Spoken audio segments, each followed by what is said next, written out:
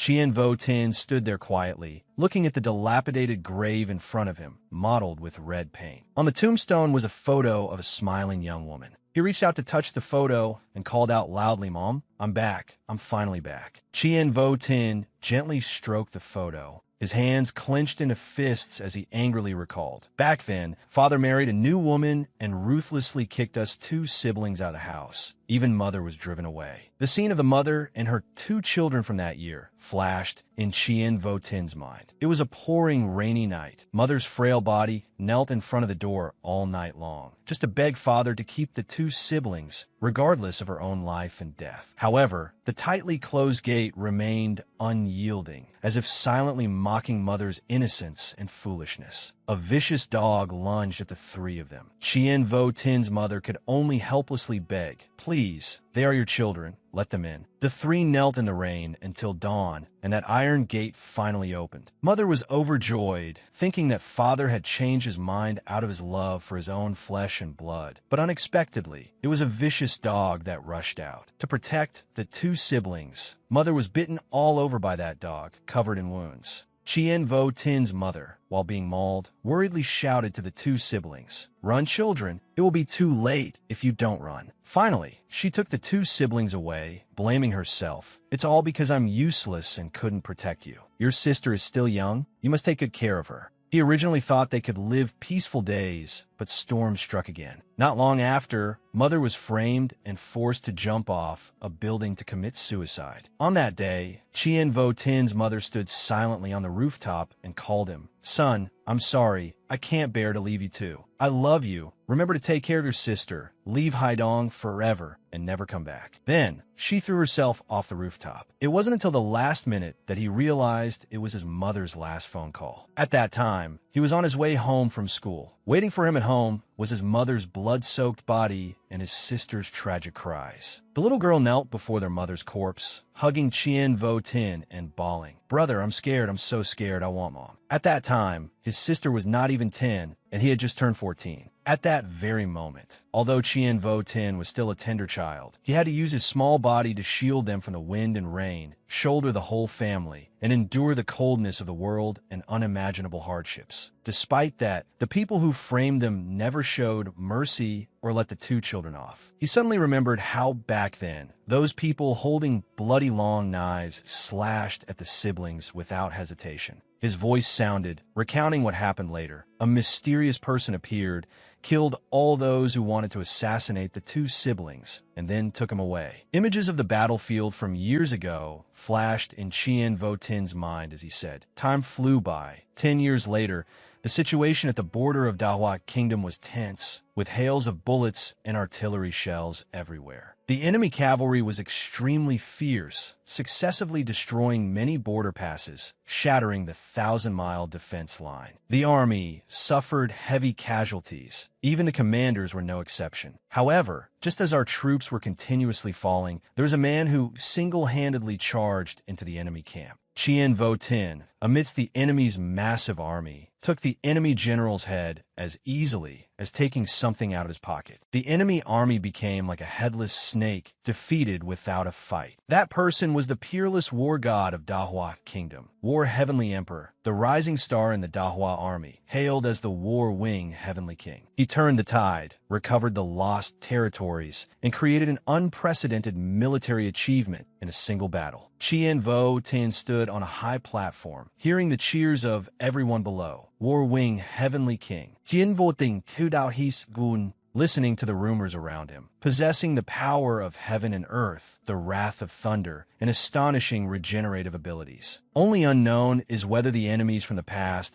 can withstand the fury of the War Wing Heavenly King. Returning to reality, he reached out to stroke the tombstone and roared in anger. 10 years have passed. 10 years ago, I lived like a dog, bullied by others, with no dignity. 10 years later, I am seen as the power of heaven and earth, and this Haidong will surely tremble under my feet. Suddenly, Chien Vo Tin turned his head and saw a group of thugs standing at the gate. They immediately shouted, "Are you blind? We'll let you in. Didn't you see the no entry sign at the gate?" The leader, Dang Phai, immediately cursed. "Damn it, Madame Thuong Quan Na Lan told us to come dig up these bitches' graves, smash the tombstones, and write grave of peasants on them. I didn't expect someone to come admire our masterpiece right after we finished. Hearing this, Chien Vo-Ting clenched his fists and thought to himself, Thuong Quan Nalan, it is indeed her. Back then, Thuong Quan Nalan was Mother's good friend. Later, the appearance of a man completely destroyed their close relationship. He thought of that woman Thuong Quan Nalan, then thought, that man was the young master of the immensely powerful Chun family in Haidong. After all, Mother was also the top beauty of Haidong back then, but her heart had long died. Coincidentally, Thuong Quan Nalan was also pursuing young Master Chun. Mother originally disagreed, but tragically she was later pushed aside as well. Chien Vo-Tin recalled what happened when he was young. Thuong Quan Nalan successfully married into a wealthy family and began looking for opportunities to frame his mother. At that time, his mother had an old house in the old town of Haidong. The Shangguan family got involved in real estate, and then Thuong Quan Nalan forged real estate transaction documents to easily seize that house, leveling it to the ground overnight. He, his mother, and his sister were all driven out of the house by those thugs. To root out the problem completely, Thuong Quan Nalan used the lives of the two siblings to threaten his mother into committing suicide. To protect her two children, his mother had no choice but to swallow her resentment and jump off a building to her death. He thought of Thuong Quan Nalan and cursed inwardly. That vicious Thuong Quan Nalan never actually intended to let us off. She wanted to kill these two bastards to pull up the weeds by the roots. Tien Voting Anvi Zembet. After his mother's death, Thuong Quan Nalan's old hatred still hadn't subsided. She ordered people to surround the grave with barbed wire and had these thugs guard it long term, forbidding anyone from coming to pay respects, even erecting a no-entry sign at the gate. He looked at the dug-up grave in front of him and said, today is the 10th anniversary of Mother's death. Thuong Quan Nalan deliberately chose this day to dig up Mother's grave, not even wanting to leave her ashes. Chien Vo-Tin gritted his teeth. It's clear how sinister and vicious this woman's heart is. He quietly watched the thugs barging in. The leader, Dang Fai, rushed in front of Chien Vo-Tin and shouted, I'm in a bad mood today. Get lost right now if you don't want a beating. Dai Trang, beside him, held a lighter to light Dang Fai's cigarette and yelled, damn it, today is the second young master's birthday, and also his engagement day. I should be at the hotel eating delicacies and drinking good wine at this hour, but instead I have to come to this unlucky graveyard. He walked towards Chien Vo-Tin and shouted, crawl under Brother Dang's crotch. When you're told to get lost, you get lost, otherwise I'll break your two dog legs. Then, Dai Trang turned his head and spat on Chien Vo-Tin's mother's grave. Seeing this, Dang Fai laughed loudly and cheered. Dai Trang, that was a spot-on spit. Next, he spread his legs wide, looking at Chien Vo-Tin, and loudly mocked, hey, crawl under my crotch, and I'll spare your dog life. I'll even give you this golden lighter as a souvenir. Dai Trang saw Chien Vo-Tin glaring at him and shouted in annoyance, you dare to glare at me? Never seen someone spit before? He pointed at himself, coughed, and said, if you haven't, let me spit again for you to see. Suddenly, Dai Trang turned around in terror, only to see Chien Vo-Tin reaching out towards him. Dai Trang was shocked to find himself lifted up by Chien Vo-Tin and screamed out, what? Chien Vo-Tin forcefully slammed him to the ground. Then, Chien Vo-Tin stood up, pointed at the thugs, and roared, lick it clean for me. The remaining thugs were utterly terrified upon seeing this scene and cried out. Dai Trang weighs 90 kilos, and he was lifted up just like that? This is truly an unparalleled monster. Dai Trang, bleeding from the corner of his mouth, struggled to crawl up and cried for help in panic. Brother Dang, save me. Jin Voting Genli wave his hand, slashing out a burst of energy hitting his leg. Dai Trang immediately grabbed his leg in pain and screamed miserably, my leg. Chien Vo-Tin coldly pointed forward and said, lick it clean. Chien Vo-Tin swept his eyes over the thugs behind and said, don't make me repeat myself. Dai Trang lay sprawled on the ground, clutching his leg and groaning. It hurt so much. He immediately crawled to the front of the grave and used his tongue to lick the spit clean, replying repeatedly, yes,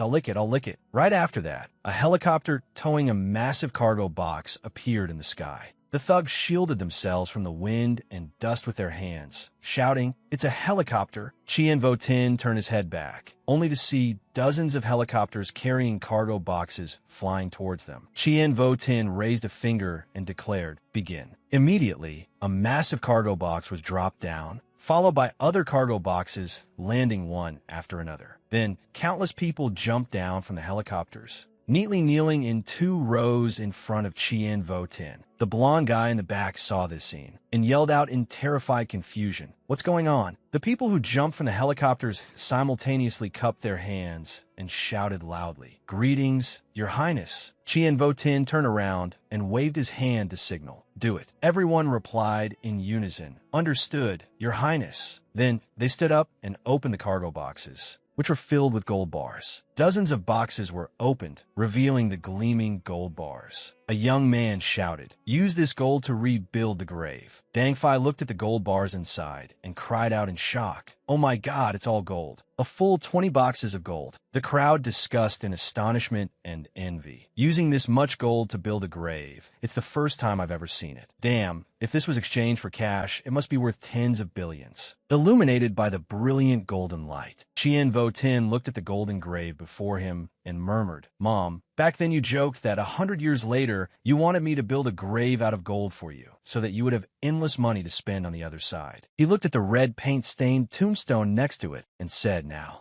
I have done it." Chien Vo Tin gritted his teeth and roared, "In 1 month, I want Thuong Quan Nalan to kneel before your grave and apologize with her death." The thugs looked at him in bewilderment, hearts pounding and legs trembling, asking, "Who exactly is this person? Too terrifying, actually using gold to build a grave." At this moment, Chien Vo Tin swept his eyes over to Dang Fai and Dai Trang, asking, "What did you just say?" Dang Fai, trembling in fear, replied, "Forgot. Forgot." Then the terrified thugs cried out, We were only ordered by the Chun family's elder to stand guard here." After hearing this, Chien Vo Tin fell into deep thought. Back then, after framing his mother, Thuong Quan Nalan finally got her wish and married into the Chun family. This woman was extremely sinister and malicious. Chien Vo Tin frowned and thought, after 10 years of scheming, Thuong Quan Nalan has already taken control of the entire Chun family, and Elder Chun has also become a dog under Thuong Quan Nalan's command. Seeing him stay silent, Dang Fai showed a smug smile and thought to himself, "This guy is indeed scared." The Chun family covers the sky with one hand in Haidong. Their reputation is illustrious, and no one dares to mess with them. Dang Fai opened his mouth and said, "Elder Chun is also a prominent figure outside. Although you look like you have some background, we work for the Chun family, so you wouldn't dare to touch us." A powerful energy radiated from Chien Vo Tin's body as he shouted, "Oh, what can Elder Chun do?" In a split second, that power struck towards the subordinates behind Dang Fai.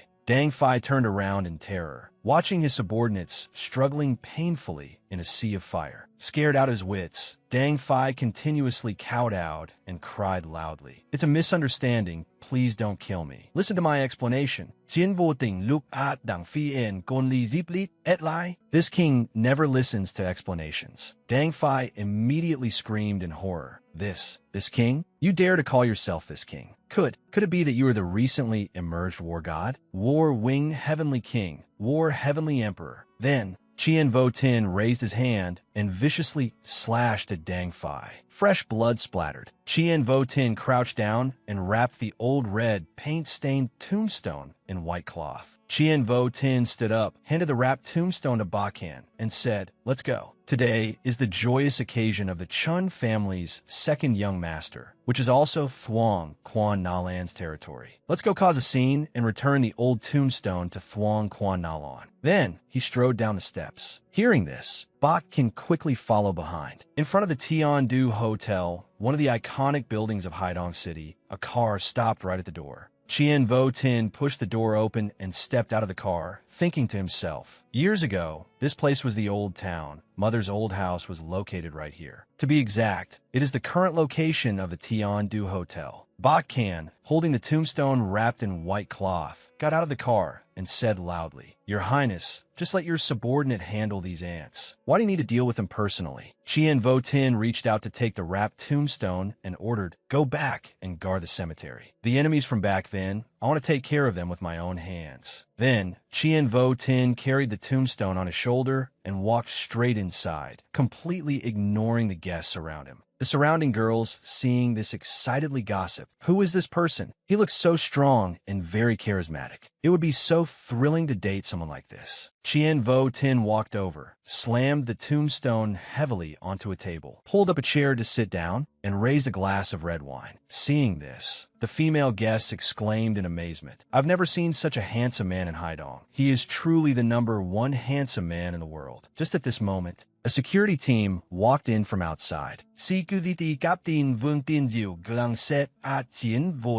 Walked up to him and shouted, Sir, please follow the hotel's rules. You must register before entering. Vong Tianju thought with annoyance. For young Master Chen's engagement party, entry requires registration, which is then shown to young Master Chen. Anyone who gives little wedding money is immediately kicked out. This is the rule. He frowned at Chien Vo Tin, calculating. The rules were set by the madam. How dare this brat barge in? Then, he sternly demanded, please show your invitation. Next, Vong Tianju pointed at the cloth-wrapped tombstone in front of them and yelled, Also, what is this? It must be inspected. Chien Vo Tin held a chopstick, frowned at him, and contemptuously replied, You are not worthy to see it. Quickly call Thuong Quan Nalan out here to confess her sins. After saying that, he used the chopstick to tightly clamp down on Vong Tianju's arm that was reaching out. Seeing this, Vong Tianju struggled desperately and cursed, Insolent. What trick are you playing? Daring to directly call the madam's name. Let me go at once. Vong Tianju grimaced in pain and screamed, You brat, let me go. Vong Tianju gritted his teeth and thought to himself, What is going on? My fist can easily smash a stone steel, but today it is tightly clamped by those chopsticks like scrap paper, unable to move at all. Right after that, Chien Vo Tin released the chopsticks, and Vong Tianju immediately lost his balance and fell backward, his head covered in spilled red wine. Chien Vo Tin calmly put down the chopsticks. The Chun family's second young master, Tran Ha Din, stood upstairs, stroked his chin, and doubtfully asked Elder Mac, What's the deal with that guy? The Chun family's elder, Mac San, clasped his hands behind his back and arrogantly replied, He wouldn't last a single move against me. Chun Ha Ding Poi Den Dao Sti Sti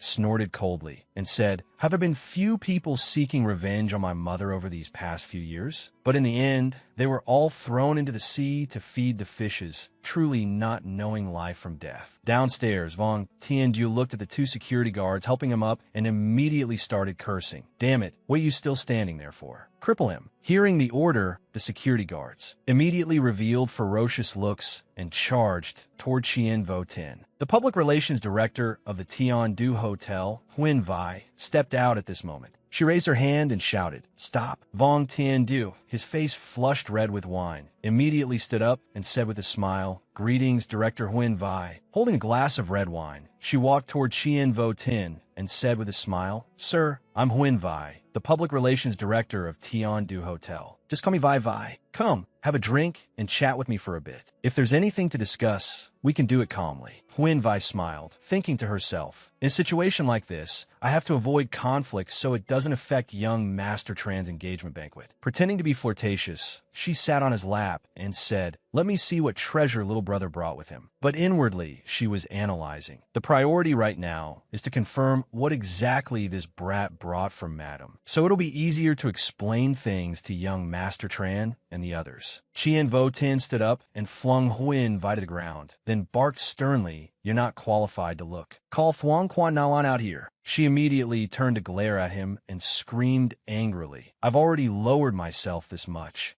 and you still dare hit me. A man behind her strode over and shouted, There are more than a dozen men here, and you're letting some dog bully Huyen Vai? True Mao Tai, one of the shareholders of Tiandu Hotel, immediately roared, Are you all useless? Then he swung his hand and slapped Vong Tianju hard across the face, cursing, What's the point of keeping you around? Vong Tianju covered his face and admitted his fault. Young Master True is right. It was my negligence. True Mao Tai walked over, reached out, and took Huyen Vai's hand as he asked with concern, Huyen Vai, are you all right? Tears welled up in Huyen Vai's eyes as she looked up and complained, He bullied me. Seeing this, True Mao Tai got so excited, he practically started drooling on the spot. Then he pointed at Chien Vo Tin and cursed, You little bastard, how dare you lay a hand on Huyen Vai? Are you tired of living? If you know what's good for you, kneel down and kowtow to Huyen Vai right now. Then get the hell out. Chien Vo Tin raised his head and looked at the sky, recalling the past as he sighed. Back then, this place was Mother's old home. My little sister and I once spent carefree, happy days here. That day, Chien Vo Tin's mother had reached out to the two siblings and asked, "Are you two still playing? Don't you want to eat?" At the time, the two of them laughed and shouted, "We caught little sister. Second brother, come catch me." True Mao Tai pointed at him,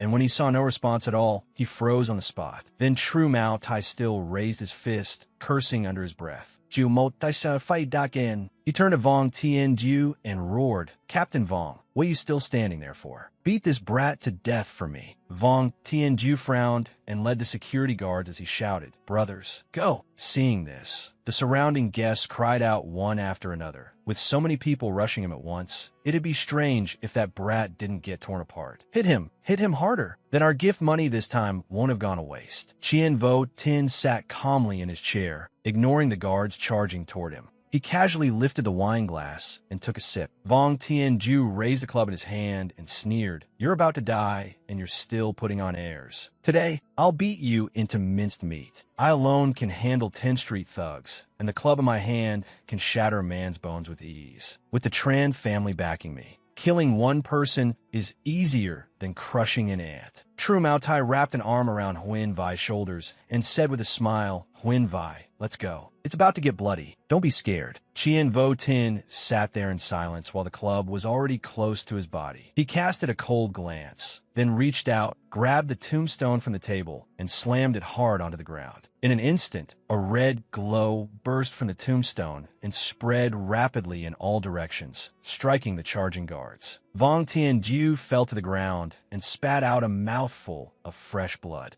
The other guards also coughed up blood one after another. Even a chandelier on the ceiling came crashing down. Chien Vo Tin silently looked at the people around him. Seeing the scene, the female guests covered their mouths in horror and screamed, "What happened? What has happened? Are we seeing things?" Tran Ha-din, watching from upstairs, cried out in shock, "Old Mac, that guy's a little unusual." Frowning, he asked, "What do you think?" Mac San replied with a gloomy expression, "He has some potential. He might be able to withstand 3 moves from me." Hearing that, Tran Ha-din immediately calmed down, sat back in his chair and said, "Good. No need to rush. Right now, I'm very curious what exactly is wrapped inside that thing." Behind him, True Mao Tai held Huyen Vai by the shoulder and laughed. "What do you think of that commotion? I told you that guy would definitely." Then, he turned around to look and screamed in disbelief, "This. Over there." Chien Vo Tin stood there silently, looking at the guards sprawled all over the ground. Chien Vo Tin closed his eyes, stood up, pulled over a chair, and sat down, then raised his wine glass toward True Mao Tai in the distance and said, "Come here." Seeing this, True Mao Tai immediately shouted in agitation, "Tiandu Hotel is property of the Tran family. Today is young Master Tran's birthday, and also his engagement day." Wiping the cold sweat from his face, True Mao Tai threatened, "Madam Na Lan will be here today too. Know your place, and don't get too arrogant." The male guests around them also began trying to persuade Chien Vo Tin. This is still Tran family territory, after all. A wise man doesn't take immediate losses. You should stop now. No matter how strong you are, you're only one person. You can't beat all of them. In this day and age, even if you don't understand, you still have to pretend you do. Chien Vo Tin raised his glass and answered only with a cold snort. True Mao Tai turned to leave,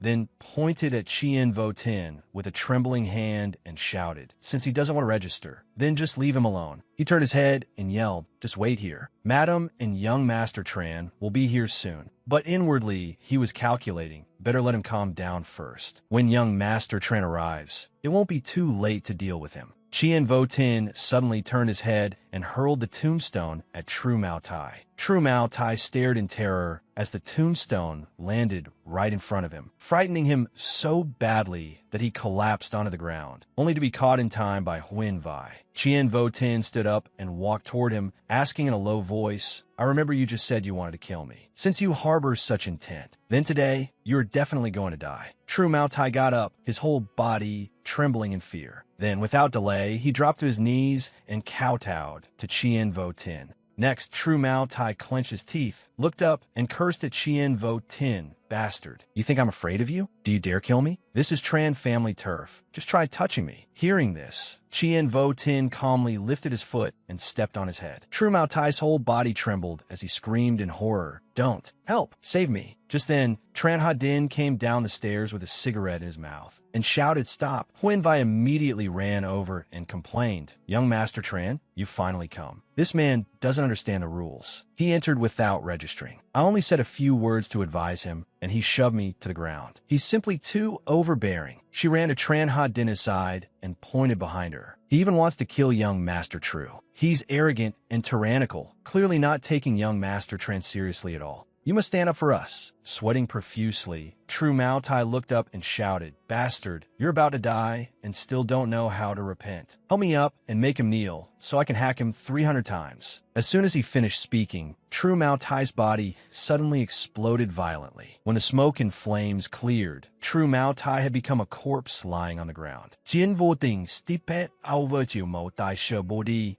and said just now. He raised a hand to adjust his cuff, then walked out of the haze to stand before Tran Ha-din and asked, "Were you the one giving me orders just now?" Tran Ha-din was so frightened that his whole body began to shake. Mak-san beside him immediately rushed over to support him. Tran Ha-din shook his head repeatedly in denial. No, it wasn't. Seeing this, the surrounding guests immediately began whispering among themselves. What's wrong with the second young Master Tran? The other side only glared at him once, and he's already scared like this? Is this still the infamous Tran Ha-din of Haidong? That arrogant tyrant? Who exactly is that brat? A single look, a single sentence, and he can force people to kneel. Mak-san helped Tran Ha-din sit down and said, "Second young master, please sit. Leave the rest to this old man." He turned to Chien Vo Tin, stroked his beard, and shouted, "Just now, I thought you could only withstand 3 moves from me. Now it seems this old man misjudged you. You're qualified to receive 10 moves from me." Hearing this, the surrounding guests discussed it in astonishment. 10 moves? Elder Mac, Can's evaluation is a bit too high. That's right. Looking across all of Haidong, the number of people who can take 10 moves from Elder Mac could fit on one hand, and they're all old men. Mak-san stroked his beard again, looked at Chien Vo Tin, and said with a smile, "How about this? I'll give you a chance. If you can withstand 10 moves from me without falling, I'll let you leave." The people around them immediately shouted, "Why aren't you kneeling to thank him yet? You're no match for Elder Mac at all. You might as well surrender now and save yourself the embarrassment." Only those who know the times are true heroes. With one hand in his pocket, Chien Vo Tin smiled and asked, "Your Mak-san? The one who sent people to Wanfeng Cemetery to dig up graves and splash paint. Was that you?" Mak-san was shocked when he heard this. He immediately turned and instructed the person beside him, call Dang Fai, and asked him what exactly happened at Wanfeng Cemetery.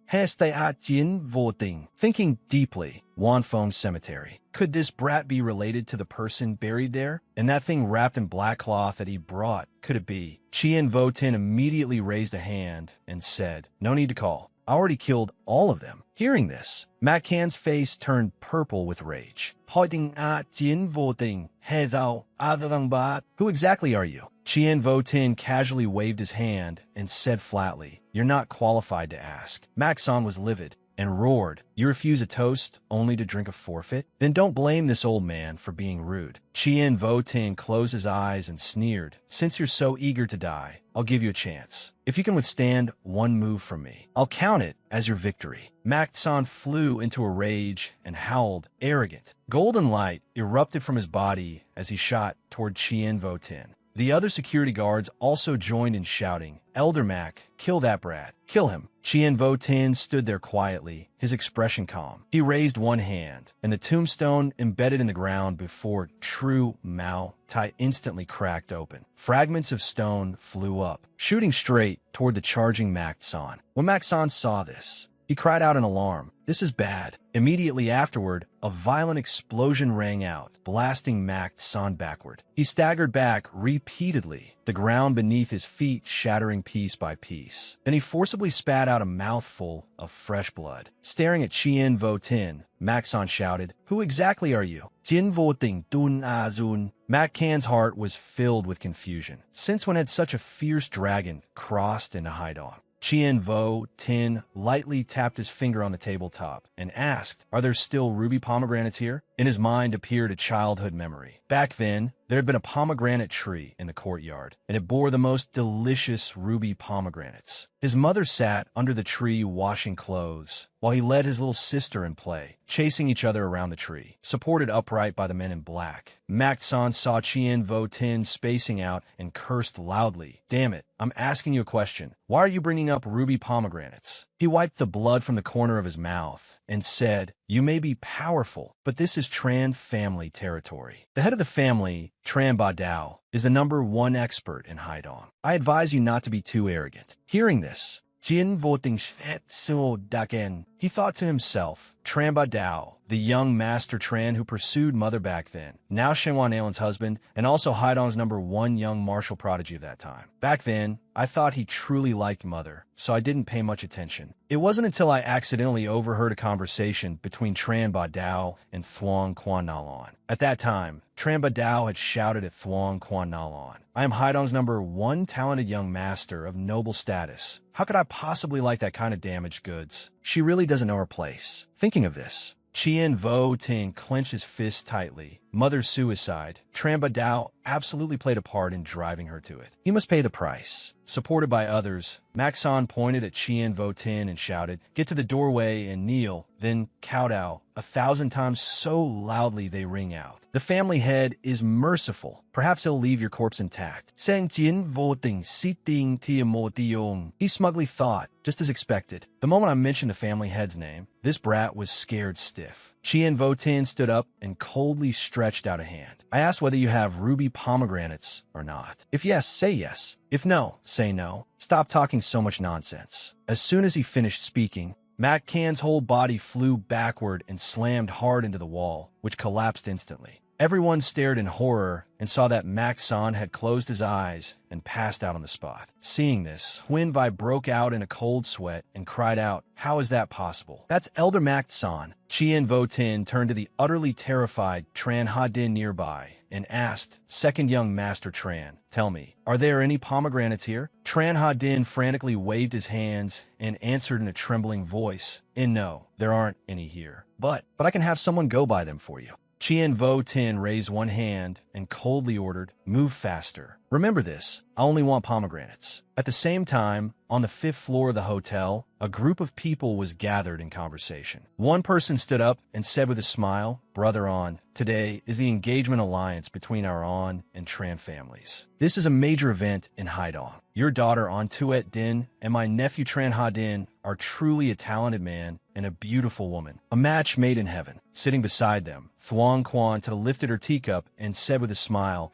"It's just that my elder sister Thuong Quan Nalan and my brother-in-law Tran Ba Dao are currently overseas expanding the family business, so they can't return immediately. I'll be presiding over today's engagement ceremony, and I hope family head on won't mind." As soon as the younger sister of Thuong Quan Nalan finished speaking, the head of the On family, On Tan's son, who was seated nearby, immediately responded, "Chairwoman Thuong Quan is too polite. In Haidong, who doesn't know your status and position? Having you attend the engagement ceremony is already a great honor." He then turned to instruct his daughter, Tuet Din, "When you go downstairs later, remember to be a little more affectionate with second young master Tran." On Tan's son calculated inwardly. The On family is facing major trouble and urgently needs a powerful force to rely on. In Haidong, only the #1 expert, Tran Ba Dao, has that kind of strength. Tuet Din, I know you don't like second young master Tran, but the On family has offended an enemy force far too powerful. This time, consider it your father failing you. On Tan's son's daughter, On Tuet Din, looked at him and thought to herself, "I understand, father." But in her heart she was thinking, between my own love and the survival of the family, I never had any choice at all. My life was saved by that man.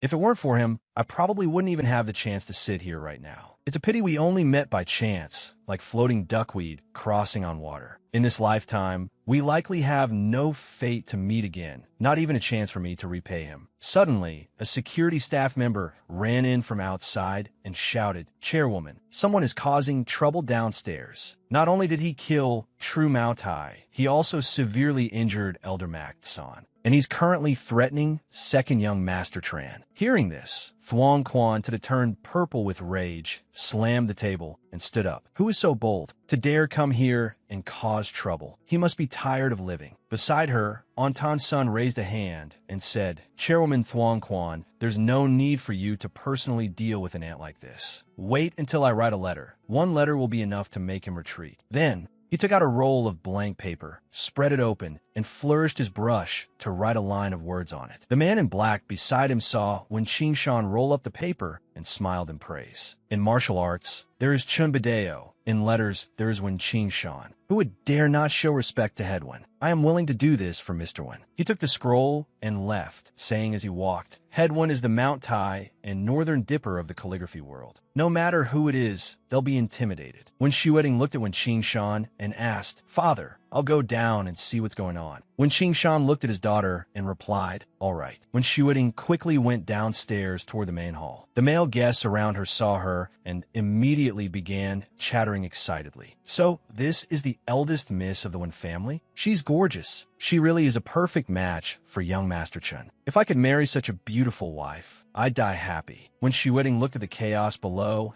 and thought suspiciously, who on earth is so bold as to come here and cause trouble? She looked into the distance and saw Jean Wading sitting there holding a wine glass. She blurted out that figure. When Xueting was deeply shaken. It's him. It really is him. The scene of being blocked in by two black cars surfaced in her mind. 3 years ago, she and her father had gone abroad to discuss business. The negotiations failed, and the other party kidnapped them both. When Xueting's father had exhausted all his strength just to help her escape from the car, but unexpectedly, they were still caught by those people in the end. At that time, she had thought she was doomed. Just then, a tall figure suddenly appeared, like an ancient chivalrous hero drawing a bow to shoot eagles, overturning the two cars. He not only saved her, but also saved her father. Although they had met only once, that figure had long since been engraved deep in her heart. For all these years, her heart had been filled with his image, and no one could replace him. Though she had met many outstanding men, not one of them could compare to him. A man reached out to support Chun Hating and shouted, Young Master Chun, Miss Wen, your fiancé, has come downstairs to see you. Get up quickly. Chun Hating looked up at her and thought to himself, I've been pursuing Wen Xueting for a long time, and she's always been cold to me. This is the first time she's come looking for me on her own. Looks like she's finally come around. Chun Hating spread his arms and called out with a flushed face, Xueting, I made you worry. I'm Fine. However, when Xueting walked right past him, rushed straight toward Jean Wading, and threw her arms around him. Sobbing, she cried, I missed you so much these past few years. The male guests nearby immediately burst in a loud mockery. Damn, she's cuckolding second young Master Chun before they're even married. No wonder this guy came with such deep hatred. Turns out he came for Wen Xueting. As expected of Haidong's #1 beauty, her fiancé is right here at the engagement banquet, and she's already climbing over the wall. Where is this supposed to leave second young Master Chen's face? Hearing the jeers around him, Chun Hating was so angry that tears welled up. It wasn't just his own face he had lost. The Chen family had been utterly humiliated as well. Jean Wading looked at Wen Xueting in front of him and said in surprise, So it's you. He recalled how, 3 years ago, he had merely happened to pass by, never expecting that the person he casually rescued would turn out to be his childhood friend. In his memory, when he was young and living in Haidong, he and his younger sister were often ostracized, and they had very few real friends. Wen Xueting was one of them. More than once, she had stood up to protect him and his sister, and at that time the Wen family had also been highly prestigious. Wen Xueting had once rushed in front of them and scolded those bad kids. So many of you ganging up on one person. What kind of heroes does that make you? Thinking of this, Jean Wading told himself that if not for Wen Xueting, the two siblings would never have been able to remain at school. He had always kept that kindness from childhood firmly in his heart and had never dared forget it. Wen Xueting blushed and covered her mouth with a smile. If you hadn't stepped in last time, my father and I would have died in a foreign land. In the blink of an eye, 3 years have passed. I thought I'd never see you again in this lifetime. You left in such a hurry back then that I didn't even have time to thank you. My name is Wen Xueting. Just call me Xueting. May I ask your honored name? Benefactor? After hearing this, Jean Wading looked at her and introduced himself. My name is Jean Fei. He thought to himself, Jean Fei is one of my aliases. His real name was Jean Wading. after he had been taken away by that mysterious person. The other party felt that the name Wading lacked enough spirit, was even a bit pretentious, and did not have enough masculine force. When Xueting exclaimed, "Your surname is Jean too? What a coincidence. I also have a friend with the surname Jean." Then she murmured gloomily, "It's a pity I haven't seen him for many years." Jean Wading looked at her. He said gently, "When fate comes, you'll naturally meet again." In a room on the 5th floor, the two men in black looked toward Wen Qingshan and praised him. "It's finally quiet downstairs. Everyone can drink in peace now. This is all Headwind's doing. Just a few strokes of the brush, and the whole situation was brought under control." That brat was probably scared out of his wits and ran off. A bearded man laughed and added, "In our Haidong, in martial arts, there is Chun Bideo. In letters, there is Wen Qingshan. That saying truly is no lie. Mr. Wen's 3 words driving off the enemy will surely become a tale passed down for ages." Shangguan Susu also raised her wine glass and said to Wen Qingshan to be able to become in-laws with Mr. Wen.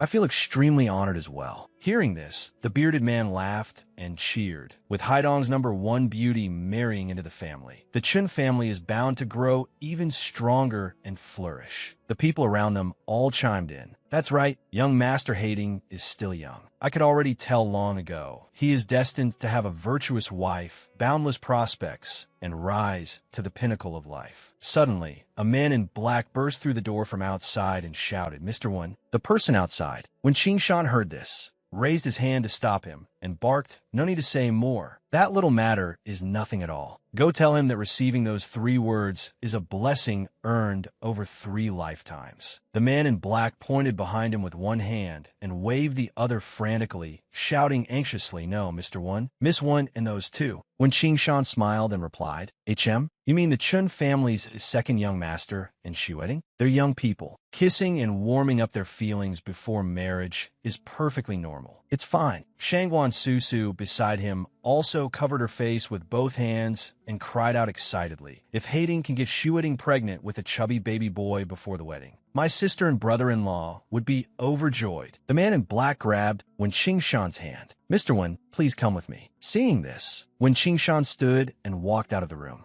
Standing in the corridor and looking down at the chaotic scene below, he broke out in a cold sweat. He cried out, "What is going on?" Shangguan Susu followed behind him with a bright smile and asked, "What is it? Did my nephew do something outrageous again?" But inwardly she was cursing, what trouble did that boy cause now? He really wasn't raised properly. Then she lowered her head and looked down. She saw Wen Xueting and Jean Wading holding each other tightly, smiling and talking happily. Shangguan Susu screamed, "What is this?" She pointed downward. She demanded of Wen Qingshan, "Wen Qingshan, who is the man hugging your daughter? Today is my nephew's engagement day with your daughter. How could something like this happen? This is beyond humiliating." Wen Qingshan immediately raised his hand and explained with a frown, "Chairwoman Shangguan, the matter has not yet been fully investigated, so please don't jump to conclusions. I know my daughter's character best." He hurried down the stairs and said, "Let me go down and see what exactly is going on." When Qingshan looked ahead, he shouted loudly, "Xueting, what are you doing in public like this?" When Xueting turned to look at him and called, "Father," then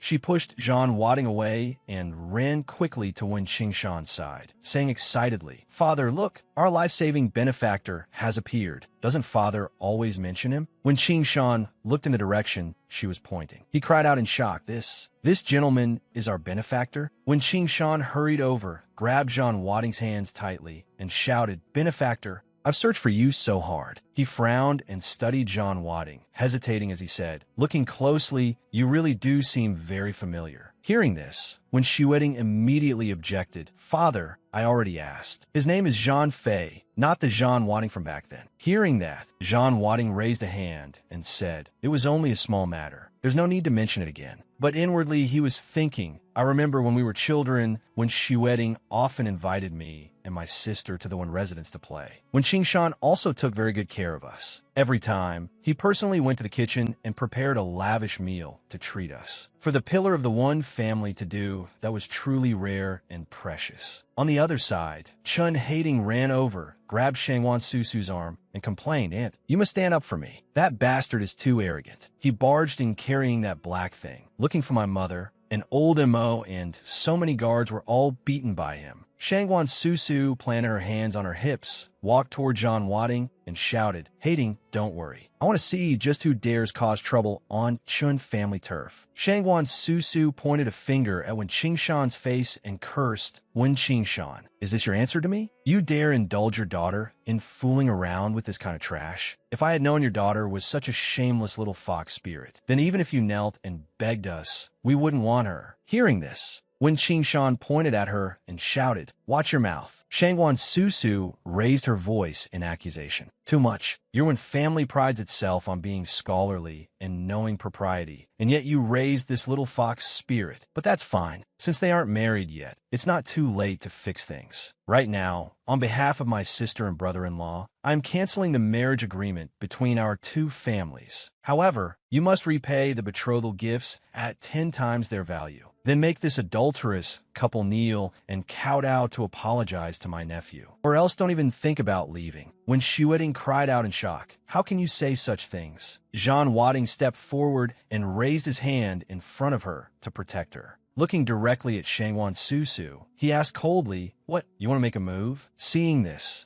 Shangwan Susu immediately frowned and cursed inwardly, "Insolent fool." She raised her hand and shouted, "Mr. Shifeng." At the top of the stairs, Shifeng Lai lightly made his way downstairs. He replied calmly, "Your subordinate is here." When Xueting looked at John Wadding from the side and warned worriedly, "This man is named Shifeng Lai. He is Chun Badeo's right-hand man and has helped him do many utterly heartless things. In Haidong, he's notorious for his ruthlessness. Everyone calls him the death-bringing judge, because once he makes a move, even Elder Mo Gon can't withstand 3 exchanges. You must be careful." Chun Hating turned toward Shifeng Lai and shouted, "Mr. Shifeng, don't kill him right away. That would be letting this brat off too easily. I want him to spend the rest of his life wishing he were dead." Chun Hating frowned, feeling deeply humiliated, and thought, "He dared steal my fiancée. When has the dignified second young master of the Chun family ever suffered such shame? This is an irreconcilable hatred." On the other side, Mo Gon struggled to his feet and ordered the 2 people beside him, "Help me up." He frowned and shouted loudly, "Now that Mr. Shifeng has acted,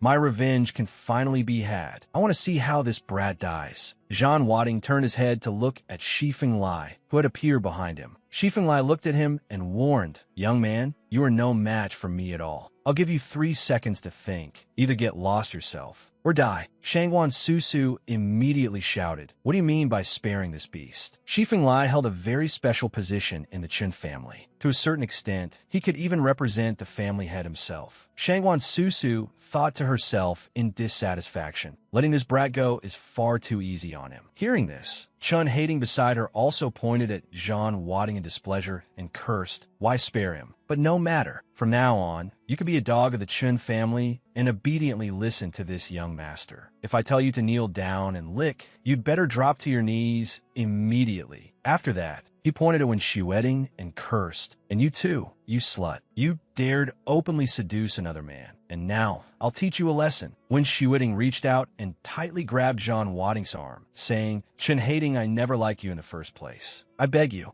don't come bother me again in the future." Hearing this, Chun Hating roared furiously, "You'd rather seduce this kind of trash? Have you forgotten your own name?" John Wadding walked closer and placed his hand on Chun Hating's face. Lightly patting his cheek, he asked, "I told you to buy pomegranates. So what happened?" Chun Hating immediately slapped John Wadding's hand away and shouted, "At a time like this, you're still bringing up pomegranates? Mr. Shifeng, kill this lunatic." From a distance, Shifeng Lai looked over in surprise and asked, "Young man, is life treating you too well? Are you really so eager to say goodbye to this world?" John Wadding paid no attention to him. A powerful killing intent spread from his whole body as he shouted, "I'm asking you, where are the pomegranates?" Chun Hating was so shaken that he staggered backward repeatedly and cried out in alarm. Such terrifying killing intent. Then he was blown away by a gust of force. Crashing heavily to the ground and screaming in pain, "Mr. Shifeng, save me." Seeing this, Shifeng Lai stamped his foot hard, and the floor instantly cracked apart. The guard shouted excitedly, "Good. Mr. Shifeng is finally making his move. Beat this arrogant bastard to death. Still asking for pomegranates? Pomegranates my ass." Mo Gon frowned and raised his fist, shouting, "Mr. Shifeng,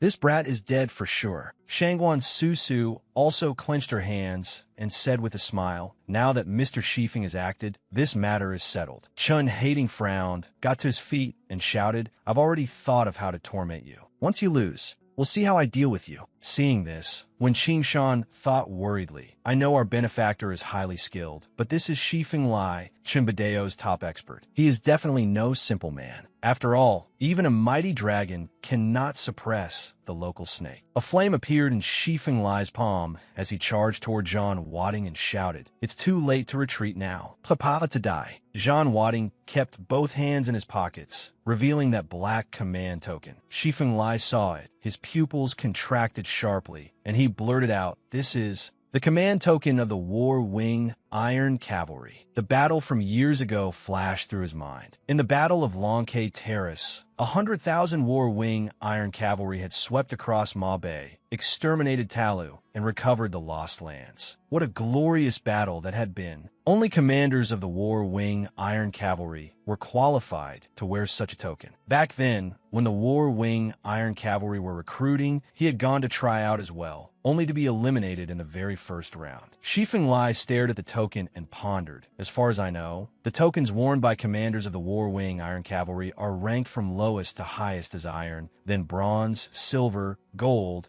and at the highest level, a token bearing the image of an eagle. This brat's black token must be some fake he bought online. He lashed out with a claw and shouted, Young people these days, just to show off, there's nothing you wouldn't dare do. However, Shifeng Lai was shocked to discover that Zhang Wading had, in the blink of an eye, appeared in front of Chun Hating. Zhang Wading frowned at him and asked coldly, Where are the pomegranates? Shifeng Lai condensed a fireball in his hand, rushed over at top speed, and roared, Damn it, you're about to die, and you're still putting on an act. Godi! Zhang Wading stood motionless, watching him charge in with the fireball. In the next instant, a burst of light suddenly erupted from Zhang Wading's body, and that black token bearing a red eagle trembled slightly. At the very moment Shifeng Lai's attack arrived, a curtain of light appeared in midair and blocked the strike. Shifeng Lai stared in horror at the rising blue light and shouted, What is this? This is the legendary protective aura. That eagle emblem, the War Wing token. Shifeng Lai retreated in terror and cried out, Only the War Emperor has the right to possess the War Wing token. Immediately after that, he dropped to his knees with a thud and began frantically kowtowing to Zhang Wading. Zhang Wading silently watched Shifeng Lai kowtowing to him. Shangguan Susu shouted in shock from his side, Mr. Shifeng, what's going on? Have you gone mad? Chun Hating also cried out in panic. What are you still standing there for? Call 120. Huan Vi pointed inside and shouted, There's emergency medicine in the hotel. Two medical staff ran out carrying a medicine case and shouted, Mr. Shifeng, you must hold on.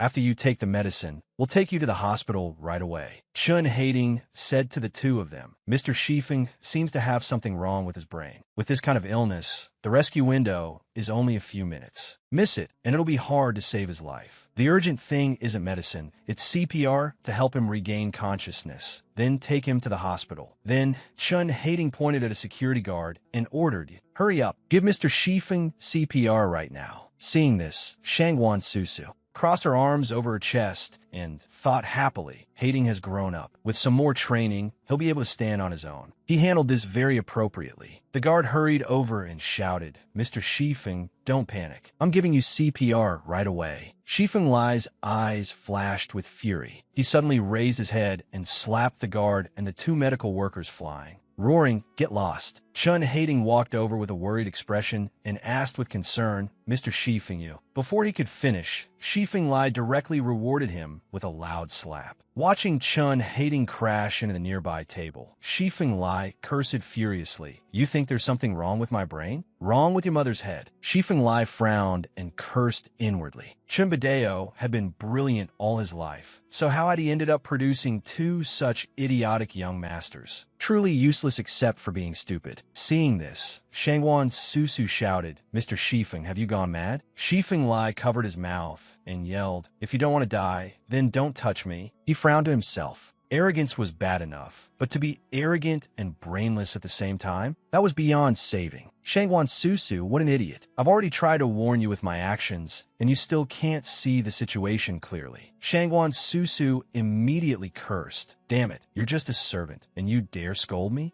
Just wait until my brother-in-law gets back. Hearing this, Shifeng Lai rushed over and slapped Shangwan Susu across the face. She fell to the floor, and the food on the table splattered everywhere. Shangwan Susu got up, wiped her chin, and shrieked, "Damn it, where have all the guards died off to? Get over here and deal with this old traitor." Immediately after that, Shifeng Lai rushed over and gave her another slap, then raised his foot and kicked hard into Shangwan Susu's shoulder. He analyzed inwardly that no matter how formidable Chumbadeo was, he was nothing compared to the War Emperor. Now he could only do everything he could to make up for his offense, and hope the War Emperor would spare his old life. Shangwan Susu turned her head and glared at Shifeng Lai, cursing, "Shifeng Lai, you old bastard. You dare collude with this little bastard to beat a member of the Shangwan family? I'll chop you all up and feed you to the dogs." At that moment, a figure carrying a blazing aura rushed in from outside. Bai Geng held a weapon in his hand, purple light radiating from his entire body. Shangwan Susu was grabbed by the ankle as she screamed in horror, "Who are you?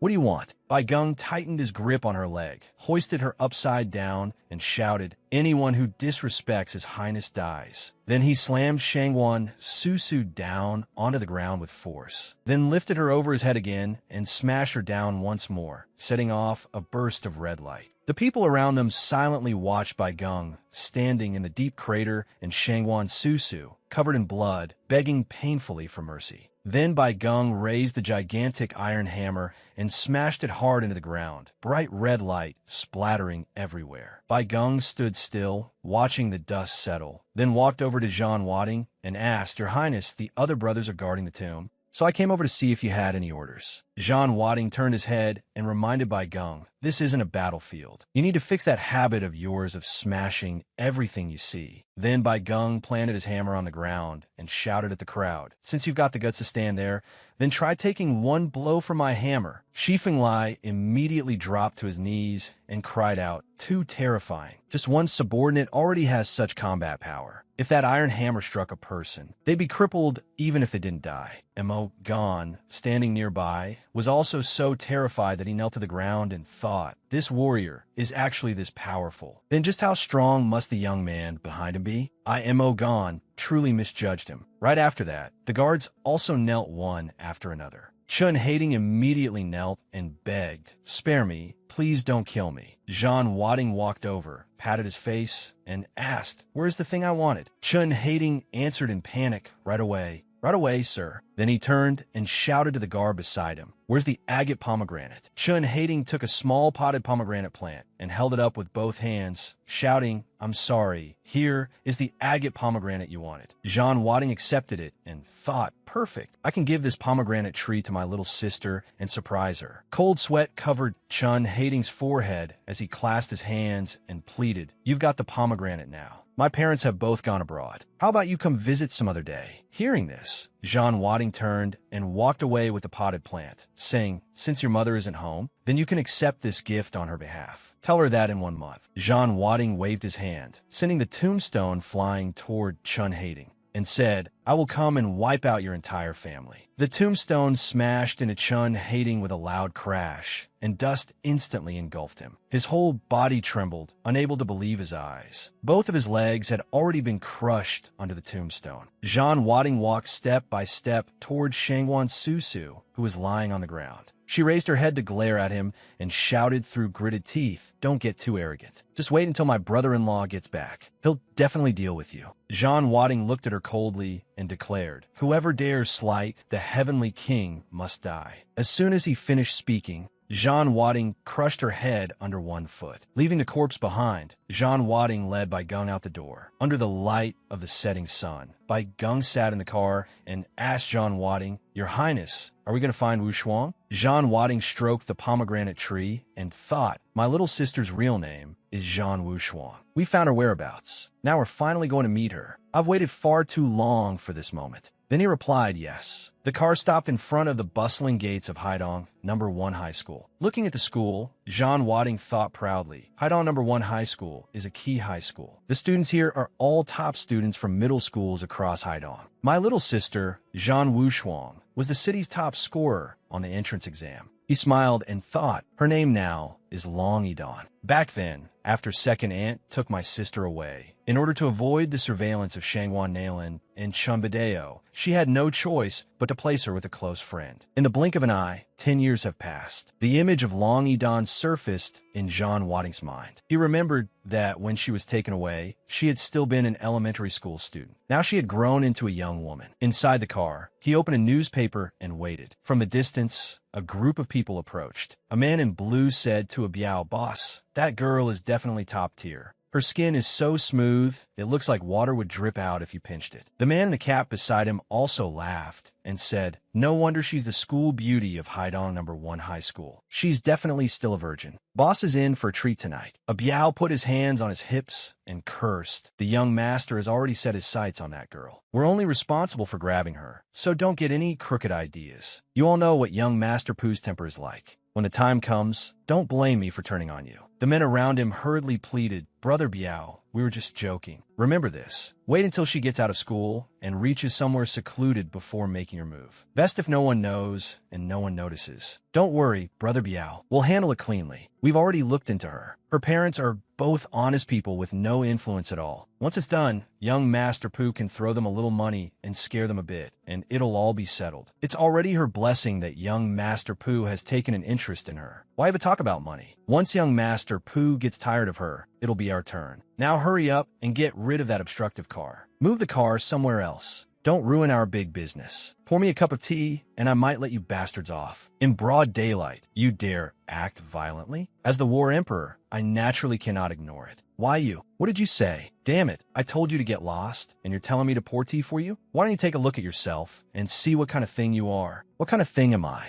Let me see which fool dares disobey me. Damn it, it's this brat. He even told me to pour tea for him. Fuck, don't you want tea? Then I'll pour you a steaming hot cup of tea. A Biao smugly invited him to drink some homebrewed beer. This brat really is lucky. The newspaper said the residents of the old alley in the south of the city were being relocated. Where to now? The old alley in the south was where Second Aunt used to live. It was demolished 2 years ago, and now I have no idea where she lives. Back then, if Second Aunt hadn't secretly taken my little sister away, Shangwan Nailin might have harmed her long ago. Seeing that he was ignoring him, a Biao shouted angrily, "Damn it, you think you're above everyone? You dare put on an act in front of me? You picked the wrong person." The man in blue spotted Long Idon and immediately called out, "Boss, school's out. That girl's coming out." A Biao glared at John Wadding and barked, "Consider yourself lucky, brat." Then John Wadding silently watched a Biao splash urine onto the car door. On the other side, a brown-haired schoolgirl said to Long Idon, "Idon, thank you for helping me review today. If you hadn't explained those problems from last time, I definitely would have failed again this time." Suddenly, a girl behind them shouted anxiously, "Idon, this is bad. Those hooligans who harassed you 2 days ago are here again." The thugs came striding over aggressively. The students all urged Idon to hurry and find a teacher.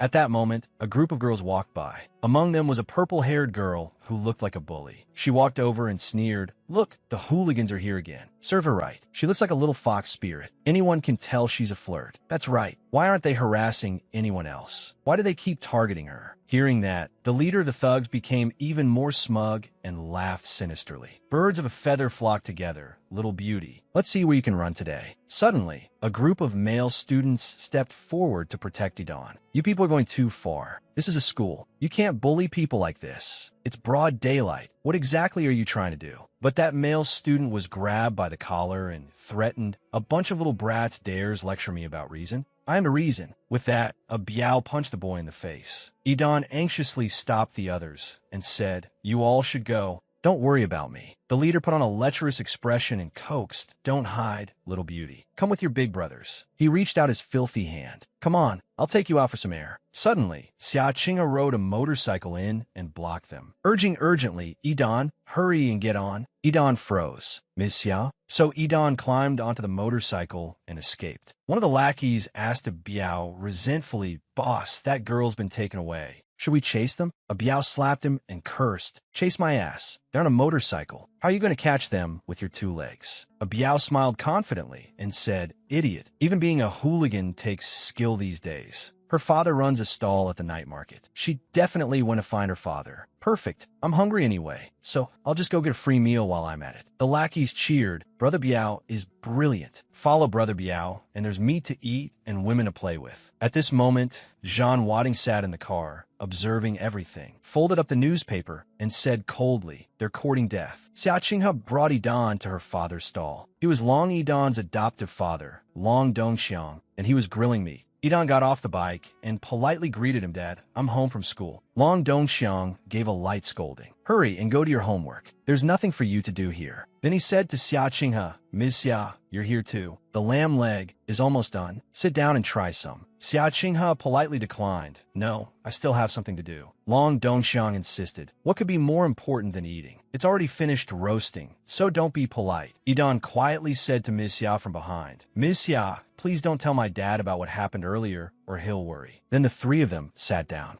Long Dongxiang took out a birthday cake. Dandan, happy birthday. He said apologetically, I'm sorry, Dandan. Your dad is useless. I couldn't afford a bigger, prettier cake, and I have no way of buying you an expensive birthday present. Daughter, don't blame Dad. Long Dongxiang was filled with guilt. Long Yidan was so moved her eyes turned red, and she quickly said, Dad, haven't I told you already? Don't waste money. Look, Dad, why buy a cake? I'm already very happy just eating the lamb leg you roasted with your own hands. Xia Qinghe gently told Long Yidan, Dandan, make a wish. Long Yidan quickly clasped her hands and prayed. My first wish is for my parents to be healthy and safe. My second wish is that my birth mother in heaven can let go of her hatred and rest in peace forever. My third wish is that my brother and I can reunite soon. I wonder how the brother who has been missing for 10 years is doing now. It's cold now. Does anyone remind him to wear more clothes? When it rains, does he forget to bring an umbrella? When he's sick, is there anyone by his side to take care of him? Suddenly, a car stopped in front of the 3 of them. The hooligans from earlier appeared again. Their leader, a Biao, got out of the car first and said, no wonder you ran so fast. I thought you were in a hurry to reincarnate, but turns out you were rushing off to celebrate a birthday. Under Xia Qinghe's shocked gaze, a Biao crushed the cake in his hand. He grabbed a handful of cake and stuffed it into his mouth, then immediately spat it out in disgust. What kind of crap cake is this? Tastes like shit. Not only that, he flipped the table over and cursed at Long Dongxiang. You poor old bastard, can't you even afford a proper cake? What kind of man does that make you? You're just wasting space by staying alive. Xia Qinghe sprang to her feet and shielded Long Yidan and her father. You've gone too far. Long Yidan is my student. Just try touching her. A Biao stared at her shamelessly. I just happen to like seductive women like you, and you're even a teacher. Looks like I'm in for a treat tonight. Xia Qinghe immediately slapped him. A Biao held his face and said with a lascivious expression, good. Great slap. Let's see how I make you beg for death tonight. Then he ordered his lackeys, get moving. Drag her into the car. Long Dongxiang hurriedly stepped forward and pleaded, wait. Brother Biao, don't be angry. We can talk this out. I'll treat you brothers to drinks and roast lamb. Everyone calm down, and we can discuss whatever it is slowly. All right. A Biao grudgingly agreed, fine. I happen to be hungry. Hurry and bring the lamb leg over. He sat down roughly and threatened loudly. Just wait. I'll deal with you later. Anyone who dares run is dead. A little while later, they started eating the fragrant roast lamb. Long Yidan apologized to Long Dongxiang guiltily. Dad, I'm sorry. This is all my fault. These people are targeting me. Long Dongxiang didn't blame her and instead comforted her. It's okay. As long as Dad is here, no one can bully you. He added, already called Brother Dodgy. It'll be fine. Inwardly, he sighed. Back when he was wealthy, these people would never have dared treat him this way. But now that he had fallen on hard times, he could only let these lowlifes trample over him. 10 minutes later, the lamb was roasted one after another. The arrival of one person startled Long Dongxiang. It was Dodgy. Long Dongxiang quickly handed him money and pleaded, Brother Dodgy, I'm counting on you for this. Dodgy took the money, but his greed knew no bounds. I just so happen not to have eaten yet. How am I supposed to work on an empty stomach? Roast another lamb leg and bring it over. Long Dongxiang had no choice but to comply. Daji sat down to eat and drink with a Biao's group. The two of them chatted merrily. Drink up, Daji, finish this glass. Tonight, nobody's going home sober. After eating and drinking his fill, a Biao picked his teeth and said, "How about this? Long Dongxiang for Daji's sake. I'll give you a way out." Long Dongxiang was secretly delighted. It seemed the 2,000 yuan in settlement money hadn't been wasted. A Biao continued laying out his terms. "You only need to pay half this month's protection fee, but your daughter has to come with us." He pulled out a knife and threatened. "This young master has taken a liking to her. Tonight, I'm taking her back to serve me. If you don't want to die, hand her over now, or don't blame this knife for drawing blood." Long Dongxiang remained silent and endured it, then softly tried to reason with him. "Brother Biao, you must be joking. My daughter is only in 10th grade. She's still a child. If it were anything else, we could still discuss it." The moment he finished speaking, he was slapped hard across the face by a Biao. A Biao cursed nonstop. "A broke piece of trash like you dares bargain with me? Do you think you're still some big shot boss from back then?" Daji also sided with a Biao and tried to persuade him. "Long Dongxiang, a wise man knows when to submit. You can't fight young Master Pu. If you obediently let them take your daughter, you'll stay safe." Long Dongxiang finally couldn't hold back any longer. Trembling with rage, he shouted back, "Bullshit! A leopard can't change its spots. Anyone who dares touch my daughter will have to step over my dead body first." Seeing this, Daji shouted even louder, "What the hell are you yelling for? We already showed you leniency, and you still don't know what's good for you. If it weren't for those 2,000 yuan, do you think I'd bother with your rotten mess?" Then two of a Biao's lackeys pinned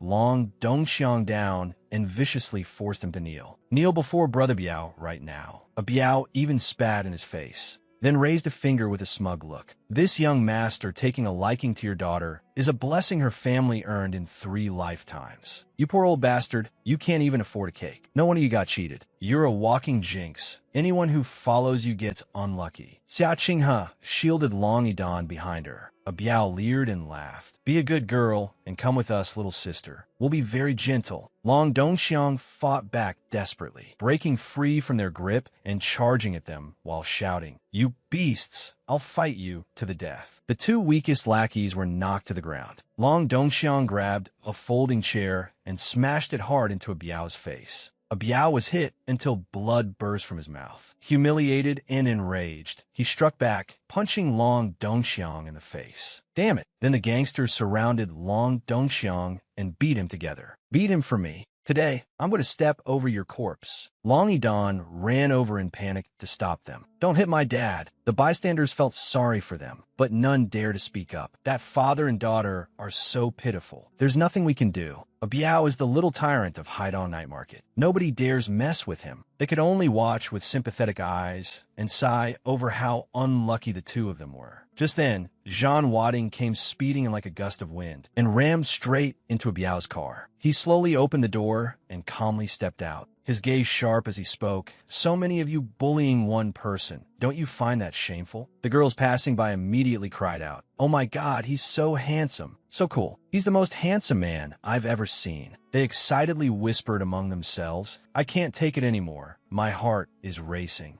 I really want to date him." Long Yidan froze for a moment. He is." Zhan Wading quickly stepped in front of her and answered for her, "Your brother." Long Yidan asked in shock, "Your second brother?" He opened his arms wide and said warmly, "It's me. I'm your brother. I'm back." Long Yidan was so moved that tears poured down like rain. "I'm not dreaming, am I? You really are second brother." She threw herself into his arms and burst into tears. "You're back. You really came back." She looked at him with deep emotion. "Second brother, do you know? Just now I was still wishing I could see you. I never thought my wish would come true so quickly. Second brother, are you going to leave again?" Zhan Wading promised his sister, "I'm not leaving again. From now on, I'll stay by your side every day. Whoever dares bully my sister becomes my enemy." Then he cast a cold glance to the side and thought to himself, "Back then, as the war king, I ascended the throne in my early 20s and shook the world with my might. In the whole country, only I, the war emperor, held such honor. Therefore, my word carries the weight of 1,000 pieces of gold. No one could change it. A Biao looked at his wrecked car and pointed at John Wadding in fury. Damn it, so it's you, the brat who drank piss at the school gate back then. Looks like I didn't teach you enough of a lesson before. Your skin itching again? No wonder you kept following us around like a dog. So you're this girl's brother. If you know what's good for you, hurry up and pay 1.2 million, or don't even dream of walking out of this night market today. The other punks also surrounded the brother and sister. Jean Wadding ignored them completely and asked Longy Don, Dandon, if I remember correctly, today isn't your birthday. Why are you celebrating early? Longy Don replied, 10 years ago on this very day, second aunt brought me here. Dad wanted to commemorate that day, so he treats it as my second birthday. Of course, he never forgets my actual birthday either. Jean Wadding understood, so that's how it is. After saying that, he slowly walked back to his car, took out a pomegranate, and said, This is for you, a birthday gift from your brother. Longy Don was overjoyed. It's pomegranate, my favorite. The two of them chatted as if no one else were there. A Biao's face turned purple with rage. Damn it, what nerve! He shouted angrily. You wrecked my car and act like nothing happened. This is the first time I've seen someone as arrogant as you. If I don't kill you today, my name isn't a Biao. Daji stepped forward to stop him. Brother Biao, let me talk to him first. If it doesn't work, we can always make a move later. A Biao agreed. Fine, I'm only doing this for your sake. Daji walked over to the siblings and put on a superior air. Kid, crashing someone else's car is wrong. That was too rude. How about this? Out of respect for Long Dongxiang, you pay 1 million, then kowtow and apologize. Keep kowtowing until Brother Biao is satisfied. Jean Wadding ignored him completely and continued asking Longy Don, Dandon, after you finish the pomegranate, take me to Second Aunt's house. I haven't seen her in 10 years. I wonder how she's doing now. Longy Don lowered her head hesitantly. Second Aunt, she, Jean Wadding asked anxiously, Dandon, tell me, did something happen to Second Aunt? Longy Don told him, she really has run into some trouble. It can't be explained in just a sentence or two. Jean Wadding comforted her. Tell me everything in detail once we get home. Daji, having been completely ignored, shouted furiously, Fine, you arrogant brat. Let's see if you can keep acting so high and mighty in a moment. Then he turned to a Biao and said, Brother Biao, this guy's a completely unfamiliar face. He's definitely not some rich second generation from a powerful family. He's just a fool who doesn't know the immensity of heaven and earth. After hearing that, a Biao ordered his men, What are you all standing around for? Go up and chop him to death. The gangsters closed in with weapons in hand. Longy Don hid behind Jean Wadding and said fearfully, Second brother, I'm scared. He comforted her, Don't be afraid. I'm here. Jean Wadding looked at the head-wrapped thug holding an axe who charged first and mocked him calmly. Didn't I tell you to pour tea just now? The thug angrily slashed down with his blade. You're about to die, and you're still putting on an act. Tea my ass. However, Jean Wadding caught the blade with his bare hand, then casually flung the man away. In a flash, he was already in front of the second thug and threw a punch that made the other man scream miserably. One thug with a baseball bat tried to sneak attack him from behind. Jean Wadding noticed and turned to block it, then followed through with a punch straight to the man's face. Another thug attacked from behind,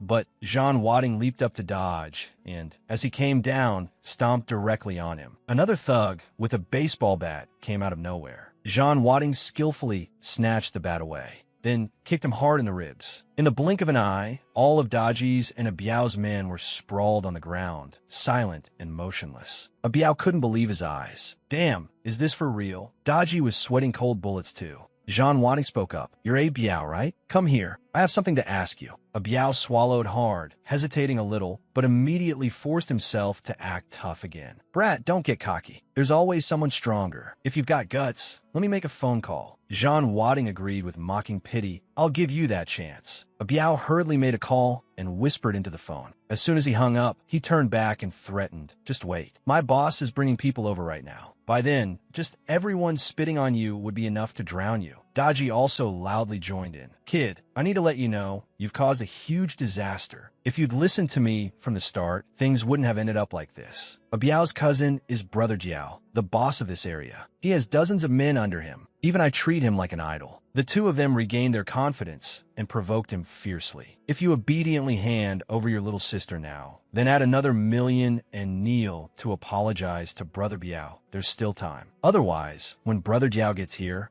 That'll be your death anniversary. They looked smugly at the four of them. Dongxiang suddenly stepped forward and asked, "Are you really Idon's biological older brother?" Then he kindly advised, "Listen to me, run now. This brother Diao is extremely vicious. He's someone we absolutely cannot afford to provoke." Pointing at an internet cafe nearby, Dongxiang recalled that used to be an internet cafe, but because the owner refused to pay protection money, brother Jiao found out. That very night, the owner got into a serious car accident and was badly injured. The cafe shut down too. It caused a huge uproar, but in the end, nobody could do anything to him. Jean Wadding seemed not to hear any of it. He pulled over a folding chair, then smiled gratefully at Uncle Long. "Thank you for taking care of my sister all these years." He helped Uncle Long sit down and rest, then said, "You won't have to struggle like this for the rest of your life. I guarantee you'll live in great wealth and honor." Hearing this, Daji looked utterly disdainful. "Damn, you can barely protect your own life, and you still dare talk about giving someone else great wealth and honor? You're already grown. Use your brain before you speak." Dongxiang also anxiously tried to stop this good-hearted young man. "I appreciate your intentions, but hurry and take Idon away. I'll handle things here." Idon was uneasy too and worriedly urged her brother, "Brother, even if you're very strong, you're still only one person. Even a tiger can't fight a pack of wolves. Let's leave quickly." Jean Wadding patted his sister's head and assured her, "Who said I'm alone? Behind me stand thousands upon thousands of soldiers, burning with fighting spirit, enough to flatten 10,000 miles of mountains and rivers." Hearing this, a Biao burst out laughing. Pointing at his face with contempt, he said, "You really can brag without blinking. Thousands upon thousands of soldiers? Then call them out and let me see." Just then, a large luxury car appeared, followed by several white motorcycles. A group of men in black quickly got out. Brother Jiao had arrived. The man called Brother Jiao spoke while smoking. "Drag that blind mud over here." A Biao hurried over and fawned on him. "Yes, Brother Jiao is absolutely right." Then he turned around and cursed at John Wadding. "Did you hear what my cousin said, you son of a bitch? Get your ass over here right now." The moment he finished speaking, he was slapped hard across the face by John Wadding. Seeing this, Daji angrily threatened, "Bastard, you still dare act wild in front of Brother Diao? I think you're tired of living." Daji also got a vicious slap from Jean Wadding and fell flat to the ground. A Biao quickly got up and tattled to Brother Diao. "This brat still dares act so arrogantly right in front of you. He clearly doesn't respect you at all." Brother Diao was chewing on lamb meat as he loudly threatened, "Brat, you dare act up in front of me? I'll count to 3. Kneel down and crawl over here." Brother Jiao roared, and both Xia Qinghe and Dongxiang were stunned. Then Xia Qinghe stepped forward to plead, "Brother Jiao, I'm Xia Qinghe from the Xia family. Please, for my grandfather's sake, let us go this time." She anxiously thought to herself, "I thought Idon's brother might be able to solve the trouble in front of us, but instead things have blown up this badly and even brought Brother Diao here. Now that it's come to this, I'm afraid it'll be hard to salvage. This is really bad." However, Brother Jiao only gave a cold snort and looked at the Xia family's girl with contempt. "Even if your grandfather, Xia Shahan, came here in person,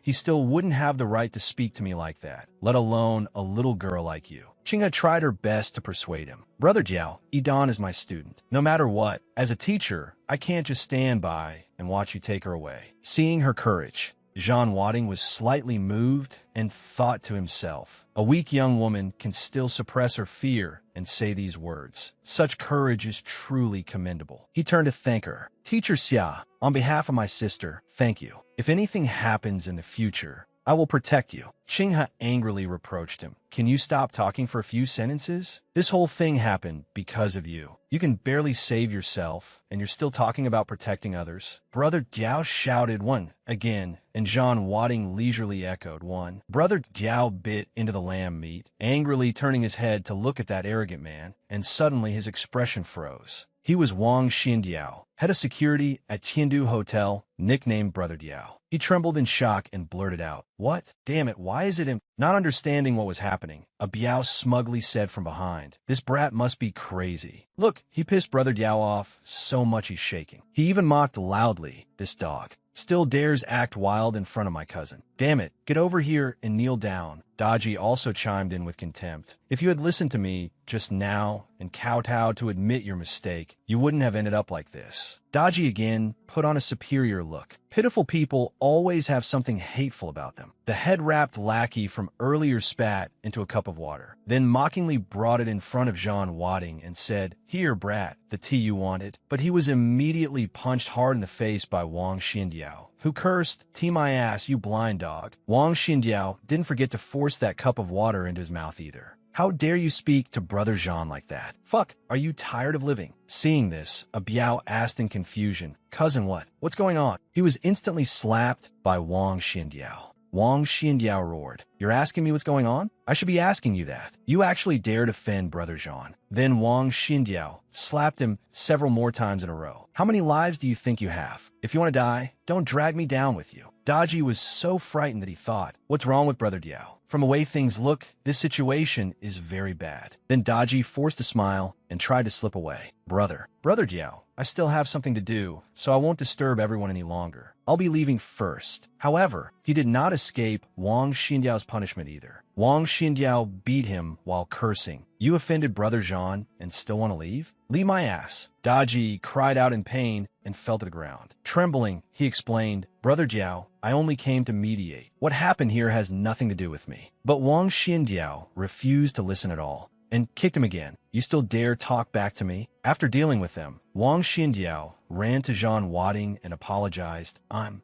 sorry." He kowtowed repeatedly and begged, "I truly didn't know it was you. Please be magnanimous and spare me this once." The bystanders were all dumbfounded. The boss of Haidong Night Market is actually kneeling before this man? What is going on? I can't make sense of this at all. Why is Brother Jiao kneeling? Dong Xiang was stunned as well and thought to himself, "I never imagined Idan's brother would be such a mysterious figure. It looks like my daughter has escaped disaster this time." As for what happened tonight, the mastermind was young Master Bo. The Bo family's influence in Haidong is no less than that of Haidong's #1 master, Chimbadeo. He couldn't help worrying about Jean Wadding's future. These two great families hold overwhelming power in Haidong. No matter how capable this young man was, he was still fighting alone. How could he possibly go up against them?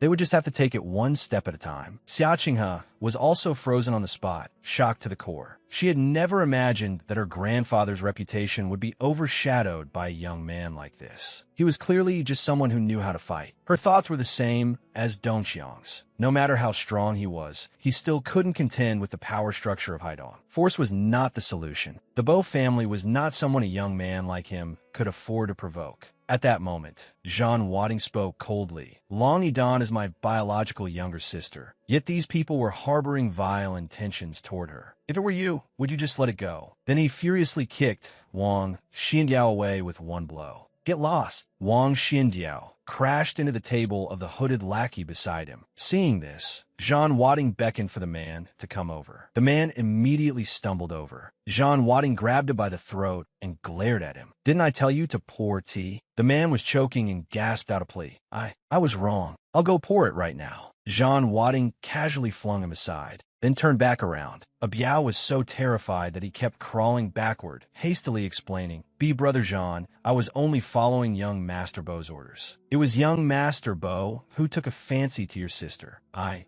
was just running errands." Jean Wadding naturally knew that already. He said coldly, "As for that Bo brat, I'll deal with him myself. First, let's settle things between us." He seized a Biao by the head, dragged him over beside the car, then lifted his head and made him look at the puddle of urine he had pissed on the car earlier. "Come on, this was your handiwork, wasn't it? Lick it clean." A Biao went stiff with shock. He immediately tried to argue with Jean Wadding. "Brother Jean, be reasonable. Don't go too far. Isn't it a bit much to humiliate me like this?" Hearing that only made Jean Wadding angrier. "What? You couldn't beat me, so now you want to reason with me? Where was your reason when you pissed on my car?" As soon as he finished speaking, he slammed a Biao's head directly into the puddle. Jean Wadding showed no mercy, smashing his head against the car window again and again. "Still want to talk reason with me? Fine." He kept banging a Biao's head against the car door, then threatened icily, "Now do me a favor and lick it clean, all right?" A Biao's nose was streaming with blood by now, and he trembled as he agreed. Okay,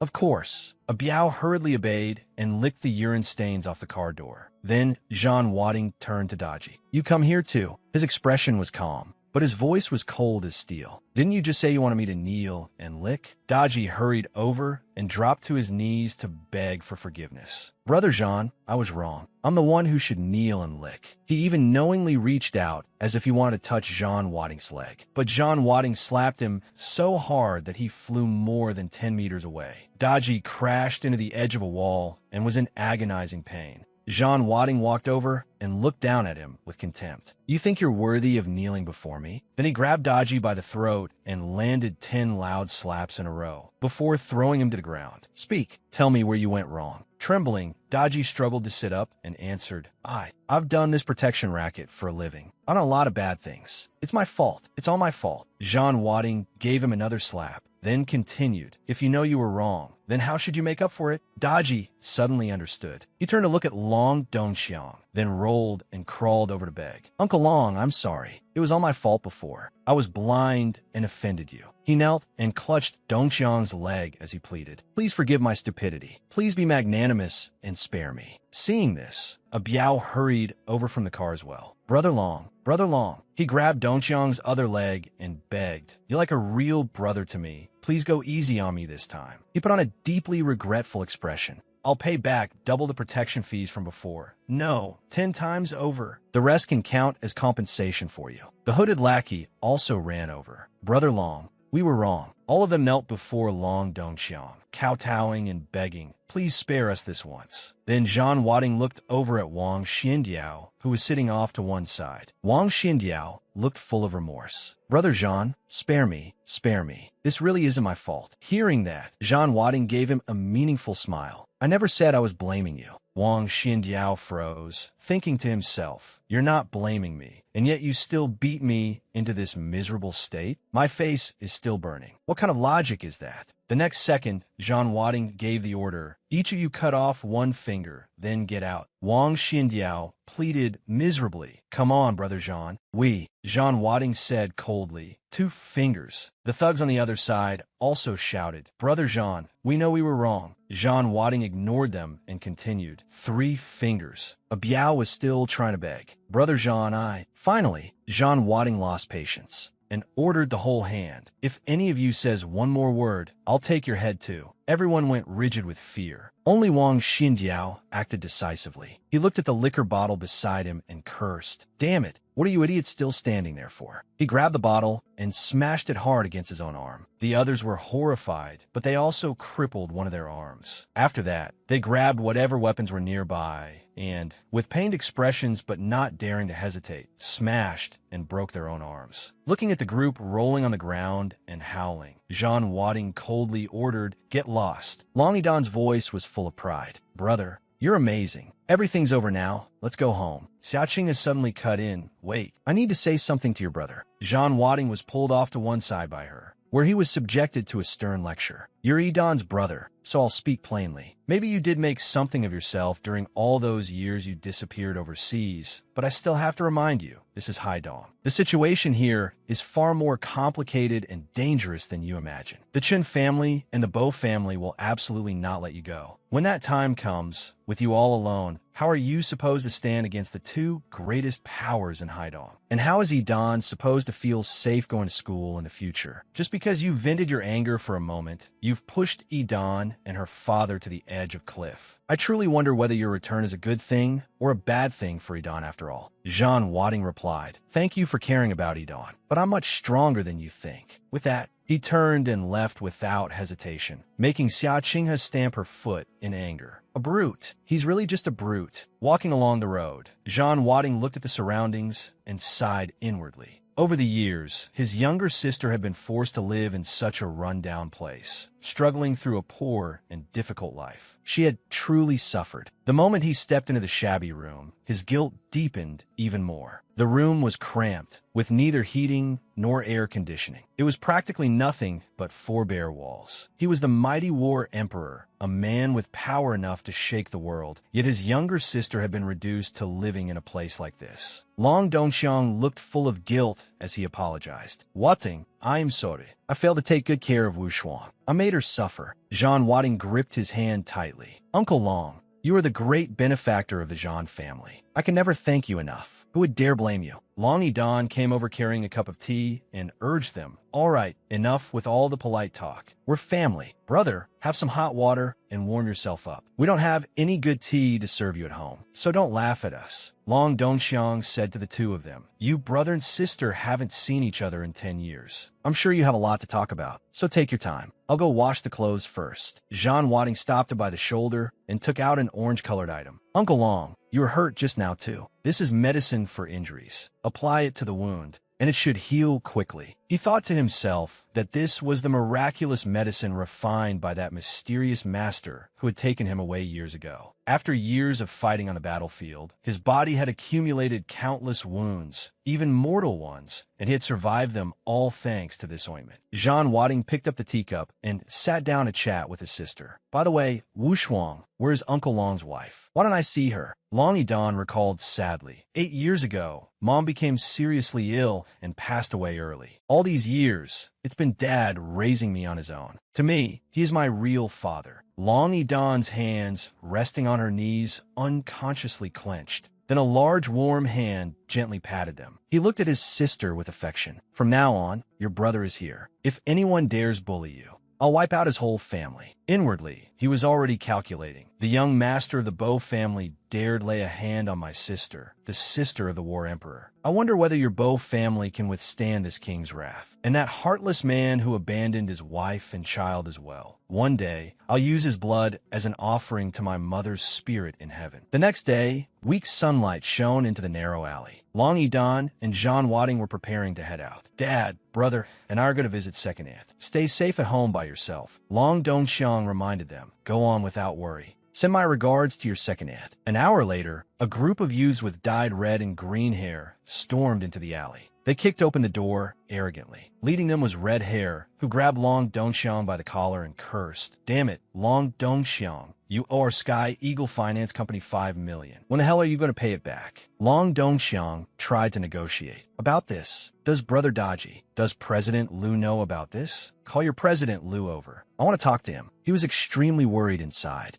Back then, he had invested in real estate and lost everything, then borrowed 100,000 yuan from them. Yet in less than 3 years, through compound interest, it had somehow turned into 5 million. Red Hair raised his hand and slapped him. "The hell? Who do you think you are? You want to meet President Liu? Why don't you piss and look at yourself first?" Just then, the phone in Red Hair's pocket rang. It was President Liu calling. His attitude immediately turned respectful. "Hello, President Liu. Yes, I'm at Long Dongxiang's house." "What? Yes, I'll wait for you here." After hanging up, Red Hair's arrogance instantly returned. Pointing at Long Dongxiang's face, he cursed, "Damn it, didn't you want to see President Liu? He'll be here soon. When he gets here, he'll skin you alive." Long Dongxiang frowned and said, "Red Hair, I advise you to watch your mouth. Otherwise, when your President Liu gets here, you're going to look very bad." Red Hair slapped him again. "Damn it, Long Dongxiang. Did you take the wrong medicine today? How dare you talk to me like that? Before President Liu gets here, I'll shut that mouth of yours first." Red Hair took the knife a lackey handed him and was about to make a move when a voice came from outside. "President Liu is here." He quickly stuffed the knife back into his lackey's hands, then shouted, "Move aside." Dodgy walked in with 2 subordinates whose arms were wrapped in bandages. Red Hair flattered him at once. "President Liu, you're here. This bastard Long Dongxiang is trying to skip out on his debt, and he even dared call you by name and demand to see you. Just watch how I deal with him." Before he could finish, Dodgy swung his arm and slapped him with enough force to knock his teeth loose. "Deal with your damn mother. You bastard. How dare you disrespect Brother Long? Are you trying to die?" Dodgy's face was deathly pale. Thankfully, he had asked Brother Jiao about everything yesterday. Otherwise, he never would have known how terrifying that man was. Mo Gan of the Chun family had been crippled, and even Chun Badeo's subordinates had been beaten half to death. Dodgy rushed forward and kicked Red Hair repeatedly while cursing. "Scum, why aren't you kneeling and apologizing to Brother Long already? Right now, the most important thing is to beg that great man for forgiveness, where your head will be moving to a new address." Holding his burning face,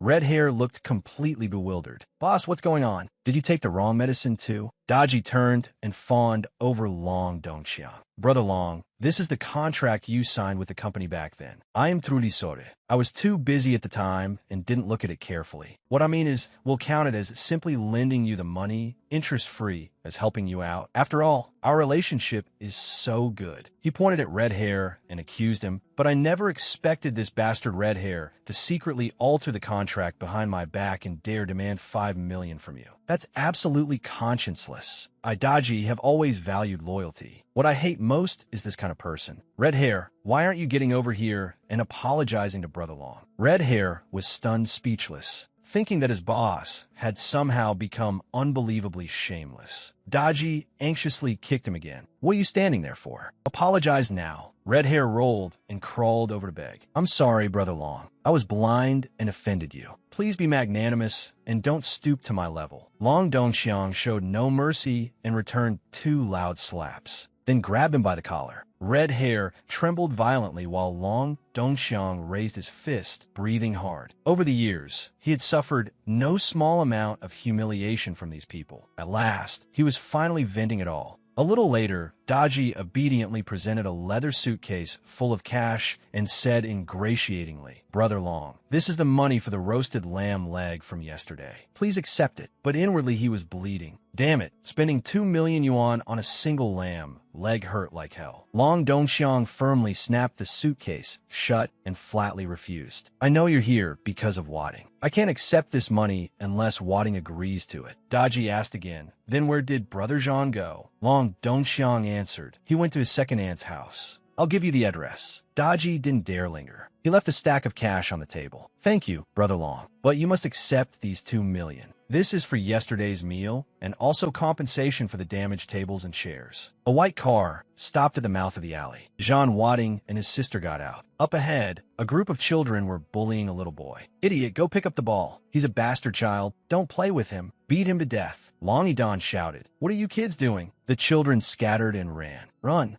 We're not playing with that idiot anymore. Poor little Xiao Wang finally got up. Big sister, I want a lollipop. Long Idon introduced him. Brother, this is second aunt's son. His name is Xiao Wang. Xiao Wang, come here and say hello to your brother. Xiao Wang timidly hid behind Idon. Jean Wadding frowned. How did Xiao Wang end up like this? Where's second uncle? Looking at the child, Long Idon said, back then, not long after second aunt gave birth to Xiao Wang, they discovered he had developmental delays. As soon as second uncle found out, he heartlessly abandoned both mother and son. Not long after that, he married into a wealthy family. It's been nearly 10 years, and he hasn't come back to visit his son even once. He hasn't even sent child support. Poor second aunt spent all the family savings trying to treat Xiao Wang, but nothing worked. So that Xiao Wang wouldn't suffer more humiliation, she has raised him alone all these years. Jean Wadding continued walking forward with his sister, while fury surged in his heart. Since childhood, he had never had a good impression of this uncle by marriage. The man was greedy for status and wealth and despised the poor. Back then, when their mother had brought the siblings to Haidong to seek refuge with second aunt, he had strongly opposed it. But Jean Wadding had never expected that this beast would be so heartless. He really was utter trash who abandoned his wife and child. A moment later, Long Idon pushed open the door and called out excitedly, second aunt, look who's here. Inside the room sat a worn and haggard woman. Jean Wadding looked around the room, his heart aching. Second aunt's living conditions were probably no better than Wu Shuang's. A woman raising a developmentally disabled child alone. One could easily imagine how hard her life had been. Second aunt smiled kindly. Song, you're here. Seeing her covering her mouth and coughing nonstop,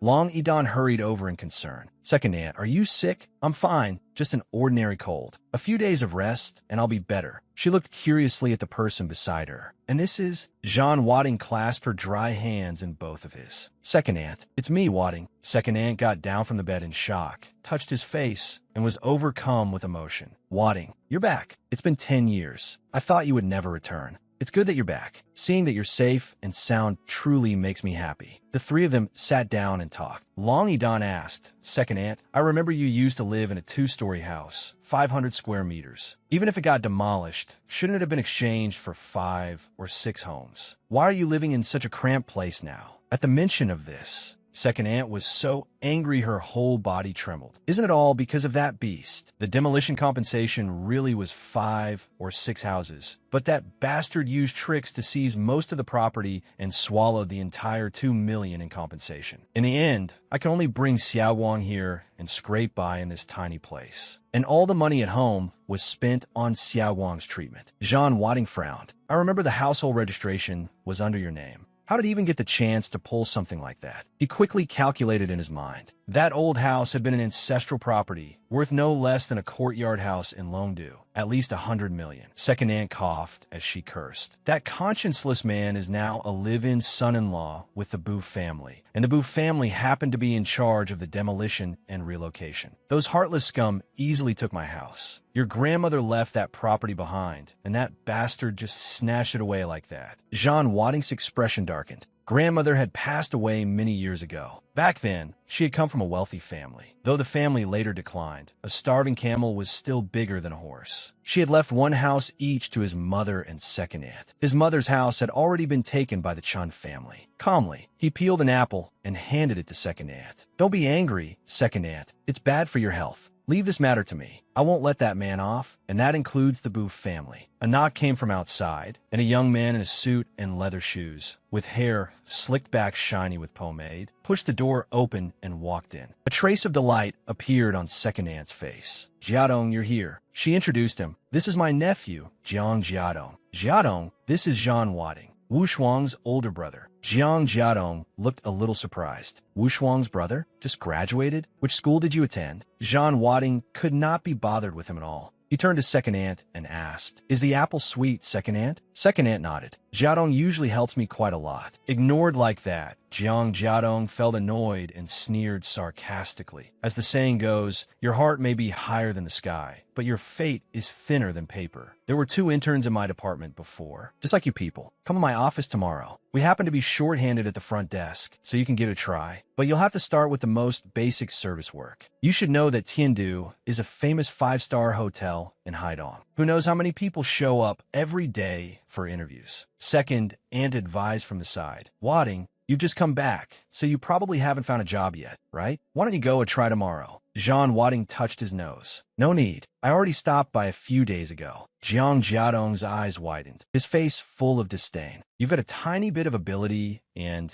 you think you can make it on your own? Jean Wadding, just keep pretending. Second aunt, have some water. Jiang Jiadong was furious, feeling that Jean Wadding was arrogant and ignorant of reality, a piece of rotten wood that could not be carved. When he himself had first graduated, he had climbed up step by step from the very bottom to reach where he was today. You already went? Then there's no need to ask. You must have failed the interview and been eliminated, right? Even for a tiny receptionist position, hundreds of people fight over it. Don't be so full of yourself. Seeing him ramble on without end, Jean Wadding only replied calmly, There's no need. Jiang Jiadong refused to drop it and continued in a preachy tone. All you do all day is put on airs. You can't do anything, and you probably can't even complete a simple task. Turn around once, and I'd fire you on the spot. Oh, I forgot to tell you. I'm the HR director of Tiandu Hotel. How about this? Out of respect for second aunt, I'll give you a chance. Fresh graduates like you don't have much ability, but your tempers are huge. Right then, noise came from outside. Jiang Jiadong's cousin Jiang Jiechi swaggered in with a cigarette in his mouth. Quite lively in here. The moment she saw him, second aunt shouted him away. Jiang Jiechi, who let you in here? Get out now. Long Yidan leaned close to Jean Wadding and whispered, Brother, this guy is Jiang Jiadong's cousin. He never does any honest work. He's had his eyes on second aunt's house for a long time. Whenever he has nothing to do, he comes here to cause trouble. He bullies second aunt because she's a widow with no one to rely on, and she can't do anything to him. Jiang Jiechi opened his filthy mouth. Auntie, today you have to transfer this house to me. Second aunt angrily pointed at the door. In your dreams. Get out. This bastard was no pushover either. I'm giving you face, and you don't want it. Looking at how sickly you are, you probably don't have many days left anyway. Once you die, your idiot son definitely won't be able to keep this house. So you might as well give it to me now. At least that'll count as doing a little good for yourself. Xiao Guang had just come back from playing, and the moment he saw the man, he shouted angrily, Bad man, go away. You're a bad man.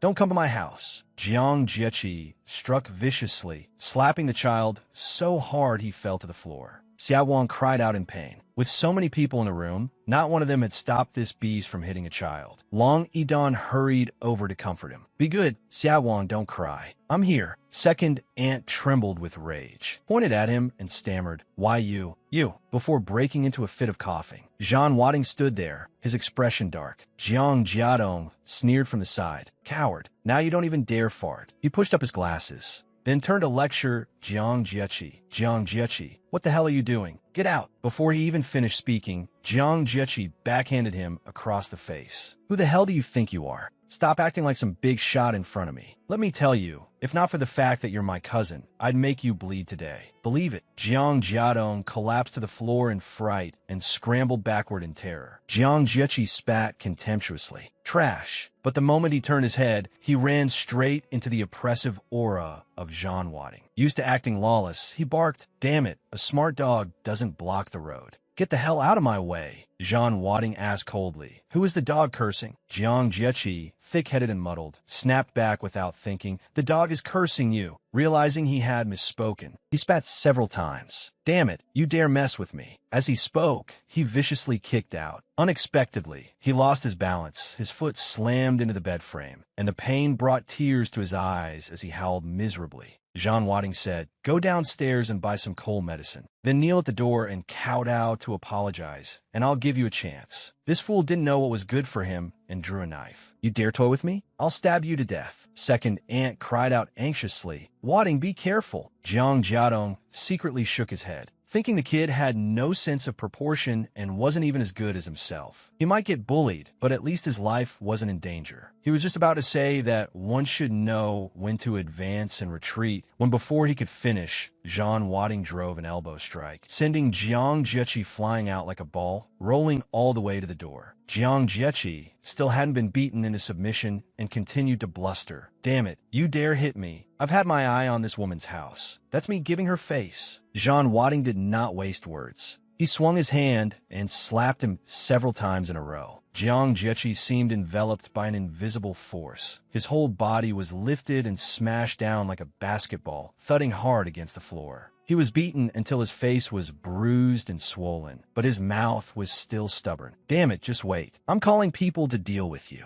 Jiang Jiadong was secretly horrified. I'm not seeing things, am I? How is this piece of rotten wood this strong? The room finally regained some peace. Second aunt was still worried. Wading, why don't you take your sister and leave first? Jiang Jiechi is petty and vindictive. He'll definitely bring people back for revenge. If you wait any longer, I'm afraid it'll be too late. Zhan Wading calmly peeled another apple. Second aunt, don't worry. Trash like this, as lowly as ants, can be crushed no matter how many come. Those words shocked Jiang Jiadong so much that he sprayed out a mouthful of water, then mocked him. Kid, do you even know what you're saying? Can you fight a whole group by yourself? Even a tiger can't beat a pack of wolves. I was going to recommend you to Tiandu Hotel, but with how impulsive you are, you're bound to cause a catastrophe. For second aunt's sake, let me remind you, Jiang Jiechi knows quite a few underworld brothers. There was someone before who offended him like you did, and in the end he got his limbs chopped off and was thrown off a bridge. After finishing the apple,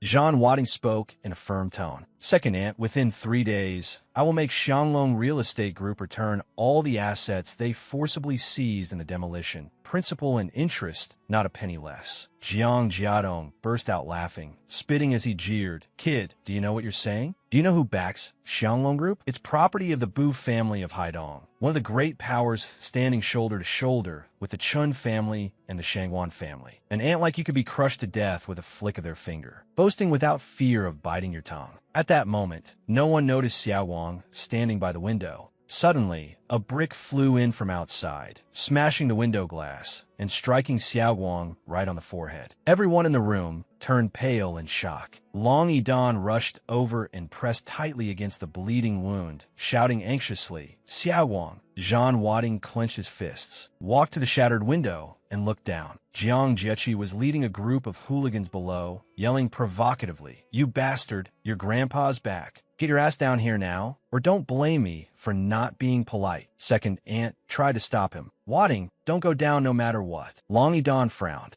angrily egging him on. Brother, go down and teach them a lesson. Let them see what real strength is. They've gone too far. Zhan Wading smiled faintly. As you wish. With that, he He smashed through the remaining glass and jumped straight out the window, landing with blazing momentum. Zhang Wading slipped both hands into his pockets and looked at them. Jiang Jiechi tattled to the man leading them. "Boss, it's this trash. Please step in and kill this bastard for me. You little punk, why aren't you hurrying over to greet Brother Bao? Damn it, let Brother Bao see whether you've grown 3 heads and 6 arms to dare cause trouble on his turf." Brother Bao spoke coldly. "Make him kneel by the trash can. Don't delay my business. I've disciplined plenty of this kind before. He can count himself lucky. Let him kneel there first. I've got important business today. I have to receive a big shot. All of you, pull yourselves together. Big Brother is already on the way and takes this person very seriously. Don't let this petty matter ruin things." Taking advantage of his backing, Jiang Jiechi barked arrogantly, pointing and shouting, "Are you deaf? Didn't you hear Brother Bao tell you to kneel by the trash can? You've got no awareness at all." Zhang Wading's face darkened. "Who threw that brick just now?" A blonde thug swung his club viciously. "Didn't you hear what Brother Bao said? It's not your turn to speak here. I think you're tired of living." Zhang Wading kicked him flying and sent him tumbling to the ground. The others laughed with interest. "Well, now, looks like he's got some skill. Brothers, all together, kill him." Zhang Wading looked at them coldly, hooked the club on the ground up with his foot, spun it once in his hand, then hurled it hard, knocking down 3 men in an instant. Jiang Jiechi stared in shock at his fallen companions. Zhang Wading pressed again. "Who threw the brick?" Terrified, Jiang Jiechi grabbed his boss's clothes. "Brother Bao, this guy is too arrogant. He simply doesn't take you seriously." Brother Bao turned around, frowning. "Kid, not bad." Then he waved, signaling for more than 10 lackeys to surround him. Inside the room, Second Ant could not sit still. So many people. Nothing will happen to Wading, right? Jiang Jiadong sighed. "If only he'd listened to me earlier." In Haidong, except for someone with a death wish, who dares lay a hand on Leopard? From downstairs came one dull thud after another. Zhang Wading tilted sideways to avoid a blade, then struck one man down with a punch and immediately kicked another away. He braced a hand on the ground and flipped over 2 machetes. And when he landed, the force from his legs cracked the pavement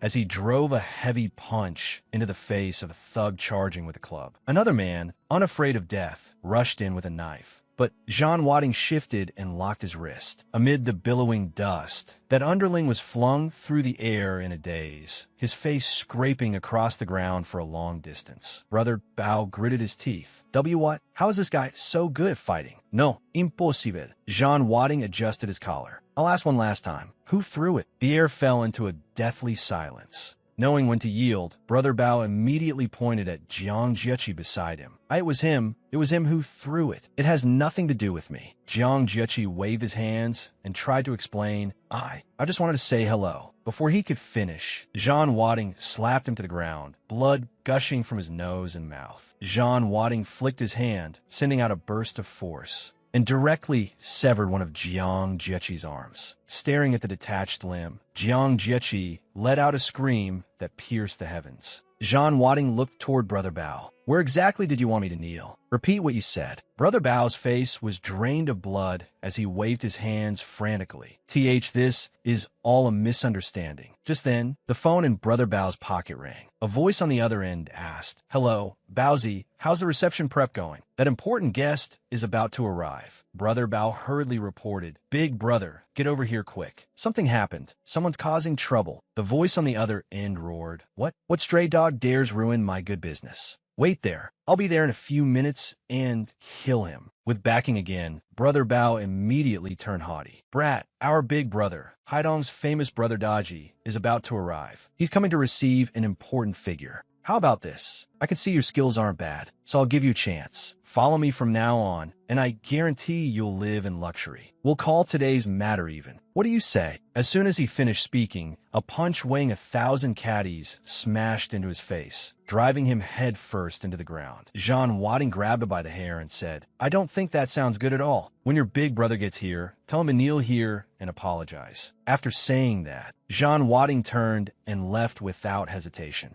Brother Bao, beaten until his face was swollen and bruised, still forced out a vicious threat. "Ow, keep showing off. When Big Brother gets here, let's see how he deals with you." A little later, when they returned to the apartment, the cowardly Jiang Jiadong started yelling again. "My God, who in Haidong doesn't know Brother Daji? He's the cousin of manager Wang Xindiao from our Tiandu Hotel. Tiandu Hotel is property of the Chun family. The head of the Chun family is Chun Badeo, Haidong's #1 master. No one dares provoke him. In other words, Brother Daji can also be considered one of the Chun family's men. You laid a hand on his subordinate. This time, not even the heavens can save you. Second aunt panicked too. What do we do now? Jiadong, you work at Tiandu. Can you help say a few good words for him? We absolutely can't let this blow up. Jiadong took out his phone. Fine, for your sake. Auntie, I'll give a try. He made a call in an ingratiating tone. Brother, it's Jiadong. Uncle, it's Jiadong. I need to trouble you with something. After making calls all over the place, Jiadong finally let out a sigh of relief and put on a superior air. Kid, my boss reluctantly agreed to help. He said you should hurry up, kneel down, and apologize to Brother Bao and Brother Daji. Then he'll make some calls and plead for you.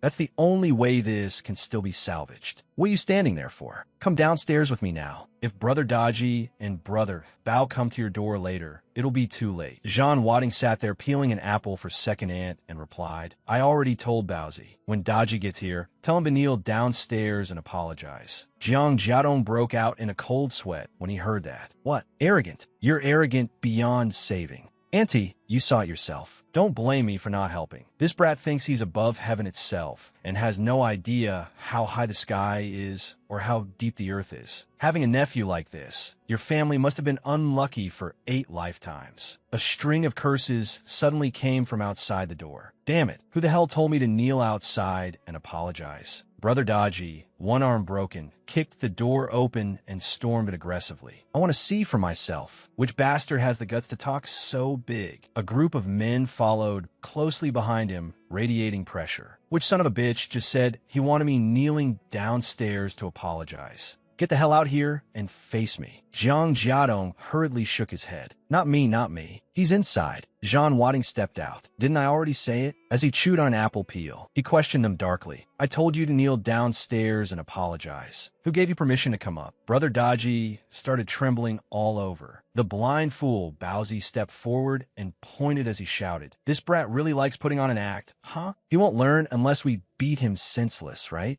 Brother Daji, it's this bastard. He's way too arrogant. We should chop him up and feed him to the dogs. Brother Daji was so frightened his soul nearly left his body. He backhanded the idiot with a punch, sending Baozi crashing to the ground, utterly bewildered. Boss, why are you hitting me? It's that bastard. Before he could finish, he took another kick to the face. Brother Daji furiously cursed. What nonsense are you babbling? This is Mr. Jean, an important man we're supposed to receive respectfully. Before the other man could speak, Brother Daji continued cursing. And you still dared stir up trouble and offend Mr. Jean? If anyone should be chopped up and fed to the dogs, it's you. Baozi and Jiang Jiechi were stunned speechless. So this was the man who had severed Brother Daji's arm? How had he offended someone even the gang bosses didn't dare provoke? Baozi scrambled up in terror and cried out to the 2 big bosses, big brothers. He grabbed Jiang Jiechi by the hair, smashed him to the floor to vent his anger, and shouted, It's all because of this coward, Jiang Jiechi. He's the one who offended Mr. Jean. It's all this animal's fault. After saying that, Baozi dropped to his knees and begged Jean Wadding for mercy. I am sorry. I was blind and offended you. Please, Mr. Jean, be magnanimous and don't stoop to my level. Please spare me this once. Biao and Brother Daji also knelt. Mr. Jean, this is 10 million that all the brothers scraped together. Please, you must accept it. This is compensation for what happened before. Mr. Jean, please be generous and spare the 2 of us. Beside them, Jiang Jiadong was so jealous he was going insane. They all knelt? How could this happen? 10 million? He only made about 10,000 a month. Even if he saved every cent and never ate or drank, it would still take him 100 years to accumulate that much. Jean Wadding peeled the apple expressionlessly. Didn't I already say it? I told you to kneel downstairs and apologize. Brother Daji put the envelope of money on the table. Yes.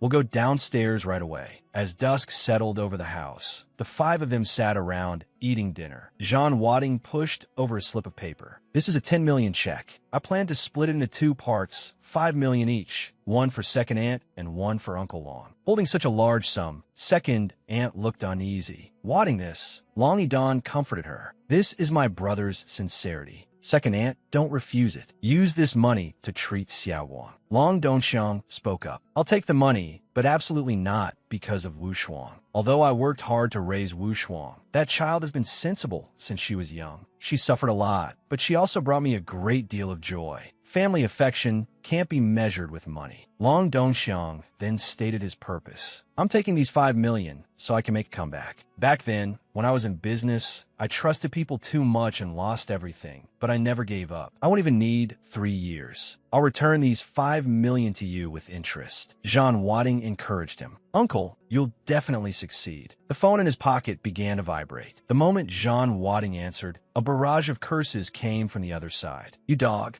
How dare you ruin my good thing? Jean Wadding asked. Your young master boo? The man on the other end was lounging by a swimming pool. Since you know who I am, you still dare go against me? Young master boo, Bu Tungfei, lay on a recliner surrounded by several long-legged beauties, and ordered, bring Long Edan to me obediently, or I'll kill your whole family. Fury rose in Jean Wadding's eyes. Set a time, Bu Tungfei.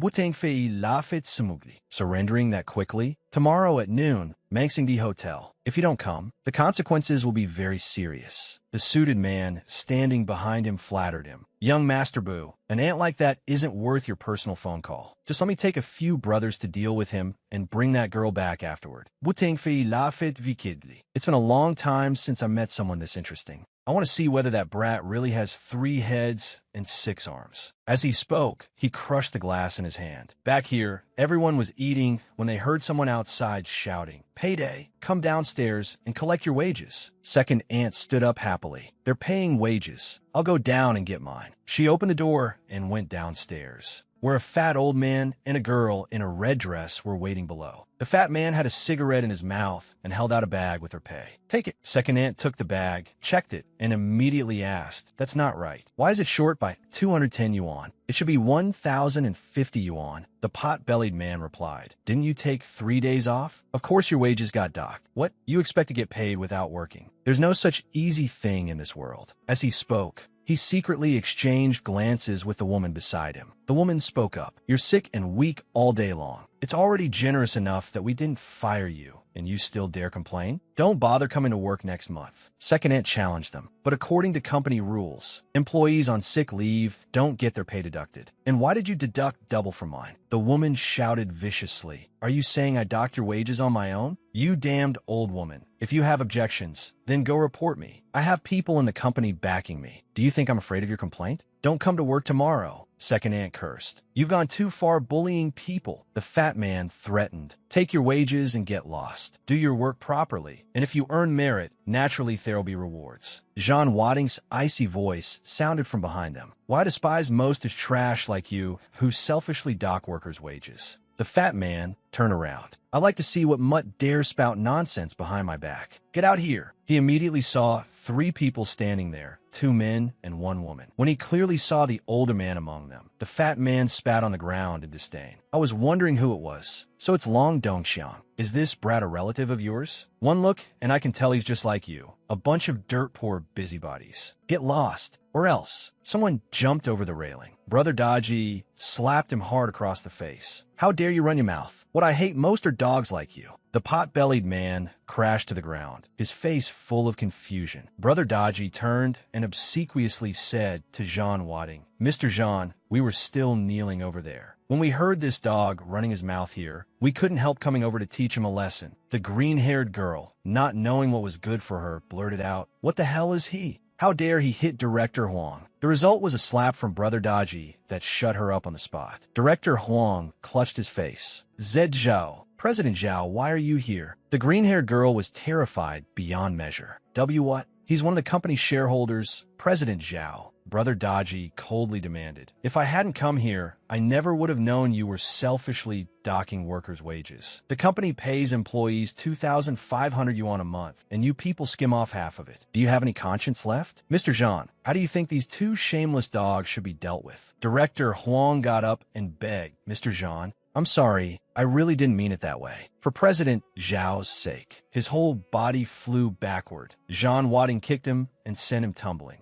Jean Wadding didn't take anyone seriously and said, What right does Daji have to ask me for face? Even if I gave him face, would he dare accept it? Brother Daji waved his hands repeatedly. Wouldn't dare, wouldn't dare. In front of Mr. Jean, I'm just a dog. How would I dare ask Mr. Jean to give me face? Jean Wadding turned to Second Aunt and asked, as for this matter, Second Aunt, what do you think should be done? The two shameless dogs crawled over humbly, begging for mercy. I was confused for a moment. For the sake of us being co-workers, please give me one more chance, Second Aunt said. Handle it according to company rules. Brother Daji immediately assured her, don't worry. These two dared embezzle public funds and dock wages for personal gain. This involves criminal charges. I'll definitely send them to the police station. The pair went limp with terror, kneeling on the ground. In another luxurious apartment, when Qin Shan was practicing calligraphy while asking, how did the investigation go? What background does that young man have? Where is he now? Ever since the engagement banquet at Tiandu Hotel had been disrupted by him, the relationship between the Wen family and the Chun family had completely broken down. Shangguan Nalan has returned from abroad, and Chen Badeo is also about to return to the country. When that happens, they definitely won't let our Wen family off. On top of that, they're old enemies too. It's truly adding fuel to the fire. Right now, the only person who can help the Wen family get through this difficult pass is that young man. Wen Shueting searched on her phone for a while, then handed it to her father. Dad, look at this photo. The moment when Qin Shan saw it, he froze. The grave of Xia Chunyu. So he really is Jean Wadding. Xia Chunyu is Song. When Shueting replied, no wonder the first thing he did that day was ask for Shangguan Nalan by name. So he came for revenge. When Qin Shan picked up the teacup from the table, tilted his head back, drained it in one go, and burst into laughter. Good. So that's how it is. Then we're in the same boat, after all. When Shueting said in confusion, but what I don't understand is, Brother Wadding definitely recognized me. So why didn't he say it clearly when he saved us 3 years ago? And when we met again at the banquet a few days ago, he still didn't make it explicit. One Qin Shan explained, from what I've seen of Wadding's skills, he was able to easily suppress Mo Gan and Shifeng Lai. After disappearing for more than 10 years, he must have gone through many things outsiders don't know about. The reason he doesn't acknowledge us may be because he has his own difficulties. Maybe he's thinking of us. After all, at his level, the more people he knows, the more enemies he offends. It's entirely possible that close friends around him might be targeted by certain forces and dragged into trouble. Seeing his daughter fall silent in thought, when Qin Shan probed, you care about him that much. Don't tell me you like him. Just so happens you're Zhang Wushuang's homeroom teacher. If you ask Zhang Wushuang, you might learn something. When Shueting blushed, Dad, what are you talking about? Then she quickly ran off. I don't care anymore. But you're right. Zhang Wushuang definitely knows something about Brother Wadding. At the Chun family villa, Chun Hating lay on the bed with both legs broken, weakly crying out, Mom, revenge. Shangguan Nalan looked at her son, writhing in pain on the bed, gritted her teeth, and smashed a vase in fury to vent her anger. That bitch Xia Chunyu, even dead, she still left behind trouble. If we'd rooted it out back then, we wouldn't have today's disaster. Does he think suppressing Mo Gan and Shifeng Lai means he can get revenge? He's underestimating me, Shangguan Nalan, far too much. And now in family too, I never expected them to know that little bastard. I won't let any of you off either. An old voice came from outside. Lan Lan, Chen Duong, the former head of the Chun family, entered leaning on a cane. Shangguan Nalan asked, Uncle, do you need something? She was extremely dissatisfied inwardly. This Chun Duong relied on his influence within the Chun family to point fingers at her decisions all the time, often making things difficult for her in front of others. It was truly hateful. Chen Duong lectured, Lan Lan, what you did back then went too far. Xia Chunyu died a terrible injustice. I heard that day Shifeng Lai didn't even have the courage to fight him and dropped his knees on the spot. I've known Shifeng Lai for many years, and I've never seen him so terrified. Clearly, the other party's background is enormous. Our Chun family simply can't afford to provoke him. I've advised you again and again. As a person, you must be humble and cautious. But you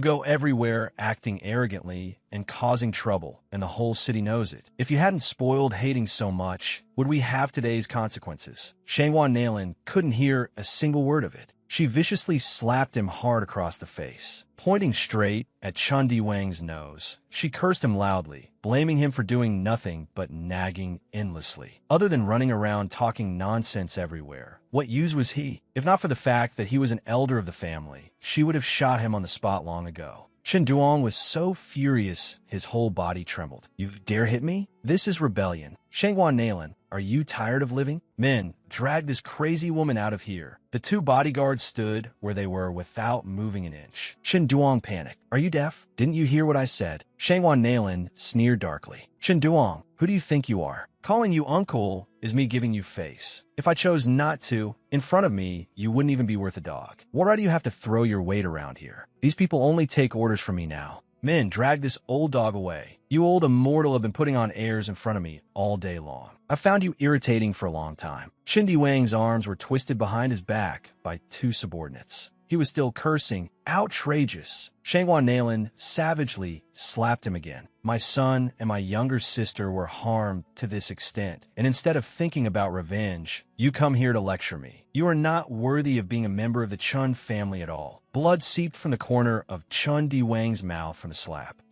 I am a former family head no matter what, and also Badeo's uncle. What's wrong with me scolding you a few times? As soon as the words left his mouth, the black muzzle of a gun was pressed right against his face. Shangwan Nalan had completely run out of patience. Old bastard, so slow and long-winded. She pulled the trigger without hesitation and sent him to his death. Her face was ice cold. That's much quieter. Has the great elder come out of seclusion? Not yet. He will come out next week. You little bastard. Then I'll let you live for another week. Jean Wadding, I don't care what you disappear to do for the past dozen years. But if you want to seek revenge against me, there's only a dead end. Jean Wadding takes his sister to school, not forgetting to remind her, if anyone at school bullies you, you must tell me. Long Edan replies, with my brother protecting me, who would dare to bully me? By the way, brother, you are all grown up now. When will you find a sister-in-law for me? Jean Wadding's face reddens. You're just a kid. Stop thinking about this nonsense all day. Saying that, he reaches out to pinch her nose. Long Edan turns her head away, feeling wronged. A grown man should get a wife. A grown woman should get a husband. Don't miss your prime. An off-road vehicle suddenly brakes hard right next to the siblings. Bai Gung, sitting in the driver's seat, chimes in, little sister is so right. I agree. Jean Wadding questions. Didn't I tell you to stay on the mountain and guard the grave? Why did you leave your post without permission? Bai Gung answers awkwardly. Boss, with so many brothers at Wanfeng's cemetery, who would dare to cause trouble? They must have a death wish. My duty is to protect you day and night at your beck and call. This must be Miss Shuang, right? I am Uncle Bai Gung, your brother's old subordinate. First time meeting, here is a small gift for you. You must accept it. Hearing this form of address, Jean Wadding flies into a rage and throws a punch at him. This is my sister, and you tell her to call you uncle. Where does that put me? Bai Gung holds his face and hurriedly corrects himself. Sorry, I was careless. Just call me Brother Bai Gung. Don't let my looks fool you. I'm actually only 25 years old. By the way, Shuang, do you have a boyfriend? Before he finishes speaking, his other cheek takes another punch from Jean Wadding. Dare to talk nonsense again. Believe it or not, I'll hang you by your head. Long Edan adds a critical blow. Brother Bai Gung, if you hadn't said it, I would have thought you were over 40. Bai Gung holds his face, swollen like a pig's head, completely helpless against these siblings. A moment later, in the car, Bai Gung says, Boss, I've asked around and bought you a villa. You just came back. You can't be without a place to stay. Jean Wadding is very satisfied. Stay by my side for now,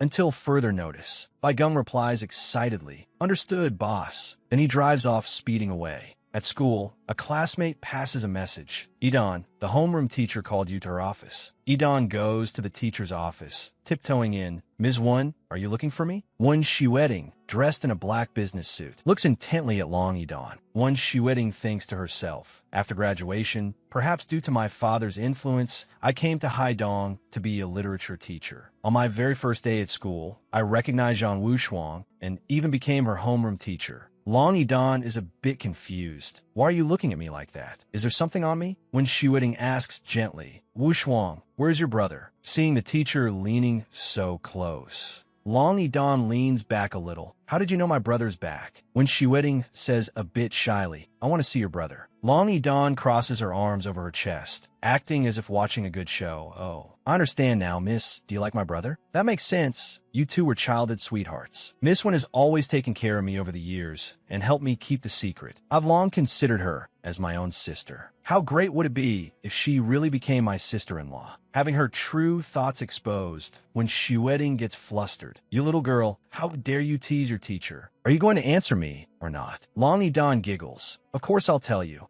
so you two can get together. When Shueting is about to say something, when PE teacher Sun Jinrui suddenly walks in. Ms. Won, I'm here. Seeing this, Long Edan quickly excuses herself. Miss, I'll go back to class first. Sun Jinrui calls out to stop her. Wait, Long Edan, just now I heard you outside, saying something about your brother pursuing Ms. Won. What exactly is going on? When Shueting speaks up, Sun Jinrui, you heard it wrong. Long Edan, hurry back to your class. Yes, miss. Long Edan hurriedly leaves the office. Sun Jinrui, with a flattering look on his face, says to Won Shueting, I heard the Hollywood blockbuster Fast Furious 7 is premiering this weekend. I had a hard time buying 2 tickets. Shall I drive over to pick you up that day? When Shueting flatly refuses, sorry, I have things to do that day. Sun Jinrui's expression changes. Shueting, why do you always reject my invitations? I am completely sincere. Why do you refuse so firmly? Is it because of Long Edan's brother? Won Shueting frowns. This is my private matter. It has nothing to do with you. Please get out, don't delay my work. Sun Jinrui is asked to leave and pushes the door open to leave in a huff. Looking at her back, he gnashes his teeth and thinks, damn it, very well Long Edan, playing matchmaker for your brother at such a young age, daring to steal my woman. Let's see how I'll deal with you. In the classroom, Xiaoli cautiously reminds Edan, I heard that Zhao Ziki will look for you to cause trouble after school at noon. She is the little bully of this school and has her cousin backing her.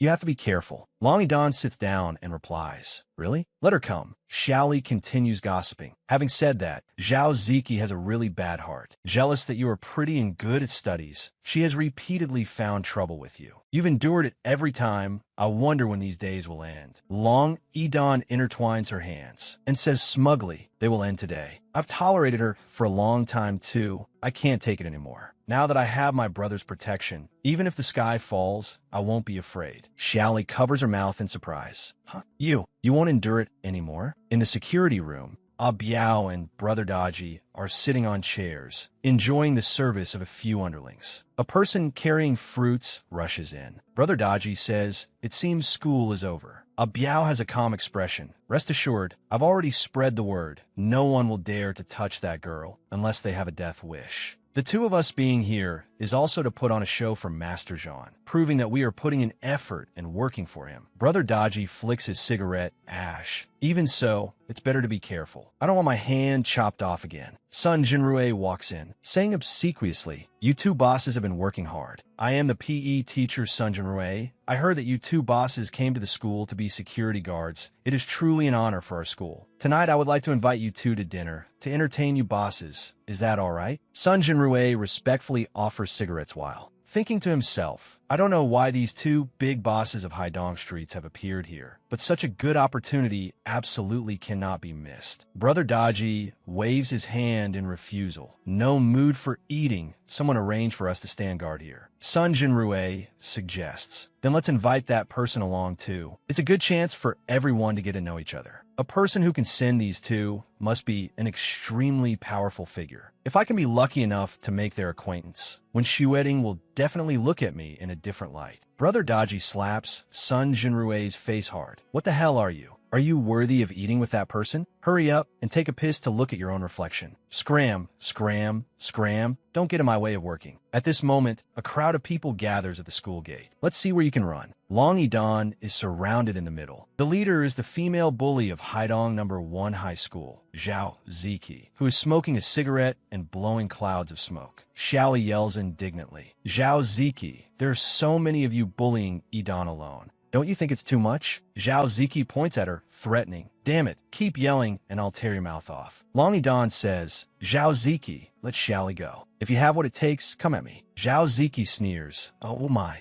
Long Edan, since when did you learn to act tough? Those who don't know would think your backing is very solid. To tell you the truth, it's not me looking for you this time, it's my cousin. Suddenly, someone rushes out from behind and puts a sack over Long Edan's head. Long Edan and Xiaoli are forcibly separated. Xiaoli panics and hastily runs toward the security room to report the news. This is bad, Mr. Sun. Something terrible has happened. Sun Jinrui snaps. Panicking like this, where are your manners? If you startle the two big bosses, can you bear the consequences? Whatever it is, say it later. Xiaoli insists. Mr. Sun, Long Edan has been kidnapped. Sun Jinrui frowns. What nonsense are you talking about? calling a scuffle a kidnapping. If you spread rumors again, don't come to school tomorrow. Shally promises. Mr. Sun, I'm telling the truth. I saw it with my own eyes. Sun Jinrue scolds. Scram, scram, scram. I don't have time to listen to your nonsense. Shally pleads. Mr. Sun, please go save Longidon. She has really been taken away by bad guys. Brother Daji punches Sun Jinrue hard,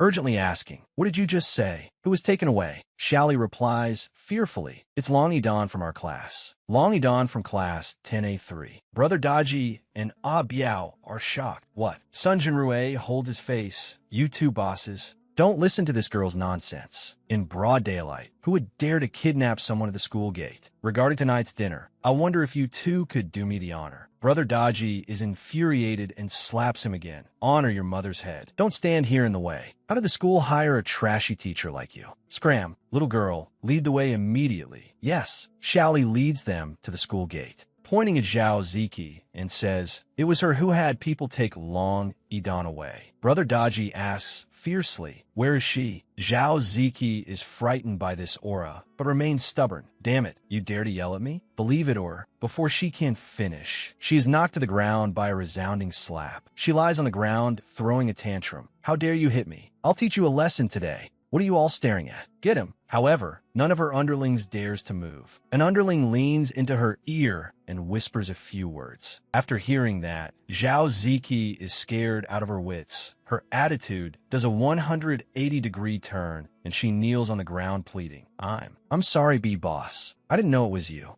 Brother Daji narrows his eyes. Cut the crap. Where did you take her? He breaks into a cold sweat. If anything happens to Longidon, his and Ah Biao's heads will definitely not be spared. Zhao Ziki honestly confesses. She was taken away by my cousin, Yu Lijia. I don't know where they went either. That's all I know. I beg you two bosses to spare my life. Ah Biao gnashes his teeth. So it's that idiot Yu Lijia. I will definitely kill him. He takes out his phone to call, but the other party doesn't answer. Brother Daji frowns. There's something strange about this. We've already spread the word. Yu Lijia must know how important that girl is. They should be eager to protect her. How would they dare to kidnap her? Ah Biao speculates. If he dares to go against us, he definitely has someone backing him up. I know a few of his hideouts. Let's split up and search. I don't believe we can't drag this coward out. At another villa, Bai Geng reports, Boss, everything is settled. The best villa on the peak of this mountain now belongs to you, so you have a place to stay and hide on. Of course, it can't compare to the prince's mansion in Longdu. Jean Wadding looks up at what he is holding in his hands. Are those the clothes of the Black-Clad Society? Bai Geng holds the box and answers. The people from the Black-Clad Society insisted on sending a few sets over, so I took 2 sets. They look pretty cool, especially when you wear this suit. Boss, it looks really badass. Jean Wadding picks up the clothes to inspect. Let's go. It's time to meet that young Master Boo. Dusk falls. The golden evening glow spreads across the square, a gathering place for countless young men and women. From afar, a car speeds towards them, not only not slowing down, but driving straight into the crowd. Who has the guts to drive so recklessly? Are they crazy? This is Mangsing Pavilion, a property of the Boo family. Jean Wadding orders, call the people of your Boo family out to see me. A man rushes out from inside and shouts, are you blind? Don't you know where this is? Drive your car somewhere else. Before he could finish his sentence, he is stopped by a hand. Let me. Boss Wong opens his mouth and says, where did this country bumpkin come from? Never seen such a high-class place before? Scram, don't humiliate yourself here. In the car, Jean Wadding is still casually eating a banana, and after finishing it, smiles and asks, please help me throw this in the trash can. Thank you. Boss Wong is furious. Damn it, has this bastard's brain been eaten by dogs? Do you know what you're saying? Get out of the car and kneel down to apologize right now. Otherwise, I won't let you leave here today. However, when he sees the triangular symbol on the other's cuff, his aggressive aura instantly vanishes. This is the symbol of the Black-Clad Society. The Black-Clad Society is one of the largest secret organizations in the Great Huan Nation, possessing extremely terrifying power, and no one dares to provoke them. Legend has it that wherever members of the Black-Clad Society appear, that place instantly turns into a river of blood. It is rumored that members of the Black-Clad Society mainly operate in Longdu, participating in important events related to national interests. Why would someone from the Black-Clad Society appear here? The lackey wearing a shirt next to him oblivious to the situation, is still yelling loudly, "You bastard, do you know what you're doing? Hurry up and get down to kowtow and apologize to Boss Wong." As a result, he takes a heavy punch. Boss Wong scolds this wet-behind-the-ears brat. "What the hell do you know?" Quickly kneel down and kowtow to beg for forgiveness. Under the bewildered gazes of everyone, Boss Wong kneels prostrate on the ground, begging. This lowly one has eyes but failed to recognize Mount Tai. This lowly one deserves death. This lowly one deserves death. "Please spare my life, sir." Jean Wadding replies, "No need for that. I just need your help with one thing." Jean Wadding pushes the door open and steps out of the car, asking, "Right, is it okay if my car is parked at the door?" Boss Wong smiles, looking worse than crying, and answers, "And no problem. You can park wherever you want." Jean Wadding orders, "Lead me to meet young Master Bu." 5 minutes later, on the rooftop of the hotel, Jean Wadding faces Bu Tongfei's group. A subordinate asks, "Eldest young master, that guy is here. Do we need to take action?" Bu Tongfei casually drinks his tea. "No rush. Let's drink a cup of tea first." The people next to him continuously flatter him. Young Master Bu's tea ceremony is getting more and more profound. However, that reckless thing dared to provoke you. He deserves to be beaten to death. Young Master Bu's strength is enough to sweep across the younger generation of Haidong. "In the future, I am willing to be your beast of burden." A subordinate standing behind interjects, "Chop this guy up and feed him to the dogs. Let's see who will dare to oppose young Master Bu in the future." "Young Master Bu, let me handle this trash for you." Bu Tongfei waves his hand to signal for silence. Visitors or guests. It's been a long time since this young master met someone so interesting. "Between the two of you, who is Long Yidon's brother?" Jean Wadding replies, "That's me." Bu Tongfei raises his eyebrows. "You're that kid who just stepped into society? I have crippled countless people like you." He points at the corpse of Boss Wong, who died with eyes wide open on the ground. "This guy is an example. I see you're not even as good as him. However, this young master has always valued benevolence and righteousness. How about this? Kneel down and be my dog to ride, and I'll spare your life." Jean Wadding suddenly says, "I'm feeling a bit thirsty." Bai Gong standing beside him shouts, "Didn't you hear him?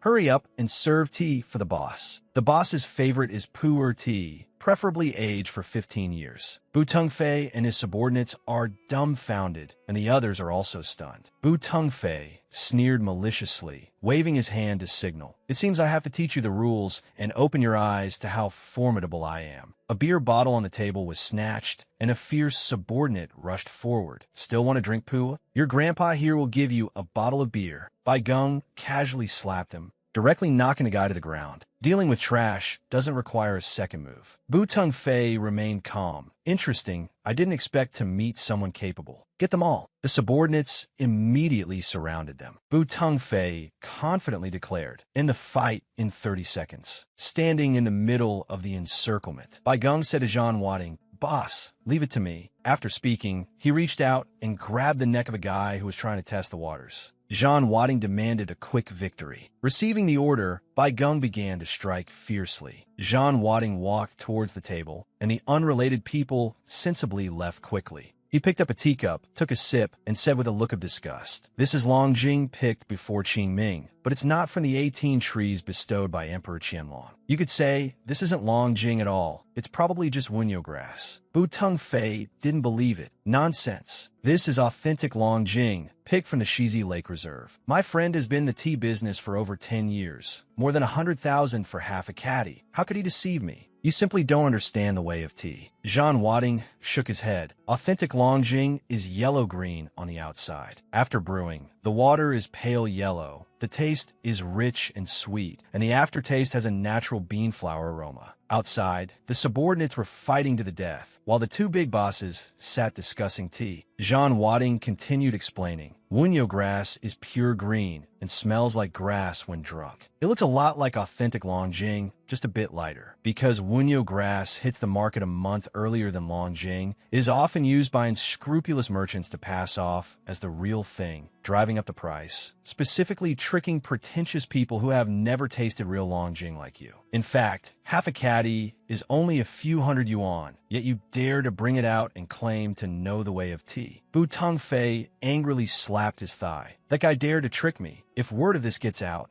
Where I put my face, Jean Wadding added. Furthermore, this isn't authentic Banjong either. It isn't aged enough. The watercolor is barely passable, but the aroma is lacking. The 4 flavors of sweet, bitter, rich, and strong are incomplete, and it's not fragrant enough. Bu Tengfei was speechless. Jean Wadding mocked. And you call this the way of tea? Bu Tengfei gritted his teeth. Damn it, shut up. So what if you understand the way of tea? Once I kill you today, no one will be able to spread the word. At this moment, one of Bu Tengfei's subordinates was sent flying, crashing into a pillar. Bu Tengfei only then realized that his entire force had been wiped out. Bai Geng clapped his hands and reported, "Boss, these guys are too weak. I only used 30 of my strength, and they all fell." Bu Tengfei was terrified. How is this possible? Jean Wadding calmly continued to criticize. So the tea here is all fake. I originally thought that if I could drink a good sip of tea, I'd go easy on you, but you've disappointed me too much. After speaking, Jean Wadding patted the other's face, extremely humiliating. Bu Tengfei flew into a rage out of humiliation, batting Jean Wadding's hand away. "Brat, don't be too smug. After all, this is my territory. I won't let you run wild." Bu Tengfei clapped to signal. A subordinate kicked the main doors open, and a crowd of people armed with clubs and blades swarmed in. At this moment, someone rushed in. "Wait." He pushed aside the people blocking the way. "Get lost." Bu Tengfei frowned. "What are you panicking for? Can't you see this young master has business to handle?" The person tried to dissuade him. "Young Master Bu, we can't afford to provoke these two. They are." Bu Tengfei angrily slapped him, completely deaf to his words. "In this Haidong, is there anyone this young master wouldn't dare to touch?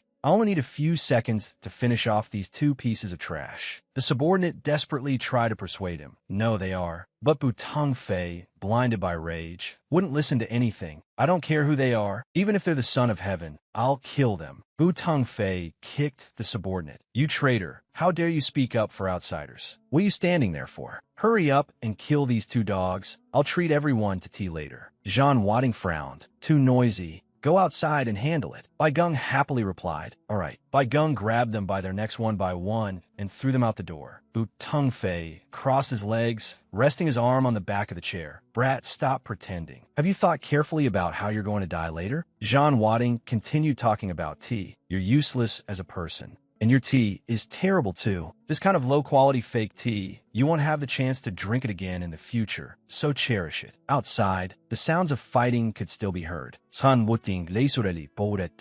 minutes later, Bai Geng pushed the door open and walked in. Bu Tengfei stared wide-eyed and open-mouthed at his subordinates lying scattered outside, while Bai Geng stood there completely unharmed. Bu Tengfei was so scared that his whole body trembled.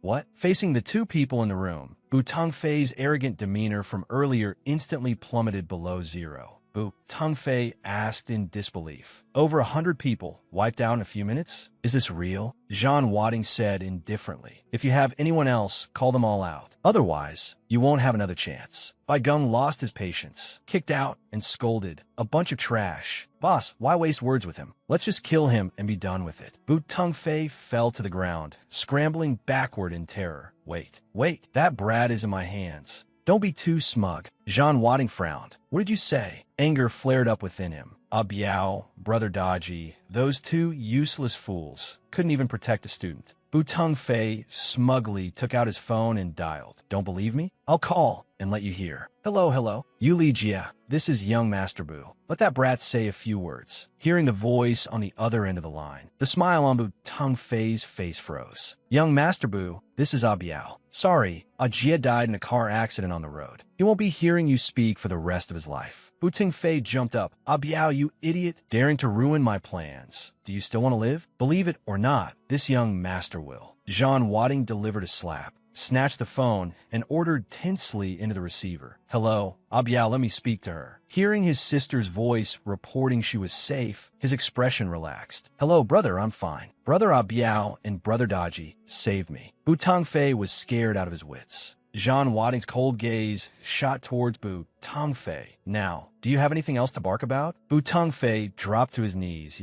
"Who exactly are you guys?" Receiving a glance from Jean Wadding, The subordinate from earlier reported, "Young master, they are people from the black-clad society." Bu Tengfei was utterly horrified. "What? Damn it, why didn't you say so earlier? Aren't you trying to get me killed?" Zhang Wading ordered, "Take this dog away." At a cliff, the sunset was gradually sinking over the sea. 3 people, one kneeling, one standing, one sitting. Bu Tengfei's face was deathly pale. Zhang Wading opened his mouth and said, "Take your last look, young Master Bu. You don't have much time left to live." Bu Tengfei collapsed, kowtowing and begging, Boss, I really didn't know Long Yidong was your sister. I thought she was just an ordinary girl. If I had known, even if you paid me, I wouldn't have dared to touch her." This sentence made Zhang Wading even more furious. So, girls from ordinary families can be trampled upon at will? As soon as the words fell, he casually threw the stone in his hand at the other's head, his voice dropping. "Our 100,000 soldiers fell with absolute loyalty, even having their bones crushed and flesh torn apart, not hesitating to sacrifice their lives to protect the peace of the great Hua nation. Was it just to let scum like you live?" Zhang Wading frowned, throwing all the stones in his hands. Bu Tengfei couldn't dodge in time and was beaten until his face was bruised. "Spare my life. I am the only son of the Bu family. You can't kill me. The Bu family will spare no cost to take your life." Zhang Wading said coldly, "Take my life? All right, call your father." At the Bu family home under the sunset, the family head, Bu Zhendong, was leisurely enjoying wine.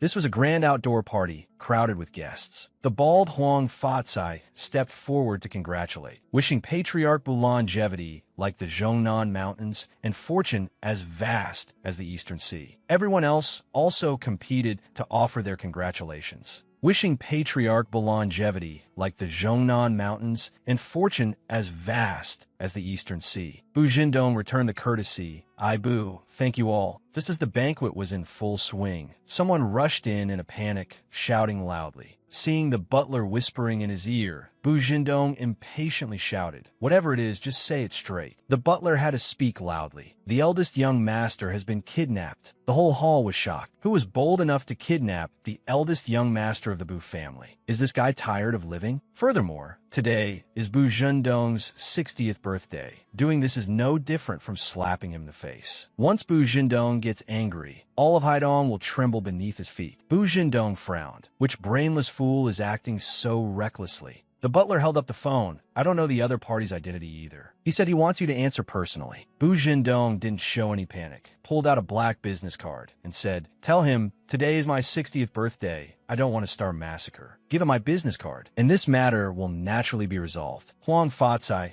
gave a thumbs up and flattered him. "Patriarch Bu is truly majestic. I, Huang Fatsai, am truly in awe." The people around also chimed in, praising him to the skies. That fool is so lucky to easily get Patriarch Bu's business card like that. Who doesn't know that Patriarch Bu's business card is a free pass in all circles of Haidong? As long as you show this business card, there's nothing that can't be resolved. That's right. Even families like the Chun family or the Shangwan family have to show some respect when they see Patriarch Bu's business card. If he wants to ask for a business card, just say so directly. Why resort to this despicable trick? I despise that kind of person the most. In the sky, flocks of seagulls spread their wings and soared, a few landing near the 3 of them, as if watching the spectacle. After hearing the butler's assurance, Bu Tengfei's eyes were filled with despair. The butler assured, "Young master, no need to worry. The master has stepped in. No one would dare not to give him face." Bu Tengfei screamed, "Butler,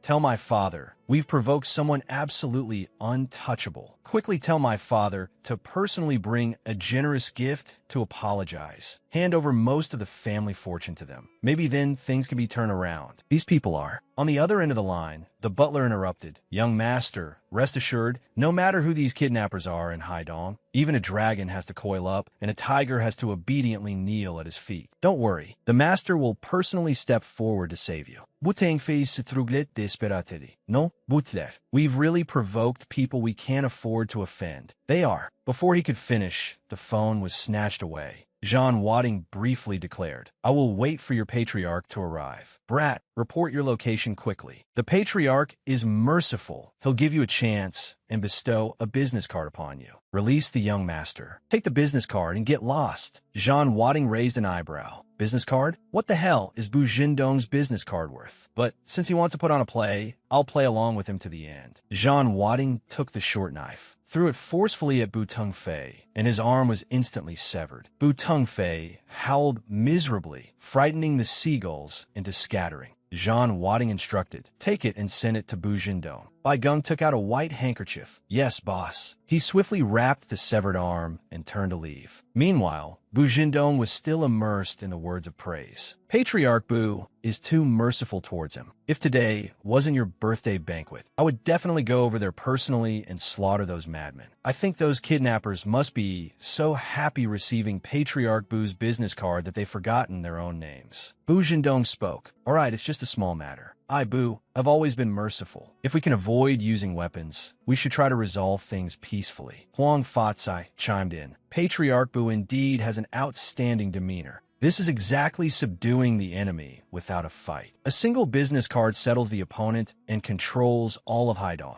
Only Patriarch Bu could achieve this. Truly magnanimous and majestic. Bu Jindong smiled, leisurely taking a sip of wine. The old butler ran and holding a box. Patriarch. Patriarch, this is bad. Bu Jindong frowned. What is it now? The butler hinted. Patriarch, the kidnappers have replied. How about we step back and talk over there? Bu Jindong said arrogantly. No need. Just say it right here. Huang Fatsai interjected again. Is there even need to ask? It must be because of Patriarch Bu's intimidating aura. They want to come and apologize in person, right? Now, they know how formidable Patriarch Bu is? It's too late. Wanted to bear thorns and plead guilty. There's no chance. These kinds of people should have died long ago. Bu Jindong waved his hand to order. Call him in. I will question him personally. The butler reported in terror. Patriarch, he didn't come at all. He just sent someone to deliver this. Bu Jindong ordered. Open it and let's see. The butler hesitantly opened the box. And inside was a severed arm. The whole hall fell dead silent. Bu Jindong's eyes widened. This is Tengfei. His entire demeanor became extremely dark. Just then, the phone in his pocket rang. It was an unknown number. He gritted his teeth and answered, only to hear the other end say, Bu Jindong, tomorrow at noon, wait for me in the group's conference room. I will pay a visit personally and kill your son right in front of you.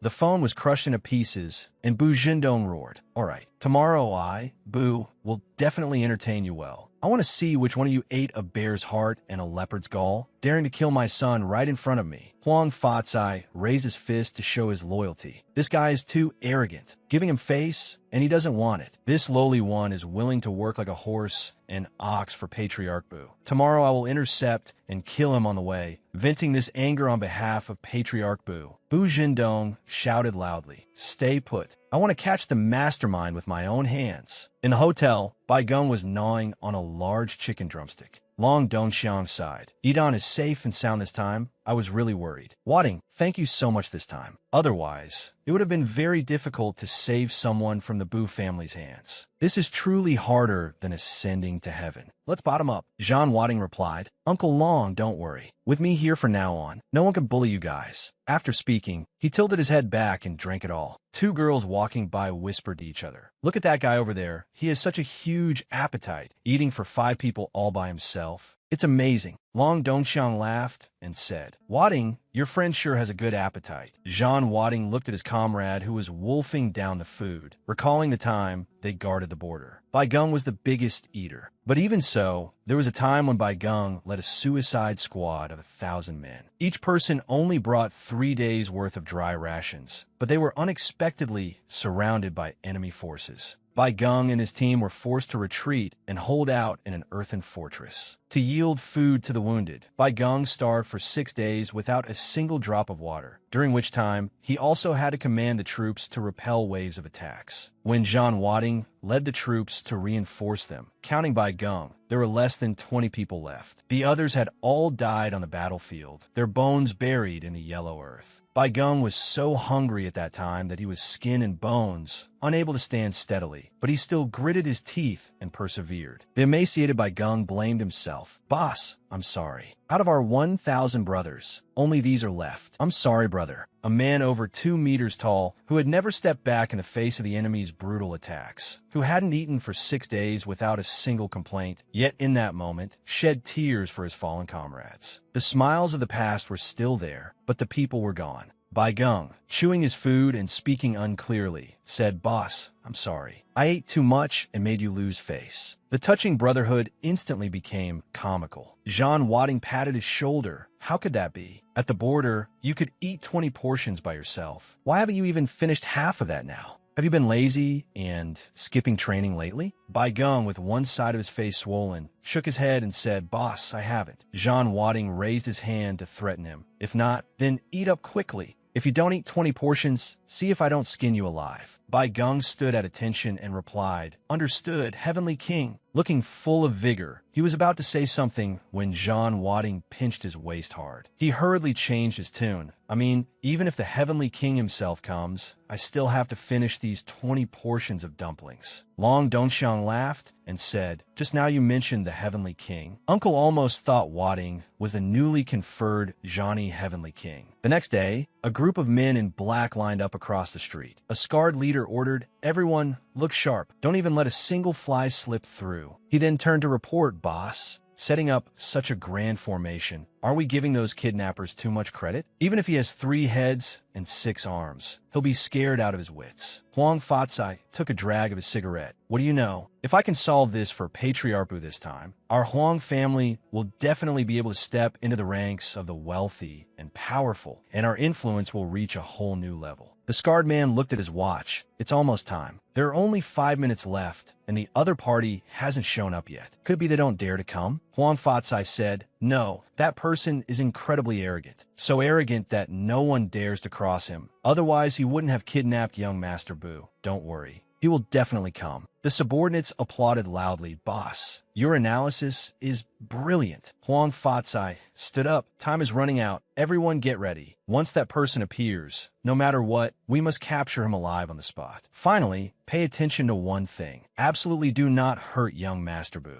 On the boulevard, a long line of cars was stuck in traffic. Bai Geng's thoughts were in a mess. After a while, he said angrily, Boss, these scums are too much. Just a local bully, yet he dares to block the roads. Zhan Wading said, Bu Zhendong is doing this to intentionally show off his power to me. Since that's the case, we must let him know the rules. Quickly switch your phone to airplane mode, then spread the word out. Just say that the Zhani Heavenly King is about to patrol Haidong. Bai Geng smiled and said, Understood. I'll go arrange it right away. In the office, the atmosphere was extremely heavy. Bu Zhendong asked, Is there still no news from Huang Fatsai's side? The butler replied, I just called, and they said the kidnapper still hasn't appeared. A person nearby chimed in, Aren't they too scared to come? They were so arrogant yesterday. I thought they were some sort of deities, but it turns out they're just cowards shrinking their heads into their shells. Xia Qinghe was blocked on the side of the road, angrily scolding, This is outrageous. It's so hard to get a weekend to go out and play, yet they blocked all 4 main roads. I really don't know what's going on. When Xueting suggested, Now we can only walk over there and see. The two turned around and heard someone calling Xueting from behind. Sun Jinrui walked over with a frivolous smile. Miss Xia, you're here too? When Xueting looked at his head, which was tightly wrapped in bandages like a rice dumpling, and exclaimed in surprise, Mr. Sun, what happened to you? Sun Jinrui scratched his head and bragged, It's like this. Last night, I went out and saw an old lady dancing in the square being robbed by 2 thugs. I couldn't just stand by, so I rushed in and beat up those 2 thugs. I just got a minor injury. It's nothing. In his heart, he was cursing, Damn it, yesterday in the security room, I was beaten up unreasonably by that big guy. Thinking about it now still makes me furious. Xia Qinghe didn't believe it. An old lady going out alone in the middle of the night to dance? Is she that addicted to dancing? Mr. Sun, were you beaten up by someone, and to impress Xueting, you just made up a story? Sun Jinrui deflected. Miss Xia, look at what you're saying. Do I look like someone who lies? Xia Qinghe replied, To be honest, you kind of do. This rendered Sun Jinrui speechless. When Xueting pulled her hand and urged, All right, Qinghe, we still have to go to the square.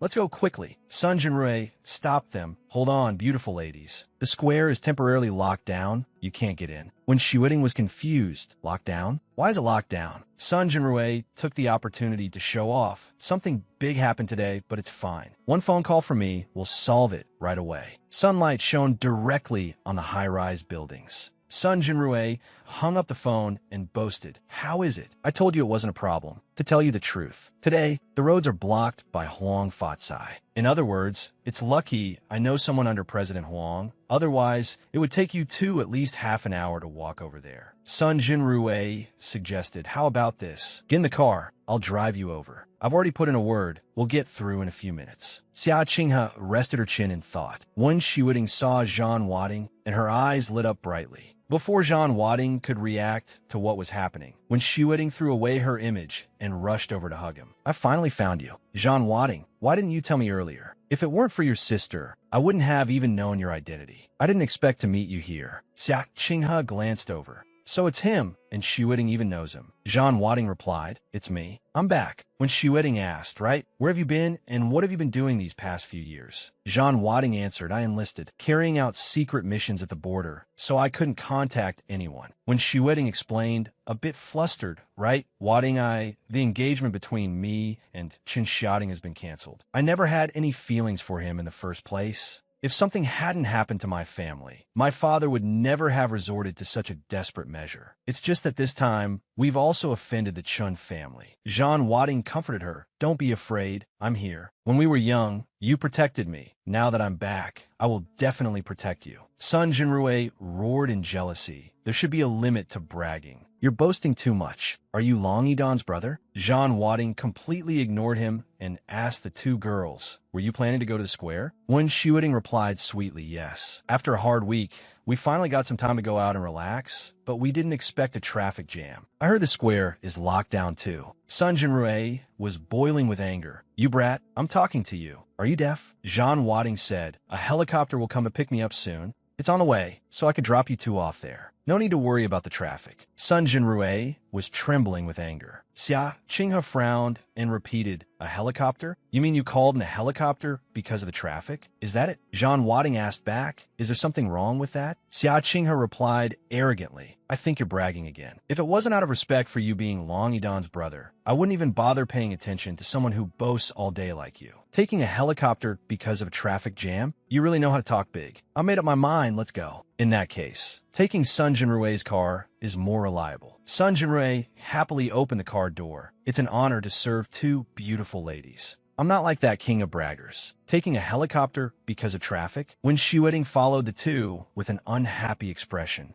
then ran back and pulled Zhan Wading's hand. "Wading is just joking with us. Walking is fine too. We can walk and talk." Sun Jinrui, feeling left out, questioned in his mind. Even after all this, Shiweting is still defending this brat. In what way is he better than me? Sun Jinrui? Zhan Wading's eyes darkened, and he smiled. "The helicopter is here." 5 or 6 helicopters appeared in the sky. Xiaoqing still didn't believe it. "That's enough. Planes fly by every day. What does that have to do with you?" One helicopter flew at a low altitude, its roaring rotors kicking up a cloud of dust. The corner of Zhan Wading's mouth curled up slightly. Sun Jinrui was so shocked his jaw dropped, staring blankly as the helicopter landed on the road. The people on the helicopter stepped out, stood at attention, and saluted Boss. "Please board the helicopter, Boss." When Shiweting covered her mouth and exclaimed, "The helicopter really came." Sun Jinrui struggled to squeeze out a few words. Is it real?" Zhan Wading reached out his hand to Wen Shiweting and said, "Get on." When Shiweting turned her head and called Xia Qinghe, "Qinghe, what are you spacing out for? Let's go." Xia Qinghe looked up at her, tucked her hair behind her ear, and replied awkwardly, "Ah." Sun Jinrui cursed inwardly. "Damn it, this helicopter must be rented. This brat looks so ordinary. He'd struggle to buy a toy model, let alone a real helicopter. Keep dreaming." On Huang Fatsai's side, he said, The Zhani Heavenly King was just conferred by the court. His power shakes the nation. A big shot of this level operates in Longdu. How could he come to a place like Haidong? A subordinate beside him reassured. Someone must be intentionally spreading rumors. Huang Fatsai stroked his chin thoughtfully and replied, "Makes sense. Never mind. It's definitely a rumor. Let's continue waiting for those kidnappers." The two looked up at the sky and exclaimed. Huang Fatsai couldn't help but swear, "Holy crap, whose helicopters are these?" The helicopters dropped a black flag with a red bird emblem in the middle. The leader was scared out of his wits. Isn't this the battle flag of the newly conferred Zhani Heavenly King? He instantly fell to his knees, kowtowing repeatedly in front of his subordinates. The underlings asked worriedly, "Boss, what's wrong?" Huang Fatsai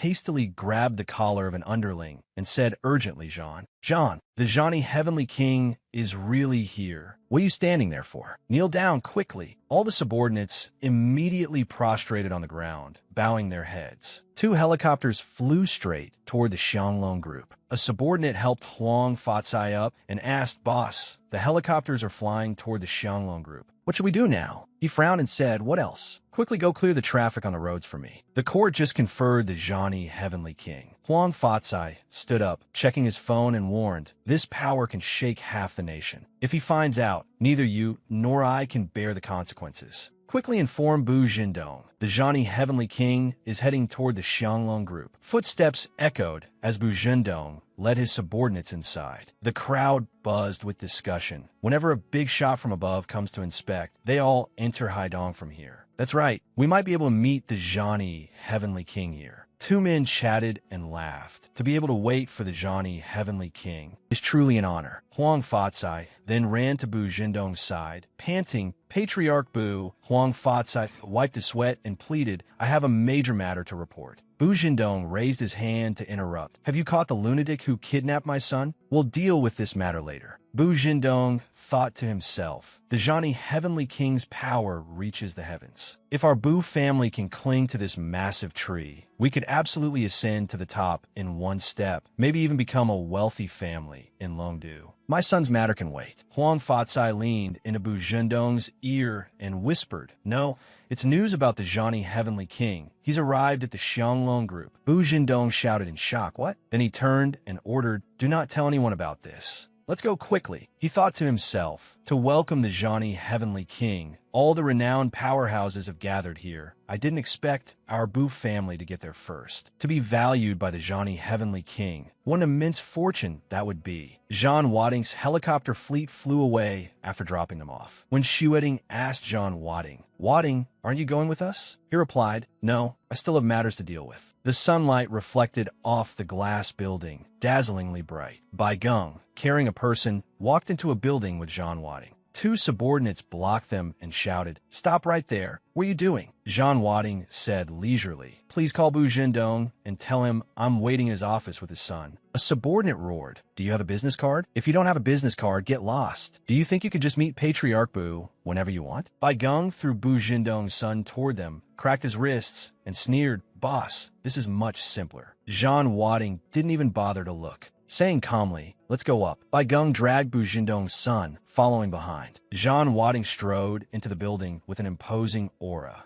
At this moment, at the Xianglong group, Bu Jindong led his subordinates running out to the front square. Amidst the intense music, he turned around, panting, and asked Huang Fatsai what's going on. "Where is the Zhani Heavenly King?" Huang Fatsai scratched his head and said, "Impossible. My subordinates clearly saw the helicopters land at the music square. How could he just vanish?" The two subordinates from earlier ran over, shouting in panic, "President Bu, we have a matter to report." Bu Jindong grabbed one of them by the collar and asked angrily, "Did you see the Zhani Heavenly King? Tell me quickly where he is." The subordinate replied, trembling, "It's the kidnappers. They blatantly barged into the Xianglong group." Huang Fatsai exclaimed, "What? If those kidnappers run into the Heavenly King, we're all dead." He kicked a security guard and scolded, "What are you standing there for? Go up and catch them." After scolding, He turned to Bu Jindong and said, Patriarch Bu, you wait outside to receive the heavenly king. I'll go up and deal with this first. Bu Jindong smiled in gratitude. All right, Patriarch Huang, I will remember this favor. Huang Fatsai thought to himself, with this promise from Bu Jindong, our Huang family's influence in Haidong will steadily rise. A car drove up, and a foot wearing a shiny black leather shoe stepped out. Bu Jindong wondered inwardly, Lu Yunduan's car? Why is he here?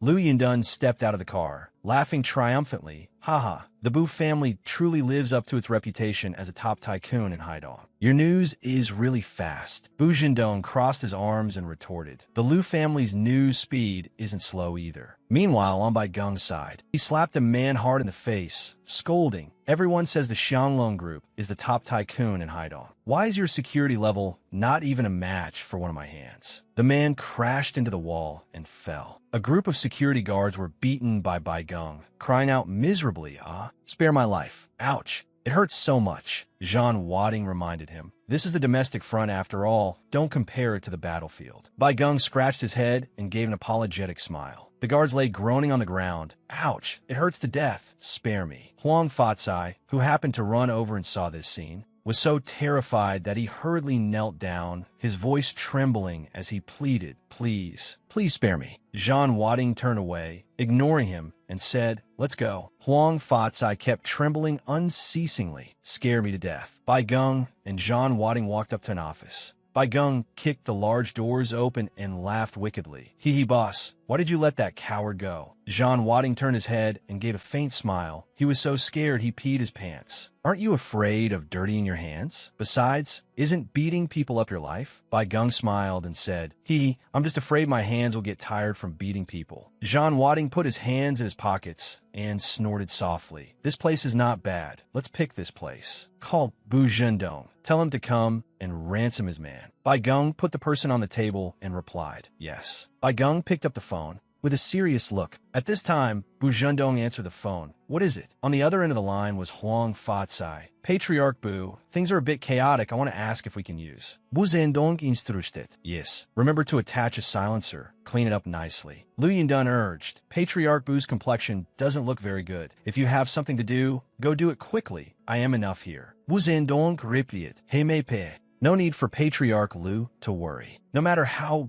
big the matter is, how can it be as important as the Heavenly King's arrival? Xianglong is the Bu family's territory. Receiving the Heavenly King is naturally my responsibility. Lu Yindun sneered, thinking to himself, about to use guns? How could his complexion be good? Bai Gung shrugged and shook his head. Your Highness, the call didn't go through. Zhan Wading slowly sat down, crossed his arms, and said in a steady voice, If he won't come to meet me, then I'll go meet him. Only thing is, he looked into the distance and smiled. Doing so would come at quite a steep price. Suddenly, an object was thrown out the window, shattering the glass. It was the person Bai Gung had been carrying just now, falling from the building. With a loud crash, the person slammed heavily into the ground, startling everyone. A man turned around and asked, What happened? Another person screamed, Someone died. The crowd quickly gathered, forming a large circle around the corpse. Zhan Wading said to Bai Gung, Let's go. Bai Gung replied, Understood. The two stepped on skateboards, sliding down the slope of the building. Bai Gung shouted in excitement, Whoa, since returning from the battlefield, it's been a long time since I felt this great. Meanwhile, on Bu Zhendong's side, he pushed through the crowd toward the body. Trembling, Bu Zhendong lifted the covering cloth, stared in horror at the mangled corpse on the ground, and stammered, How? How is this possible? Then he cried out in agony, Son? Bu Zhendong hugged the young man's body and gritted his teeth. For the sake of the Bu family, I can only endure this. He turned his head to look around and roared furiously, Who threw this dead sheep down here? If this alarms the Zhani Heavenly King, my Bu family will not let it slide. Bu Zhendong's face was gloomy. Quickly drag this dead goat away and clean up this place. Absolutely do not delay the reception of the Heavenly King later. Hearing this, two bodyguards immediately wrapped the corpse in a blanket and carried it away. Bai Gung and Zhan Wading jumped down from the railing without hesitation. Bai Gung, without a word, delivered a flying kick that sent one of the bodyguards carrying the corpse flying. He quickly elbowed the other bodyguard hard on the chin, grabbing the bald man by the neck with one hand, squeezing until he begged for mercy and pain. He forcefully slammed the bald man onto the street, causing the severely injured bald man to spit out a mouthful of fresh blood. Jean Wadding stepped on the corpse and calmly asked, "You are Bu Jindong?" Around them, the two bodyguards lay motionless on the ground. He faced Bu Jindong and sighed. "It's really not easy to meet you once." Bu Jindong looked at Jean Wadding suspiciously, pondering deeply, feeling that something was wrong. The surrounding crowd discussed animatedly. "Who is this person? Am I seeing things? I think I saw two people fall from the sky." Jean Wadding crossed his arms and said nonchalantly, "You didn't want him when he was intact. You didn't want him when he was crippled. Now there's only a corpse left. If you still don't want to accept it, then I'll be in a bit of a tough spot." Bu Jindong glared at him angrily, gritting his teeth as he squeezed out every word. "Consider yourself capable. In this matter, I, Bu Jindong, admit defeat. But let me tell you, no matter what, don't even think about ruining the ceremony to welcome the Heavenly King." He frowned and questioned, "I just hope the Heavenly King's inspection tour of Haidong goes smoothly this time. Speak, how much money do you want?" In his heart, he thought to himself that paying respects to the Heavenly King must go without any mishaps. Jean Wadding laughed out loud, full of sarcasm. "Ha, interesting, truly interesting. For the sake of your own future, you won't even acknowledge your own son." He raised his hand to signal a price. "Since it's like this,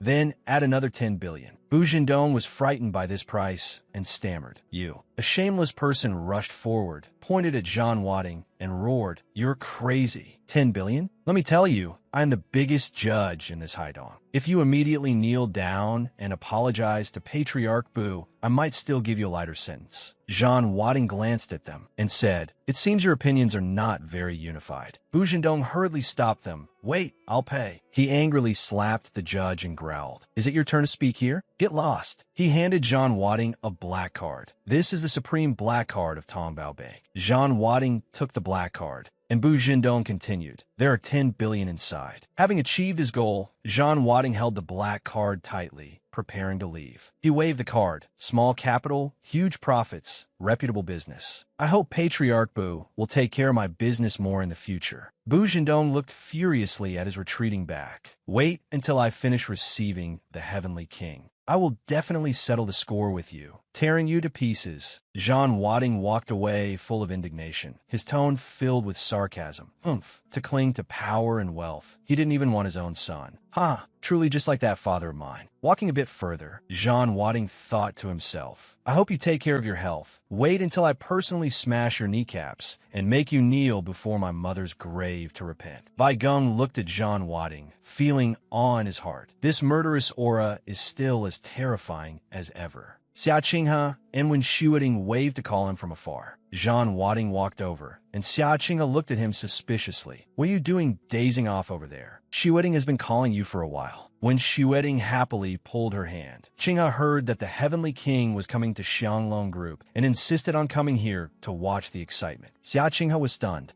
The entrance to Xianglong Group was packed with people lining up to get in. Xia Qinghe looked regretfully at the scene. The Heavenly King inspecting Haidong. This is indeed a major event. It's a pity that Xianglong Group only allows people with assets of over 10 billion to enter. She doubtfully pointed at Jean Wadding and questioned, "Come to think of it, how did you get in? I saw you coming out from inside." Jean Wadding calmly explained, "I went in there for some business just now." Xia Qinghe snorted disdainfully. "If you used the back door, just say you used the back door, nothing to brag about." Sun Jinrui came out of nowhere and chimed in, startling the girls. "That's right, earning a little pocket change, renting a helicopter just for the sake of face." When Shuiting looked at Sun Jinrui with disgust, feeling that this person liked to brag too much, Jean Wadding was very calm. "I only say what I want to say. Whether people believe it or not is their business." He handed them the black card. "I have other things to do. I'll be leaving first. If Shuiting wants to go inside, she can swipe this card." Sun Jinrui endlessly mocked. "Who are you trying to trick with this trashy card?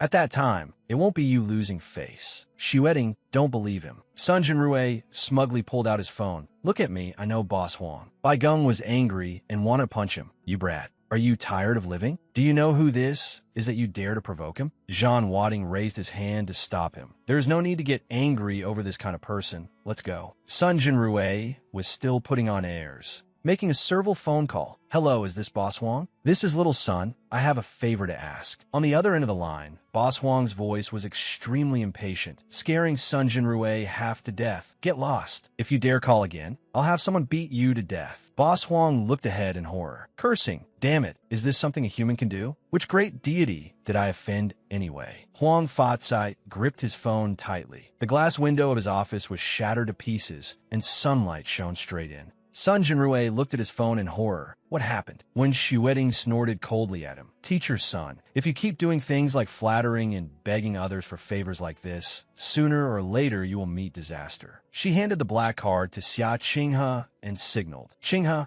you go in." After saying that, when Xueting ran off, not forgetting to wave goodbye, "I'm going with Brother Wadding." When Xueting smiled and hooked her arm through Jean Wadding's, suggesting, "Wadding, I know a restaurant named Zijing Pavilion." Xia Qinghe looked at the black card and sighed. This girl Xueting, how did she get so infatuated with that guy? Then Xia Qinghe suddenly said angrily, "And how am I supposed to use this trashy card?" Xia Qinghe ignored Sun Jinrui and hurried to chase after them. "You boy-crazy friend dumper, wait for me. I'm going too." Sun Jinrui was left on the spot, gritting his teeth in anger. Jean Wadding. The Heavenly King's escort team. Cars sped along the road. The escort team sat in the cars. One person looked down at his watch and reminded, moving towards Zijing Pavilion. The Heavenly King's location has changed. He picked up the walkie-talkie and called out, "Reroute to Zijing Pavilion." At the luxurious Zijing Pavilion restaurant, the four of them sat around a table, eating and chatting. Xia Qinghe exclaimed, "Wow, this is the biggest restaurant in Haidong. Xueting, why are you spending so much?" When Xueting was excited, "Of course, it's to celebrate the fact that Brother Jean Wadding and I officially got acquainted today." Jean Wadding held a chicken leg, chewing and saying, "Eat quickly. Talking too much at the dining table is disrespectful to the food." When Xueting teased, "You glutton." Xia Qinghe sighed. Jean Wadding's comrade-in-arms is truly generous. She suddenly asked curiously, "Johnny Heavenly King is coming to Haidong. Why aren't you too excited at all? He is the idol of all soldiers." Jean Wadding said awkwardly, "Ah, that's because Johnny Heavenly King hasn't arrived in Haidong yet." Xia Qinghe was doubtful. "What? The Heavenly King hasn't arrived in Haidong yet?" But all of Haidong is spreading rumors. Jean Wadding rested his chin on his hand and casually replied, "If the Heavenly King truly arrived in Haidong, Haidong guards would have lined up 30 kilometers outside the city to welcome him. I guess this time only the Heavenly King's subordinates came." When Xueting realized, so that's how it is, I wondered why the Heavenly King would suddenly come to Haidong. "Wadding, you're really smart." Xia Qinghe regretfully bit her finger. "I thought Johnny Heavenly King had already arrived. What a pity." She suddenly remembered something and asked, "Then what is Xianglong Group waiting for?" At Xianglong Group, everyone looked at each other blankly, full of doubt. Why hasn't the Heavenly King arrived yet? Is Patriarch Bu playing a trick on us? Someone walked over and whispered in Bu Jindong's ear, "Patriarch, we suddenly lost track of the Heavenly King's escort team." Bu Jindong roared furiously. "Unajiptable. Investigate this clearly for me." The servant bowed his head and replied, "Yes." Bu Jindong clenched his fists. "Otherwise, I will become the laughingstock of all Haidong." The servant seemed to remember something, broke into a cold sweat, and stammered, "Investigate the Heavenly King's location?" Bu Jindong angrily kicked him. "Are you tired of living? How could you investigate the whereabouts of King? Investigate that kidnapper for me. Even if you have to dig 3 feet into the ground, you must find him. I want to hack him into 100 pieces." He pointed at Huang Fatsai, standing nearby, and, without a word, punched him. "It's all because of you. Useless trash. You couldn't even deal with a single kidnapper." Bu Jindong incessantly kicked Huang Fatsai and cursed, "Useless trash." Huang Fatsai clutched his swollen face and cried, Don't hit me anymore. That guy is really too strong." When I chased after him, he had already jumped off the building to escape. That was the 26th floor. Bu Jindong pointed his gun at Huang Fatsai's head, his face gloomy. "If you are so useless, why should I keep you alive?" Huang Fatsai pleaded in terror. "Patriarch Bu, spare my life. I have a clue. On another side, Sun Jinrui was sitting at home, empty wine bottles scattered on the table, and he sighed. Sun Jinrui took another big gulp of wine, roughly wiped his mouth. It's all because of that damn pretty boy, causing me to lose all face in front of Shi Wedding. Sun Jinrui's phone rang continuously. He picked it up and said servilely, "Boss Huang, why did you think to call me?" No. Receiving your call makes me overwhelmed by unexpected favor. On the other end of the line, Huang Fatsai, with a puffy face, laughed. "I was just joking with you today, haha. I want to ask about someone." Huang Fatsai sent a photo. Seeing the person in the photo, Sun Jinrui was startled in terror. Isn't this Long Yidon, her brother? Offending Boss Huang, your life comes to an end here. Shi Wedding is mine. In the restaurant, when Shi Wedding excitedly raised her glass, being able to meet each other here today, I am truly very happy. She looked at John Wadding expectantly. Wadding, you've been discharged from the military, right? Do you still have to go back to the army? John Wadding calmly closed his eyes. Let's consider it so. Currently, the border situation is stable. They temporarily don't need me. Xia Qinghe looked at him doubtfully. So what are your plans now? You can't just keep waiting like this. Seeing this, when Shi Wedding suggested, Wadding has been at the border for so many years. Let him rest for a few days. Jean Wadding smiled and said, during this time, I do intend to rest for a bit and also handle some personal matters. Xia Qinghe looked at him with pity. Jobs are hard to find nowadays. I originally planned to introduce you to a job. A waiter walked to their table and spoke up. Hello, beautiful sister. He handed Wen Shuiting a business card and continued. Your table has already been paid for. That gentleman over there asked me to give you his business card and also invites you up to the private room on the second floor. Xia Qinghe said in surprise. Shuiting, isn't this another one of your suitors? She turned and made a face, teasing Jean Wadding. He is much more class than someone here. Jean Wadding acted as if he didn't see it, still calmly picking up his food. When Shi Wedding stood up suspiciously, she walked up to the waiter, placed money on the tray, and said, please return the money and business card to him, and also pass on the message telling him not to act so mysteriously. The waiter smirked sarcastically. The person inviting you is the eldest young master of the Sun family, Sun Tailuan. I hope you don't disregard his good intentions. Bai Geng, without a word, threw a straight punch into his arrogant face. The waiter clutched his bleeding nose and screamed miserably, ouch, ouch. He angrily pointed at them. You refuse a toast only to drink a forfeit. You guys are dead. Xia Qinghe leaned on her crutch and reproached. You guys are too impulsive. The Sun family is a martial arts family. Jean Wadding continued, cutting his meat calmly, and replied, dealing with this kind of scum, when it's time to take action, you have to take action, otherwise they will linger like haunting ghosts. When Shi Wedding leaned on her crutch and said angrily, truly like haunting ghosts. This is not the first time this Sun Tailuan has harassed me. Wadding, let's change to another place. A group of people suddenly pushed the door open and barged in, surrounding Wen Shi Wedding's table. Sun Tailuan stepped out arrogantly. Who made a move just now? The waiter immediately pointed at Bai Geng and shouted, it's him. It's exactly him. Bai Geng did not show any weakness. Provoking, I was the one who hit him. So what? When Shi Wedding also indignantly chimed in, Sun Tailuan, the Sun family is a family of merit.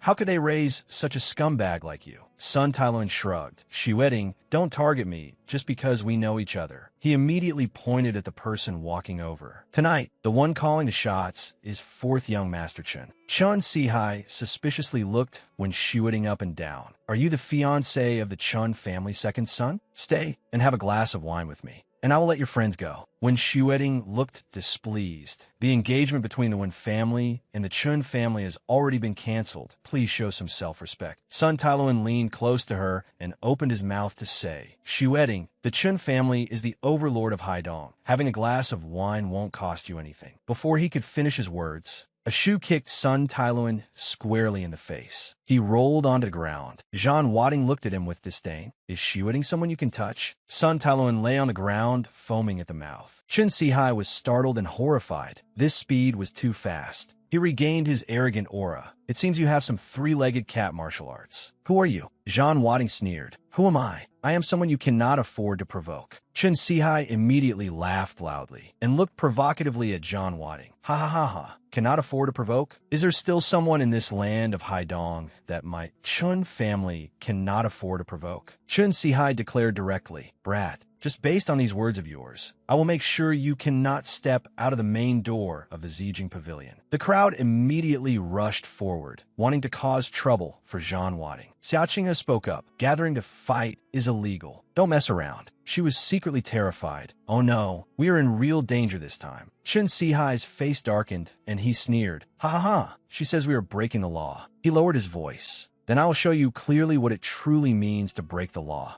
Zhan Wading sighed helplessly, sigh. He ordered Bai Geng, you take these two girls out first. Bai Geng was a bit confused, but still replied, yes. He gave a thumbs up and smiled, I understand. Bai Geng walked over to Wen Xueting and signaled, you too. So sorry. Bai Geng pulled their hands and quickly ran out. A subordinate panicked and ordered, hurry and chase them. Seeing them run away, Chen Sihai stopped them. Don't chase. He looked provocatively at Zhan Wading. You got some guts. Willingly staying here waiting for death just to protect two girls. Zhan Wading sneered disdainfully. Waiting for death? No. You misunderstood. Zhan Wading said provocatively, I'm just afraid your blood will splash onto them. Chen Sihai roared furiously. At death's door and still talking tough, beat him to death for me. A bodyguard swung his fist at Zhan Wading. Go to hell. Zhan Wading gently blocked it with one finger. Is this all the skill you have? The bodyguard panicked. What is going on? How is this fist harder than steel? Someone pulled a dagger out of their pocket and growled softly. This guy is a professional. He gripped the dagger tightly and rushed forward with two others. I want to see whether your body is harder or my knife is harder. Zhan Wading launched a palm strike, sending him flying,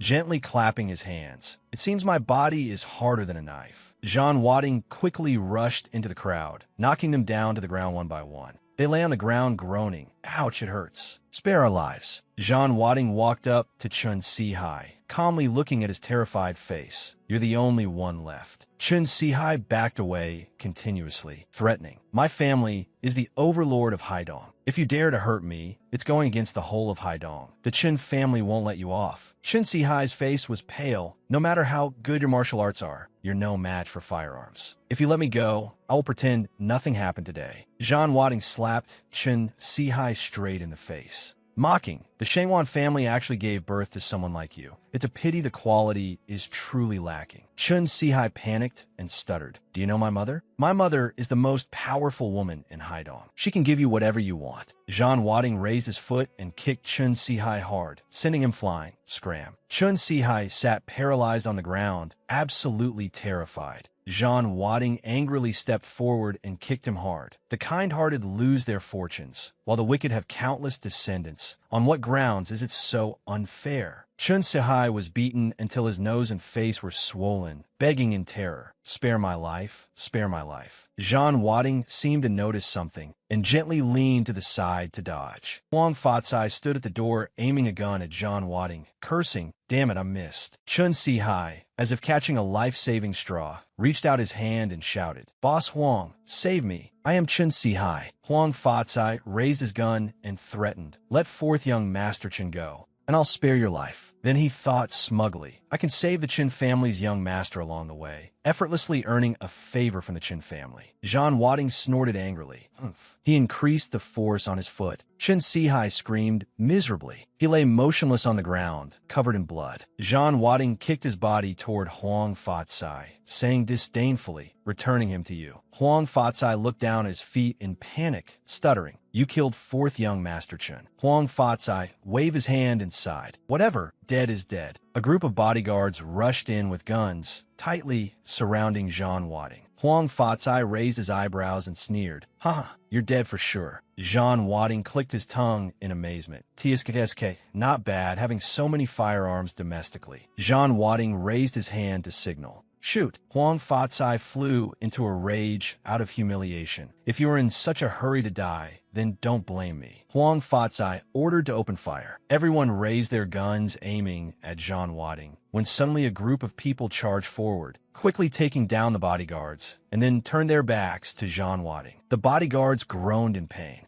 The whole group knelt down in unison, shouting together. The Heavenly King's Guardian Squad was late to the rescue. Please forgive us, Your Highness. Jean Wadding sighed. Then multiply tonight's training content by 10. They respectfully accepted the order. Thank you for your grace, Your Highness. Huang Fatsai looked at them in confusion. What highness? What are you talking about? You are a prince? Huang Fatsai suddenly yelled, Are you messing with us? Do you think everyone is an idiot? The figure of a young girl dashed toward Huang Fatsai, reaching out to choke him, forcefully throwing Huang Fatsai to the ground. She looked disdainfully at Huang Fatsai rolling on the floor. You are too noisy. Then she turned to Jean Wadding, asking sweetly, Your Highness, why did you suddenly come to hide on? And you didn't even bring me along. Jean Wadding looked at her and answered, It's a long story. Then he ordered, You lead the brothers to clean up the scene. Stay here and handle the aftermath properly. I'll go first. The girl knelt down seriously. Yes, sir. I went to Wedding's house. Despite the extremely tense atmosphere, Bai Geng didn't stop eating and drinking. When Xu Wedding held her phone with an anxious expression, No, I have to call my dad. Xia Qing'a chimed in, I'll call my grandpa too. Bai Geng, with his mouth full of food, reassured them, Oh my, it's going to be fine. Suddenly, when Xu Wedding's phone rang, and it was Jean Wadding calling, she hurriedly picked up. Hello, Wadding, are you all right? On the other end of the line, Jean Wadding reassured her, Yeah,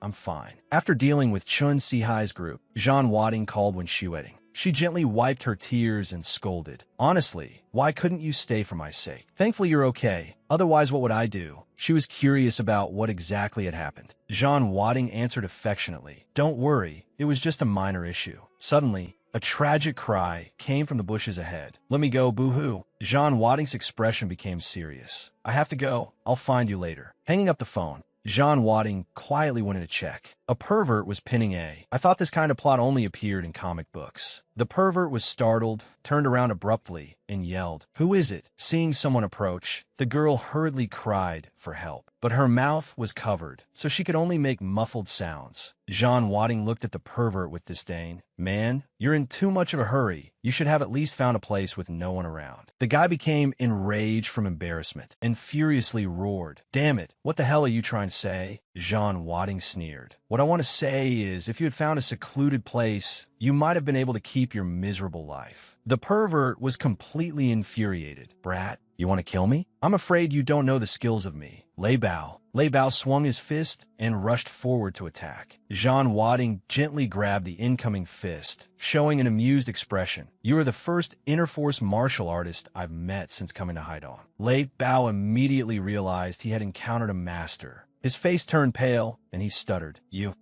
Jean Wadding sighed. However, if this is your strongest strike, it inevitably leaves one disappointed. A look of contempt flashed in Jean Wadding's eyes. After speaking, Jean Wadding then showed Lei Bao what a true powerhouse was. Jean Wadding waved his hand and slashed several times in a row. Lei Bao's wrists and ankles instantly splattered with fresh blood, falling backwards in pain. This boring fight made Jean Wadding let out a sigh. However, Lei Bao suddenly took a deep breath, and while Jean Wadding was not paying attention, forcefully spat out a stream of air toward Jean Wadding, while using the recoil to fly backwards. Although Jean Wadding was a bit surprised, this move naturally couldn't hurt him. Jean Wadding speechlessly watched Lei Bao fall straight into the small lake ahead. Lei Bao struggled to surface, not forgetting to leave behind vicious words. Brat, the Lei Family Martial Arts Hall will not let you off. Then he hurriedly slipped away. Jean Wadding muttered, Lei Family Martial Arts Hall? He smiled meaningfully. Then it's fine to spare your life.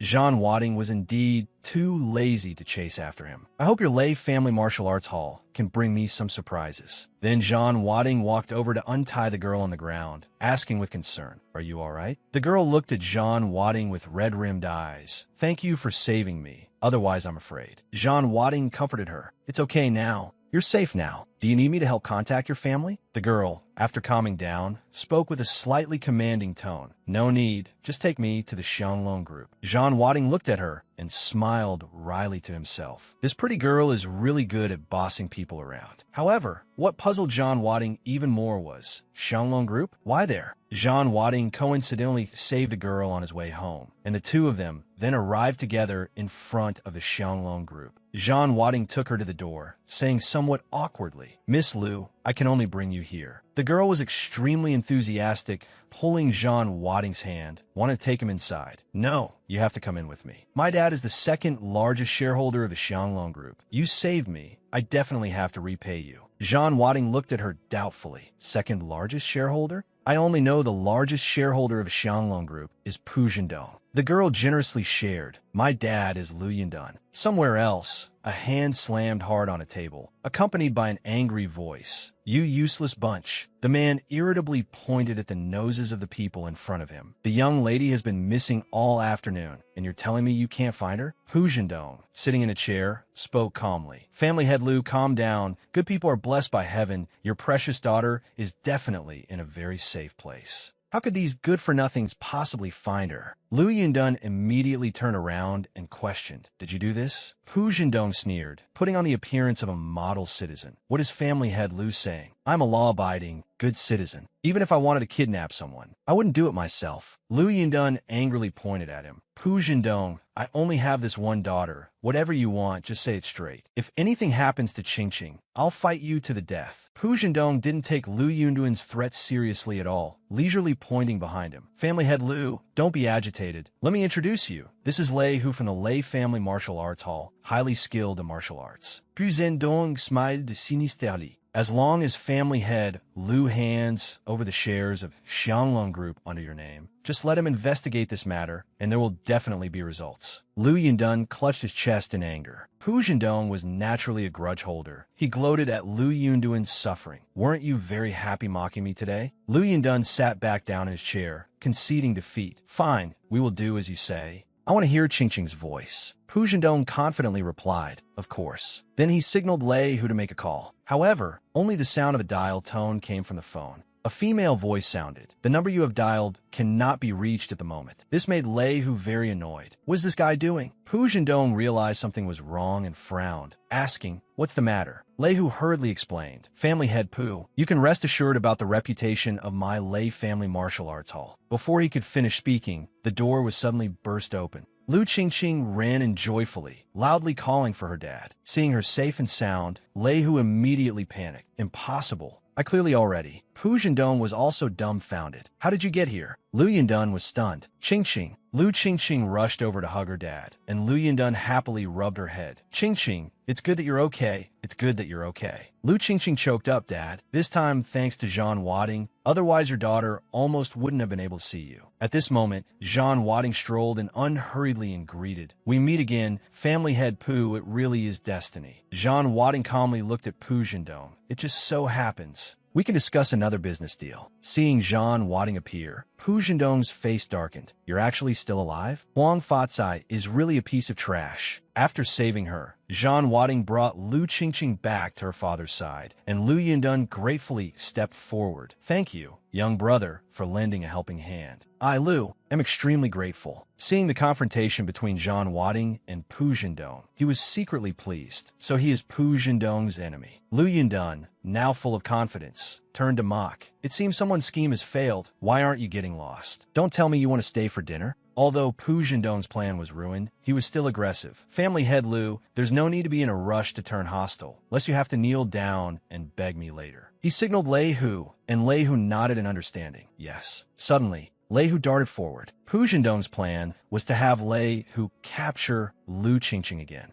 Since all pretenses were already dropped anyway, he fully believed in Lei Hu's strength. Lu Yindun, this is the consequence of going against me. Before Lei Hu could even touch Lu Qingqing, Jean Wadding quickly pulled her behind his back and immediately swung his hand to block Lei Hu's attacking arm. Lei Hu was sent flying backwards by this seemingly gentle strike. Jean Wadding leisurely commented, sounding like thunder, great mastery of internal energy, not bad. Lei Hu looked at Jean Wadding with a serious expression. You do have some skills. It seems my incompetent younger brother really fell into your hands. Pu Zhendong still hadn't seen the situation clearly, confidently walking behind Lei Hu. Master Lei, why waste your breath on him? With you here, can he still escape? Catch him and interrogate him slowly. Lei Hu didn't disappoint, saying, That's a given. Earlier, I only used 40% of my power. Jean Wadding had a disdainful expression. There are always people who don't know their own limits. That cool attitude made Lu Qingqing feel admiration. Lei Hu had never been looked down upon like this. Roaring angrily, "What did you say?" Jean Wadding was fed up with Lei Hu's arrogance. Is a great mastery of internal energy your biggest asset? Jean Wadding rushed towards Lei Hu. "It seems I have to teach you a lesson today." Lei Hu naturally wouldn't sit and wait for death, quickly engaging in battle. "You brat, don't be too arrogant." The two fists collided in the blink of an eye, and Jean Wadding easily sent Lei Hu flying. Lei Hu crashed into the cabinet in the corner of the wall, the aftershock even cracking the cabinet. Lei Hu spat out a mouthful of fresh blood, looking at Jean Wadding in disbelief. Internal. Peak of internal energy? Jean Wadding spoke in boredom. Ridiculous. In your eyes, I'm afraid, there's only internal energy. Bu Zhendong also realized the situation was bad at this point. You. Jean Wadding turned to him, every step closer, making Bu Zhendong tremble incessantly. Jean Wadding stepped forward and slapped him, shouting, "Why do you only talk to me properly when I get physical?" Bu Zhendong was knocked to the ground, holding his face and saying aggrievedly, "I only had one son. You already killed him. What more do you want?" Jean Wadding didn't care at all, directly stepping a foot on him. "Transfer all the shares under your name, and I'll give you a chance to have another son later." Bu Zhendong, having Jean Wadding's foot pressed hard on his face, was terrified to the extreme. Are you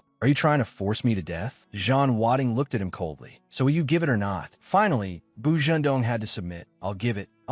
After teaching Bu Zhendong a lesson, Jean Wadding successfully obtained the shares under his name. Lu Yundun stood nearby, watching with his heart pounding and legs trembling. Where on earth did this god of death come from? Jean Wadding paid him no mind, looking at the transfer contract in his hand with interest. Having been back for so long, it's about time I gave my little aunt a gift. Bu Zhendong, still holding the pen in his hand, asked tremblingly, "Can I go now?" Jean Wadding had a calm expression. "I can spare you, but whatever Patriarch Lu has planned has nothing to do with me." Bu Zhendong was so angry he could vomit blood. You.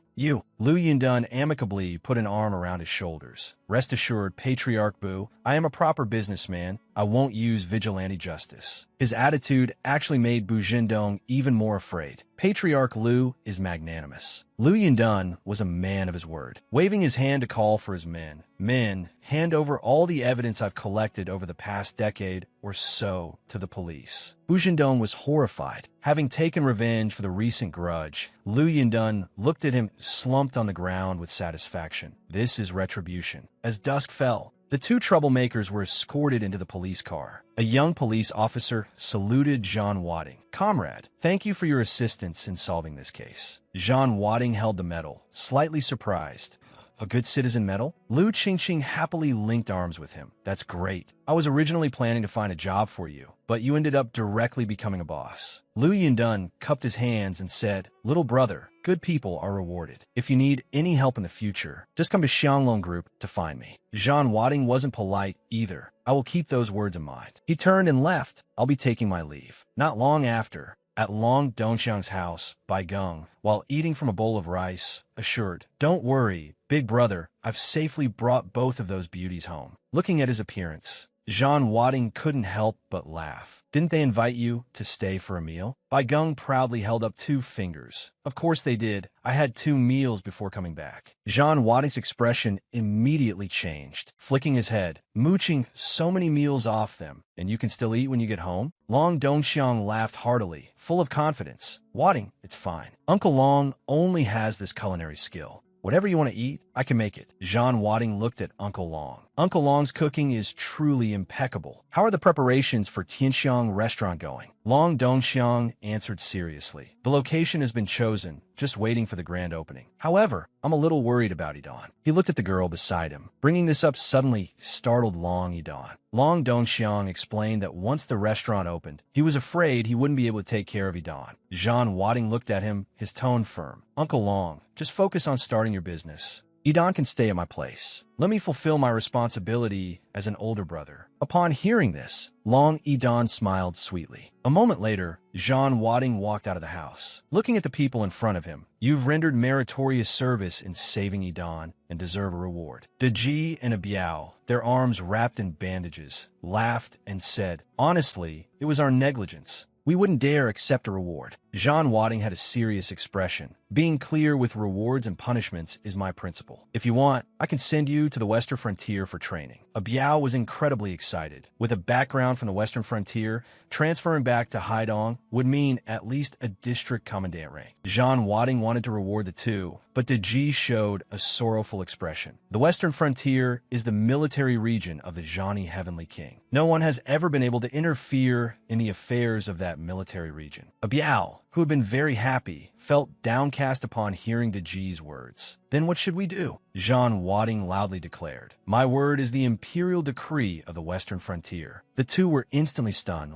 Could it be? Then they simultaneously prostrated themselves before Jean Wadding, their voices strong and resounding. Long live the Heavenly King. We beg the Heavenly King to show mercy. Your subordinates are willing to go through fire and water on the battlefield for the Heavenly King. Jean Wadding turned and waved his hand. Step down. Do not spread this matter. The two replied in unison. Your subordinates take their leave. Deji, having discovered this major matter, excitedly said to Abiao, before heading to the Western Frontier, let's help the Lord settle some trivial matters. Abiao readily agreed. Right. Time flew by. The next day in the school office, when Shueting handed an invitation card to Long Idan. Idan, I'm throwing a birthday party tonight. You and your brother must come. Long Idan happily received the card. Rest assured, Miss One, my brother and I will arrive on time. Sun Jinrui hid behind the wall, watching Long Idan leave, thinking angrily, what the hell is Huang Fatsai doing? Not only did the task fail, but he even went missing. He truly can't be relied on. I can only rely on myself. Sun Jinrui muttered to himself, Jean Wadding, since I can't have Shueting, I'll just have to snatch it back from your sister. Then Sun Jinrui turned to look at Zhao Ziki behind him. You know what to do later, right? Zhao Ziki held her phone, ready to record a video. Of course I do. Deji and Abiao suddenly appeared behind them,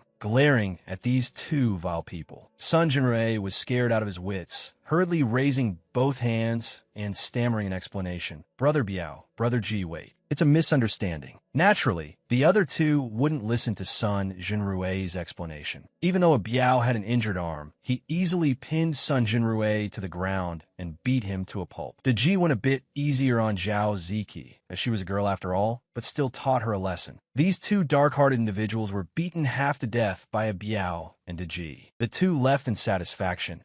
Daring to bully the young miss, you must be tired of living. At the Sun family's house, a woman cried as she looked at the person lying on the bed. Who beat my son to this state? Mother will make sure he dies without an intact corpse. A man with a scar between his eyebrows looked at her in annoyance. Stop crying. I received news that the Heavenly King's escort team clashed with terrorists, and Tyloan was caught in the crossfire. The woman was still indignant. The escort team should have prioritized the safety of the civilians. I must go to the military court and sue them. The man immediately slapped her. Who are the terrorists? They're all people from the Bu family. Bu Jindong was thrown into prison last night. He roared. Right now, what you should be asking the most is whether your precious son was involved in it or not. The woman fell to the ground, holding her face and crying loudly. You heartless wretch, Tyloan is your biological son. It's bad enough you won't seek justice for him. Boo-hoo. The man was endlessly frustrated. Humph. The son's spoiled nature is due to his mother. At this time, someone called from outside. Patriarch, there's someone outside wanting to see you, saying they're the young master's creditor. The man hadn't even had time to react before the woman rushed in front of the servant, suddenly slapping the messenger. Who dares to bully my son, chop off his limbs, and throw him into the sewer? Do I still need to teach you? That person bowed his head and accepted the order. Yes. At this time, outside the door of the Sun family's house, a group of people were surrounding one person. Jean Wadding looked around and sneered. It seems the Sun family doesn't want to let me in. He thought coldly. If that's the case, I'll just have to fight my way in. Among the crowd that year, there were a few people who were not from the Shangwan family. Jean Wadding recalled the past. In the dilapidated house, a mother and her 2 children hugged each other tightly, trembling as they hid in the corner. A dark figure broke through the window and rushed in. Right after, another stranger broke the door and stormed in, their faces blurred, smiling sinisterly at the 3 of them. The mother hugged her 2 children tightly. Jean Wadding returned to reality, his face covered with seething murderous intent. Every time he recalled that night, it made him unable to suppress his murderous intent. The patriarch of the Sun family inside the house suddenly sensed something, looked out the window, and exclaimed, "Such strong murderous intent. What happened?" The main door of the Sun family's house was smashed open in an instant, accompanied by a person being kicked inside. People lay scattered on the ground as Jean Wadding stood majestically at the door. The patriarch of the Sun family looked down from above, hurriedly calling for help. "First Lieutenant Wu, a master has attacked my mansion." The other end replied, "Understood, coming right over." Jean Wadding calmly walked into the house, mocking, "Is this all you've got? Are all the masters of the Sun family dead?" After saying that, 10 people appeared in front of him, parting to the sides to make way for 2 others. "Move aside. Move aside." A heavily bearded old man spoke first. "Insolent. The Sun family is a martial official household. How can you be allowed to humiliate us at will?" Beside him, a burly man clenched his fists tightly, looking at Jean Wadding with contempt. In this day and age, even trash dares to come kick down the door, truly not knowing how the word death is written. Jean Wadding looked at the 2 arrogant men in front of him, casually stepping on a person lying on the ground, mocking, "Just relying on you guys? Tell your patriarch to get the hell out here." The burly man angrily rushed forward, roaring arrogantly, "Are you even worthy of meeting our patriarch? Remember well, the one who kills you is the escort team captain, Lu Shuanglong." Jean Wadding was cold, effortlessly dodging the incoming fist.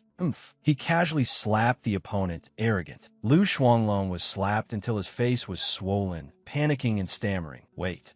Jean Wadding didn't stop, slapping him again. The bearded old man behind immediately rushed up. "You arrogant brat." Jean Wadding casually slapped the old man away. "Arrogant." The old man held his face and threatened, "I am the butler of the Sun Mansion." Jean Wadding added another slap to make it appear butler. The 2 who were arrogant just a moment ago had each received 2 slaps, their faces swollen like pigs, hurriedly kneeling down and begging, "Don't hit us anymore, don't hit us anymore, and we'll become idiots." Jean Wadding looked at the remaining stunned lackeys. "Why haven't you scrammed yet?" Hearing his words, the crowd woke up as if from a dream, fleeing in panic. "Let's run away quickly." After knocking down the 2 self-proclaimed masters of the Sun family, Jean Wadding immediately interrogated them. "If you want to live, be obedient, answer whatever I ask." The 2 battered men answered obediently. Yes.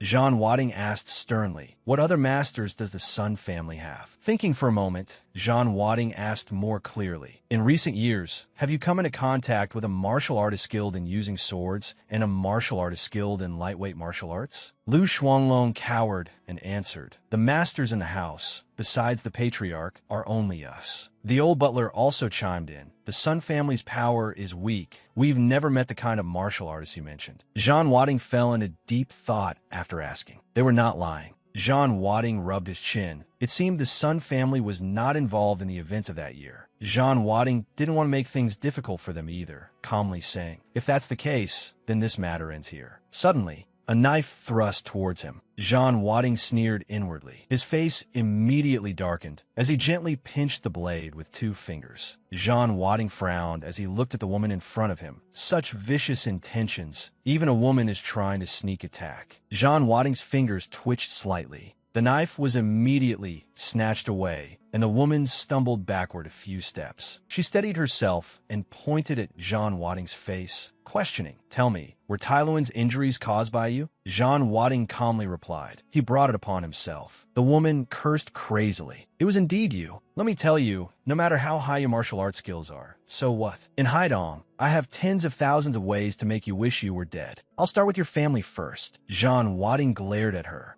his eyes filled with murderous intent. Lu Shuanglong suddenly rushed forward and slapped her. Shut up. This crazy woman clearly can't see the situation properly. He scolded angrily. You don't want to live, but I still want to? The woman was so humiliated that she became furious. You slave? You dare hit me? I'll have hacks see and skin you alive. And your whole family, too. The butler also rushed in, punching and kicking her wildly. Get lost. Sun Hashian's fate is currently unknown, and you still dare to use him to threaten me. Lu Shuanglong didn't hold back either. I wanted to beat you up for a long time. Zhan Wading didn't need to add fuel to the fire. He closed his eyes and thought to himself, when marrying, one should choose a virtuous woman. The Sun family no longer needs to exist. No one is allowed to threaten the Heavenly King's family. Suddenly, the sound of an engine rang out. Zhan Wading immediately noticed. A car zoomed out of the Sun family's mansion. He stood on high ground observing, sighing inwardly. This patriarch of the Sun family doesn't even dare to show his face, abandoning his entire family, young and old, to flee. Truly a talent. The person sitting in the car was indeed the patriarch of the Sun family, still wearing pajamas, thinking to himself, this person could easily defeat Lu Shuanglong. His strength in the military must be at least at the second lieutenant level. Why is he targeting our Sun family? Zhan Wading unexpectedly jumped down from above, landing squarely on the hood of the opponent's car. Zhan Wading gave a friendly wave through the windshield. Patriarch Sun, where are you going? Why the hurry? Patriarch Sun knew the situation well, opening the door and getting out of the car, raising both hands to signal surrender. I admit defeat. Just say whatever demands you have. In his heart, he thought, who on earth is this brat? Damn it, as long as the Green Mountains are kept, one needn't worry about lacking firewood. Suddenly, a massive military vehicle appeared in front of the two. Patriarch Sun was instantly overjoyed. The savior is here. He hurriedly ran to block the front of the vehicle, shouting loudly for help. Captain Wu, save me. After wreaking havoc at the Sun family, Zhan Wading quickly blocked Patriarch Sun's escaping car. He leisurely put his hands in his pockets and jumped down from the front of the car, then grabbed the collar of Patriarch Sun, who was gleefully running towards the reinforcements. No one can save you. Suddenly, his phone rang. Zhan Wading immediately answered. Hello, little sister. What's wrong now? Okay. I'll be right there. Several people in camouflage uniforms stepped down from the vehicle, led by a burly man who opened his mouth and said, What happened? I rushed over as soon as I received your call. Patriarch Sun immediately grabbed his hand. Captain Wu, you arrived just in time. This guy is extremely fierce. A little later, and I might have lost my life. Wu Zhitong frowned. Let me see who is so bold as to attack a military officer of Haidong in broad daylight. Patriarch Sun hastily pointed behind him. It's this evil villain, bullying others with his power, bathing my mansion in blood for no reason, and even wanting to hunt me down to the end. Wu Zhitong frowned at him. Who? Are you kidding me? Patriarch Sun hurriedly turned his head, but found no one behind him. He panicked. Where is he? In another place, on a pedestrian street crowded with people. Long Yidan linked her arm with Zhan Wading, her tone carrying a bit of coquettishness. Brother, where did you go? Why are you so late? I waited for you forever. Zhan Wading smiled apologetically. Just taking care of some things. I'll definitely be faster next time. Long Yidan didn't ask much, suddenly pointing to a store. This is the one. Then she pulled Zhan Wading over. The two stood in front of the store, and she said to Zhan Wading with satisfaction, Tonight is Miss Wen's birthday. We must buy a beautiful evening gown to wear. Inside the store, the two tried hard to choose. How about this one? Oh, not good. Behind them, there was a sneaky figure, which Zhan Wading immediately noticed. Someone is following us. But Zhan Wading did not alert the enemy. That person still didn't know he had been discovered. It's him again? In front of the general manager's office, the stalker from earlier pushed the door open and called out loudly, Boss. The fat man immediately turned his head to look. The man whispered in his ear, I used to work at a grand hotel in Tiandu. The guy who caused trouble at the Chun family has appeared. The fat man glanced at him. Are you sure? The man nodded seriously, 100% sure. Should we call the Chun family? The fat man stroked his beard and sneered, Idiot. Since we want to sell the Chun family a favor, we have to finish the job first before notifying them. After choosing, Long Yidan satisfyingly carried bags big and small. A pretty good harvest. Shopping is really so fun. The stalker from earlier seemed to be the store manager. as he respectfully invited, "Dear customers, please come this way to pay." The two followed him. Long Edon wondered, "Isn't the cashier counter near the entrance?" The manager smiled sinisterly. "This side is the VIP cashier counter." Arriving at a secluded place, the store manager instantly turned hostile. "A total of 10 million. How would you like to pay?" Long Edon said angrily, 10 million? It's clearly not even 10,000. What exactly is your intention for bringing us here? Jean Wadding, who had been silent all along, frowned and thought to himself, "This guy, why are there always some treacherous villains trying to harm me?" Jean Wadding and Long Edon were schemed against even while shopping. The store manager's face darkened as he looked at the two. "What's my intention? Isn't it just fearing that you guys might run away? Hand over the money now." Seeing that the store manager was being unreasonable, Long Edon pulled John Wadding's hand. "We're not buying clothes anymore. Brother, let's go." Behind them, the fat man led his people to block the way. The clothes are already packed, and now you say you're not buying? Are you trying to play me?" Long Edon angrily shouted. "Are you trying to force a sale?" The fat store owner looked at her sinisterly. You're too naive, pretty girl. Every profession has its rules. You dare not give the money? Do you believe?" Before he could finish his words, he received a solid slap. Jean Wadding looked at him coldly. "Do you want to die?" The fat owner panicked, clutching his face and stuttering while pointing at him. You dare to hit me? You owe me 10 million, and you still dare to hit me.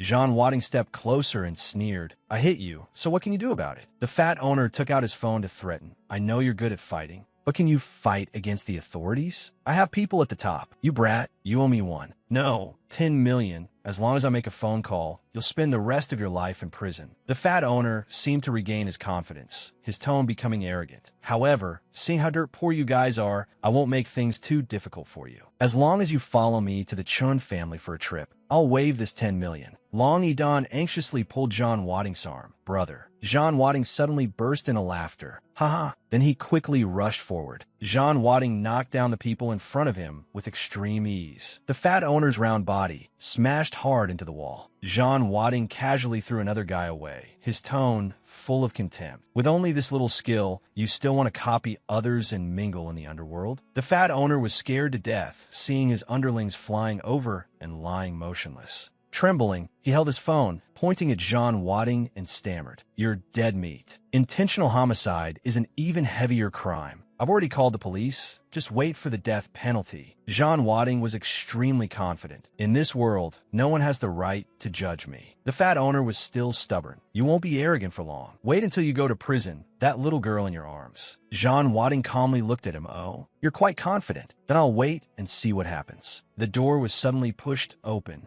and a beautiful policewoman walked in. The fat owner was overjoyed. "They're here." The policewoman led her subordinates in and looked around. "Who called the police?" The fat owner immediately complained first. "Oh my. I'm a friend of Deputy Chief Liu from the police station. These two broke in to murder and robbing me of 10 million. The fat owner turned black into white, pointing at Jean Wadding. "Quickly arrest them." The policewoman didn't listen to his rambling and ordered her subordinates, "Go check the surveillance cameras. I have my own judgment." The person next to her replied, "Understood." The fat owner hurriedly stopped them. "Wait, let me make a phone call." He cursed inwardly. "Damn it, they can't check the cameras. I clearly hinted to her that I'm Deputy Chief Liu's man. This woman is really stupid." The fat owner dialed a number, his tone flattering. "Deputy Chief Liu, it's me. I've run into a little trouble." Yes, I'll pass the phone to her." He handed the phone to the policewoman. "Listen to Deputy Chief Liu's call. I believe you'll know how to investigate afterward." After his threat failed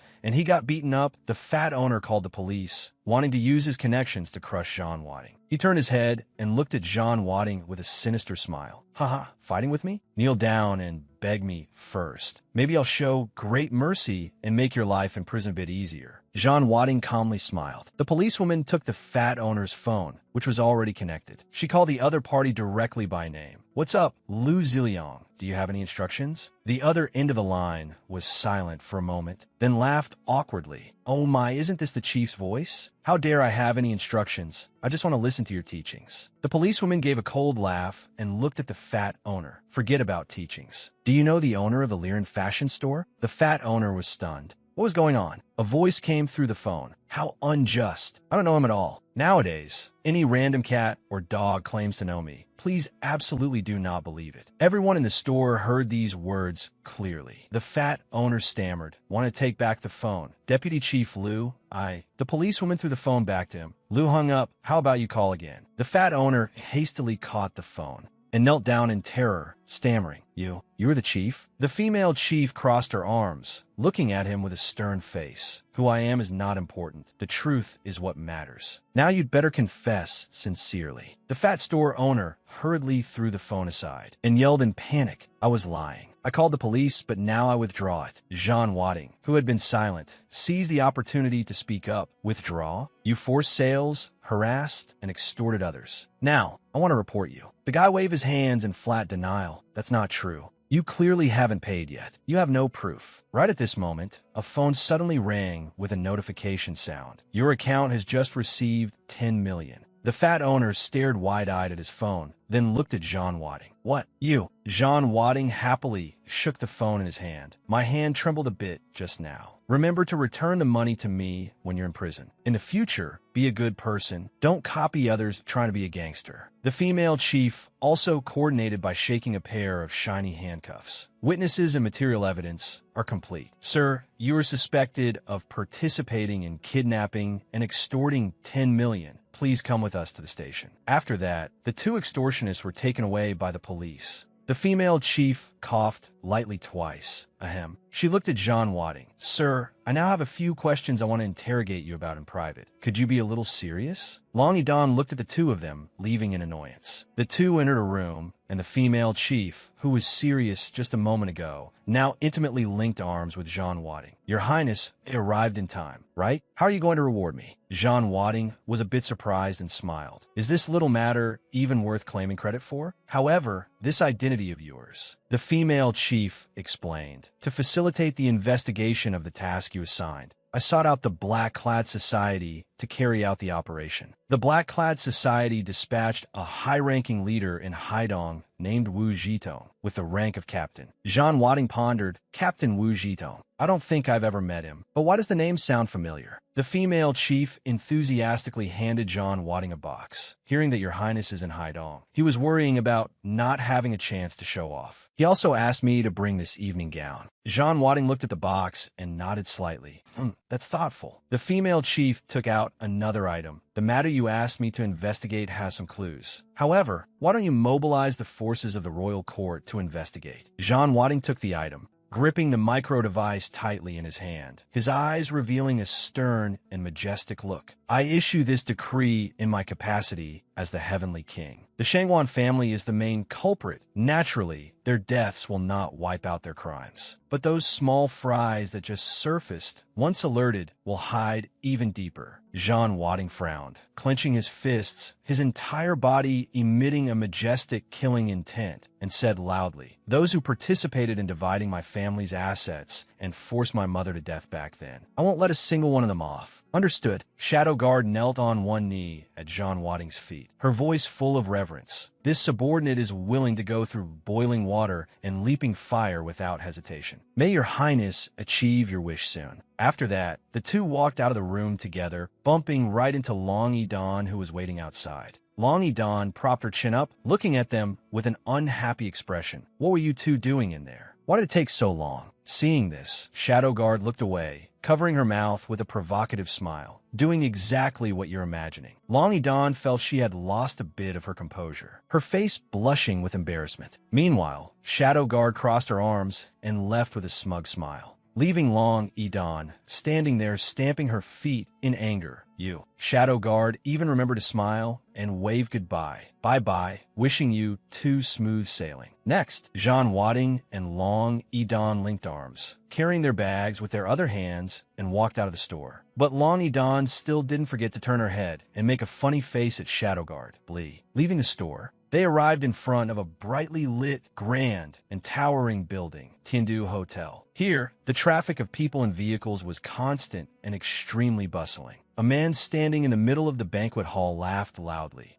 Thank you all for taking out your precious time to attend my daughter's birthday party. Please come in. Many distinguished guests had already gathered in the lobby, chatting lively. Ha. Long time no see. Long Edan linked her arm with Jean Wadding as they entered the grand hall, and she couldn't help but be amazed by this banquet. Her eyes sparkled as she looked around and praised. So beautiful. This is my first time attending a party like this. Meanwhile, Jean Wadding raised the wine glass in his hand, smiling at Wen Shiwedding. Shiwedding, happy birthday to you. Wen Shiwedding also politely replied with a smile. Thank you for your wishes. Wadding, I'm really so happy that you could make it. But in the distance, other girls couldn't help but gossip upon seeing this scene. Who is that guy? Shiwedding is so excited to see him. Could he be your boyfriend? One of them suddenly realized. He looks like a pauper. Is his family very rich? The person next to her seemed to recognize Jean Wadding's identity and soberly said, his name is Jean Wadding, Shiwedding Sr., just discharged from the military. Now Shiwedding is completely infatuated with him. Hearing this, the other girl's attitude remained unchanged, her face full of disdain. So it turns out to be a penniless loser. Shiwedding's taste in men is too poor. Like this, she definitely won't have good days in the future. Another girl also spoke up sarcastically. A discharged soldier is absolutely not worthy of Shiwedding. Any of her suitors could easily crush him. The remaining person could only sigh helplessly. Sigh. Right at this moment,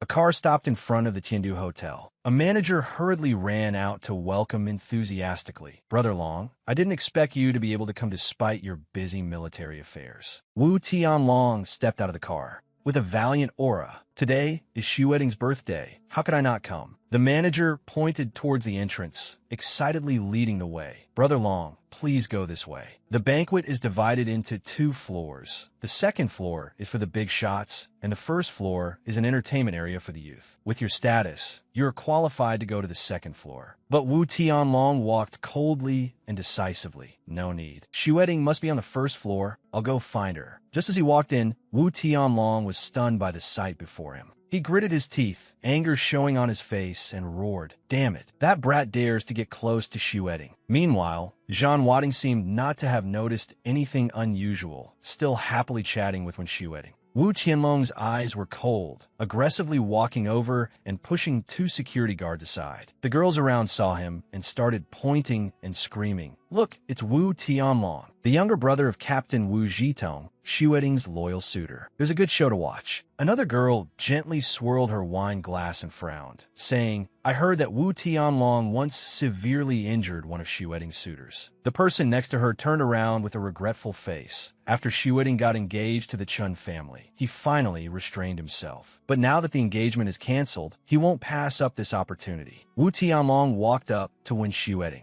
with an aggressive posture, saying, Shiwedding, come out with me. I have something to say to you. Wen Shiwedding saw Wu Tianlong and frowned, showing a look of disgust. Do you have something that can't be said here? Then, Wu Tianlong turned to Jean Wadding, their eyes locking. Fine, you guys get lost. I want to talk to Shiwedding alone. When Shiwedding put her hands on her hips, speaking unhappily, Wu Tianlong, what do you mean by this? Let me tell you, Brother Wadding is not leaving here. Wu Tianlong's eyes were cold, his tone provocative as he asked word by word, You are Jean Wadding? Jean Wadding, with a cold and somewhat disdainful expression, replied, I am. So what? Wu Tianlong frowned, speaking in a hot-tempered tone, I've heard about you. They all say you're a great fighter, and even the Chun family was defeated by you. But you should know, in my eyes, you are absolutely nothing. Jean Wadding's attitude remained unchanged, calmly replying, Oh, so what? Wu Tianlong let out an arrogant sneer, looking at his opponent with disdain, and said coldly, You'd better understand one thing. Losing face in front of a woman is even scarier than losing your life. I don't want to get physical tonight. Then, Wu Tianlong reached out to Wen Shiwedding, intending to pull her away. Shiwedding, come out with me for a bit. I really have something to say. Jean Wadding immediately stepped forward to block him. She has already rejected you. Please leave. Wu Tianlong flew into a rage out of humiliation, grinding his teeth and growling, What? You dare to tell me to leave? Immediately after, Wu Tianlong swung his fist at Jean Wadding, roaring, Get lost. Jean Wadding was completely fearless. making a move to meet the attack. The two fists collided, erupting with massive force, and Wu Tianlong was knocked back a few steps by the impact. He clenched his fist, his expression turning dark. "You really do have some skills, kid. You actually want to go against me?" Zhan Wading merely replied calmly, "What if I do?" Wu Tianlong pointed at himself, loudly and arrogantly boasting, "Do you know who I am? I participated in Special Forces selection at 10, enlisted at 15, and became a second lieutenant at 18. I've fired more guns than you've ever seen. I've also participated in actual combat in the harshest environments." Wu Tianlong frowned and took a step forward, his aura oppressive. "Now, do you still want to challenge me?" But Zhan Wading just burst into laughter. "Ha ha!" Zhan Wading put one hand in his pocket and held the other out, looking sharp and confident. "Sorry, this is the first time I've seen someone read out their entire resume before fighting." When Xueting, standing beside him, couldn't help but cover her mouth and giggle. Wu Tianlong was enraged out of humiliation, the veins on his face bulging as he gritted his teeth and said, "You're asking for death." The girls outside, seeing this intense confrontation, couldn't help but be shocked. Holy crap, does this kid have a death wish? Is he trying to go head-to-head with Wu Tianlong? A friend next to her wiped cold sweat. This guy's got some guts. Look at Wu Tianlong's face. He looks like he's about to kill someone. Another person helplessly patted their face, looking full of worry. Sigh, that's just his temper. Wu Tianlong charged forward again, swinging his fist. "You can regret it from a hospital bed." Zhan Wading leisurely clasped his hands behind his back and sneered, "Humph, the ignorant are truly fearless." Just as the fist was about to reach Zhan Wading, it was stopped by a loud shout, "Stop!" When Qing Shan walked over, leading the other guests. "Tonight is my daughter's birthday party. Whatever the matter is between you two, can't we sit down and talk?" Seeing this, Wu Tianlong politely cupped his hands and bowed. "I must naturally listen to Uncle Wen's words. We will let this matter slide." When Qing Shan smiled in satisfaction, Tianlong is indeed becoming more and more outstanding. "Give my regards to Captain Wu." Zhan Wading stood to the side, thinking to himself, he changes his attitude so fast. If Bai Geng had even half the thickness of his skin, I would have sent him to lead a massive army. When Qing Shan quickly noticed Zhan Wading. "Is he Wading? We haven't seen each other in years. How things have changed." Sun Xiaxian suddenly pointed angrily at Zhan Wading. "It's you. Why are you here?" But Zhan Wading simply crossed his arms and said to him calmly, "Oh my, isn't this the great talent who abandoned his wife and children? What a coincidence." Sun Xiaxian flew into a rage out of humiliation, clenching his fists and roaring angrily, "You're spitting venom. The Great Hua Nation is a society governed by law. Do you think knowing a little martial arts means you can reach the heavens?" The people around were extremely shocked to see this. What is this situation? Xueting's friend even offended the patriarch of the Sun family? When Xueting suddenly realized something. "Not long ago, Sun Silent harassed me. Could it be?" Sun Xiaxian was still standing there cursing loudly, pointing at Zhan Wading and fabricating wild stories. "This person is extremely cruel, taking advantage of my absence. He actually dared to come to my house to smash, rob, and set it on fire. Worthy brother Tianlong. This kind of person absolutely cannot be forgiven." Wu Tianlong raised a finger and wagged it. "I already promised Uncle One that I wouldn't make a move. However," then Wu Tianlong pointed at the ground, a sly smile appearing on his face, "if you kneel down and kowtow to apologize to Mr. Sun, I will handle this matter on his behalf, and we will let bygones be bygones. How about that?" Seeing Wu Tianlong pushing his luck, when Xueting shouted loudly, "Wu Tianlong, don't push people too far." But Wu Tianlong continued to exude an oppressive aura. "Xueting, you should know that the Sun and Wu families have a good relationship. Even if my older brother were here, he would do the same." Sun Xiaxian laughed smugly. "Hee. That's right. If he hadn't run away so fast, the person dealing with him today would probably be your brother." Wu Tianlong let out an angry roar. "Why aren't you kneeling down?" Under that oppressive aura, Zhan Wading remained calm, pouring wine with a faint smile, silently exuding a murderous intent and defiance. "What if I say no?" The dark red wine poured out, spilling over next to his shoes. Wu Tianlong seemed to have lost all patience, rolling up his sleeves and preparing to fight. "I have earnestly advised you, but you intentionally provoked me." Seeing the situation going south, when Qing Shan immediately spoke up to warn him, "Tianlong, today is my daughter's birthday. Don't cause trouble here. But Wu Tianlong merely pointed his own chest and replied, Uncle One, just pretend you didn't see anything. The market share for the Wen family this year, just leave it to the Wu family to handle. This statement made Wen Qingshan freeze on the spot. Over here, Zhan Wading also took off his outer coat and tossed it aside. No need for more nonsense. Let's finish this quickly. A girl outside excitedly gave a thumbs up. Nice. Don't stop him. The girl next to her said to her, What mess are you trying to stir up now? Another man gently pushed up his glasses, secretly scoffing, showing off by resorting to violence. If he ends up half paralyzed, even a fool would know what to choose. Seeing this, the girl next to him politely asked, Which rich second-generation family are you from? But he merely raised his hand to adjust his tie,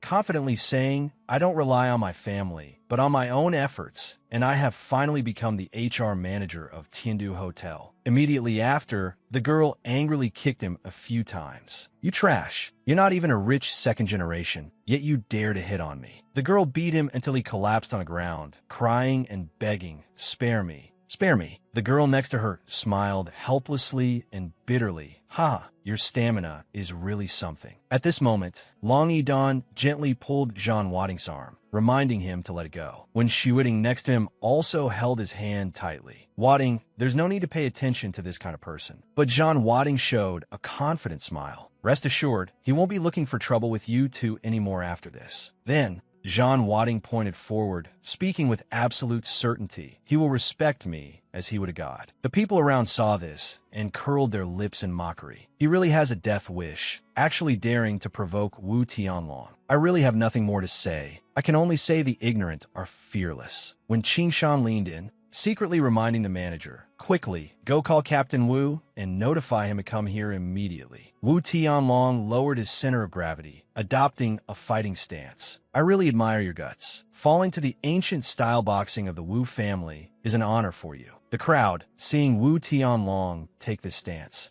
couldn't help but be amazed. Ancient style? This is my first time seeing ancient style boxing. Sun Xiaxian stood aside with a smug and sinister smile, thinking to himself, Zhan Wading may be a good fighter, but he is only at the pinnacle of inner energy. Meanwhile, Wu Tianlong is at the pinnacle of ancient style inner energy. Unless one is at the inner realm level, they cannot match him. Zhan Wading smirked, waving his hand provocatively. A little interesting. Show me your moves. In the blink of an eye, Wu Tianlong threw a punch and lunged forward with terrifying speed. You don't know the immensity of heaven and earth. But Zhan Wading easily leaned to the side, dodging the attack. Wu family's ancient style? Isn't this the 8-armed heaven-reaching fist that I tossed to the black-clad guild master? Immediately after, Wu Tianlong spun around and launched a kick at Zhan Wading, but Zhan Wading dodged it again without a scratch. The 8-armed heaven-reaching fist is not used like this. But Wu Tianlong didn't stop, continuing to attack Zhan Wading. Don't hide if you're so good. Zhan Wading leisurely stuffed both hands into his pockets and lightly jumped up, dodging it once again. Zhan Wading looked down at Wu Tianlong from above, laughing, sweeping the 8 directions like a dragon emerging from the water. What the hell have you trained this into?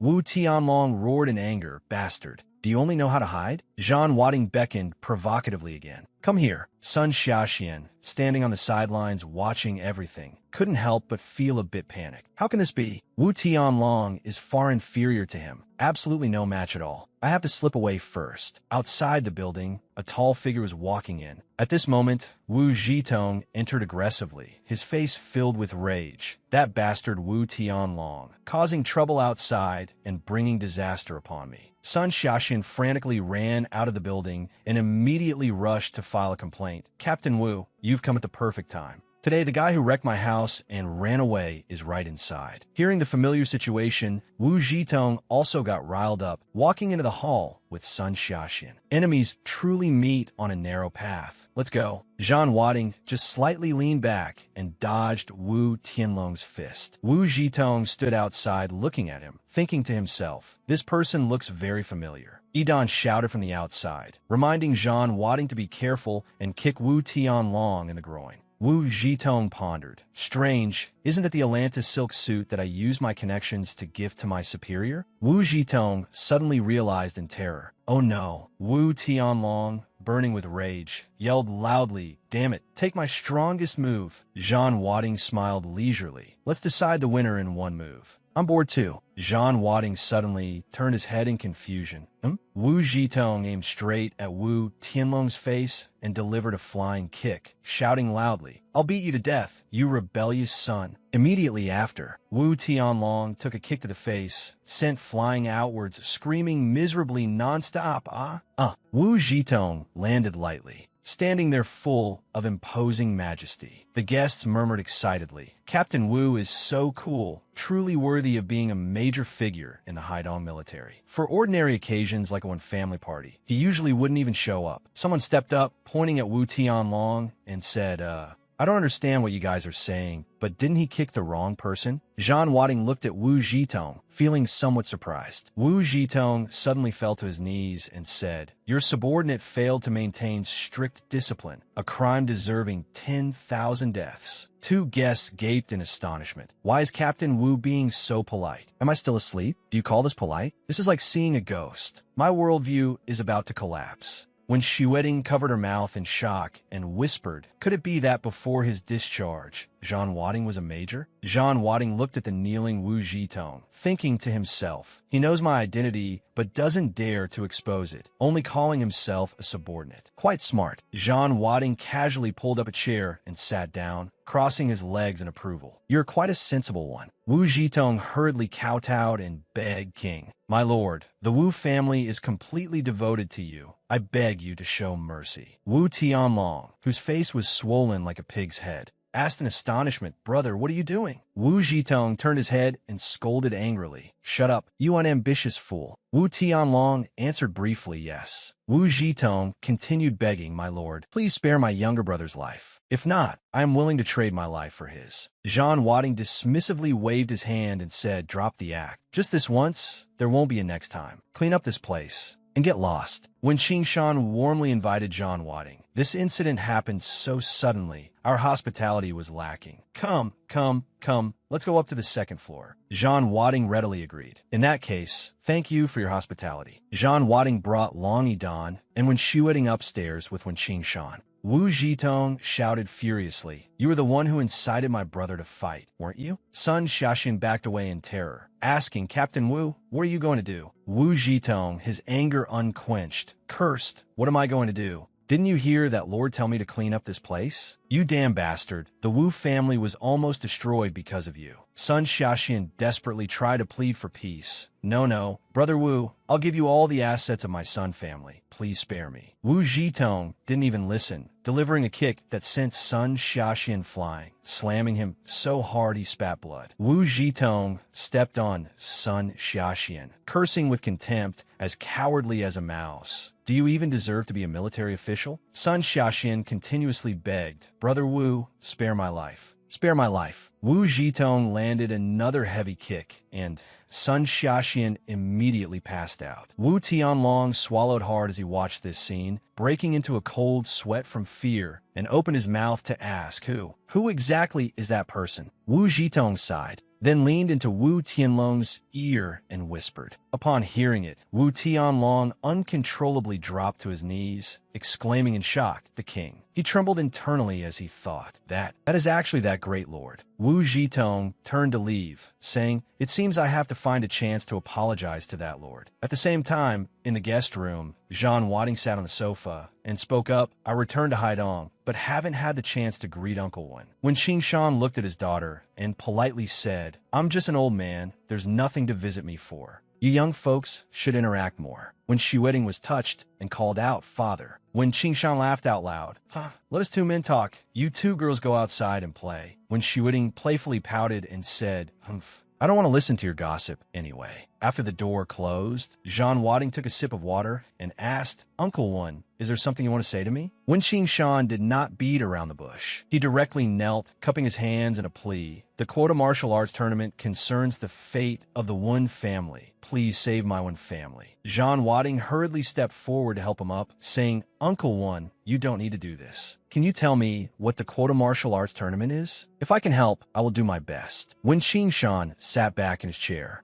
smiling self-deprecatingly, I've made a fool of myself, Jean Wadding. I truly am at a dead end. As for the quota martial arts tournament, he continued, there are countless merchants in Haidong, but the market is only so big. If some eat more, others will eat less. Normally, it's a life and death struggle. When Qin Shan continued, in the end, the major families joined forces and set a rule. Every 3 years, a quota martial arts tournament is held, relying on martial arts battles to determine market share distribution. Jean Wadding smiled and said, the rule is quite interesting. However, if the one family loses, wouldn't it be fine to just take a slightly smaller market share? When Qin Shan frowned and said, it's not that simple. I have tried to shrink our market share, but there are still people who refuse to let the one family go. He explained the current situation. If we continue to shrink, our one family will only have a dead end. I originally planned to join forces with the Chun family, but the Chun family's ambition is burning brightly. Jean Wadding asked in slight surprise, if this martial arts tournament is so important, won't all the experts in Haidong be present? Wen Qin Shan affirmed, that's right, martial artists consume a lot of resources when practicing. Very few martial artists cultivate alone. Jean Wadding thought to himself, this is indeed a rare opportunity to investigate all the experts. When Shuiting pressed her ear against the door, eavesdropping. Were they talking about inside? I can't hear clearly. Long Yidan guessed blindly. Are they discussing the marriage between you two? Xia Qinghe walked over,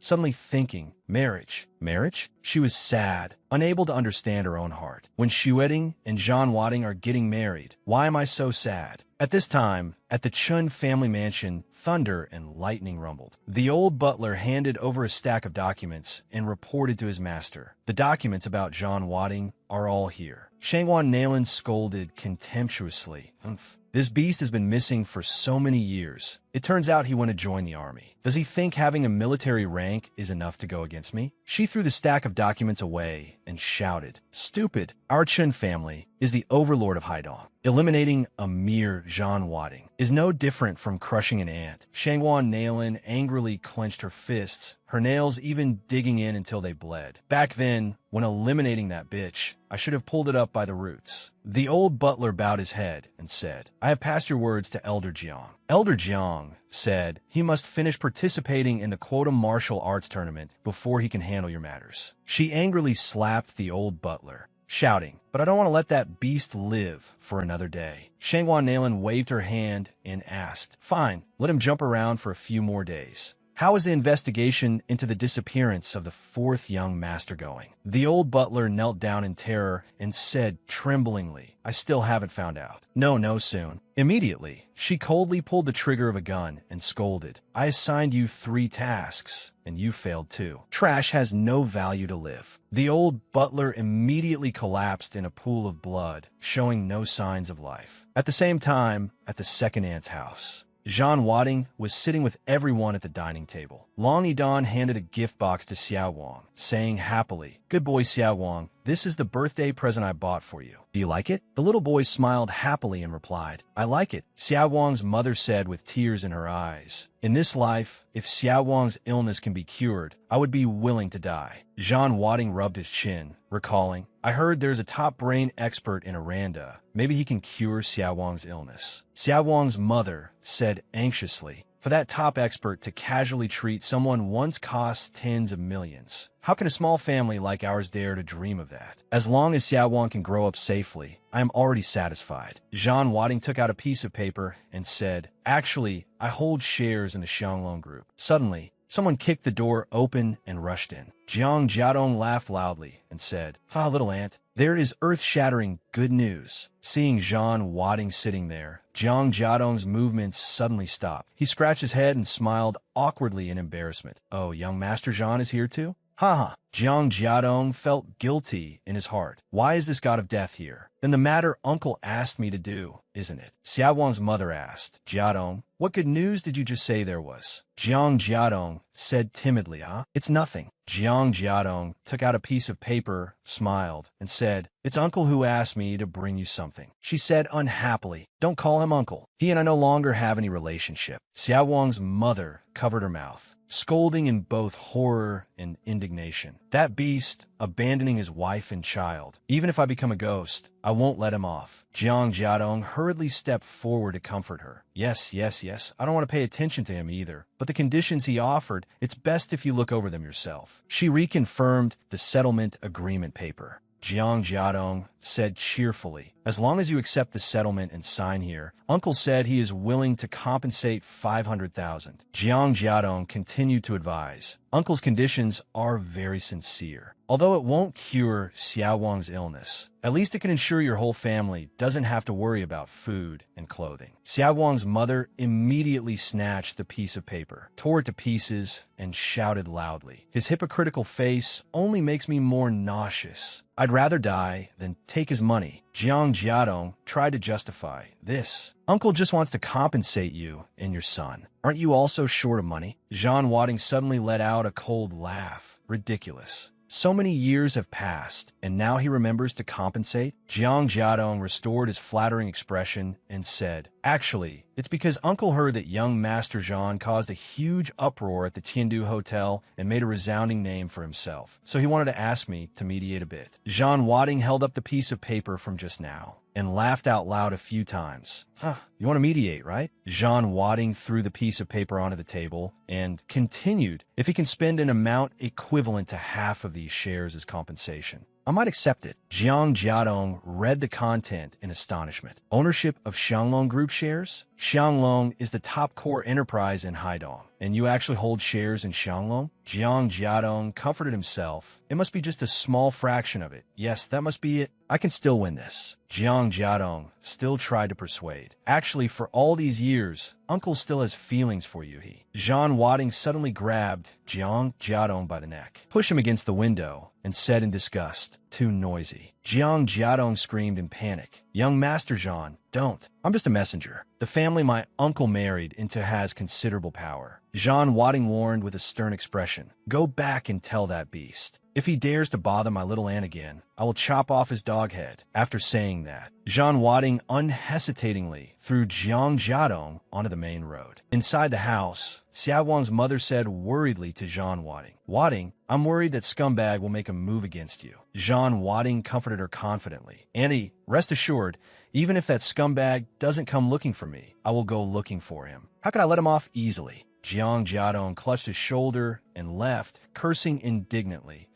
That damn Zhan Wading, he dares to treat me like this, not giving me any face at all. At this moment, Jiang Jiadong saw a girl walking towards him and exclaimed, Shadow Guard. Seeing her extraordinary aura, Jiang Jiadong happily greeted, this beauty, I am from the Tiandu Hotel. The Shadow Guard suddenly delivered a kick to Jiang Jiadong's crotch. She scolded contemptuously. Where did this stinky ant come from, daring to tease me? Scum! Jiang Jiadong fell to the ground in pain, wailing. Back inside the house, Zhan Wading took out that piece of paper and said, Little Ant, you just keep these shares. I have already arranged the expert in Aranda for you. Xiao Wang's mother said, moved. Wading, this favor is too heavy. I don't know how to repay you. Long Yidong said happily, Auntie, we are family. All these years you've taken care of me, and you've never asked for anything in return. Zhan Wading rubbed his chin, pondering. There will be a storm of blood and gore in Haidong soon, so it's good for you to take Xiao Wang abroad for medical treatment. Suddenly, a cat's meow came from outside the window. Meow, meow. Zhan Wading turned his head to look.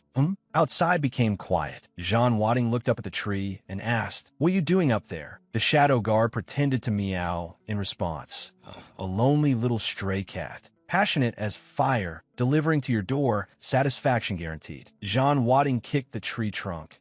Have you said enough? The Shadow Guard fell from the tree, rubbed her head, and said, I have investigated the saber-wielding expert you asked me to look into. He is the master of the Lei family martial arts gym. Lei Tiandao. Zhan Wading repeated once, Lei Tiandao. Then he sneered, it's about to be a massacre again. At this time, at Haidong Prison number 3, a prisoner stood up and declared, Let me tell you, I am Vice Director Lu's man. From now on, I am a boss here. 2 other prisoners hurriedly cheered. Yes, whatever the boss tells us to do, we'll do it. The guy pointed at the man in the corner and scolded, Are you deaf? Daring to ignore my words. Pu Zhendong scolded contemptuously. What kind of trash are you? The guy asked in shock. What? Pu Zhendong stood up, grabbed the chair next to him, and smashed it hard against that prisoner. He spat and scolded, "Bah, just based on you, you dare to ride on my head?" A prison guard opened the door, walked in, and shouted, "What's all the noise about?" Then he called out, "Pujandong, come out." Pujandong leisurely walked out. The prison guard smiled and said, "Congratulations, Pujandong.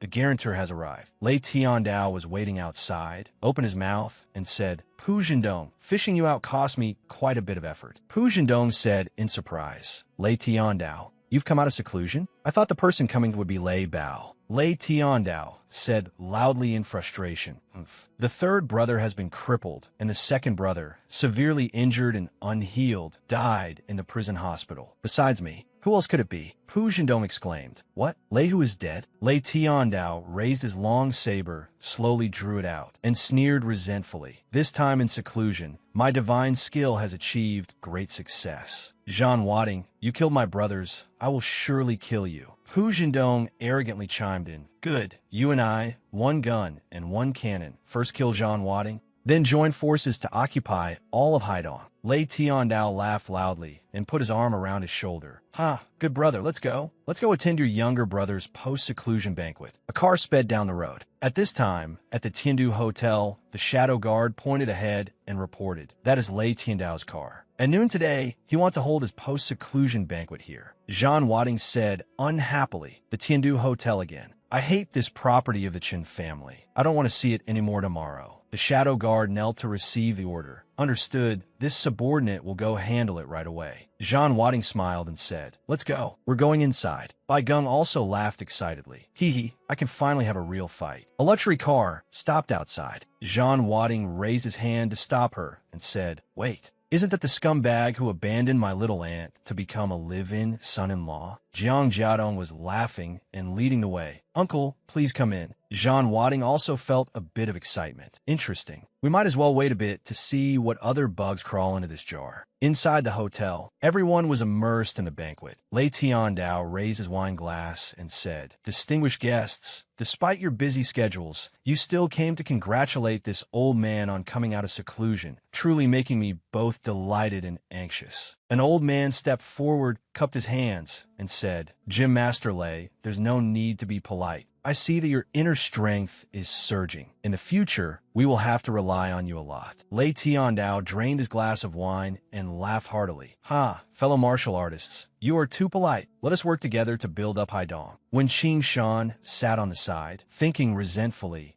Lei Bao kidnapped my daughter, yet Lei Tiandao still has the nerve to invite me to this banquet." Lei Tiandao walked over and said, "Brother One, I have the intention to join the Xianglong group at this grand banquet today. How about you and I make peace?" The guests nearby chimed in. "This is a rare and excellent opportunity. Brother One is about to strike it rich." When Qing Shan stood up and replied, "Past matters can be let bygones be bygones, but the Lei family is rooted in martial arts, while I, one, am just a merchant. It is better for us to go our separate ways." When Qing Shan cupped his hands to take his leave, "If there's nothing else, I will take my leave first." When Qing Shan thought as he walked, "A weasel wishing a chicken a happy new year. He harbors no good intentions." Pu Zhendong suddenly greeted him. "Long time no see. Brother Wen's temper is still the same." When Qing Shan looked up in astonishment, "Pu Zhendong, aren't you in prison? Why are you here?" Pu Zhendong smiled calmly. "In the whole of Haidong now, is there anything that Brother Lei cannot do?" "Ha ha!" Lei Tiandao suddenly made things difficult. Hand over the shares of Xianglong. Lei Tiandao fiercely struck towards Wen Qingshan, shouting loudly, "Submit or die." When Qing Shan fell backwards onto the ground. When Xueting ran over in panic, screaming, "Father!" she helped Wen Qingshan up and shouted loudly, "Let me see who dares to touch my father." Wen Qingshan sat up and said, "The largest share of Xianglong is not with me. Gym Master, Lei has probably found the wrong person." Lei Tiandao continued, "Whoever has it, it's all the same, just consider it as keeping it for me. However, your daughter's looks are not bad. If she serves me for a few nights, I will spare the Wen family." When Xueting screamed indignantly, "Keep dreaming." Lei Tiandao instantly appeared in front of Wen Xueting, scolding, "Ignorant. It seems you don't understand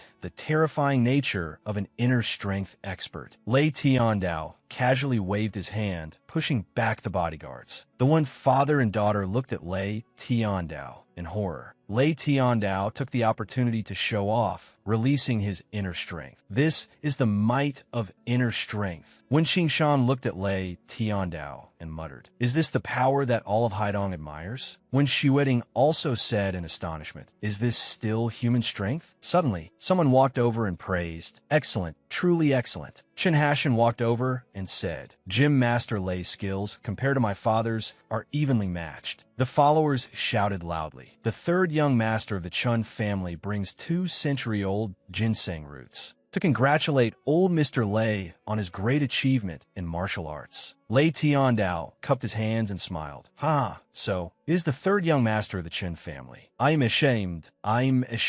How dare I compare myself to your esteemed father?" Chen Badeo. Chen Hashan walked over, looked at Wen Xueting, and asked, "I arrived a bit late. It seems I missed a good show. This little beauty is..." Lei Tiandao immediately said, "Good nephew, you brought a grand gift, and I have nothing to entertain you with. So how about I give this girl to you?" Chen Hashan asked back, "Is Gym Master Lei telling the truth?" This junior also doesn't want to take what someone else likes. When Qingshan stood in front of Wen Xueting and shouted, "Even if I die, I will not hand Wen Xueting over to you." Chen Hashan impatiently swung his fist and shouted loudly, "Since you don't know what's good for you, then you go die." However, a single finger from Zhan Wading blocked Chen Hashan's fist. Chen Hashan exclaimed, "What?" When Xueting was also stunned, she tightly grabbed Zhan Wading's arm and pleaded for help. "Brother Wading, you're here. Quickly save my father." Zhan Wading indignantly questioned, "A human life is pushed back and forth by you people. Do you consider human life to be so cheap?" Chen Hashan replied calmly, "Human lives are divided into 2 types. I, Chen Hashan, am born noble, while those other lowly lives...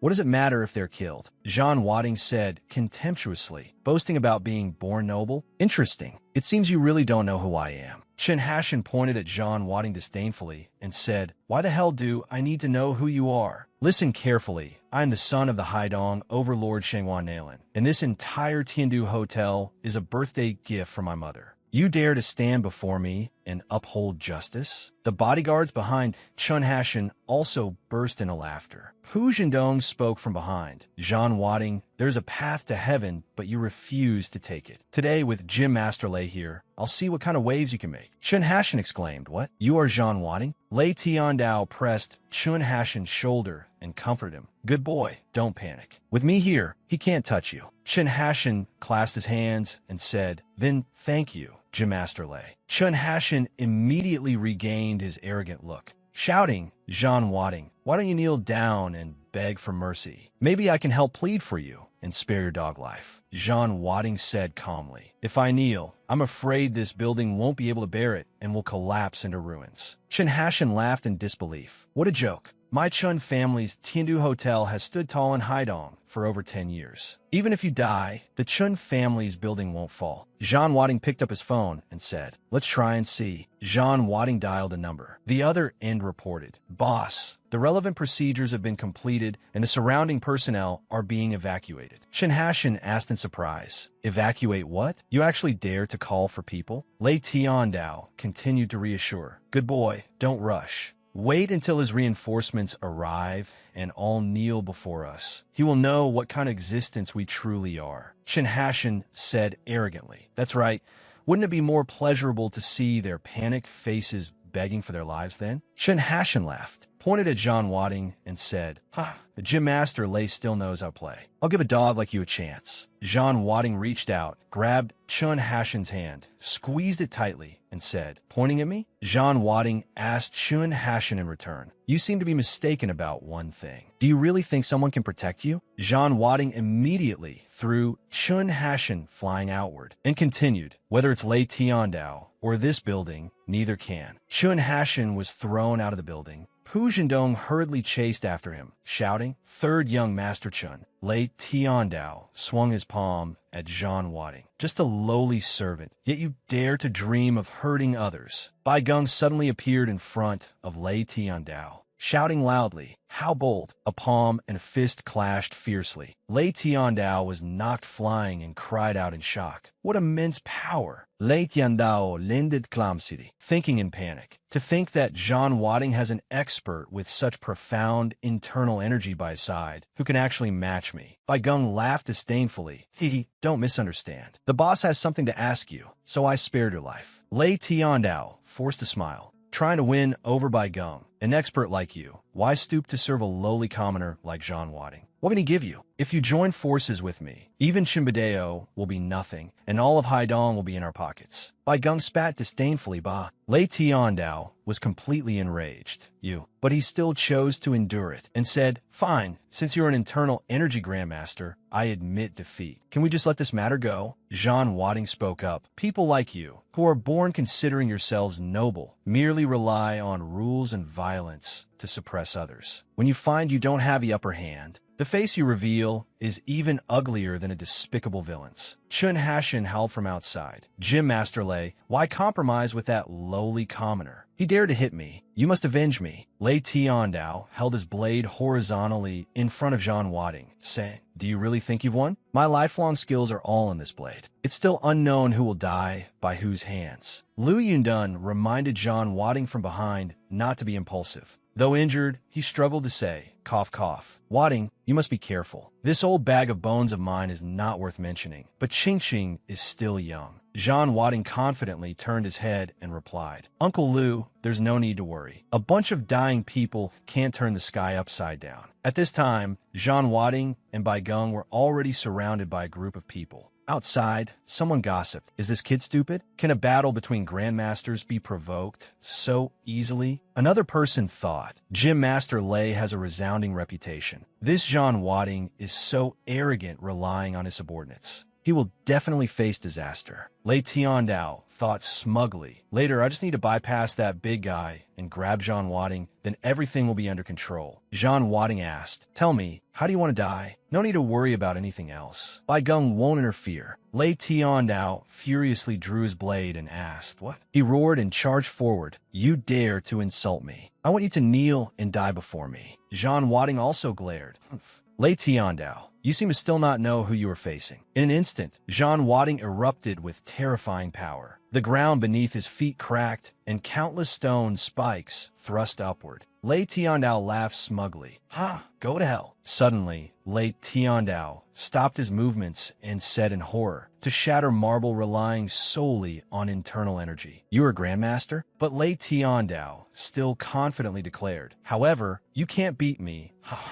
Yet, the moment Lei Tiandao's blade touched the stone spikes, it shattered into pieces, and the stone spikes continuously pierced into his body, making him scream in pain. Zhang Wading repeated Lei Tiandao's words. Just now you said, You wanted me to kneel before you? Lei Tiandao trembled and begged. How could I? Spare my life. Zhang Wading nodded in agreement. All right. The stone spikes directly pulled out of Lei Tiandao's body, causing agonizing pain. Lei Tiandao collapsed paralyzed on the ground. Zhang Wading looked towards Pu Zhendong and said, Now it's your turn. Pu Zhendong fled in terror, thinking to himself, God of death. This is a god of death. I shouldn't have gotten out of prison. Why did I foolishly ask to be released from prison? Bai Geng quickly knocked him down with a punch. I already dislike the look of you, yet you still want to run? Chen Hashin trembled in fear and said, I was wrong. It's my fault. Zhang Wading suddenly stood in front of Chun Hashin and said, Kneel down. It's not time to despair yet. Chen Hashin was crushed down by a terrifying pressure and stammered. What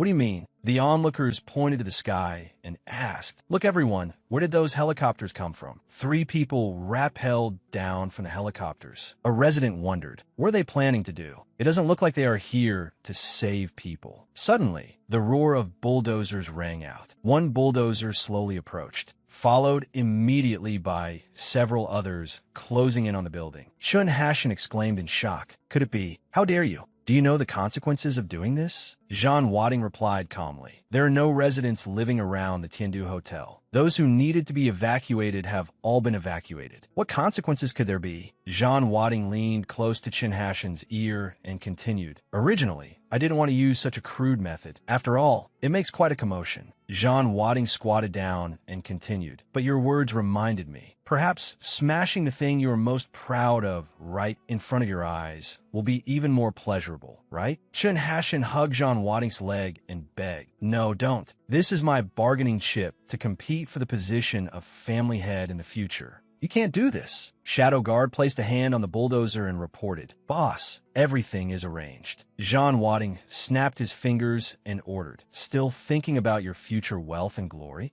Level it." The bulldozers immediately started. The Tiandu Hotel collapsed in an instant, turning into a pile of ruins. Jean Wadding looked at the ruins and said, "A chaotic mess, yet as brilliant as peach blossoms. There are people who live peacefully all their lives, but because of villains like you, even peace becomes a luxury." Jean Wadding kicked the kneeling Chun Hashin. To eradicate evil, one must pull it out by the roots. Chun Hashin was still stubborn and threatened. "You want to kill me? My mother is Shangwan Nailin. You'll be in big trouble, a kind of trouble you can't afford to provoke." Jean Wadding feigned surprise and handed his phone to Chun Hashin. "Oh, then I'll give you a chance. Make a call, tell her to come save you." "How about it?" Pu Zhendong stood by and watched, feeling this scene was somewhat familiar. At this time, at the Chun family mansion, the phone on the table rang. Shangwan Nailin answered. "Hello?" Chun Hashin cried for help in fear. "Mom, someone wants to destroy my hotel and even wants to kill me. You must save me." She reassured him, "I know. Don't be afraid. Give the phone to him. I'll talk to him." Jean Wadding took the phone back and asked mockingly, "Shangwan, nothing bad has happened since we last parted, right?" Shangwan Nailin said calmly, "I won't ask who you are, nor will I ask where my son is. Just let him go. Any condition is acceptable." Jean Wadding immediately replied, "All right, then you jump off a building and commit suicide, trading your life for his. Isn't that very fair?" The other party was silent for a moment. Shangwan Nailin immediately recognized him, crushed the glass in her hand, and cursed. "You are Jean Wadding, that bastard born of that slut who jumped off the building to commit suicide." Jean Wadding said indifferently, "It seems you have made a choice. Then prepare for his funeral." She panicked and softened her tone. "Wait, Jean Wadding, it's not worth it for a dead person. You're still young. I'll give you money. You spare my son." Jean Wadding said angrily, "Money? Can money really solve the problem? I'm afraid not." Shangwan Nailin, "Your future will be endless suffering." Shangwan Nailin furiously threw the phone to the ground and roared in anger, "Jean Wadding, I won't let you off." Jean Wadding shook his head at Chun Hashin. "What a pity. It seems your backing is useless." Chun Hashin stopped him. Don't.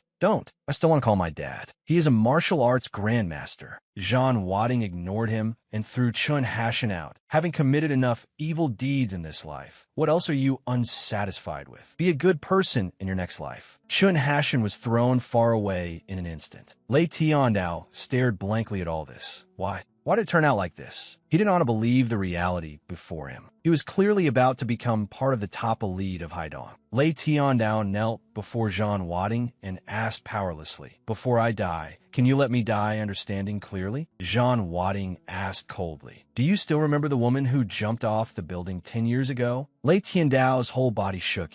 Lei Tiandao recalled the night of the mission 10 years ago and continued, "You were the little boy curled up in his mother's arms like a small beast back then." Lei Tiandao laughed loudly and yelled, "Xiaqun Yu's son could actually grow to this extent. They were all wrong back then." Jean Wadding said bluntly, "Since you recognize it, rest in peace on your journey." Lei Tiandao asked again, "I want to know what your current identity is." Jean Wadding shouted, "Heavenly King Jean, Heavenly Emperor Jean." Lei Tiandao frowned and replied, "What an honor." With that said, Lei Tiandao spat out fresh blood, fell to the ground, and died. Lu Qingqing praised, "Brother Wadding, that Lei Tiandao was so powerful, but in front of you, he was like a clay figure, unable to withstand a single blow." Bai Geng said loudly, "Damn, the boss was really angry. If I hadn't pulled you two away earlier, we would have almost been caught in the crossfire." Lu Yundun praised, "Brother Jean Wadding is truly formidable." I don't know what he finally said to Lei Tiandao to make him willing to accept his death. Bai Geng teased, "You two, one calls him brother, the other calls him brother. How does this seniority work out?" Lu Yundun laughed and said,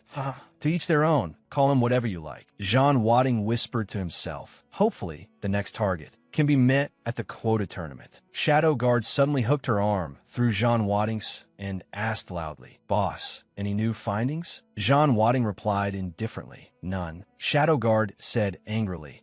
He really deserved to be hacked into 1,000 pieces. Dying like that was too easy for him, Jean Wadding replied. What I want to know, I can find out even if I have to search heaven and earth. I don't need him to open his mouth. Shadow Guard said happily. Wherever the boss goes, I go. Jean Wadding patted her head and said, that won't do. Next, I have to go participate in the Haidong quota tournament. You have to stay and handle business. Bai Geng asked in dissatisfaction. Boss, you are too biased. Why do you never assign this kind of brain-draining work to me? Jean Wadding teased. Stop making a fuss. Since when do you have a brain? Shadow Guard chimed in. You idiot. How about we give you the work later? Lu Qingqing watched this scene and thought to herself, who is this woman? Why is she so intimate with Brother Wadding? Lu Yindun thought to himself, silly girl. You can't compete with her. You still need your father to lend a hand. Then he said loudly, just now I heard Brother Jean say you want to participate in the quota tournament 3 days later? Jean Wadding replied, that's right. I'll represent the Wen family and go take a look. Lu Yindun continued, Wen Qingshan is truly lucky. This time, I am also sending martial artists to participate, led by Qingqing. How about you all go together? You'll have company on the way. Jean Wadding asked, oh, I heard the venue is very far. Lu Yindun replied, yes. For the sake of fairness, every tournament is held outside Haidong. This time it is set on a cruise ship in Haidong. Shadow Guard said to Jean Wadding, an arena on a cruise ship? Boss, take me with you. I want to fight in the arena. Qingqing immediately retorted, do you know the way? Having me is enough. I will take Brother Wadding there safely. Shadow Guard argued back. Who knows where you'll take him? Qingqing said, it's none of your concern. Finally, the two asked Jean Wadding in unison, Boss/Brother Wadding, you tell us, who is going after all? Facing this awkward situation, Jean Wadding froze for a moment, then immediately changed the subject. I suddenly remembered my little aunt is taking Xiao Guang to Aranda for medical treatment. I think it's today's flight. Jean Wadding fled as fast as he could. Bai Geng shouted, Boss, wait for me. I'll go see them off too. Shadow Guard said in frustration, Boss is too cunning. Don't run. Qingqing also shouted, Brother Wadding, wait for me. At a certain construction site, the nearly completed project was struck by lightning. After the thunderstorm, the entire site was left with only a pile of ruins. Two people stood in the rain, staring intently at these ruins. They were Shangwan Nalin's eldest son, Chun Tianwei, and Haidong's #1 expert, Chimbadeo. Suddenly, a luxury car stopped behind the two of them, and a woman slowly stepped out of the car. Shangwan Nalin said loudly, Chimbadeo, you still know the way back? Mr. Chun immediately explained, Haidong is about to change owners. Naturally, I had to rush back. Shangwan Nalin angrily retorted. Ever since that beast John Wadding appeared, he has successively flattened several major families, turning Haidong upside down with his disruptions. Chimbadeo added, that suits me perfectly. The quota battle is approaching. On the contrary, I want to thank him for creating the best opportunity for me to unify Haidong. Shangwan Nalin immediately questioned Chimbadeo. One of your sons is dead. The other is crippled. Is your career the only thing in your eyes? Hearing his wife's words, he suddenly fell silent, then said, could it be that Xia Chunyu was driven to death by me? Hearing this sentence, Shangwan Nalin's tone became chilling. Chun Tianwei hurriedly reassured, Mother, don't be agitated. I will avenge my brothers. Chimbadeo suddenly turned his head to look behind him and shouted loudly, who's there? A stranger immediately spoke up, Brother Chun, don't attack. It's me. I am Pu Zhendong. Chimbadeo recognized him and asked, isn't this Chairman Pu of the Xianglong Group? Why are you here? Pu Zhendong immediately replied, Brother Chun, you have to stand up for me. That guy Jean Wadding, he tortured me and forced me to stay here to pass a message, saying he will wait for the Chun family at the quota competition. Chimbadeo put his hand on Pu Zhendong's shoulder and said, rest assured, I will participate in the competition. However, how much of what I just said did you hear? Hearing this, Pu Zhendong immediately replied, Brother Chun, rest assured, I absolutely will not speak nonsense. From now on, I am willing to follow Brother Chun, dedicating myself to helping you unify Haidong. Chimbadeo happily replied, good brother. After saying that, Chimbadeo placed his hand on Pu Zhendong's head, then forcefully pressed his head into the ground. Chimbadeo sarcastically said, are you even worthy of calling me a brother? Chun Tianwei explained, my father wants to become the king of Haidong. No one is worthy of being his brother. At the Golden Coast, gazing at the exquisite scenery, Bai Geng exclaimed, wow, Is this the most famous golden coast in all of Haidong? Boundless beautiful scenery, beauties like clouds. Why hasn't Lu Qingqing arrived yet? Seeing this, Zhan Wading said loudly, "You have the guts to think about it, but no guts to do it. Don't use Qingqing as an excuse to peek everywhere." Seeing Zhan Wading approaching, Bai Geng teased, "Ha, boss, what are you wearing? Going to the beach, you naturally have to wear a swimsuit." As soon as he finished speaking,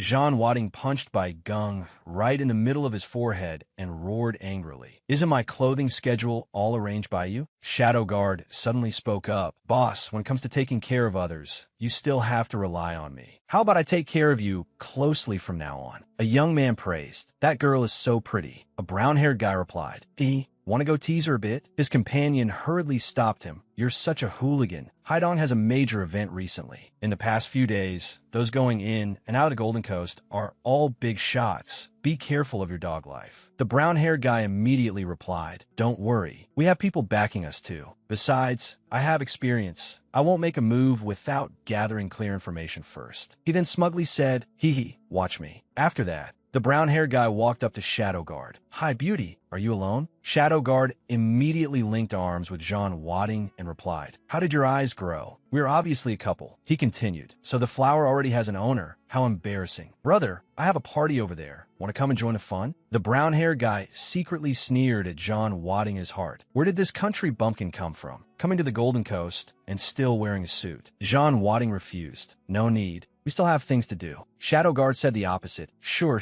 Hearing this, Zhan Wading pinched her waist, coughed, and said, "No. We have to wait for someone here." Zhan Wading thought to himself, "This beautiful girl wants to cause trouble again." Seeing this, the brown-haired guy smiled smugly. "There's a good show, but her boyfriend seems alert. It seems I have to add some strong medicine." The brown-haired guy asked the two of them, "Have you heard? Recently, there's a grand banquet on the sea in Haidong." Zhan Wading replied, "Oh, I've heard of it, but I don't know how to go." The brown-haired guy continued, I know a big brother who has the qualifications to get on there. If you two are interested, I can take you along." Shadow Guard pressed further. "Really?" The brown-haired guy answered arrogantly, "That big brother of mine is not an ordinary person. If you can catch his eye." As soon as he finished speaking, a luxury cruise ship docked. Lu Qingqing stood on the ship and waved, calling out, "Brother Wading, over here." The brown-haired guy thought angrily, "Damn it, turns out he's a guy clinging to a woman's skirt." After that, Zhan Wading and Shadow Guard walked toward the cruise ship one after another. The purple-haired friend who accompanied him teased, "You failed, right? They went on a cruise ship to play. They don't lack your petty fun." The brown-haired guy spat in dissatisfaction and said disdainfully, "That kid is as thin as a stick. He definitely only has a good outward appearance. He can't compare to our brother Long." Right at this moment, Wu Tianlong walked over with an unhappy expression and asked, "Were you two bad-mouthing me behind my back again?" Seeing this, the brown-haired guy was overjoyed. "Oh my, Brother Long is here. You just missed a top-tier beauty." Wu Tianlong also looked towards the cruise ship on the sea. Zhan Wading looked down from above, showing interest for this quota competition. The Wu family sending Wu Tianlong here is quite interesting. Wu Tianlong stared at him, thinking doubtfully, "That person looks very familiar, but I can't see clearly." "Forget it." He turned his head and said to his underlings, "You two tidy up a bit. Get ready to follow me to Haidong." They cheered excitedly. "Thank you, Brother Long." On the cruise ship, many people gathered, and sumptuous food was continuously served. Bai Geng was eating voraciously, exclaiming, "The food here is really delicious." The waitress somewhat reluctantly reminded him, "Sir, please eat a little slower, lest you choke." She thought awkwardly to herself, "This person acts like he hasn't eaten in 3 days. Didn't he sneak in here?" Shadow Guard stood observing from a distance, frowning unhappily. That idiot only knows how to eat.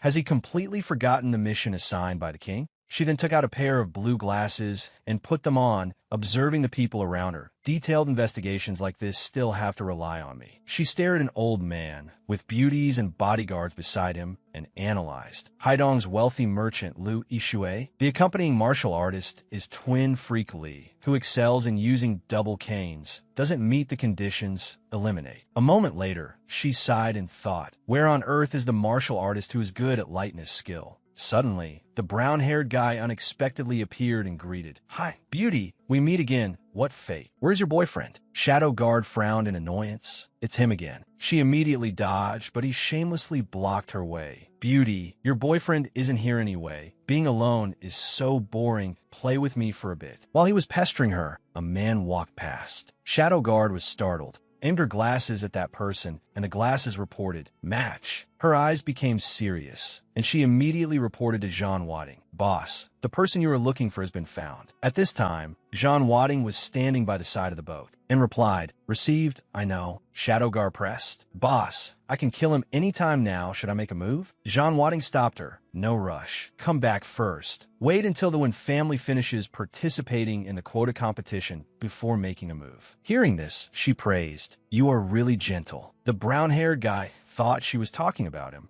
blushed, and suggested, "My beauty, break up with your boyfriend and follow me from now on." Shadow Guard didn't bother to pay attention, directly delivering a kick to the brown-haired guy, and said disdainfully, "Are you even worthy of being compared to him?" The brown-haired guy fell to the ground in pain. Jean Wadding stood by the side of the boat and muttered, "Gentle? I'm just not in a rush, because whether he goes to heaven or hell, it will be hard for him to escape." Jean Wadding turned around and signaled to his teammates, "Continue the ambush. Don't get discovered." A stealth submarine at the bottom of the sea received the instruction. On the other side, the brown-haired guy got up, filled with indignation. "Stinky bitch, daring to kick me. I will definitely make her regret it." After that, the brown-haired guy bumped into a man and said in surprise, "It's you?" The brown-haired guy thought to himself. He also got on the ship. Turns out he is a rich second generation. No wonder that woman completely ignored me. The brown-haired guy smiled sinisterly. "Since I ran into you, let's see how I play you to death." Jean Wadding didn't recognize him and asked doubtfully, "You are?" The brown-haired guy falsely introduced himself. "Just call me Little Lou." "Why are you here? You're not lost, are you? Follow me. I will take you to the banquet hall." This cruise ship has 7 floors up and down with 5 banquet halls.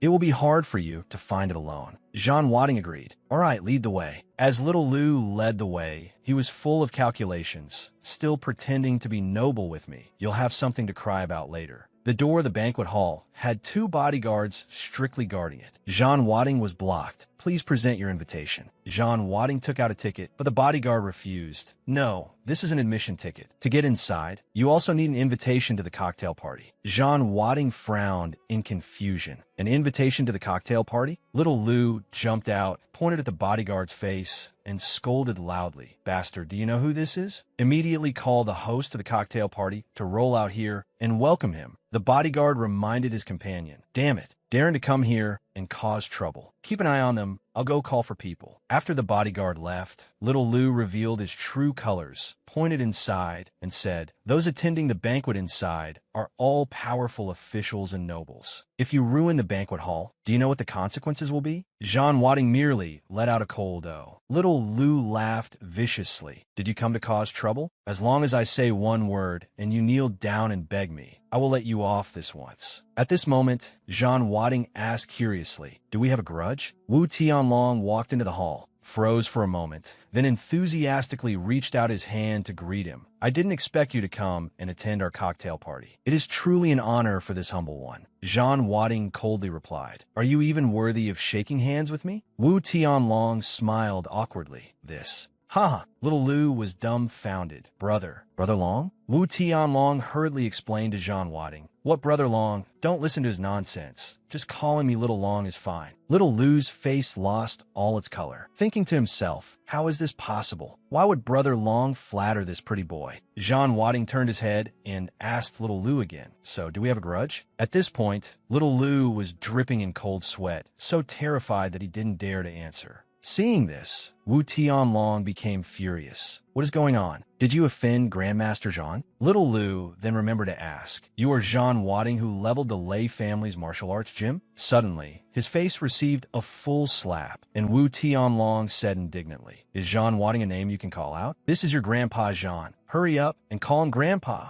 Jean Wadding smiled, covering his face, and said, I don't have a grandson who forces me to kneel and apologize like this. Wu Tianlong was horrified. What? He then kicked little Lu. Bastard, if you want to die, don't drag others down with you. Finally, Wu Tianlong ordered, throw him directly into the sea. Let him swim back himself. As little Lu was dragged away, he cried and begged, Grandmaster Jean, I was wrong. I have eyes but couldn't see. Please spare me. Wu Tianlong turned his head and said to Jean Wadding, Grandmaster Jean, please don't take it to heart. Quickly follow me inside to rest. The two of them entered the dance hall, and Wu Tianlong even flatteringly suggested, these are all young models coming to dance if you are interested. Hearing this, Shadow Guard immediately widened her eyes, and her killing intent was so great that even Wu Tianlong shuddered. Huh? There's killing intent. A moment later, Jean Wadding sat at the bar and said, Step down, don't disturb me. Wu Tianlong and the others obediently followed the order. Yes. If you have any requests, feel free to call me anytime. At this time, a girl walked in. It was Lu Qingqing. She looked around doubtfully and said, I heard Brother Wadding has arrived. Where is he? Master Wang behind her reminded. Qingqing, young Master Qi has a wide network and knows many big shots. You should stay by his side more. Lu Qingqing replied angrily, Humph, an idle loafer. What's so good about associating with him? However, Master Wang still insisted on speaking up for young Master Qi, feeling that young Master Qi could act as a bridge to help them, 100 times stronger than that guy called Jean Wadding. Lu Qingqing didn't pay attention, but unexpectedly spotted Jean Wadding. Lu Qingqing carefully walked closer and greeted Jean Wadding. I finally found you. She enthusiastically introduced. This is Master Wang, whom my family invited to participate in the competition. Jean Wadding merely gave a cold yeah. Master Wang put on an air of superiority and asked, You are Jean Wadding? Do you know where this is? Jean Wadding simply answered, a ship. Master Wang immediately spread his arms and boasted, This is the largest diamond-class cruise ship in Haidong, capable of holding 2,000 people, equipped with hot springs, an arena, and an open-air garden. Jean Wadding still coldly asked back, So what? Master Wang then clarified his purpose. It's a rare opportunity. Why are you standing here instead of going out to broaden your horizons?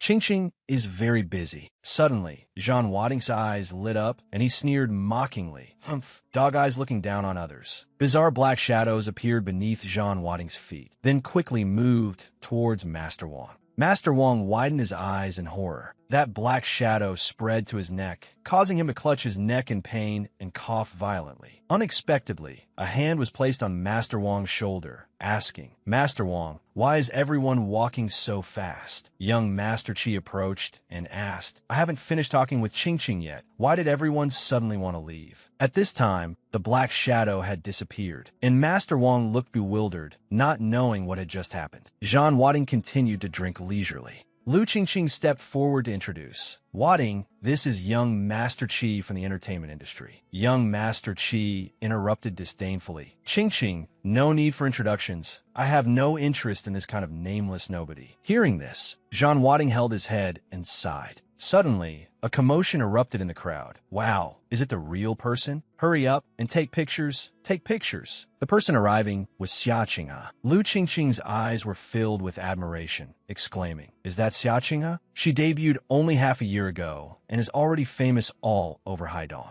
Jean Wadding was also a little surprised. Isn't that my sister's teacher? Jean Wadding then stood up. Lu Qingqing doubtfully asked, but Jean Wadding didn't answer, only saying goodbye and leaving. I'm off. Seeing this, young Master Qi thought contemptuously, leaving just like that? At least he has some self-awareness. After that, young Master Qi enthusiastically suggested, Qingqing, I'll take you to Xia Qinghe to get her autograph. I'm very close to her. Lu Qingqing hesitated a bit, but still agreed. In the center of the party, Xia Qinghe was walking with Xiao Tianwang. Xiao Tianwang did not forget to politely praise. I heard that President Zhang has developed quite well these past few years. President Zhang hurriedly replied, Not at all. Not at all. How can it compare to President Xiao, whose fame shakes the entertainment industry? Young Master Qi squeezed through the crowd, then enthusiastically greeted Xiao Tianwang. Patriarch Xiao, it's me. I'm Little Qi from Dingxing Entertainment. Xiao Tianwang paid no attention, but took out a cigar, took a drag, and blew the smoke into young Master Qi's face, then finally opened his mouth. "Oh, seems I have a bit of an impression. Is there something the matter?" Little Chi coughed violently from the smoke, then requested, "There's a fan of yours who wants to meet you." Xiao Tianwang looked towards Lu Qingqing, raised his eyebrows, and revealed a satisfied expression. "Oh, she's a top-tier product." Xiao Tianwang patted Little Chi's shoulder and said, "You're not bad, kid. When making your way in the industry in the future, you can mention my name." He then strode towards Lu Qingqing. "Little sister, are you looking for me?" Lu Qingqing was shocked and terrified, blurting out, "What? You've misunderstood." Xiao Tianwang laughed loudly and unceremoniously reached out to grope her. "Don't be shy." Master Wang saw this, and thinking that the Lu family was his employer after all,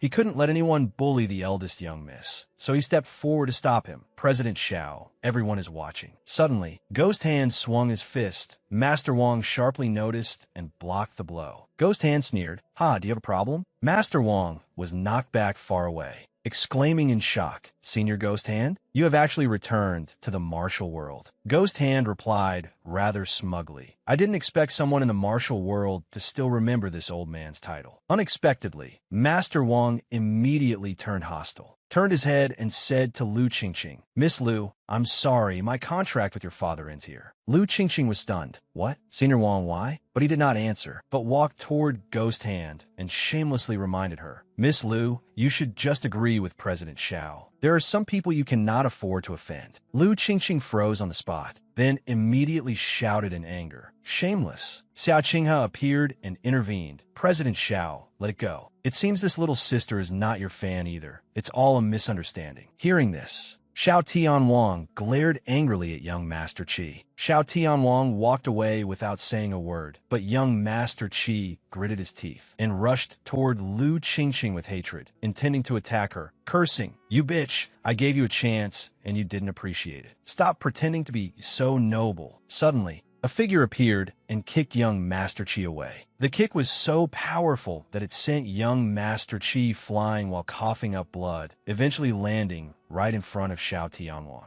Xiao Tianwang was stunned. "What?" He then turned around angrily and questioned, "Who is it?" Zhan Wading scoffed coldly, a cold smile hanging on his face. Xiao Tianwang was furious and threatened. "Although this guy is stupid, he works for me. You hitting him is like hitting me in the face." Zhan Wading slowly raised his wine glass and said disdainfully, "Your face, is it even worthy of me hitting it?" At this time, Xia Qinghe cheered happily. "Wading, is that you?" Zhan Wading also replied happily, "Long time no see." Seeing this scene, Xiao Tianwang thought to himself, Xia Qinghe relies on the prestige of the Xia family and looks down on everyone after joining the company, yet she is entangled with a nobody. He changed his expression and said with a smile, "Haha, Xia Qinghe, your friend has a lot of guts." Ghost Hand also opened his mouth to shift the blame. "Since you know each other, it's easy to handle. You just bow your head and admit your mistake to President Xiao, and we'll let this matter pass." Zhan Wading calmly asked back, "Admit my mistake?" As soon as he finished speaking, Zhan Wading rushed out like an arrow leaving the bow and slapped Ghost Hand in the face.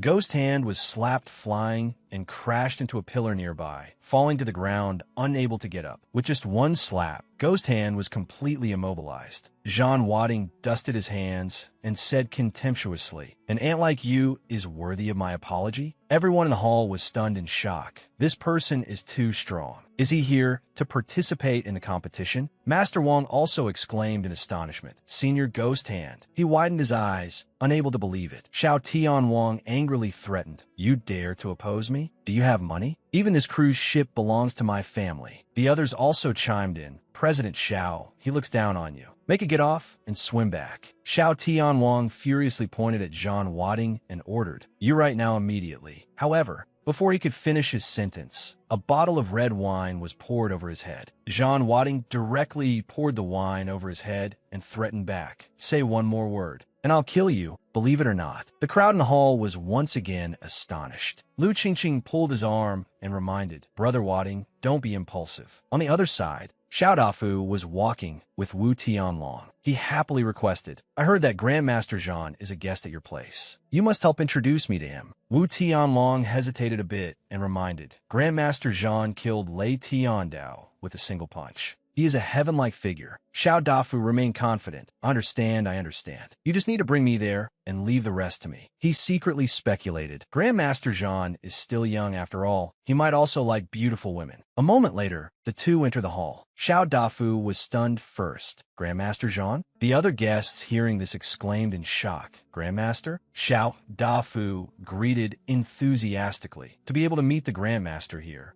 it is an honor of 3 lifetimes. Xiao Tianwang was dumbfounded hearing this. Father actually called him Grandmaster? This is completely absurd. Xiao Dafu maintained a respectful attitude towards Zhan Wading. Wu Tianlong stepped forward to introduce. Senior Zhan, this is Xiao Tianwang's father, the tycoon behind Haidong's entertainment industry. Xiao Dafu smiled humbly. I don't dare to claim to be a tycoon. Grandmaster Zhan can just call me Old Xiao. Xiao Tianwang called out loudly. Father. Xiao Dafu immediately stopped his son and reminded. This is Zhan Wading, Grandmaster Zhan, the new Grandmaster of our Haidong. Tianwang, hurry up and call him Uncle Zhan. Everyone was in an uproar upon hearing this. He is Zhan Wading, the one who recently swept through Tiandu Hotel and kicked down the Lei family martial arts hall? Master Wang was sweating profusely and exclaimed, What? He was so terrified that he slumped to the ground, reflexively trembling and backing away, muttering, It's over. I can't stay in Haidong anymore. Xiao Tianwang still maintained a bad attitude towards Zhan Wading. Xiao Dafu noticed this and was extremely unhappy. He decisively slapped his son in the face and shouted, What kind of attitude is that? Hurry up and apologize to Uncle Zhan. Xiao Tianwang was unconvinced and strongly retorted, On what grounds?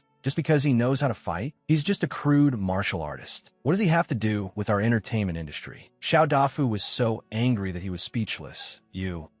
Then Xiao Tianwang ignored his father, turned his head, and said to Zhan Wading, so what if you know how to fight? The resources martial artists need for cultivation, don't they still rely on rich people like us to buy them for you? You even put on an arrogant look. I advise you to be sensible. Let's both take a step back and stop here. Zhan Wading did not reply, turned around and left. Seeing this, Xiao Tianwang laughed smugly. Why are you leaving? Didn't you say you wanted to kill? Before he could finish his words, he suddenly stiffened, his whole body freezing, unable to move. Xiao Dafu widened his eyes and hurriedly ran over to ask, Tianwang, what's wrong? However, he seemed to have stopped breathing. This huge shock made Xiao Dafu unable to believe it. My son, why is he like this? Wu Tianlong also stepped forward to offer condolences. President Xiao, my condolences. Then he looked at Zhan Wading's retreating back and thought to himself, killing silently, what realm has Grandmaster Zhan's true strength actually reached? Everyone in the hall covered their noses and exclaimed, Where is this foul smell coming from? In a corner of the party, Chun Tianwei was sitting watching the good show, thinking to himself, Zhan Wading, my Chun family has been looking for you for a long time and finally found you. Saying so, he immediately crushed the wine glass in his hand, raised his eyebrows and calculated, Third brother, fourth brother, your revenge is about to be avenged. In a quiet room on the cruise ship, Zhan Wading was sitting focused on his cultivation. Suddenly, there was a knock on the door. Zhan Wading, who had his eyes tightly closed, opened them. In front of him was Xia Qinghe, entering somewhat shyly. Wading, long time no see. Don't you miss me at all? Zhan Wading didn't answer, but contacted Bai Geng and told him to keep watch for the night. Bai Geng, who was outside eating meat, replied, Oh my, aren't I just afraid that you'll be lonely? Zhan Wading said helplessly, when we get back, I'll let you taste what a lonely iron fist is. Shadow Guard also received the news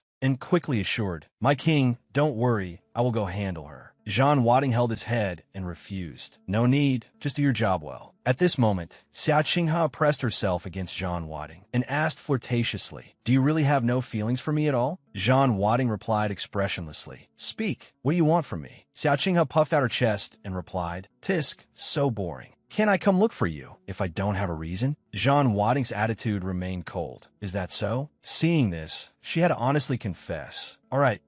Actually, President Xiao sent me to test your attitude. Zhan Wading asked again, Oh, just test it? Xia Qinghe slipped off one of her shoulder straps and said, Of course, he also wants me to try to make you stay. Zhan Wading lifted her chin and asked, So you just listened to him and came here? Isn't that President Xiao afraid that I might eat his bait completely, but not take the hook? She turned her head and replied, Humph, can he really boss me around? I came voluntarily. So do you dare to eat this bait? Her eyes were filled with determination, but John Wadding just picked her up and reminded, go back and tell him. Let's consider this matter closed. Then John Wadding ruthlessly pushed her out of the room. If he still comes to bother me, I wouldn't mind killing one more person. After saying that, he closed the door. Xia Qinghe shouted angrily, you stinky block of wood. Suddenly, Bai Geng sensed murderous intent. A figure dashed past, and he immediately gave chase. Where are you running? John Wadding contacted him to ask what happened. Bai Geng hurriedly replied, my king, there is an assassin. Although they hid extremely well, the moment you opened the door, a trace of murderous intent was exposed. At the same time, Xia Qinghe was still grumbling outside the door. Damn block of wood, stinky block of wood. Suddenly, John Wadding opened the door, grabbed her hand tightly, and forcefully pulled her into the room. She still spoke proudly. Even if you regret it now, I will. However, John Wadding just locked her in the room while he turned around and went out. Bai Geng, contact him again. This is quite interesting. Capture him alive. I'll be right there. Inside the room, Xia Qinghe was confused. Huh? At this time, Chen Tianwei was hiding outside the deck. He thought to himself, the rumor that there's an expert beside John Wadding seems to be true. Chen Tianwei stopped. Bai Geng had caught up and blocked his way. Ha! Where do you want to run, you little scholar? Chen Tianwei was furious and kicked towards him.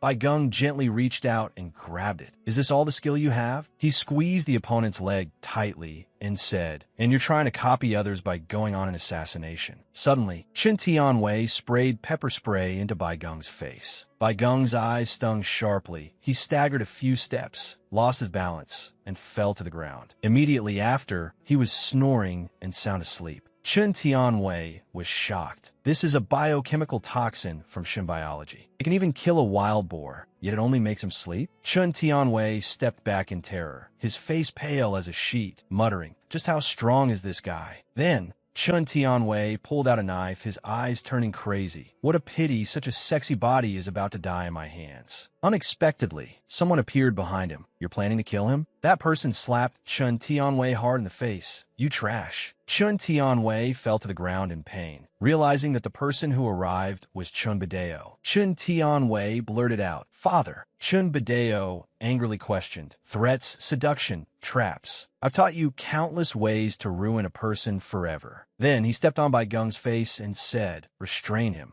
This guy is a powerful weapon to keep John Wadding in check. And you want to just kill him? At this time, Bai Geng was still fast asleep. Chen Tianwei hurriedly admitted his mistake. Father, I was wrong. I was too eager to avenge my brothers. Chun Bideo scolded. Humph, what's the rush? That John Wadding won't be able to escape even if he grows wings. He confidently affirmed, wait until the quota competition is over. All of this haidong will be in my pocket. Hearing this, Chen Tianwei was overjoyed and suggested, then father, can you let me handle this big guy? Chun Bideo flatly refused. Get lost. Chen Tianwei ran quickly to Bai Geng's side. Father, I will definitely interrogate him thoroughly. They didn't notice the earpiece next to Bai Geng. John Wadding had heard everything. Shadow Guard also heard it, and she anxiously advised, my king, please calm down a bit. Don't be angry. There are still many civilians on the ship. Then she quickly took action. I will go save Bai Geng now. Don't worry. John Wadding actually laughed. Ha. Shadow Guard asked in confusion. What is my king laughing at? John Wadding held back his smile and replied, I am not laughing. Then he reminded, also, your punishment is to copy the Chu Shi Biao 30 times and then go save Bai Geng. Shadow Guard was dumbfounded.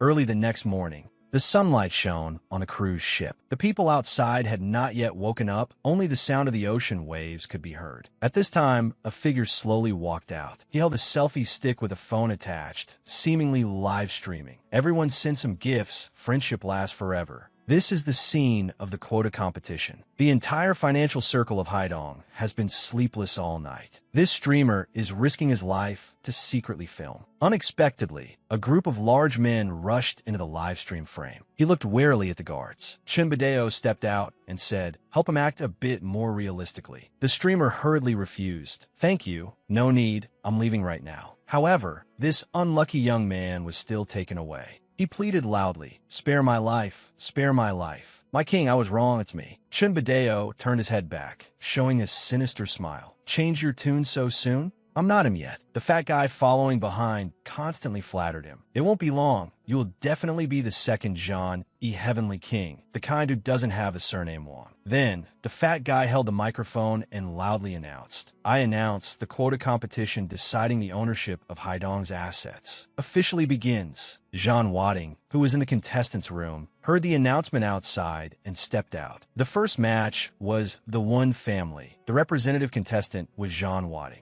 Jean Wadding walked out, bumping into a heavily muscled contestant. Wu Tianlong laughed loudly. Haha. As he walked past Jean Wadding, he didn't forget to nudge his shoulder, stating bluntly, I've already arranged it. Your opponent will be me. That old man surnamed, when one had turned things around, is really daydreaming. The guests watching the competition were all indignant. Doesn't he know that Jean Wadding has the strength of a grandmaster? How could he be so confident? Jean Wadding ignored him and walked straight ahead. Seeing this, Wu Tianlong spat disdainfully. Someone like him is a grandmaster? What a bunch of cowards. By the pool, Shadow Guard was leisurely sunbathing. Yes, I understand, my king, she said slowly. Just now, someone wanted to modify the competition data, but I have already stopped it. Jean Wadding asked, How did you stop it? Shadow Guard sat up with an unchanged expression and pressed her finger on the tablet screen. That was the remote control button for a sniper rifle. Physical prevention. The gun barrel locked onto the target. A bullet was fired, penetrating the room and hitting the designated target. The identity of Jean Wadding's opponent had not yet been revealed. Then, the fat MC announced the first match. From the Chu family, Sun Xingyu.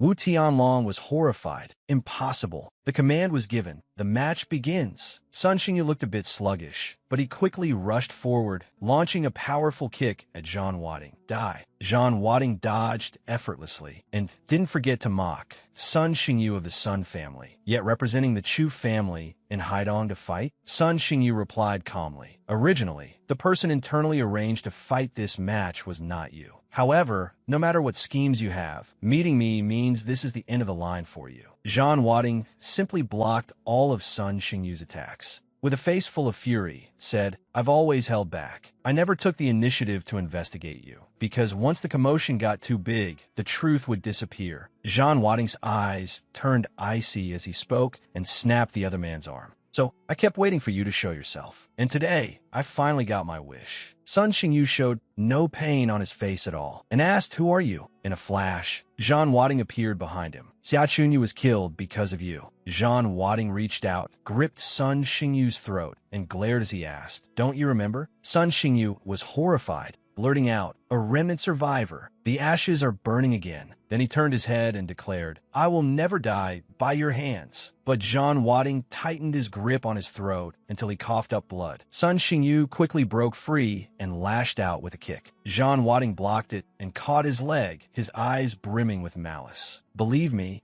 I definitely won't let you die that easily. With that, Jean Wadding broke Sun Xingyu's leg. Sun Xingyu let out a miserable scream and fell to the ground, desperately crawling away. Devil, you're a devil. Even the fat commentator was stunned, before finally shouting, Sun Xingyu of the Chu family has been defeated by Grandmaster Jean in 3 moves. Jean Wadding cruelly stomped on Sun Xingyu's leg, causing him unbearable agony. In the end, Sun Xingyu clutched at Jean Wadding's leg and begged, Kill me, kill me. But Jean Wadding refused. I won't kill you. I'll come find you again after you've recovered. The Chu family rushed over at once. Damn it, how can you be so vicious? Jean Wadding turned to look at them and asked, Looks like the Chu family was involved back then too. Those people were so frightened they collapsed onto the ground. At that moment, Wu Tianlong was trembling in the stands. This man is a demon. Wu Tianlong was so scared that he wet himself on the spot. Then the commentator announced, Sun Xingyu has been carried away. He seems to still be breathing. The winner is Jean Wadding of the One family. Thank you, Grandmaster Jean, for bringing us such an exciting opening match. However, in the second upcoming match, Master Wong, representing Xianglong Group, has withdrawn from the competition. So, Lu Qingqing lowered her head gloomily. Father, I'm sorry. It's all because I'm useless. Suddenly, Jean Wadding spoke up. Wait, I'll represent Xianglong Group in this match. The Chu family protested angrily. Ridiculous. How can one martial artist represent 2 families? The others also objected. Since when is there a rule like that? Jean Wading slowly explained, saying bluntly, because I am a major shareholder of Xianglong Group. Even the commentator asked in shock, This is true. Grandmaster Jean really is a major shareholder of Xianglong Group. Chen Tianwei turned and asked his father worriedly. Chimbadeo confidently picked up the walkie-talkie and replied, if he wants to waste his energy, why not let him fight? At this moment, the fat commentator excitedly announced, who would refuse to let a shareholder fight on behalf of his own company? The audience also watched with excitement. The match continued. Jean Wading of the Wen family versus Monk Zhikong of the Qian family. The second match began, and Monk Zhikong of the Qian family stepped onto the stage. Jean Wading's opponent this time was a monk. He clasped his hands in greeting as he walked onto the platform. Patron Jean, excuse my offense, Jean Wading said. I didn't expect even a monk to wade into these muddy waters. Zhikong replied, a monk is still a man.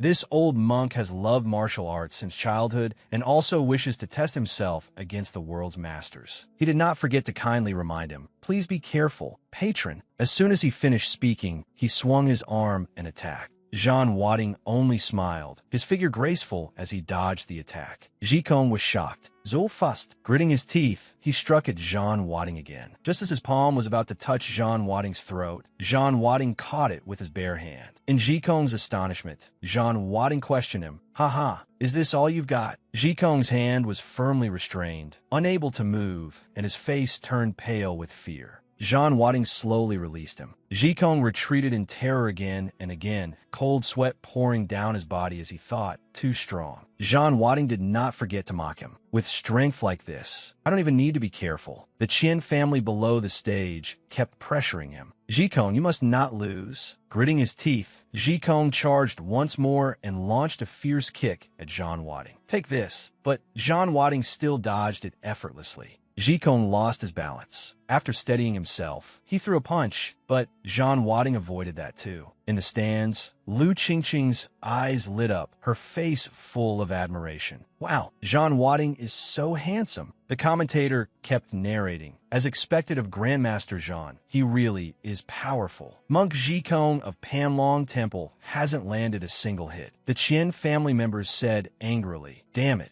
I can't believe our Qian family is going to lose in the very first match. At that moment, Zhikong was still trying hard to attack Jean Wading. However, Jean Wading began his counterattack, raising his hand and driving a punch straight into Zhikong's abdomen. Zhikong dropped to his knees, then clutched his chest and froze, unable to utter a word. Jean Wading turned and said, you can announce the result now. The fat commentator was stunned. He pointed at Zhikong and said, Master Jean, Monk Zhikong. He hasn't completely fallen yet. As soon as he said that, Zhikong staggered and fell to the ground with a thud. The fat commentator was shocked, then loudly declared, Monk Zhikong of the Qian family can no longer continue the fight. The winner is Jean Wading of the Lu family, Grandmaster Jean. At the same time, Zhikong was carried away by the medical team. The Qian family was seething with hatred. The commentary rang out again. Thank you to Grandmaster Jean for that exceptionally brilliant performance. The third match. Jean Wading slowly stepped down from the stage, and praise rose nonstop. My lord, that was so cool just now. What an amazing fight. Hearing the praise, Jean Wading smiled smugly. Suddenly, a voice made him pause. Well, that snoring sure is loud. Shadow Guard walked over and teased. My lord, I didn't expect to get fed dog food by you even here. Jean Wading did not know how to refute her. Shadow Guard kept pressing. My lord, someone like you is destined to be adored by countless women, to have countless women throwing themselves into your arms. It's just a pity that, sooner or later, I won't be among those women. Jean Wading asked irritably, what are you thinking about? Shadow Guard put on a pitiful act. Boo-hoo, my lord. I want to be held in your arms, too. Jean Wading helplessly turned his head away. In the stands, the audience was still buzzing over the previous fight. The commentator announced, all right, everyone, next up is the Chun family head of the Chun family versus Mr. Ghost Hand of the Xiao family. Everyone burst into laughter. Haha, the Xiao family is really unlucky. Xiao Dafu also gritted his teeth. How can our luck be this bad? We actually ran into Chunbadeo. Chunbadeo remained silent and calm.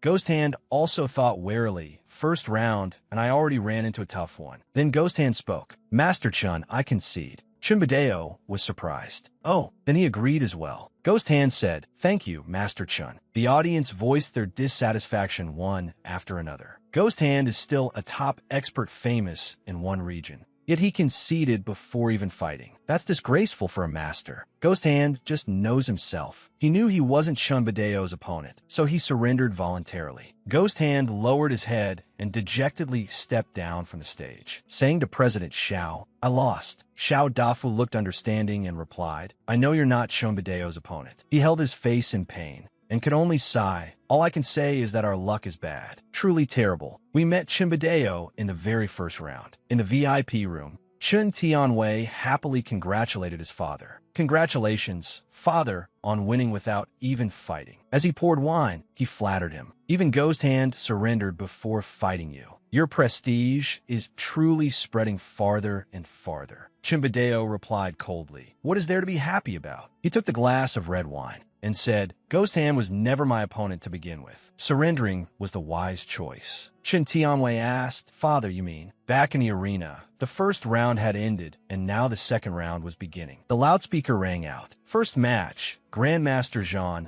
representing the One family, versus Mr. Tai Long, representing the Tai family. The second round began, and Tai Long stepped onto the stage. He had only just barely made it into round two, and yet Tai Long walked forward trembling. Did he really have to face this devil the moment he got up there? The stands erupted with laughter. Is this guy even up to it? He really does have the bearing of a master, huh? How interesting, the referee loudly announced. The first match of the second round officially begins. In a smug tone, Zhan Wading asked, "What is it? You seem very afraid of me." Tai Long became awkward. I'm not." Zhan Wading casually gave an then lifted his foot and stepped closer. Seeing this, Tai Long was terrified to the extreme, stammering speechlessly, his face full of fear as he shouted, "D devil, I. Zhan Wading waved his hand and looked at Tai Long, thinking, keeping up appearances even at death's door. Tai Long was so frightened that he fainted right there on the stage. The referee shouted, "Second match. Grandmaster Zhan, representing the Liu family, will continue to fight." Grandmaster Zhan's next opponent is Mr. Lien, representing the Zhao family. The entire arena began discussing it. There's no helping it. Who told him to represent two families by himself? Does this mean he has to fight non-stop without rest? Mr. Lien clasped his hands confidently. "Please instruct me." Zhan Wading chuckled lightly, and in an instant grabbed Mr. Lien's leg. "You're not enough." Mr. Lien frowned, thinking as expected he's very strong. He rushed forward, lightly probed Zhan Wading, then retreated somewhat warily. Immediately after that, he attacked again. Zhan Wading remained calm, and in the blink of an eye, Mr. Lien had already fallen to the ground in shock. Zhan Wading said arrogantly, "Like this, you won't win." Mr. Lien thought, "I must find his weakness and kill him." Zhan Wading raised a hand and brushed back his hair. "Enough. I'm done playing with you." A gleam flashed in Zhan Wading's eyes. "It's over." Then he shot forward. Mr. Lien stammered in terror. "You." Mr. Lien also quickly raised his hand to counterattack, and the two charged at each other, ready for a decisive clash. Zhan Wading struck with incredible speed, landing a heavy blow on Mr. Lien. Mr. Lien was sent flying, fresh blood spraying from his mouth as he crashed hard to the ground. The referee was stunned. "So fast." Zhan Wading calmly dusted off his hands and shrugged. "Relax, I held back. He won't die. Announce it." The referee's face had gone pale as he answered repeatedly. Oh.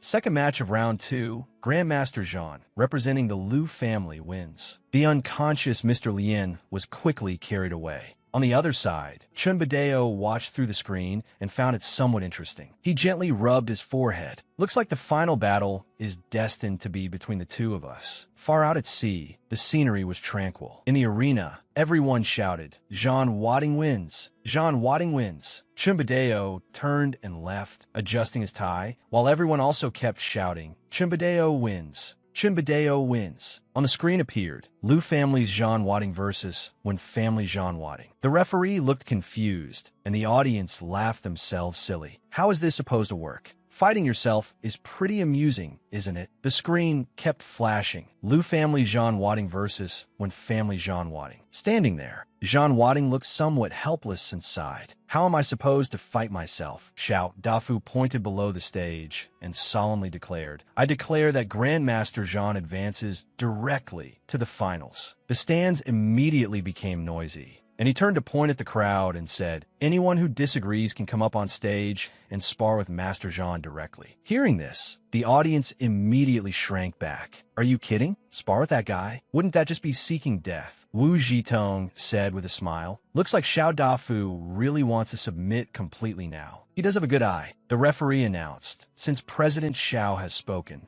and no one has any objections, then I declare that Grandmaster Jean advances directly to the finals. Grandmaster Jean, please step down for now and wait. Now we begin the second semifinal between Mr. Chun representing the Chun family and Mr. Ouyang Shijian representing the Bao family, the shipping king. Chun Badeo stepped out in a perfectly tailored suit, and Ouyang Shijian also took the stage with a sharp sword in hand. The whole arena fell silent, and the atmosphere turned heavy. Ouyang Shijian gripped his long sword tightly, killing intent filling his eyes. Last time I lost to you. This time, I will definitely defeat you. Chimbadeo let out a cold snort. Ouyang Shijian angrily pointed at him. Are you looking down on me? In order to defeat you, I trained bitterly for a long time. Light flickered around his sword. Today I'll show you my new strength. Ouyang Shijian thrust his sword toward Chunbadeo, but suddenly felt uneasy inside. Why does this feel dangerous? Ouyang Shijian gripped the hilt tightly and stabbed again. Fury flashed in Chunbadeo's eyes, and he launched a powerful blow that sent Ouyang Shijian flying. Ouyang Shijian painfully spat out a mouthful of fresh blood, was flung far away, and hit the ground. Chunbadeo frowned at his own hand and muttered, nonsense. Ouyang Shijian's face was full of unwillingness as he struggled to his feet. Damn it, my injuries are even worse than I thought. Facing Chunbadeo as he advanced step by step, Ouyang Shijian sat on the ground and slowly backed away. Standing off to the side, Jean Wadding watched and thought, oh, interesting. Looks like this won't be too boring. Ouyang Shijian trembled, his face filled with fear, and pointed at Chunbadeo as he stammered, why you? Perfected Gongki? Ouyang Shijian thought, how did he improve this quickly? Chunbadeo stood before Ouyang Shijian, his fist clenched.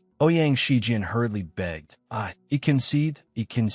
Shadow Guard crossed her legs, revealing her fair legs, and leaned back against her chair. As an assassin, what exactly happened in the end? Beside her, Bai Gong kept saying, damn it. That brat from the Chin family actually dared to bully me. Shadow Guard took off her sunglasses. When I got there, that brat was just about to strip your clothes off. If it weren't for me, you'd have lost your chastity long ago. Hee. Bai Gong roared. That damned bastard. I'm definitely going to kill him. Over here, the referee shouted excitedly. Now I declare that the final officially begins. Chunbadeo looked sternly at Jean Wadding, and Jean Wadding returned the gaze with equally cold eyes. Chunbadeo frowned slightly, scarlet flames shooting from his eyes, while Jean Wadding stared back without yielding in the slightest. Everyone grew anxious. Why aren't they making a move? Xiao Dafu observed and guessed. It seems both of them are very confident in themselves and have no intention of striking first. They both want the other side to move first, so they can test each other's true strength. The audience below the stage gradually grew impatient. I can't wait any longer. Finally, movement came on the platform.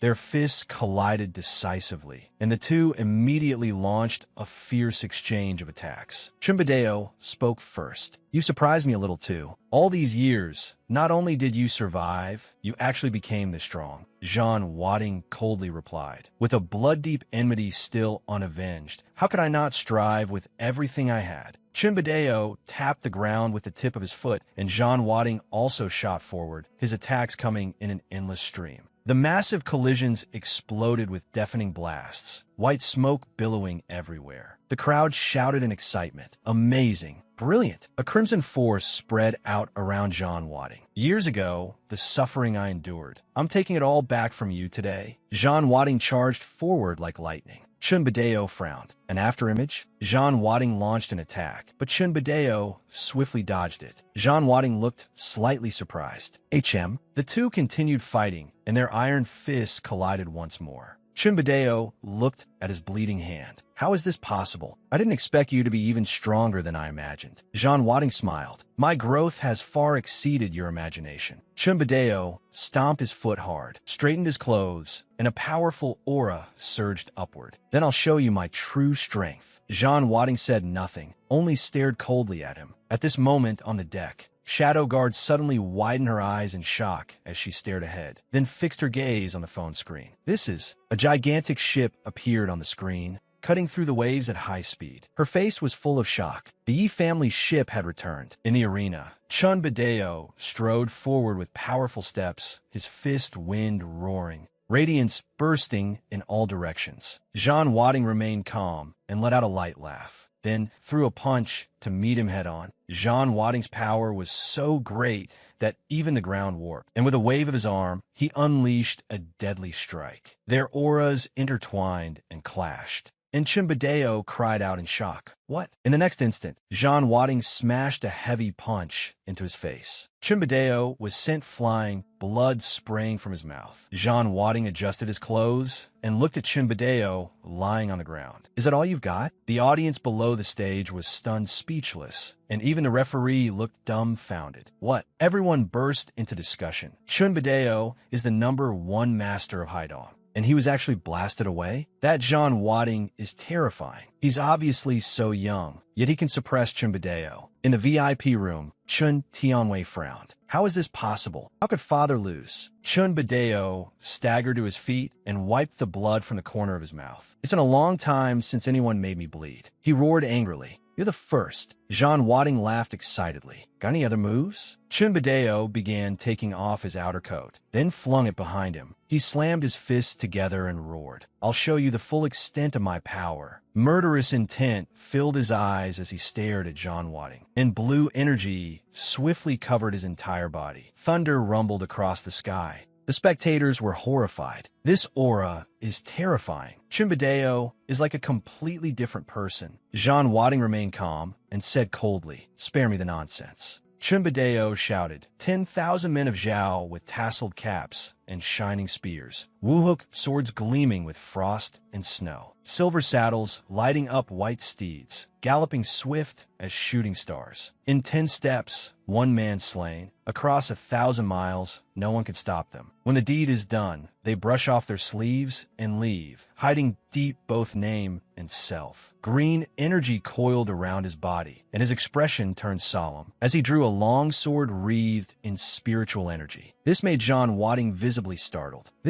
He frowned, his expression tightening slightly. The Taishan scripture? Suddenly, Chimbadeo seemed to awaken and laughed loudly. I didn't expect you to recognize the Taishan scripture too. He raised his sword to the sky. In this world, you're the only one who can force me to go all out. Don't disappoint me too much. The next moment, man and sword became one as he shot toward Jean Wadding. Faced with the approaching danger, Jean Wadding did not panic at all. Instead, a hint of provocation appeared in his eyes. When the sword tip thrust toward him, he swiftly dodged aside. Chimbadeo sneered. Think you can escape? His attacks did not stop, and he shouted die. Surrounded by countless sword shadows, Jean Wadding showed a trace of surprise, then immediately raised his hand, and a protective barrier instantly appeared around him. Chimbadeo crazily slashed with his sword. Under the immense force, cracks gradually appeared in the barrier until it finally shattered. Chimbadeo burst out laughing as he lunged in for the kill. Give me your life. The sword point went straight for Jean Wadding's vital spot. At the same time, in the VIP area, Chun Tianwei slammed the table and stood up. Jean Wadding, after all these years of not dying, you should have hidden yourself well. Yet you dared show yourself on your own. Today, you're dead for sure. In the arena,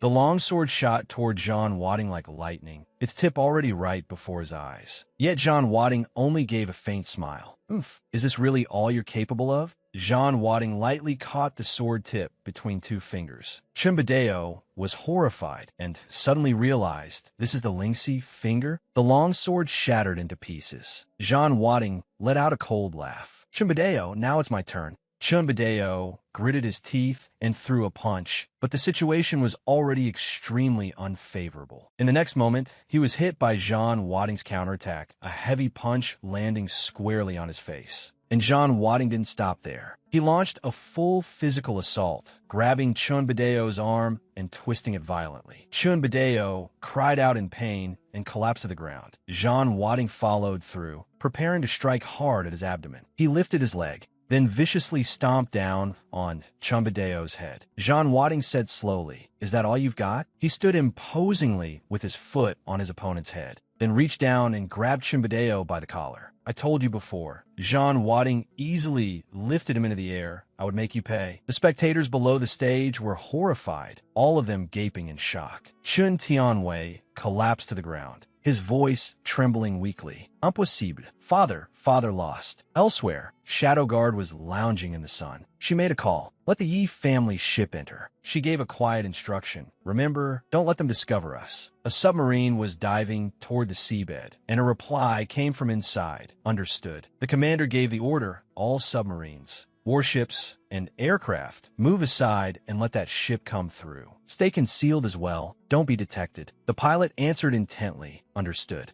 Affirmative replies also came through from the other side of the screen, and the divers had received the order as well. Shadow Guard took a sip of water and thought to herself, "What is the Yi family doing here?" Jean Wadding grabbed Chunbadeo by the collar. Chunbadeo gritted his teeth and taunted him. "Back then, I should have wiped out the roots completely. Come on, kill me." Jean Wadding looked at him coldly, a force rising in his hand. "I won't let you die so easily." He raised 2 fingers, and a streak of spiritual energy appeared, instantly piercing through Chunbadeo's body. "Why you? You!" With a thud, Chunbadeo dropped to his knees, agony all over his face, his voice becoming unbearably weak. "Why you? You crippled my cultivation." Jean Wadding bent down to look at him. "I want the Chun family, and you, to taste everything I once endured. Chunbadeo, your era is over." On the other side of the screen, Chun Tianwei was horrified. He hurried out of the room, ran to the ring, and held Chunbadeo. "Father, hold on." Chun Tianwei's eyes were filled with hatred. Jean Wadding, "I'll remember this debt." Chun Tianwei carried his father away on his back. Jean Wadding suddenly turned around, and everyone who saw it was terrified. Someone said in a trembling voice, "It's over. Our Zhou family is finished." The referee thought to himself, Chunbadeo has been defeated. Haidong's second king has fallen.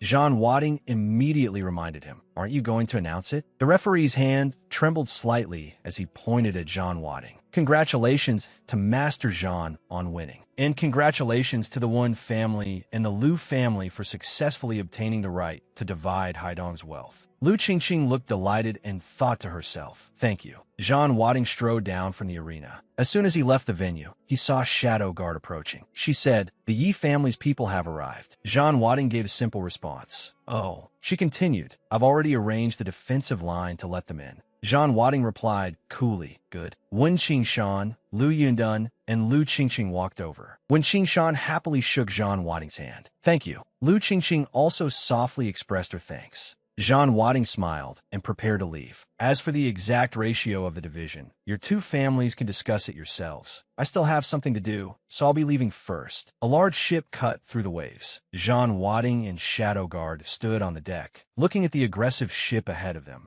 the bows of the 2 vessels nearly touching. Yi Wuxing crossed his arms over his chest. "Looks like Chunbadeo lost." He grinned. "Lost to this brat, no less." By now, the distance between the 2 ships was extremely close, and Yi Wuxing jumped over, saying roughly, "The fact that you beat Chunbadeo means you do have some ability. You should know who I am, right?" Jean Wadding said calmly, "Let's hear it." Yi Wuxing pointed at himself. "I'm Yi Wuxing from the Yi family." He glared fiercely at Jean Wadding and said clearly, "The right to divide Haidong's wealth. My Yi family is taking it over." Jean Wadding's face remained expressionless. Then he suddenly covered his face and burst out laughing. "Ha ha! The Yi family's reach really is getting too long." Yi Wuxing turned around. "I only came to inform you, not negotiate with you. This matter is settled." Jean Wadding quietly asked Shadow Guard, "Do you think there's a problem inside our Iron Cavalry?" Shadow Guard exclaimed, "Absolutely impossible." Jean Wadding looked up at the sky and said, "If nothing happened internally, then there's only one possibility. Someone killed a senior member inside the Iron Cavalry and stole the command token."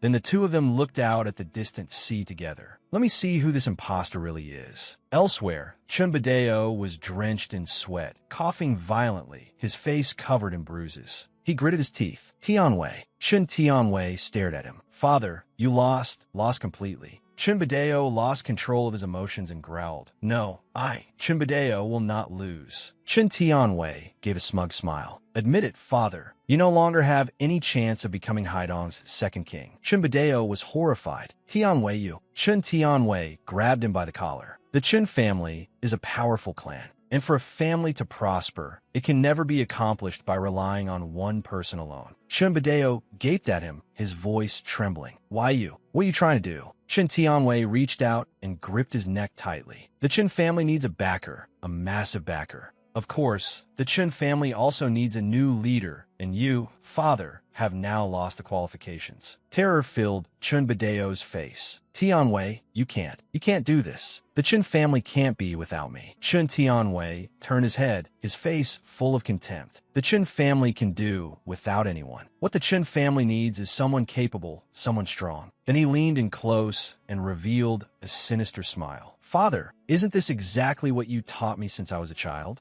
Chinbadeo panicked, his face full of anger, yet helplessness. Why you? Chin Tianwei continued. So, go on your way in peace. Chin Tianwei laughed loudly. With me here, the Chin family will definitely grow stronger, and I am the one who will become Haidong's second king. As he spoke, he tightened his grip on Chinbadeo's throat, causing him unbearable pain. Sudendi, ye wuking site pudding. Chin Tianwei, I hope you won't disappoint me. Chin Tianwei turned around. Rest assured, young Master Yi, I definitely won't disappoint you. Help me take back the right to divide Haidong's wealth, and from then on, the Chin family will be at your command. Yi Wuxing closed his eyes and revealed a mysterious smile. Haha, Chinbadeo, you really are too useless. Then Yi Wuxing took out a small box and handed it to Chin Tianwei with a smile. Chin Tianwei, you, Zhan Wading, and the Chin family share a deep blood feud, so I'm giving you a chance to kill Zhan Wading. Chin Tianwei froze. This is... Yi Wuxing lowered his voice. Something that can help you kill Zhan Wading. Then Yi Wuxing turned and left, leaving Chin Tianwei staring at the box in confusion. He immediately opened it, only to find that inside was a key. Chin Tianwei took a letter out of the box and was shocked. This is...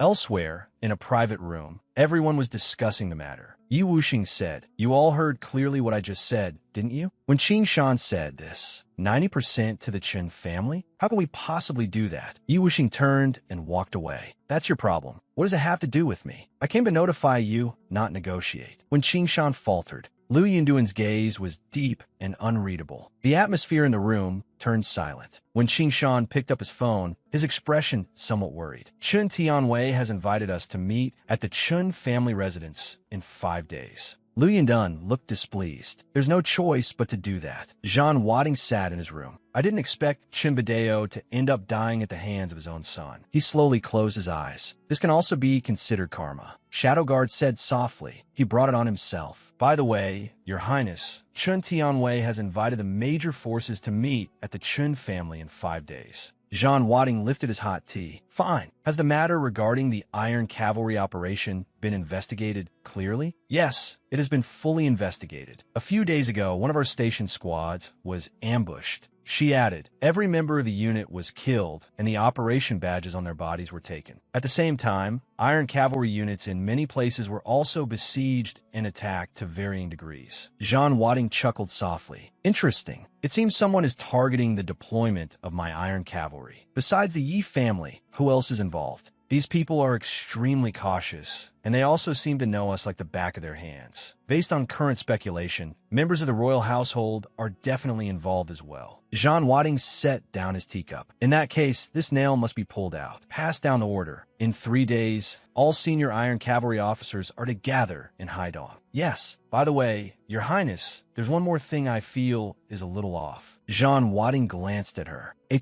The border has been somewhat chaotic lately. The Reaper Special Ops team that we fought before has appeared again. Zhan Wading sat up straight. Things are getting more and more interesting. He gave a soft laugh. It seems everything is connected to me. Then he suddenly stood up. Keep an eye on the Reaper Special Ops team. If they make any moves, have the Iron Cavalry surround and eliminate them immediately. Shadowguard accepted the order. Yes. Jean Wadding chuckled. The storm is coming, huh? At the combat zone at this moment, the ground was strewn with broken stones. A man wiped down his longsword. Captain, are we heading to Haidong next? The captain replied, that's right. Then he picked up a bullet and examined it, his eyes narrowing slightly. This time, we have to kill him. At the same time, at the secret headquarters, Scarlet Bird was sitting in front of a computer. Suddenly, she smiled. Oomph, they're here. The butler slowly sat down. The others still aren't here? Scarlet Bird looked slightly displeased. What's the rush? There's still 10 minutes before the appointed time. The butler replied, those people are taking my lord less and less seriously. Hearing that, Scarlet Bird chuckled softly. Aren't they here now? At that moment, several people came up the stairs, and two of them pushed the door open and entered. Oh, you all came early. One of them stepped forward and said to the butler, you still don't know when to hold your tongue.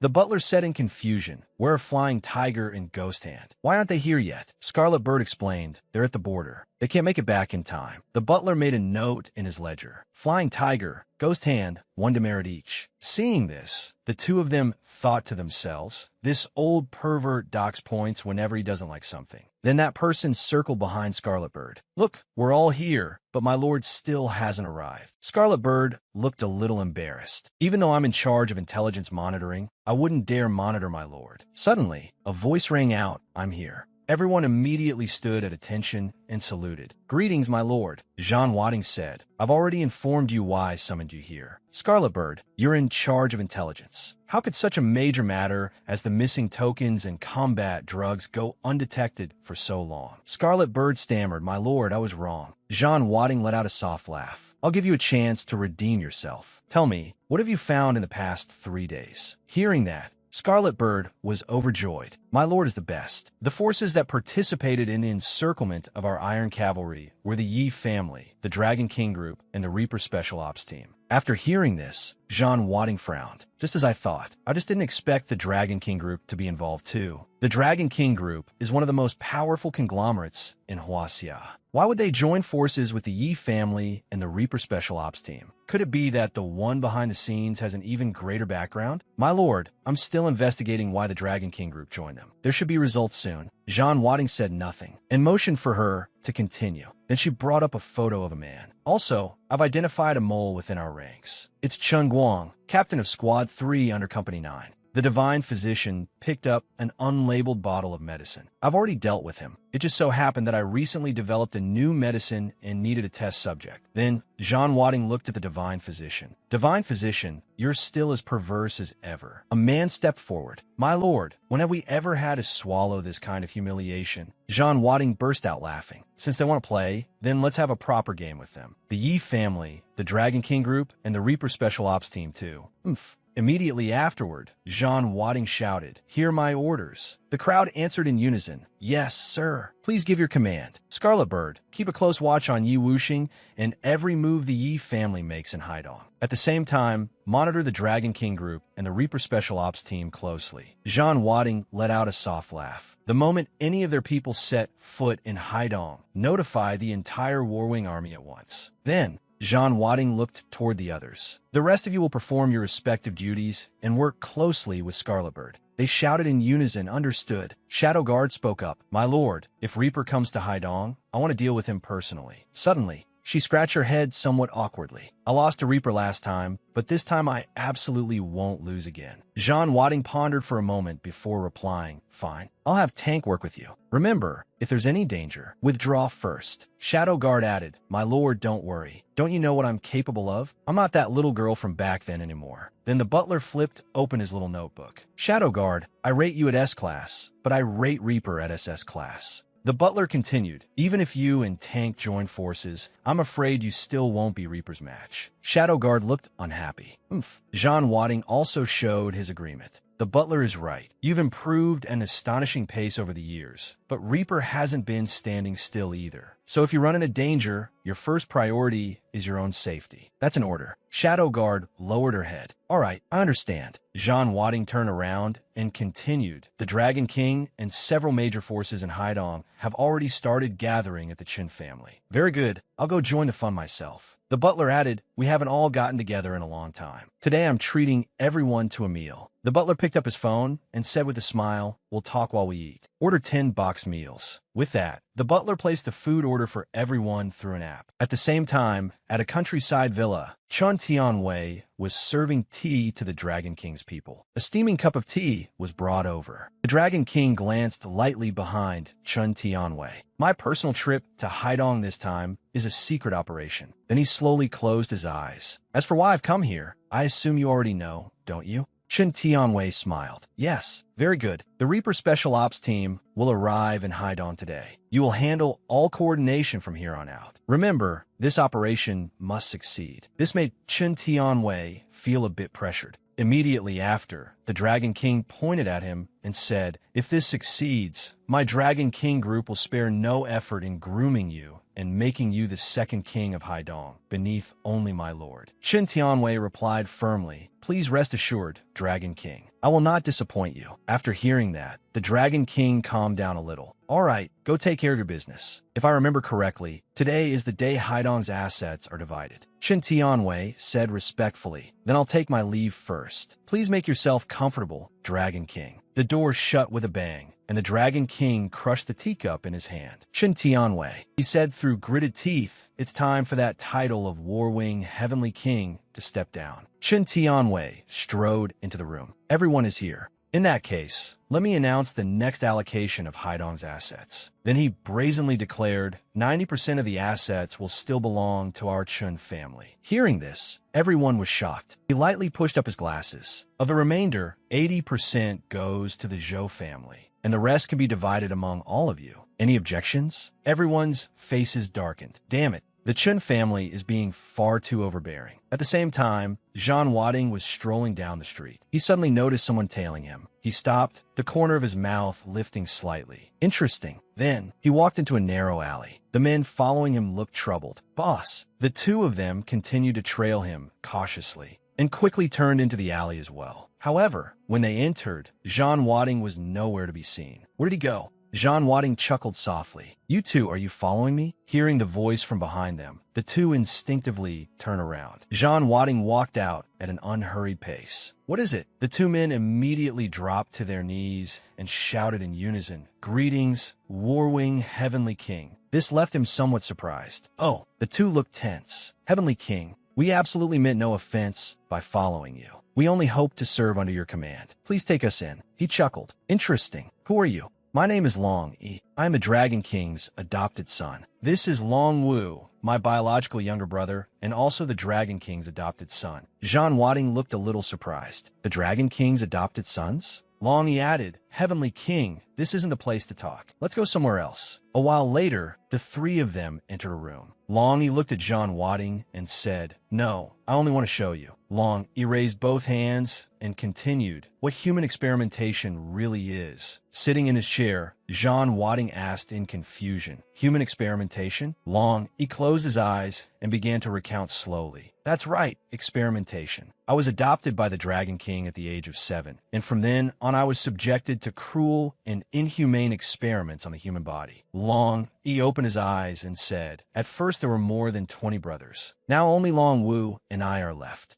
Zhan Wading fell silent, looking at Long Yi as he spoke. In this struggle over Haidong's assets, Yi Wuxing stands behind Chun Tianwei, and the Dragon King stands behind the Yi family. Long Yi raised a phone, and behind the Dragon King's attempt to control those assets lies human experimentation. Long Yi handed the phone to Zhan Wading. "All the data on the human experiments is in here. Please have a look, Heavenly King." The moment he saw the images inside, Zhan Wading's expression changed instantly. Zhan Wading crushed the phone in his hand and cursed furiously, "Animals." Long Yi frowned, staring straight at Zhan Wading as he called out, "That's why my brother and I hope to serve under you today, Heavenly King." Long Yi lowered his head and added, "We don't want to keep living these conscience-less days anymore." Zhan Wading said nothing and fixed his gaze on the two of them. Long Wu beside him immediately shouted emotionally, "Heavenly King, my brother and I definitely were not sent by the Dragon King." Then Zhan Wading raised a hand and said, "Very well, I agree. For now on, you follow me." Long Yi instantly looked at Zhan Wading with delight, and Long Wu's face was filled with disbelief. Then the two brothers knelt together, cupped their fists, and shouted, "Greetings, Heavenly King." Looking at his reflection in the teacup, Jean Wadding said, "Get up. Tell me the exact purpose of the human experiments." Jean Wadding quickly crossed his legs and waited.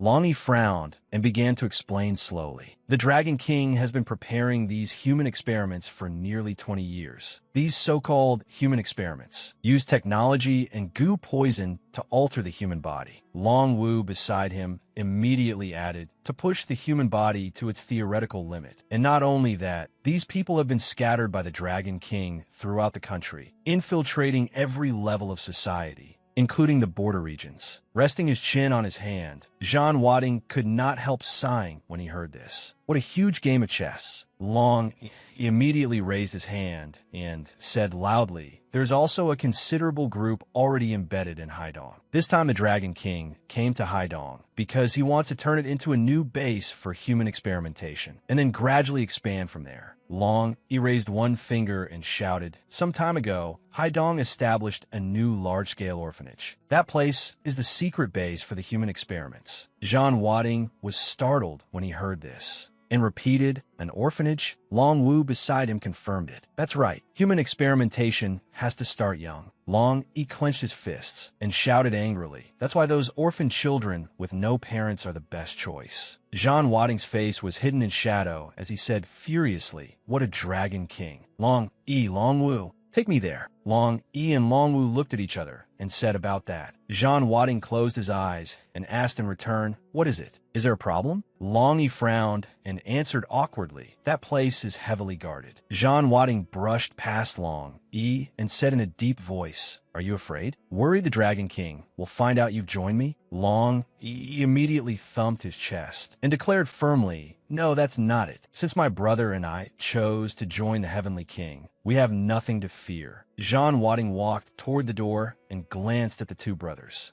Long said, "Let's go." Then Jean Wadding's steps came to a halt at a certain place. Pointing at the orphanage in front of them, Long called out, "Heavenly King, this is the place." Jean Wadding took notice of the gardeners, guards, and female staff there. Jean Wadding smiled. "They're all interforce martial artists." "Now that's interesting." A guard immediately raised a hand and shouted, "Stop." He reached out to block them. "Our orphanage is closed. Who are you looking for?" Hearing that, Jean Wadding repeated in confusion, "Closed?" The guard frowned and shouted, "So, please leave." Then he froze slightly as he stared at the other party. The guard watched as Jean Wadding walked right past him and shouted, "Brat." He put a hand on Jean Wadding's shoulder and barked, "You're here to cause trouble, aren't you?" A thought flashed through the guard's mind, and he realized this was an expert. Looking at Jean Wadding, who remained standing motionless in front of him, he frowned and thought to himself, "The captain said no one is to be allowed inside no matter what. These three look like they came prepared." Suddenly, a pair of legs stepped out from behind. With one hand in his pocket, Kino asked in confusion, "What's going on?" The guard quickly ran over to him and called out, "Captain." He leaned close to Kinto's ear and whispered, "Captain, they're martial artists. I'm afraid they're here to make trouble." He looked at Jean Wadding,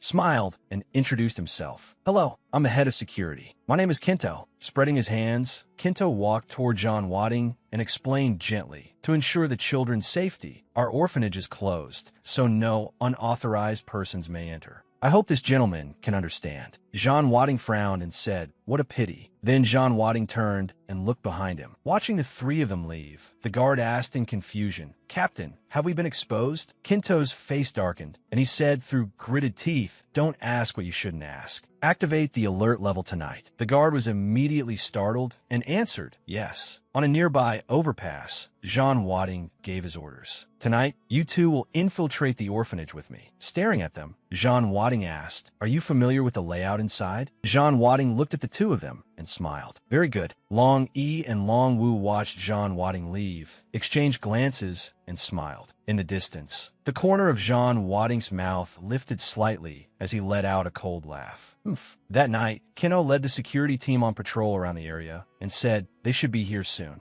A red flash streaked out, kicking off the wall and flipping onto the rooftop. Jean Wadding and the other two landed steadily. Long took the lead. "Follow me." Ahead, two patrolling guards looked at each other and said, "Nothing unusual." "Clear." Long Yi's eyes turned sharp as he shot forward. Then, two red flashes flickered, striking toward the two men. The two guards were gagged and tied together. Long Yi pointed at the building ahead and said to Jean Wadding, "That building has an underground dormitory area. It's a secret experimental site." The three of them quickly moved forward. Long Yi hid behind a wall and looked at the guards posted ahead. "Heavenly King, wait one more minute. They'll be changing shifts soon. When they switch, those people will gather to smoke, and there happens to be a blind spot. We can slip in quickly through the side window." Jean Wadding stood there silently, calm as ever, as if he had not even heard him. Long Yi immediately froze and stammered, "Heavenly King, what's wrong?" After hearing that, Jean Wadding smiled and said, "Nothing." Then,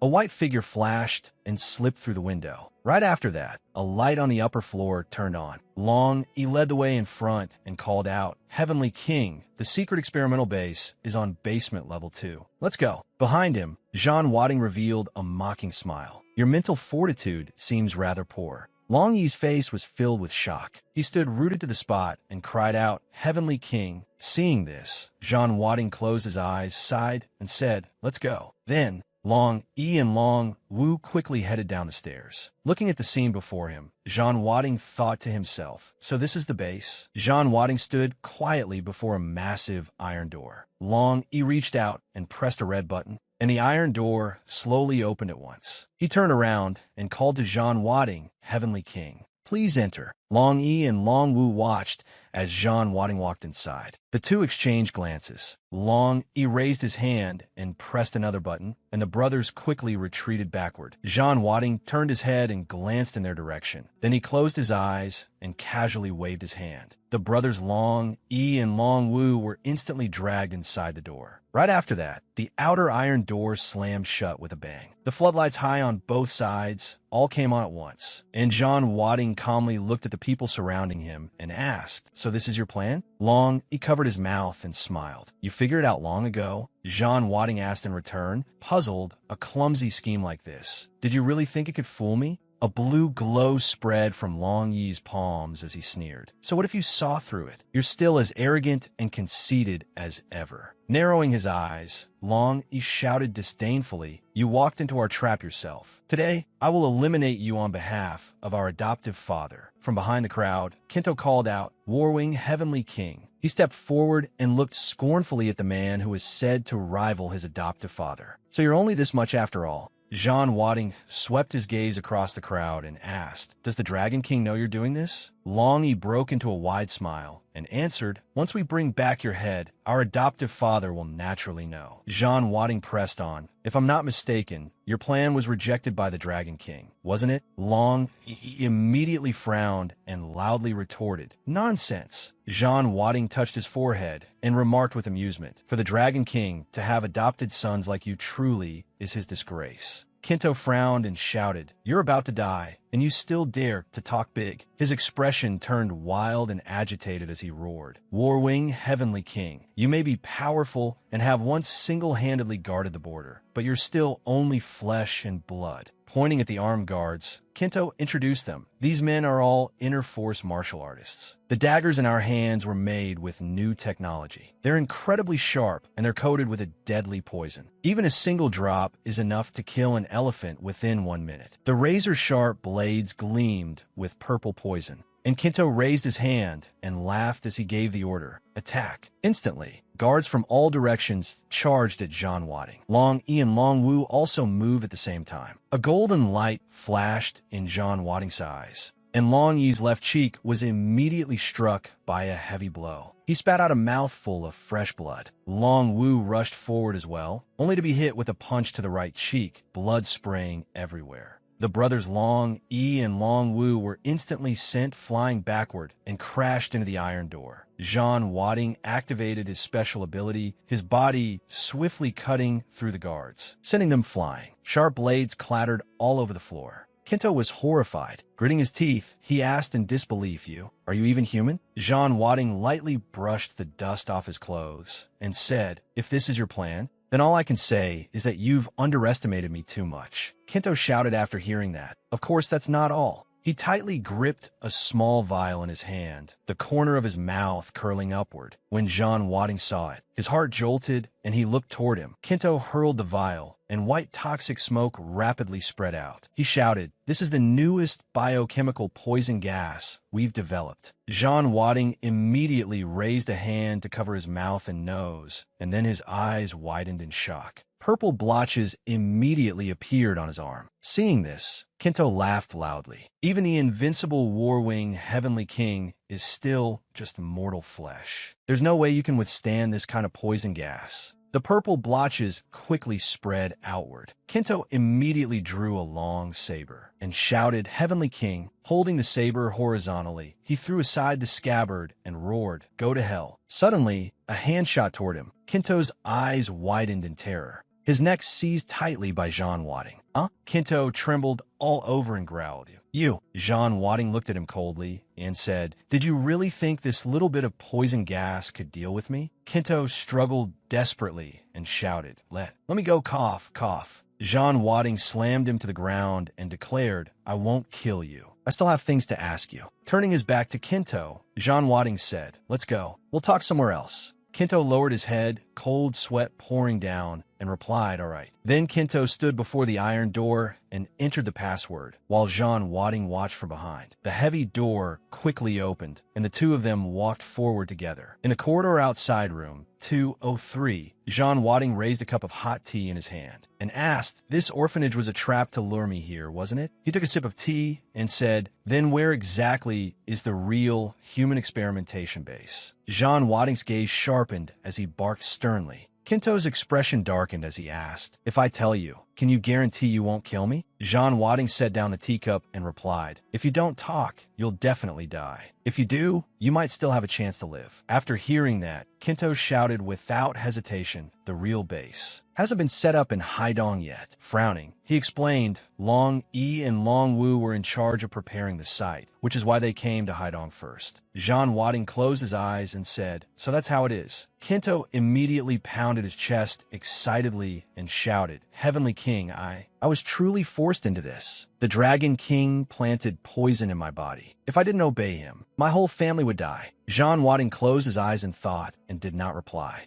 Then Kinto directly dropped to his knees, desperately explaining, "Heavenly King, everything I'm saying is true. I really had no choice." Jean Wadding turned his head to look at Kinto and asked, "Do you know the Reaper Special Ops team?" Hearing that, Kinto shook his head and cried, I don't know." Jean Wadding slammed the teacup hard onto the table and barked, "I was prepared to spare your life." Kinto's expression instantly turned ugly as he heard Jean Wadding continue, "But you." Kinto lowered his head and admitted, I'm a member of the Reaper Special Ops team." Jean Wadding looked at him and said, "Just as I thought. You knew, aren't you?" Kinto lowered his head and shouted, "Yes." Jean Wadding smiled and asked, "I need the entire current deployment of the Reaper Special Ops team in Haidong. That won't be a problem, will it?" Sweating profusely, Kinto agreed, "No problem." Then, he immediately took out a phone and placed it on the table, pointing at it as he said, This contains all of their arrangements." Seeing that, Jean Wadding praised him. "Very good. Next, I need you to do one thing. Do it well, and I can leave you a way to live." Upon hearing that, Kinto excitedly shouted, "I await your orders, Heavenly King." Jean Wadding leaned close to Kinto's ear and whispered a few words. Kinto swallowed hard in shock, his face darkening as he refused.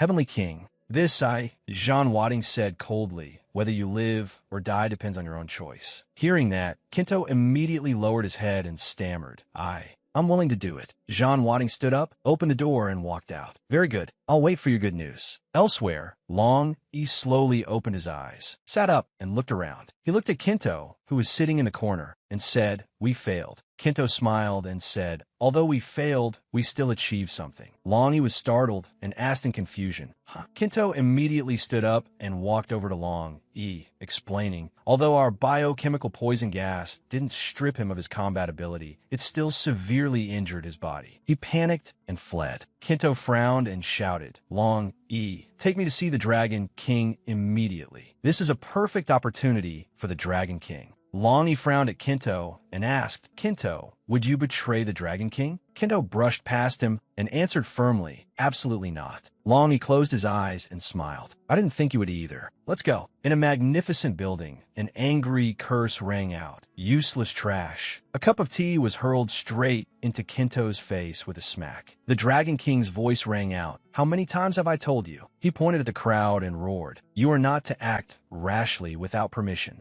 Kinto knelt in front and said softly, please forgive me, Dragon King. The Dragon King sighed and said, still, you have made some contribution. This time, the Warwing Heavenly King was struck by our biochemical poison gas. Resting his chin on one hand, he said, I expect he has only a few months left to live. There is no way for him to recover. Kinto immediately smiled and urged him on, exactly, and I secretly planted a tracker on the Warwing Heavenly King. His current location has already been exposed. The Dragon King looked at him and listened as he continued. If you strike now, Dragon King, you will definitely be able to kill him in one blow. On the side, Long Yi also raised his head and smiled. Adoptive father, this matter should not be delayed. This is a rare opportunity. The Dragon King closed his eyes and said, you still do not understand what kind of person the Warwing Heavenly King is. He pointed at Kinto and barked sternly. In my view, this is precisely his scheme. Then, the Dragon King reached out and seized Kinto by the throat, shouting coldly, Kinto, you dare betray me? Kinto defended himself in terror. No,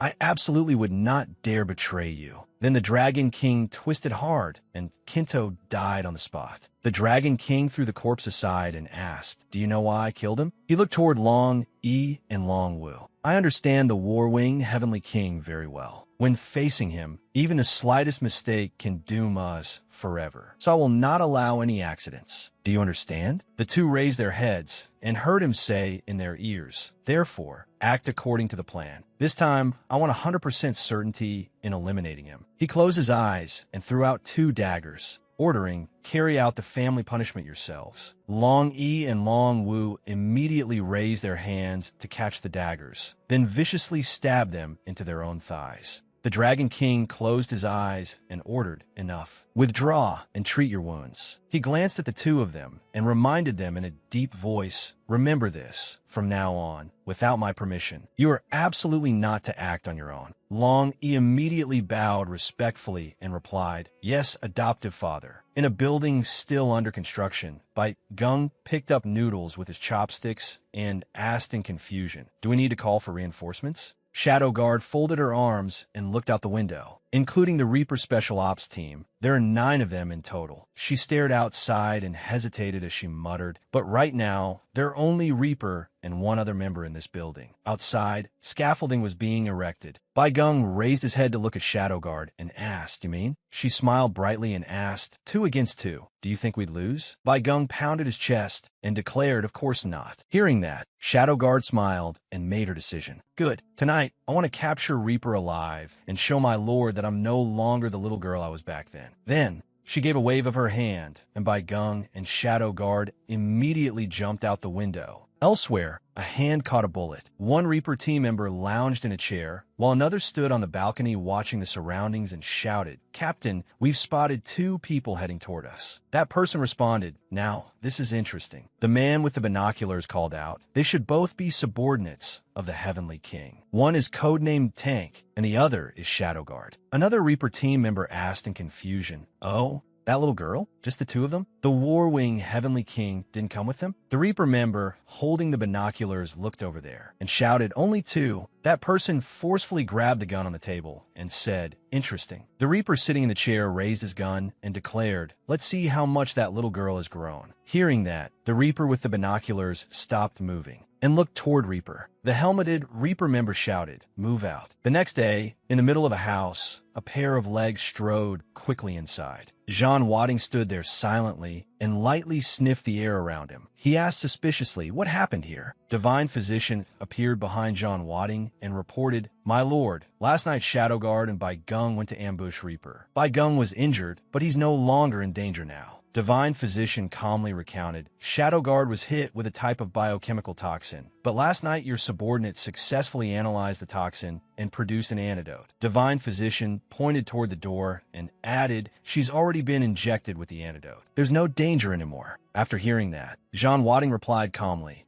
In a room, one of Shadow Guard's arms was wrapped in bandages, and she sat with her head lowered in thought. When Bai Geng and Shadow Guard saw Jean Wadding, they both called out, Heavenly King. Jean Wadding raised a hand to signal that they need not get up, then asked, what happened? Shadow Guard lowered her head dejectedly and said haltingly, the two of us fought two of them, and we still lost. We couldn't win. Beside her, Bai Geng shouted indignantly, those Reaper bastards were too cunning. We were just about to succeed, and then that guy pulled a dirty trick. He actually used poison. The butler took out a notebook and a pen and began writing, Shadow Guard, Bai Geng. -2 points each. Bai Geng immediately raised his fist and growled angrily, damn it. Next time, I'll smash those Reaper bastards into paste. Hearing that, Jean Wadding ordered, explain yesterday's situation. Clearly, Shadow Guard reported calmly, my lord, Bai Geng and I found Reaper's temporary base. According to my judgment, she said loudly in frustration, there was only Reaper and one team member inside. Bai Geng and I were completely capable of dealing with them.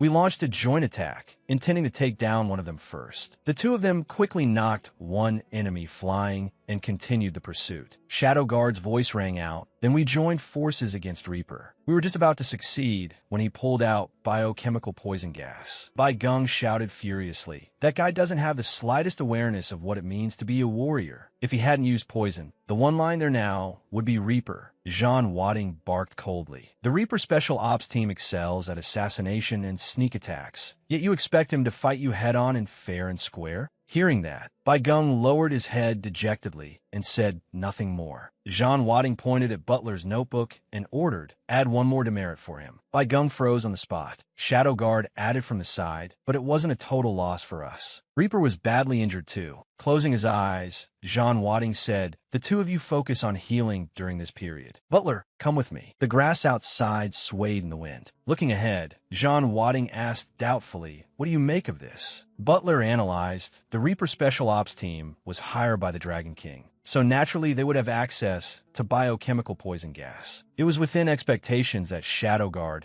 and Bai Geng would suffer a setback, but one thing is abnormal. Jean Wadding replied with eyes closed, that's right. Where did the rest of Reaper's team go? Butler assured him, we will definitely investigate this thoroughly. Recalling Shadow Guard's words, Jean Wadding said, your judgment has never been wrong. Shadow Guard and Bai Geng joined forces, yet they still forced Reaper to use poison gas. Butler closed his eyes. As Jean Wadding's voice continued, that alone is highly unusual and deserves special attention. Jean Wadding turned and patted Butler on the shoulder. You've had hard lately. Butler replied with eyes closed, it's only my duty. As Jean Wadding walked forward, he reminded him, you should smile more often, otherwise you'll get wrinkles easily. Butler immediately smiled and answered yes. At the Chun family residence, Reaper was sitting on the sofa. Yi Wuxing of the Yi family was also sitting there silently. Chen Tianwei of the Chun family held a cup of hot tea in his hand. Yi Wuxing glanced at Reaper and asked, you're injured? Reaper was startled, then answered, just a minor injury. Yi Wuxing closed his eyes and said in a low, stern voice, let's hope this doesn't affect our plan. The door was pushed open,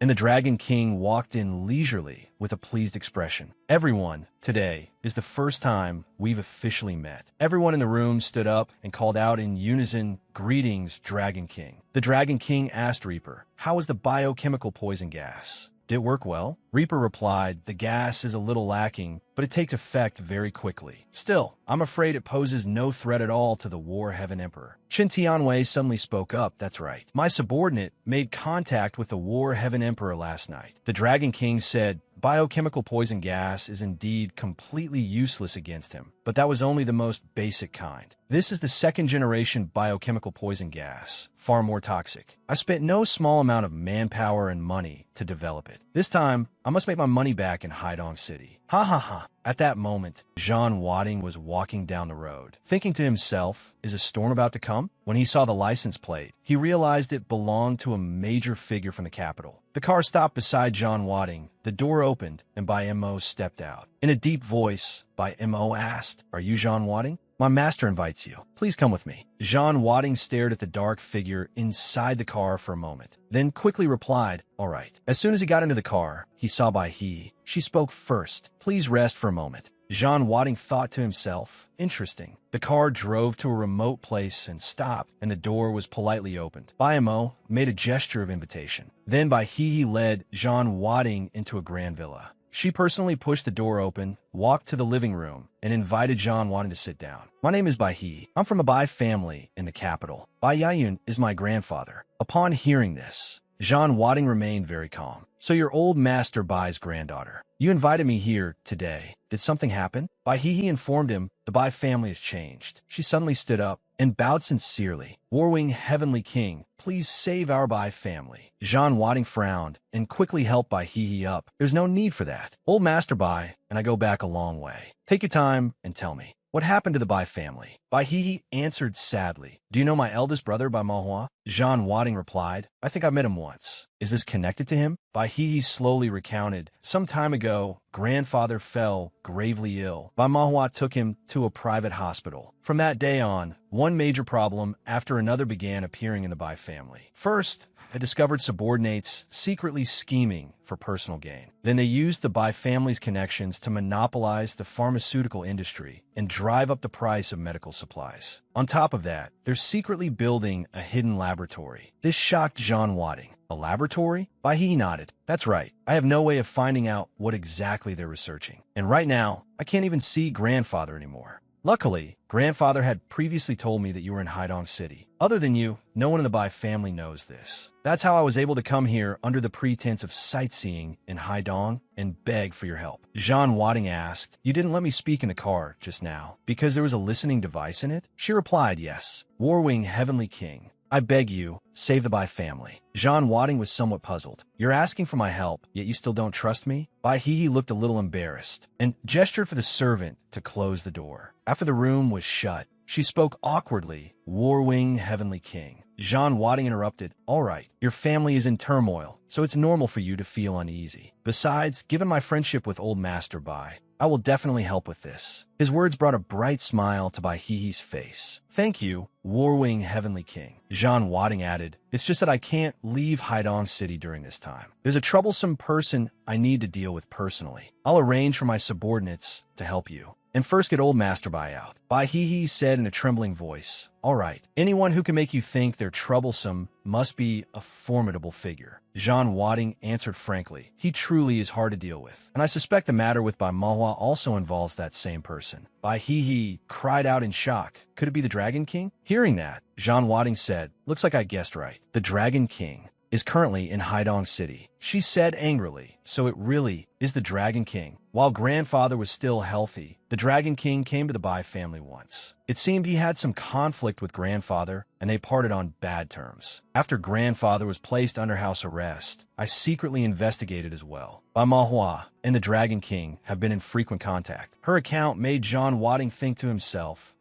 this man has laid out quite a grand scheme. It seems not only the capital in Haidong, but probably other cities as well, are all part of the Dragon King's plan. Suddenly, Bai He became flustered. No, that's not right. If this was done by the Dragon King, she speculated, then he clearly knows you're in Haidong, yet he still dared let Bai Manhwa allow me to come here. This is a trap. Jean Wadding looked a little surprised. Things are getting more and more interesting. Can the people outside be trusted? Bai He said firmly, absolutely. If even he betrays me, then there really is no one left around me I can trust. Jean Wadding wondered inwardly. What exactly is the Dragon King plotting? He said aloud, all right then, I'll have this matter thoroughly investigated, and I'll also arrange people to protect you. Hearing this, Bai He said gratefully, thank you, Warwing Heavenly King. Jean Wadding instructed, when soldiers come, generals block them. When water comes, earth dams it. Miss Bai, stay here peacefully for the time being. I'll handle the Bai family's affairs. After saying that, he quickly stood up. Bai He bowed respectfully. The Bai family is deeply grateful for the great kindness of the Warwing Heavenly King. In the imperial capital, On a bright sunny morning, inside a hospital room, Manhwa suddenly revealed a sinister smile. Grandfather, for the great cause of the Bai family. I hope you won't blame your grandson for being ruthless. The Bai family is changing by the day, but you're an old fossil, stubborn and unwilling to change. If the Bai family wants to grow, it can only rise by following someone like the Dragon King. A servant reported, "Young master, the young lady has arrived in Haidong, and she has already made contact with the War-Wing Heavenly King." Manhwa quickly said, "Very good. Send word to the Dragon King immediately. This time, we must kill the person and destroy his reputation." At a certain cafe, Jean Wadding was on the phone. "Have you arranged everything?" The person on the other end promptly replied, "My lord, everything has been arranged. We only need your confirmation." Without hesitation, he said, "Confirmed." The call ended. He hung up, looked at the steaming cup of coffee, and thought to himself, "Next, all that's left is to wait for tonight's good show." Early the next morning, at the Bai family villa, Bai Mo brought over a glass of water and said, "Miss, please have some water. If this keeps up, your body won't be able to take it." Bai He looked sorrowful. "Thank you, Bai Mo. The Bai family is in a precarious state. It's fortunate that I still have you by my side helping me." Bai Mo suddenly looked a little unnatural and reported, "The War-Wing Heavenly King has arranged a squad of War-Wing Iron Cavalry to guard the surrounding area." Bai He replied, "I understand." Just as Bai He was about to lift the glass and drink, a trace of anticipation flashed in Bai Mo's eyes. However, she suddenly didn't feel like drinking anymore. Letting out a sigh, she set the glass back down. She said, "Bai Mo, go distribute some water and food to the War-Wing Heavenly King's squad members." Bai Mo bowed and accepted the order. At the edge of the woods, not far away, an anxious voice rang out, "Captain, when are we making our move? The brothers can't wait any longer." One of Reaper's subordinates shot him a glance and said, "What's the rush? Wait for Bai Mo to send us the signal." Didn't expect we'd run into something this good either. The eldest miss of the Bai family, haha. Tell the brothers to move a little faster later. After hearing that, the others grew eager and loudly said, "Faster isn't possible. We're all strong grown men. It'll take at least over an hour." That was the gist of it. At this moment, Bai He had already drunk that glass of water and fallen into a dazed, unconscious state. Bai Mo's voice was filled with guilt. "Eldest miss, I'm sorry. You've shown me great kindness, but Bai Manhwa is using my younger sister to threaten me. I really had no way to refuse." After saying that, he pressed send on the message, his heart filled with guilt. "Eldest miss, once the plan is complete, I will definitely atone with my death." After finishing that, Bai Mo slowly pushed the door open and walked out. The masked men, upon seeing him, immediately said, "Well done. After we get back, I'll definitely put in a few good words for you with the captain." Bai Mo said in a low voice, "Make it quick." One of the masked men suddenly slung an arm over his shoulder and asked, "Want to join us?" This is a once-in-a-century opportunity. Hearing that, Bai Mo immediately shouted, "Nonsense. How could I do that to the eldest miss? Hurry up." Seeing the look on his face, the masked men burst into laughter. Ha ha! They looked at Bai He lying motionless on the ground and revealed vile smiles. "Brothers, let's get to work." One of them suddenly pulled down a corner of his mask and said, "This plan of killing the person and ruining his reputation really works out nicely for us brothers. Ha ha ha." Jean Wadding suddenly stepped into the room. "Not a bad plan. First, let Bai He come to Haidong, then have her violated and finally pin the blame on me. I have to say, very well done." The moment they heard his voice, the people in the room turned pale with fright. "We've fallen into the trap. Brothers, kill him." Jean Wadding threw them a look of disgust, and very quickly, all of them were knocked unconscious by him. After dealing with them, he looked at the one person left and said, "You're the only one remaining." That person didn't seem tense at all, as expected of the War-Wing Heavenly King. Even such a watertight plan couldn't do anything to you. But don't think you've already won. The final victor will definitely be us. Before he even finished speaking, Jean Wadding struck him on the neck. Jean Wadding said coldly, "Dying won't be so easy for you. Butler, this one is yours." Butler, standing nearby, nodded. "Yes." Then, Jean Wadding carried Bai He away. When he reached Bai Mo, Jean Wadding kicked him in the stomach and ordered, "Follow me outside." A little later, Bai Mo knelt before Bai He to beg forgiveness. Bai Hehe raised her head and said, "Thank you, Heavenly King, for saving my life." Zhang Wading sighed. "This Bai Mo is your subordinate. How to deal with him is up to you." Bai Hehe looked at Bai Mo, her heart full of disappointment. "Bai Mo, I never thought even you would betray me." Bai Montauk repeatedly kowtowed. "Miss, kill me. I betrayed your trust." Tears streamed down Bai Hehe's face. "Tell me, why did you do this?" Bai Mo was also in extreme agony.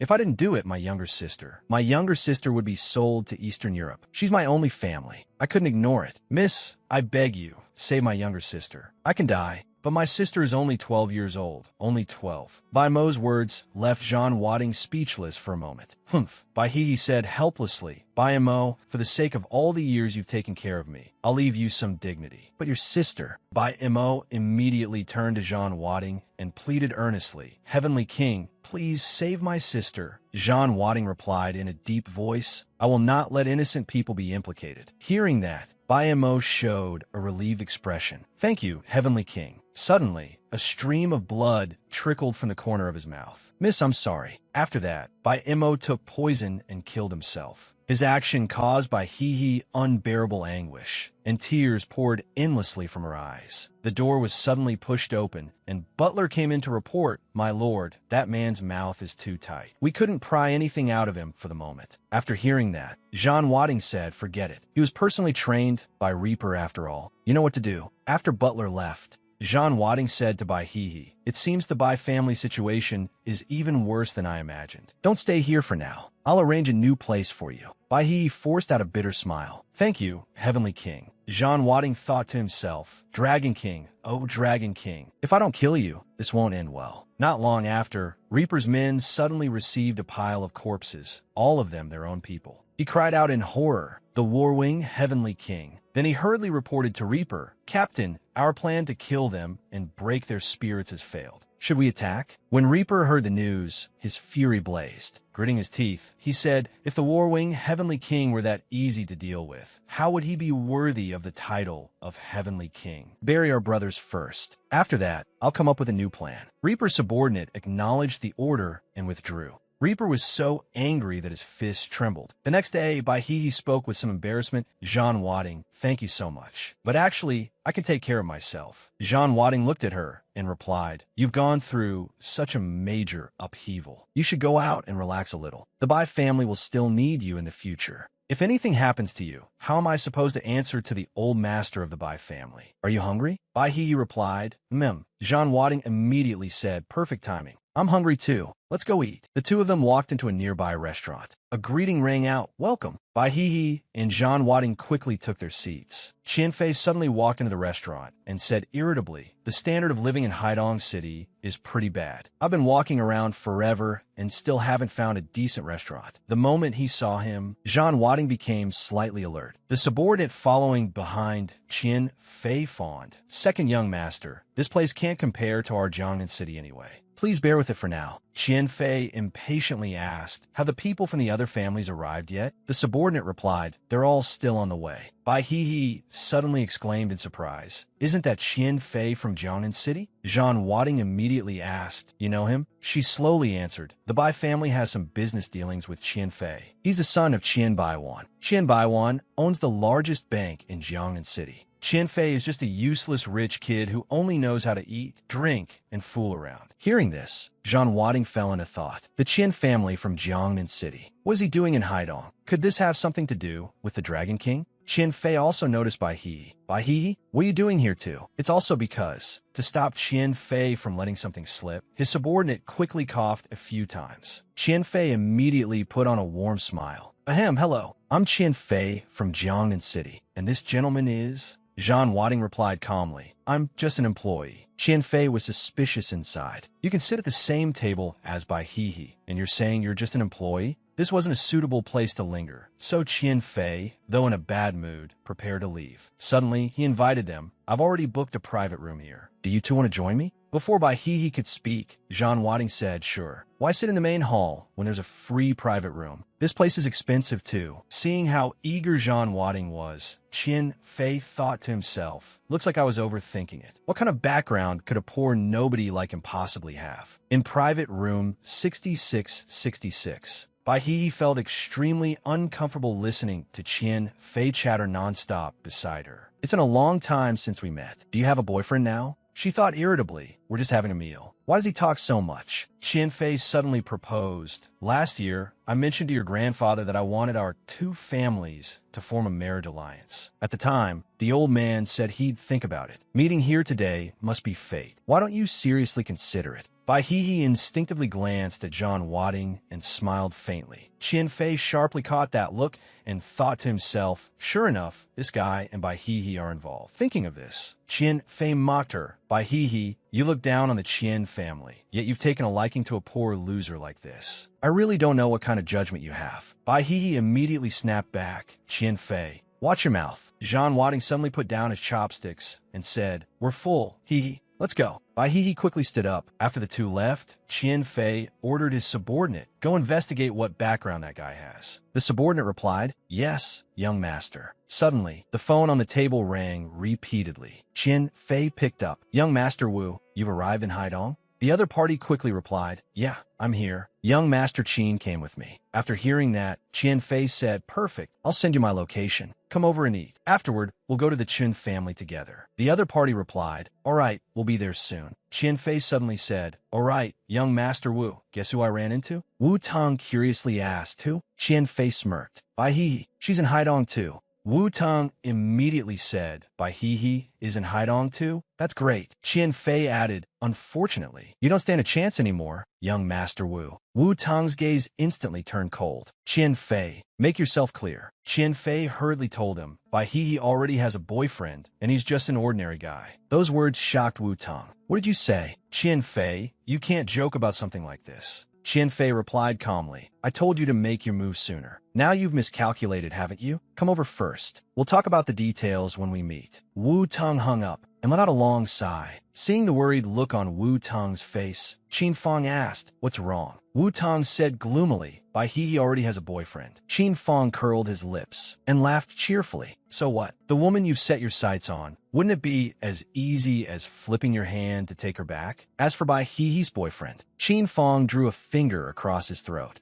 Wu Ting instantly felt much better and said, true, doesn't matter if he's just an ordinary man. Even if he were some local overlord in Haidong, in front of me, he'd still be nothing. After walking out of the restaurant with John Wadding, Bai He sighed helplessly. Sigh, Qian Fei really is a typical rich playboy. Sooner or later, the Qian family will fall into his hands. But John Wadding smiled and replied, not necessarily. That guy reeks of spoiled young master, but he's not brainless. I'm afraid he's not as stupid as he looks. Suddenly, the phone in John Wadding's pocket rang. After checking it, he said happily, come on, I'll take you to the Chun family for a visit. Bai He nodded obediently. So she followed John Wadding to the Chun family's villa compound. Qian Fei had already been waiting outside the Chun family residence for a while. Not long after, a luxurious Rolls-Royce drove up. The subordinate shouted excitedly, they're here. The car door opened, and Qian Fei said, young Master Wu, young Master Qin, I've been waiting for you too. Qin Fong smiled and said, young Master Qian, long time no see. Qian Fei said, let's go in. John Wadding and Bai He also happened to arrive just then. Qian Fei suddenly said, young Master Wu, Bai He is here too. Wu Tung hurriedly turned around, his brows slightly furrowed. John Wadding said, what a coincidence. Bai He hurriedly whispered to him, Heavenly King, the people with Qian Fei are Wu Tung and Qin Fong. They're both heirs to top financial conglomerates in Jiangnan City, especially Wu Tung. It's said the Wu family once smuggled weapons overseas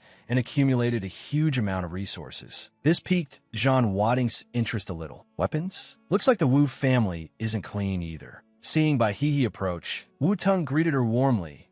Long time no see. Bai He replied politely, long time no see. Wu Tung looked at John Wadding and asked, and this is? Bai He introduced him, this is my friend, John Wadding. When John Wadding reached out for a handshake, Wu Tung pulled his hand back instead. Sorry, I'm not in the habit of shaking hands with other people. John Wadding curled his lip. Wu Tung felt somewhat annoyed and asked, were you invited by the Chen family too? Sam butinan serdanistli. No. I came on my own. Hearing that, Wu Tong crossed his arms and said coldly, then leave. The Chen family isn't receiving outsiders today, but Zhan Wading paid no attention to him at all and simply led by He straight inside. Wu Tong immediately stretched out a hand to stop him and asked sternly, "Didn't you hear what I said?" Being blocked like that made Zhan Wading very unhappy, and a flash of killing intent passed through his eyes. Wu Tong was suddenly forced backward by an invisible burst of power. "Ah, you actually dare to hit me." Seeing this, Qin Fong gloated inwardly. "This brat is finished." Qin Fei also muttered, "Wu Tong isn't like me. If you offend him, even the Chen family will suffer, let alone you." By now, Wu Tong was furious beyond measure. Grinding his teeth, he roared, "You're dead. Do you even know who I am?" "I'm Wu Tong of Jiangnan." Zhan Wading replied calmly, "I do know a few people named Wu Tong, but they're all Japanese." Bai He couldn't hold back and burst out laughing. Seeing her laugh so happily, Zhan Wading reminded her, "That laugh of yours doesn't sound quite right." Bai He replied eagerly, "Clearly you're the one saying strange things." Only then did Wu Tong react, and he shouted furiously, "You're insulting me." Zhan Wading admitted without hesitation, "That's right. I'm insulting you." Satisfied, Wu Tong's face darkened. "Good, very good. Don't think that just because Bai He is protecting you, you can do whatever you want. You've got family, right? Friends too, right?" Hearing those arrogant threats, both Bai He and Zhan Wading showed disgust. Seeing that Zhan Wading said nothing, Wu Tong continued provoking him. "Brat, even if you kneel and kowtow to beg for forgiveness right now, it'll be useless. Not just anyone has the right to insult the Wu family." Qin Fong seized the chance to add fuel to the fire. Young Master Wu is really angry now. This brat is done for. A figure gradually appeared behind Qin Fong. Seeing him, Qin Fong looked delighted. "Young Master Chen." Chen Tianwei cheerfully said, "Young Master Qian." "Young Master Qin, you must be tired from the journey." After speaking, Chen Tianwei suddenly turned serious. "I've already investigated those matters." Qin Fong replied after hearing this, "Not bad." Wu Tong turned his head and sneered, "Just wait, brat. I'll deal with you slowly." Then he warmly turned to Chen Tianwei. "Young Master Chen." Chen Tianwei unexpectedly stepped closer to Wu Tong and asked in a low voice, "Young Master Wu, why did you clash with him?" "He is." Wu Tong looked unconcerned. "He's nothing but a small-time fighter. So what if he's a shareholder of Xianglong Group? In front of me, he's still just an ant. Come on, young Master Chen. I'll deal with this brat later." Zhan Wading suddenly called out. When Chen Tianwei saw him, he instinctively took a step back. Qin Fei thought to himself, "Chen Tianwei seems very wary of this man. It looks like his identity is definitely not simple." Zhan Wading looked straight into Chen Tianwei's eyes and asked, "What? I'm here at the Chen family, and you're not inviting me in?" Chen Tianwei quickly replied, "Zhan Wading, I have important matters today." At that moment, a servant walked over and whispered a few words into Chen Tianwei's ear. After hearing them, Chen Tianwei said, "A guest is a guest." Kumein. This shocked Wu Tong. "Young Master Chen, what we're discussing today is a major matter." Chen Tianwei hurriedly said, "Young Master Wu, I'll explain it to you slowly later." He thought to himself, the Dragon King has already sent someone to invite him. How would I dare refuse? Just as Zhan Wading and Bai He stepped inside, they were stopped by a servant. The servant bowed respectfully and reported, "Please come with me. Someone wishes to see you." Zhan Wading was secretly delighted. "So you finally couldn't hold back anymore?" He replied, "All right." 5 servants respectfully said, "Please enter." Zhan Wading and Bai He slowly walked toward that room. Without the slightest hesitation, he pushed the door open and entered. The moment Dragon King saw Zhan Wading, he said, "Long time no see." Zhan Wading paused for a moment, then turned to Bai He and said, "Wait at the door." Bai He obediently listened, nodded, stepped out of the room, and carefully closed the door behind her. Only then did Zhan Wading politely speak. "Dragon King, it truly has been a long time." Dragon King also said, "Warwing Heavenly King, I never expected that after leaving the borderlands, you would hole up in such a tiny place." Zhan Wading shook his head and said, "If it's such a tiny place, then why would someone as exalted as the Dragon King come here?" "Dragon King, do you intend to formally declare war on me?" Dragon King replied calmly, "I did have that intention before, but I still want to give you a chance." Those words struck Zhan Wading as ridiculous, and he asked in return, "Give me a chance?" Dragon King answered frankly, "That's right. Give you a chance. Warwing Heavenly King, You're young and exceptionally talented. I don't want to see you die. I hope you won't refuse a toast only to be forced to drink a penalty." Jean Wadding laughed and stood up. "Then thank you, Dragon King, for thinking so highly of me. Unfortunately, I've never known what a penalty drink is." Dragon King's brows knitted tightly. "Then there's nothing more to say. Since that's the case, I won't show mercy next. Warwing, Heavenly King, Haidong City will be where your death begins." Jean Wadding turned and asked, "If I make a move here, do you think you'll be able to escape?" Dragon King replied angrily, "Warwing, Heavenly King is still as arrogant as ever. If you don't mind, then try it." The moment he finished speaking, Jean Wadding instantly attacked, throwing a punch at Dragon King.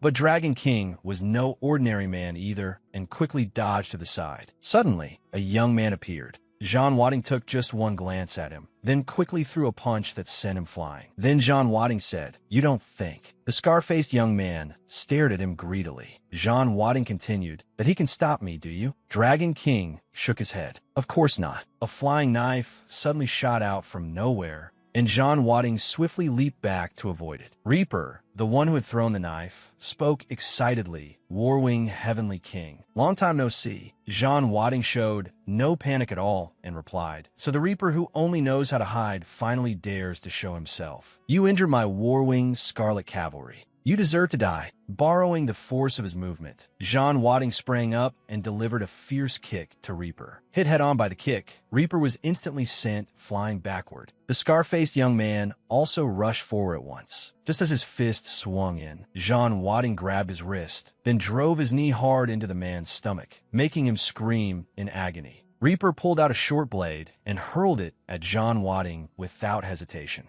Warwing, Heavenly King. Jean Wadding instantly locked onto the blade's trajectory and thought to himself, "Humph, a cheap trick." He caught the blade at once, then flicked his hand and threw it straight back at Reaper. Because of that, Reaper nearly lost one of his shoulders. The Dragon King, who had been standing nearby and watching everything, immediately applauded and praised him. As expected of the Warwing, Heavenly King, even 1 against 3, you still didn't fall into a disadvantage. Reaper and the Scarface Man were both badly injured, while Jean Wadding merely brushed the dust off his shoulder. Dragon King, your skin really is thick, and you call this not being at a disadvantage. The Dragon King shrugged. Warwing, Heavenly King, you should know very well that no matter what happens today, you won't be able to kill me. This is my territory. The Dragon King lightly stamped his heel, and in an instant a line of soldiers appeared before him, standing at attention and awaiting orders. Jean Wadding immediately recognized them. The Nordic Special Forces. The Dragon King admitted calmly, "That's right. These 4 are the 4 soldier kings from the Nordic region." Warwing, Heavenly King, do you still think you have a chance of winning now? Jean Wadding frowned slightly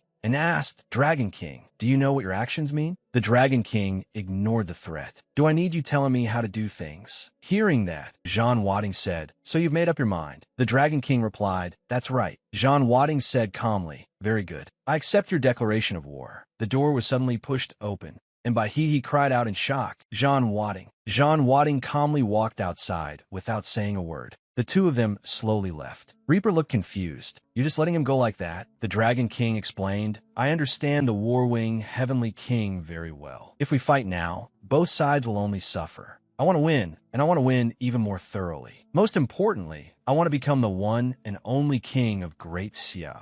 After leaving the Chun family residence, Jean Wadding immediately took out his phone. As soon as the call connected, he said directly, "1 hour from now, everyone gather at the base and wait for me." The person on the other end replied, "Understood." Elsewhere, Wu Tung, Qian Fei, and Qin Fong were attending an extremely serious meeting. Chun Tianwei began. "It is a great honor for Tianwei that you have all come from afar." Qin Fong smiled brightly. "Brother Tianwei, let's skip the pleasantries and get to the main matter." Hearing that, Chun Tianwei looked very excited. He snapped his fingers. "Since that's the case, I'll get straight to it. Please take a look." A servant brought up a bottle of blue liquid. Chun Tianwei asked, "Do any of you know what this is?" Everyone present looked clueless. Seeing their expressions, Chun Tianwei proudly declared, "This is something that can help us stand at the top of the world." Qian Fei grew impatient. "Brother Tianwei, stop being mysterious. What exactly is this medicine?" Chun Tianwei picked up the bottle and answered, "This is a cancer cure." Wu Tung blurted out at once, "Impossible." Qin Fong asked skeptically, "A cancer cure?" "Brother Tianwei, Isn't that a bit too much? Chun Tianwei replied, I'm not exaggerating in the slightest. There's a set of documents here. Please have a look. At the same time, Zhang Wading was holding a meeting with his associates. The butler was the first to ask, Heavenly King, what happened? Zhang Wading announced solemnly, the Dragon King has officially declared war on us. Shadow Guard became extremely interested after hearing this. Heavenly King, can we deal with Reaper now? Bai Gong was also fully prepared. We can finally take care of them. Zhang Wading glared at them. Shut up, all of you. I called you here to discuss how to deal with them, not to let you two wounded soldiers go cause more trouble. The butler suddenly opened his notebook and wrote something down. Bai Gong and Shadow Guard each lose 1 point. Zhang Wading said to the butler, Butler, see if there's a way to finish off the Dragon King and Reaper's squad in one stroke. The butler closed his notebook. I think we should recall the entire War Wing Crimson Cavalry. That way we can be certain of wiping them all out in one sweep. Zhang Wading gave his orders. Crimson Bird, go monitor the Dragon King and Reaper's squad first. And keep an eye on the Nordic side as well. The young woman replied at once, understood. Then Zhang Wading ordered, Butler, summon 5 squads of the War Wing Iron Cavalry. That will be enough. Late at night, in an upscale restaurant, Chun Tianwei carefully poured wine. Brother Yi, many thanks to you and the Dragon King this time. Thanks to your help, I can finally become the king of Haidong. Yi Wuxing sat with 2 beauties in his arms and thought to himself, this short-sighted fool is nothing more than one of our pawns, yet he's sitting here feeling pleased with himself. Then he spoke aloud. Of course, if the Dragon King takes care of the War Emperor this time, those families will no longer be your match. They will all have no choice but to submit at your feet. Hearing that, Chun Tianwei seemed to already feel power in his grasp, and he laughed smugly. Ha ha, I am the one and only king of Haidong City. Yi Wuxing looked at him and let out a contemptuous snort. Then he left. Zhang Wading stood atop a tall building, looking down at the city below. A thought rose in his heart. What rot? It's time to clean it up completely. Just then, the butler appeared and reported, Heavenly King, I have brought the 5 captains of the War Wing Iron Cavalry to pay their respects. Zhang Wading said, all right, as long as you've arranged things properly. There's no need to come all the way here specially. Everyone rise. The butler said, Heavenly King, the Dragon King hasn't only invited the Nordic Special Forces. He has also invited Dongyang's Divine Wind Squad. However, the captains of the War Wing Crimson Cavalry are more than enough to deal with the Nordic Special Soldiers. Zhang Wading's gaze suddenly turned cold, and he said, it would be bad enough if that old man were merely colluding with the West, but he even dares cooperate with our mortal enemy. He truly doesn't deserve to be called human. Thunder rumbled across the sky as dark clouds gathered. Zhang Wading nodded in approval at the butler. Very good. Pass down the order. Have the War Wing Iron Cavalry eliminate the Divine Wind Special Ops Unit, then put on their uniforms and report to the Dragon King. The butler bowed respectfully. Understood. At the Chun residence, on a bright sunny morning, Yi Wuxing said in a flattering tone, Dragon King, that fool Chun Tianwei has already used the medicinal liquid to win over a group of people. We'll soon become the strongest force in the country. The Dragon King said in satisfaction, Chun Tianwei is a fairly decent pawn. Don't touch him for now. He's still useful. Reaper suddenly walked in. Dragon King, when do we make our move? The Dragon King immediately gave his instructions. Go find out what Zhang Wading is doing and locate the strongholds of his subordinates. Hearing that, a sharp cold gleam flashed in Reaper's eyes. I'll send my men to feel out their bases. I can't wait any longer. Elsewhere, Bai He suddenly brought news to Zhang Wading. Last night, Wu Tong came to see me.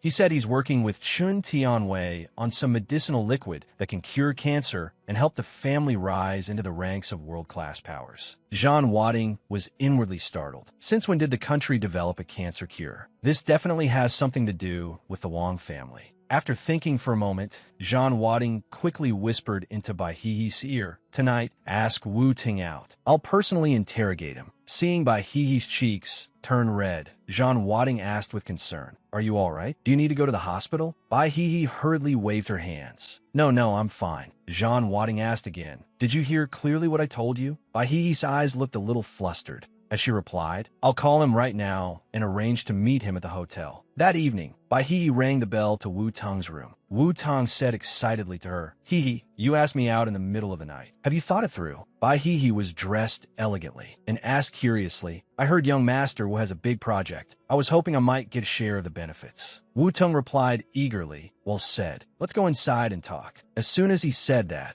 Wu Tong pulled her into the room. After Bai He sat down on the bed, Wu Tong laid out his condition. As long as you marry me and become my woman, then naturally my business will also be yours. Just as Wu Tong was about to approach her, Bai He immediately stopped him in a sweet voice. Young Master Wu, don't rush. Let me go take a shower first. Wu Ting didn't think much of it and agreed at once. All right. In the bathroom, Bai He sent a text message to Zhan Wading. After receiving the notification, Zhan Wading said, let's go. Let's see what this so-called cancer cure really is. Wu Tong was sipping red wine and muttering to himself, just as I thought, pretending to be aloof all the time, but in the face of huge benefits. Suddenly, the door was kicked open, startling him. Who is it? Well, he saw Zhan Wading calmly walking in. Wu Tong's eyes instantly filled with terror. You, why? Before Wu Tong could finish, Zhan Wading kicked him hard in the stomach. Wu Tong could not withstand the blow. He spat out a mouthful of blood and was sent flying into the wall, leaving a dent. Struggling, Wu Ting asked, why did you come here? Bai He spoke up. Why do you think? Only then did Wu Tong realize. And he screamed in horror,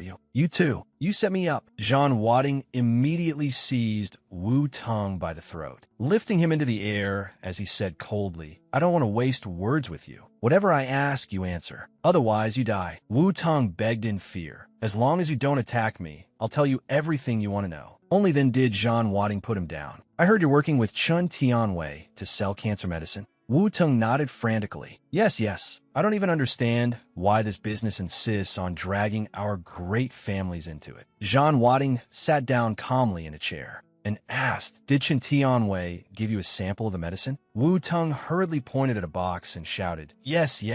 It's right in there. Zhan Wading signaled to Bai Gong, and Bai Gong quickly opened the white box. Inside were 3 bottles of green liquid. Seeing this, Zhan Wading looked satisfied and warned sternly, from now on, stay away from her. Otherwise, you know the consequences. Trembling with fear, Wu Tong replied, I wouldn't dare. I absolutely wouldn't dare go after her again. Before leaving, Zhan Wading asked, do you know how to write the words? Keep it secret. Wu Tong obediently replied, I absolutely won't say a word to anyone. Only after the group had disappeared did Wu Tong finally breathe a sigh of relief and think, damn it, I almost lost my life here. Back at Zhan Wading's base, the butler reported, Heavenly King, I've examined the medicinal liquid. It contains absolutely no anti-cancer ingredients. It resembles some kind of mind control drug. At the same time, it also seems capable of altering certain traits of the human body. Zhan Wading lifted his wine glass and thought to himself, what exactly are they plotting? Then Zhan Wading said, Dragon King, so this is what you were planning. As soon as he finished speaking, the wine glass in his hand was crushed to pieces. The butler asked seriously, My lord, have you thought of something? Zhan Wading analyzed. This medicinal liquid was created by the Dragon King to conduct human experiments. The success rate of this kind of experiment is extremely low, so this liquid is used to alter the body, making them into more suitable test subjects. The butler asked in confusion, Then, Heavenly King, what should we do? Zhan Wading pondered for a moment, then suddenly said, Bring me the map. The butler quickly spread the map out on the table. Zhan Wading looked at the map and ordered, Have Crimson Bird scout several suspicious points that may be the Dragon King's laboratories. Hearing that, Crimson Bird instantly pouted. Heavenly King, why am I the only one going? Zhan Wading rubbed his forehead and waved a hand. All right, let Shadow Guard go with you. Upon hearing this, Shadow Guard became extremely excited. Yes, sir. Was there a reward? The butler immediately wrote in his notebook, Shadow Guard, improper speech, 1 point deducted. Seeing that, Shadow Guard quickly defended himself. This is called emotional bonding. What would a block of wood like you know about feelings? Zhan Wading said helplessly, All right, enough. Hurry and go. Crimson Bird sighed, then left together with Shadow Guard. Elsewhere, there was a knock at Yi Wuxing's door. He opened it, looking somewhat impatient. Why are you here? Chun Tianwei answered with an awkward smile. We're out of stock. I wanted to ask the Dragon King for a little more. Yi Wuxing looked somewhat surprised. So soon? Kumin. The Dragon King was sitting there at ease when Chun Tianwei excitedly reported, Dragon King, the cancer-curing medicinal liquid you gave me worked extremely well. I've sold all. Hearing that, the Dragon King slowly stood up. Well done, Tianwei. I think highly of you. Chun Tianwei was overjoyed. It is my honor to follow you. The Dragon King suddenly said, Wuxing, go make some arrangements. Tianwei, if there's nothing else, you may leave. Chun Tianwei bowed respectfully. Many thanks, Dragon King. When the door closed, the Dragon King laughed loudly. Ha, the plan is about to succeed. Yi Wuxing asked excitedly. Dragon King, now that the medicine has been released, should we capture a few people and test its effects? The Dragon King agreed without hesitation. Yes, be careful. Don't let the War Emperor discover it. Right now, his people are probably everywhere outside. Yi Wuxing answered respectfully. Yes. I'll be careful. At that moment, someone else was unexpectedly summoned. It was Reaper. He asked, Dragon King, when are we going to war with the War Wing Heavenly King? I can't wait any longer. The Dragon King glanced at him. What's the rush? Reaper immediately pressed a knife to the Dragon King's throat. But my patience has limits. The Dragon King replied calmly, take care of your own business. I have my own arrangements. Dissatisfaction showed in Reaper's eyes. Oomph. Then he turned around and hurled the knife in his hand forward. The Dragon King was secretly furious. He's just a mercenary, yet he dares show me that kind of attitude. Oomph. But his body really is an excellent test subject. The next morning, at a certain base, Reaper's subordinates saw him return and hurriedly asked, Captain, how did it go? When do we act? Reaper angrily slammed his hand onto the table. That old man clearly wants to wait until the experiment is finished before making a move. The table collapsed from the blow. Reaper said irritably, he didn't tell me a single word about this experiment. How am I supposed to trust him? The subordinate suggested, Captain, why don't we just act directly? Reaper glared at him. I can't wait any longer either. As a result, all of Reaper's subordinates fell silent, their expressions grave. Meanwhile, on John Wadding's side, he was reading when the phone in his pocket began ringing nonstop. After he answered, the person on the other end said, My lord, for the past few days, members of Reaper's special ops team have been monitoring you. But I've already dealt with them. John Wadding replied in a low voice, got it. Come pick me up. Closing the book, John Wadding stood up and thought to himself, why are Reaper's men monitoring me instead of the Dragon Kings? A blue car stopped in front of John Wadding, and Bai Gung stepped out and said, My lord, please get in. After the car door closed, the butler spoke up, Heavenly King, the Reaper Special Ops team has been acting very suspiciously these past few days. John Wadding said, Looks like Reaper can't sit still anymore. He's getting ready to make a move himself. Hearing that, Bai Gung became excited. We're about to fight again. I want revenge. John Wadding flicked him on the head. Focus on driving. Then John Wadding turned to the butler and said, Go make the arrangements. The Reaper Special Ops team. This time, we'll send them to meet the real Reaper. The butler silently jotted it down in his notebook. Bai Gung nearly caused an accident while driving and disturbed the Heavenly King. Night fell, and moonlight spread across the ground. On a high cliff in the middle of a forest stood a lone figure. It was John Wadding. His gaze suddenly shifted behind him, and Reaper immediately rushed in with a short blade. Without hesitation, John Wadding grabbed his wrist. Oh, isn't this Reaper? So you finally couldn't hold back anymore. Reaper said, Warwing, Heavenly King, let's settle the score between us here today. John Wadding smiled. Sure. As soon as he finished speaking, he took his stance. Reaper had already predicted that John Wadding would throw a kick, so he quickly retreated to dodge it. Right after that, Reaper slashed his knife toward John Wadding, but John Wadding casually caught the blade between two fingers and shattered it in an instant. Reaper's specialty is the one-strike kill. What a pity. However, Reaper still had another knife hidden on him, and he charged forward again. John Wadding said calmly, Useless. He shifted his footing slightly, and Reaper's face changed in shock. He hastily evaded John Wadding's attack, horror rising in his heart. Too fast. John Wadding immediately followed up with another move, and the terrifying speed and power snapped the trees behind them. Reaper drew two pistols and was about to fire, but John Wadding was one step faster. He reached out and grabbed Reaper by the head. Too slow. With his opponent's head in his grip, John Wadding flung him far away. The horrifying force sent Reaper crashing through an entire row of trees. Reaper struggled upright. I never thought you'd become this strong. But the Reaper Special Ops team never fought alone. Come out, all of you. Yet everything around them remained deathly still. Reaper froze. What's going on? Jean Wadding said loudly. When you led your squad up the mountain to follow me, my men already sent your subordinates to the grave. Hearing that, Reaper burst into laughter.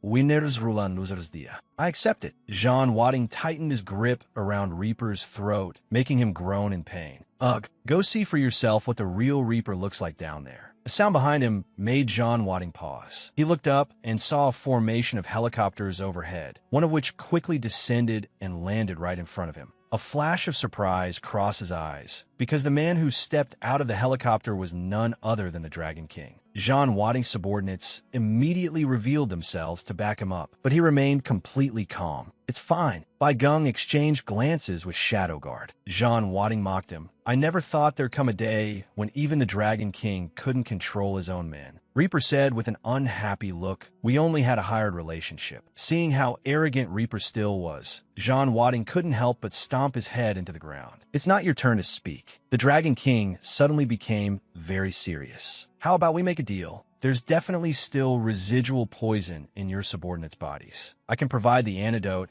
and completely remove that hidden danger from them. What do you say? Those words surprised Jean Wadding a little. He looked at Reaper and thought to himself, Reaper is already crippled. What could this man still want him for? Unless, thinking of that, Jean Wadding agreed. Then Jean Wadding directly kicked Reaper toward the Dragon King. Jean Wadding said, pleasure doing business. The Dragon King immediately signaled to Long E, who took out a bottle of blue medicinal liquid and tossed it to Bai Gong. The Dragon King slowly raised 3 fingers in a signal, and 2 young men quickly carried Reaper away. The Dragon King added, Warwing, Heavenly King. Until next time, Jean Wadding replied cheerfully, sure, until next time. I'll definitely prepare a grand gift for the Dragon King, so the grass on your grave can grow a little faster. After hearing that, the Dragon King coldly slammed the helicopter door shut. Watching them leave, Bai Gong was utterly confused. Heavenly King, why trade Reaper for the antidote? Jean Wadding answered in a low voice. I already have a suspicion. You'll know soon enough. Hearing that, Bai Gong asked no more and happily replied, all right then. On the Dragon King's helicopter, Long E asked in confusion, Godfather, why trade the antidote for this crippled Reaper? If we do that, won't the poison research become useless? The Dragon King answered calmly, my greatest trump card against Jean Wadding isn't the poison. It's the genetically modified humans.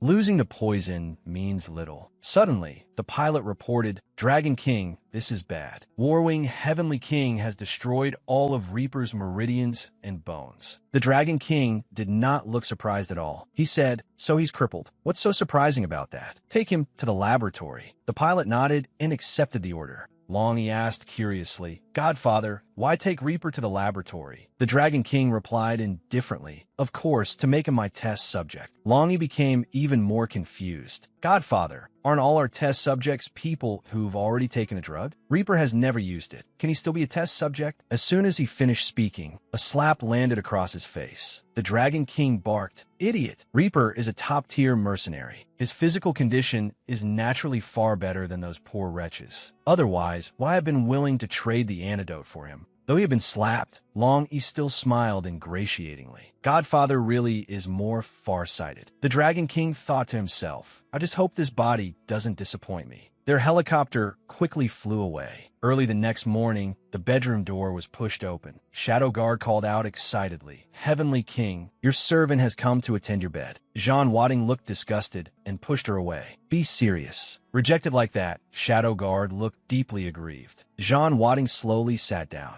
and said, stop messing around. What is it? Shadow Guard quickly reported. Last time when you told us to wipe out the Divine Wind Special Ops unit, we caught a big fish. That piqued Jean Wadding's interest. Oh, what big fish? She handed him a dossier. This is Meichuan Xian from Shinji Country. He came to seek cooperation with the Dragon King. Meichuan Xian, rank, colonel, age, 45. Jean Wadding studied the dossier and fell silent for a moment before asking, how are you planning to handle this? Shadow Guard answered, Xian Mian will disguise himself as Meichuan Xian and go negotiate with the Dragon King. Jean Wadding nodded. Good. Do it that way. The next morning, in a VIP room, Chun Tianwei, Qian Fei, Wu Tung, and Qin Fong were eating and drinking. Chun Tianwei stood up with his glass raised and said, "Cheers. Let's celebrate selling a large quantity of the drug." Qian Fei replied excitedly, "Young Master Chin's connections really are the most reliable. I got a few friends who also want on the fun. What do you think?" Before he could even take a sip, Chun Tianwei was already blooming with joy inside. "Ha ha ha. Once this succeeds, the Dragon King will definitely value me even more." Qian Fei suddenly came over and asked, "Young Master Chun, if it's inconvenient, I can go turn them down." Chun Tianwei replied excitedly, Of course. I welcome them wholeheartedly." Suddenly,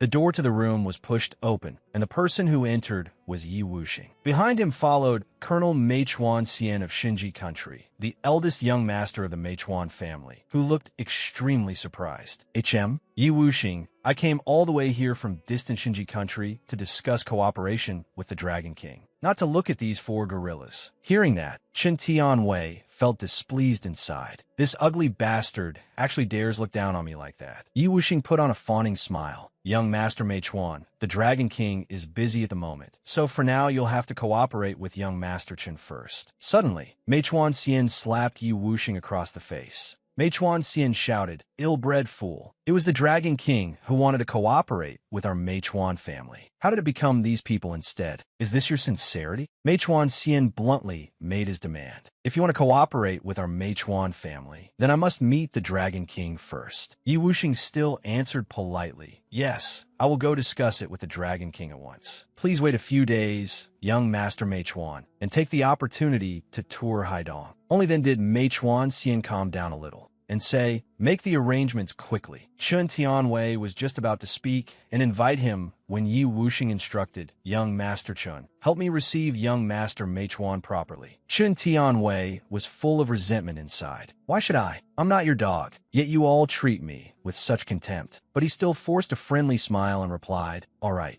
Meichuan Xian quickly went inside. Meanwhile, at a shopping mall, Zhang Wading was strolling with Long Yidan. Suddenly, they were blocked by a group of people. After hearing Chun Tianwei's introduction, Meichuan Xian showed great interest. "What you said is passable enough." Chun Tianwei responded enthusiastically. "Naturally, anything prepared for young Master Meichuan must be the very best." Suddenly, Meichuan Xian saw Zhang Wading and thought to himself, "Boss." A thought flashed through Meichuan Xian's mind. Better to put on a little act and tease the boss's little sister. Maybe after the boss gives me a beating, it'll attract even more of the Dragon King's attention. So Meichuan Xian stepped forward, leaving Chun Tianwei utterly baffled. Young Master Meichuan. Very soon, he also saw Zhang Wading. Meichuan Xian suddenly pointed at Long Yidan and said, "I quite like this girl. Later, send her to my room." After saying that, Meichuan Xian even directly patted Zhang Wading on the shoulder. That action successfully provoked Zhang Wading, who thought to himself, "Does this bastard want a beating?"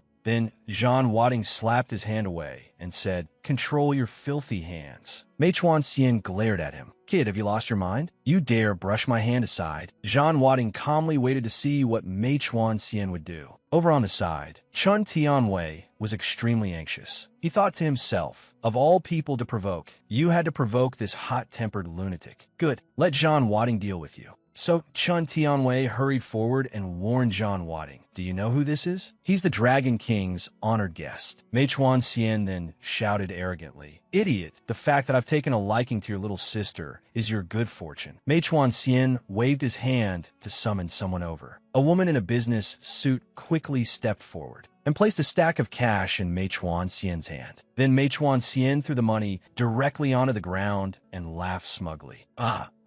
Zhang Wading glared at him and asked, "Do you have a death wish?" That look made Meichuan Xian feel a surge of inexplicable fear. Zhang Wading did not hesitate any longer. He slapped Meichuan Xian across the face, then immediately drove a kick into his stomach. A huge crack appeared in the wall behind Meichuan Xian. In pain, he thought to himself, the boss's kick is really fierce. He immediately ordered Chun Tianwei, "Quick, beat him for me." Chun Tianwei had no choice but to shout, "Get him!" So, the bodyguards charged forward at the command. Zhang Wading casually waved his hand, and the bodyguards were instantly sent flying. In the blink of an eye, Zhang Wading appeared in front of Chun Tianwei, scaring him so badly that he trembled all over. "Do you know who you just hit?" Zhang Wading glared at him and said sternly, "I don't care who he is. If he dares harass my little sister, I'll kill him." Chun Tianwei threatened him. "He's the Dragon King's guest. Be careful not to bring disaster on yourself." Zhang Wading grabbed him by the collar. "If the Dragon King dares harass my little sister, I'll kill him too." What the hell is one of the Dragon King's guests? After saying that, he casually threw Chun Tianwei to the ground. Zhang Wading even deliberately took a step forward, scaring Chun Tianwei out of his wits.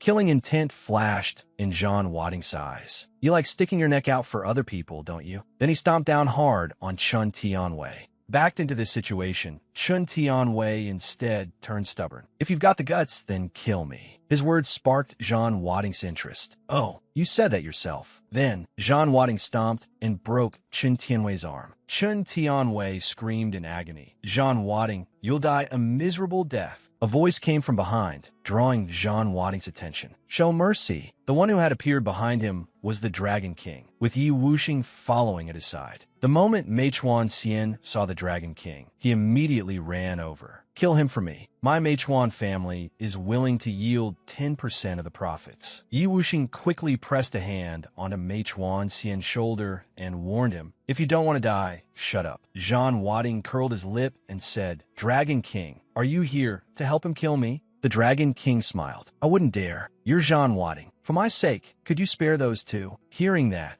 Zhang Wading found it very amusing. He said, "For your sake? Do you even have any face with me?" The Dragon King suddenly frowned and pointed at Chun Tianwei. "You've already beaten him. What more do you want?" Zhang Wading sneered. "Are you teaching me how to do things?" His anger began to rise. The Dragon King questioned him. "Do you mean you want to start a war now?" Zhang Wading was not afraid in the slightest and provoked him instead. "I'm standing right here. Come on." The Dragon King calculated inwardly. "No, my test subject hasn't succeeded yet. If war starts now, I won't have the slightest advantage." Thinking of that, he lowered his stance and said, "Haha, I was just joking. Then how do you want to settle this?" Zhang Wading calculated for a moment, then cheerfully said, "Use the entire Chun family's market share for this year as compensation." Chun Tianwei hurriedly tried to stop him. "No," the Dragon King shouted. "Shut up. No problem. Send your people to the Chun family to complete the handover." After saying that, the Dragon King safely led the others away. Long Yidan asked worriedly, "Are you all right?" Zhang Wading replied confidently, "Your brother is this capable. What could possibly happen to me? In my eyes, the Dragon King is nothing. Let's go." After returning to the Chun family residence, Meichuan Xian angrily slammed the table and roared, "Dragon King, why didn't you kill that bastard?" The Dragon King replied slowly, "He is the War Heaven Emperor, the War Wing Heavenly King." The War Heaven Emperor is the man who has risen to power in recent years. Chun Tianwei was secretly horrified. He's actually the War Wing Heavenly King? It's over. It's all over. Meichuan Xian gritted his teeth and said, "I don't care who he is."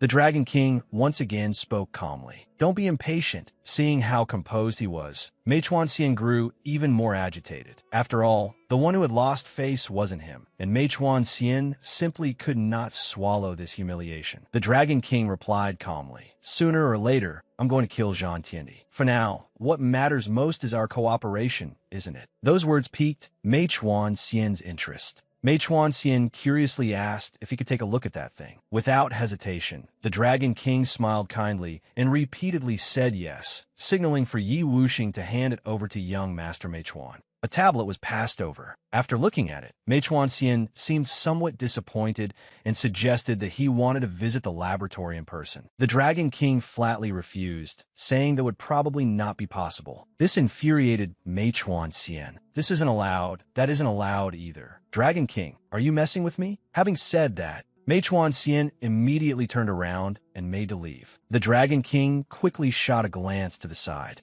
and Yi Wuxing nodded in understanding. Seeing that the other party did not respond, Meichuan Xian impatiently asked, "Well, Yi Wuxing answered enthusiastically. Please wait a moment. The Dragon King suddenly sat up and said, It's not impossible for you to visit the laboratory, but you must sign this contract first and guarantee our cooperation. Meichuan Xian agreed without hesitation. A moment later, the laboratory's main door opened, and a corridor lined with blue-lit chambers appeared before them, all filled with blue liquid. The Dragon King excitedly introduced them. These are my finest experimental products. The sight secretly shocked Meichuan Xian. Isn't that Reaper? How did he become one of the Dragon King's test subjects? Meichuan Xian immediately turned back and asked suspiciously, Are all of these successful test subjects? The Dragon King laughed excitedly. Ha! These are all my life's work. Want me to let them demonstrate their combat abilities for you? Meichuan Xian hesitated inwardly. No, I have to get the data, or I'll never be able to defeat these creatures. With that thought, Meichuan Xian replied, Dragon King, there's no need for all that trouble. Just give us the experimental data.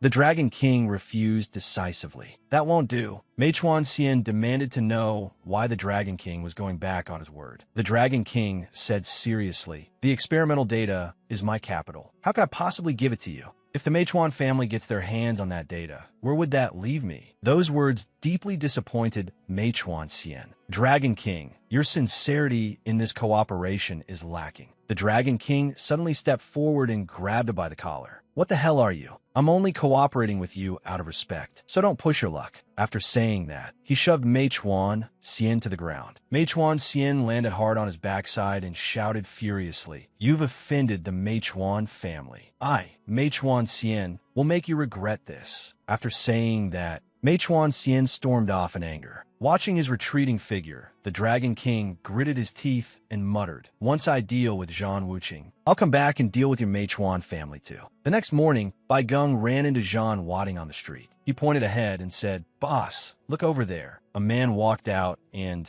seeing a little beggar boy sitting at the doorway, kicked him hard in the back without hesitation, while cursing loudly, Get lost. Don't sit here blocking my business. The boy hurriedly apologized. I'm sorry. I'll leave right away. The man looked at him with disgust. Scram. The boy quickly picked up a steamed bun and carefully blew the dust off it. Just as he was about to stuff it into his mouth, a hand stopped him. Zhan Wading rubbed the boy's head and said gently, It's dirty now. You can't eat it anymore. Without hesitation, Zhan Wading picked the boy up, and the child in his arms looked a little frightened. The man who had just abused the boy was baffled by the scene. And in the next instant, he took a loud slap and was sent crashing through the glass door. Hearing the commotion, the shop owner hurried out and shouted angrily, Which bastard dares cause trouble in front of my shop? Zhan Wading asked coldly, You're the owner of this shop? The man snapped angrily, You dare make trouble in my place? Are you tired of living? A murderous glint flashed in Zhan Wading's eyes. What did you say? The shop owner grabbed a club and swung it at him. I said you've got a death wish. Suddenly, a fist flew in,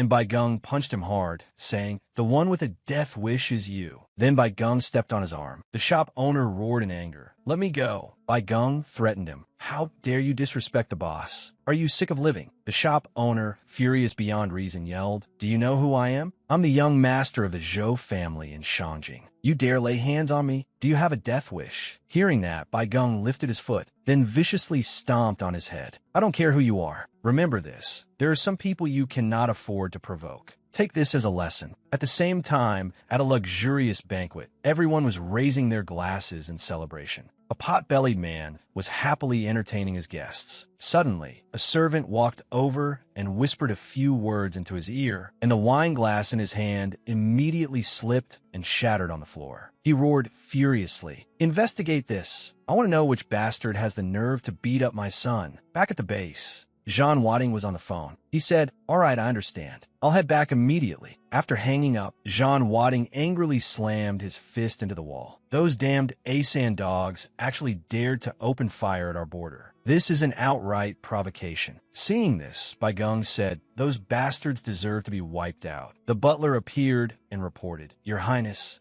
we just caught a spy. After hearing this, Zhan Wading said, Come, follow me to the dungeon. The butler replied respectfully, Yes. Heavenly King. The dungeon doors opened. The two men inside were shocked to see Jean Wadding and immediately stood up to salute him. Heavenly King. Jean Wadding asked, "Has he talked yet?" The person in charge replied, "Not yet." After hearing that, Jean Wadding said, "You may leave. I'll interrogate him myself." Then Jean Wadding sat down across from the man and asked, "Speak. What was your purpose in coming here?" The man looked disdainful. Seeing that he refused to talk, Jean Wadding tapped the table, and Shadow Guard quickly appeared. "Allow your servant to help you." As she spoke, she revealed a sly smile. The spy was not afraid either, and answered stiffly, "Nothing can make me submit." Shadow Guard flourished her dagger in front of him and asked cheerfully, "Do you know what death by 1,000 cuts is?" "I happen to be rather skilled with the blade." "Don't worry, I'll let you savor it slowly." With that, she stabbed him in the arm without hesitation. The spy screamed in pain. "Don't you people treat prisoners well?" Jean Wadding answered excitedly, "We only treat honest prisoners well." "Shadow Guard do it." Shadow Guard swiftly slashed with her blade, leaving a scar on the spy's face. Terrified out of his wits, the spy hurriedly begged for mercy. I'll talk.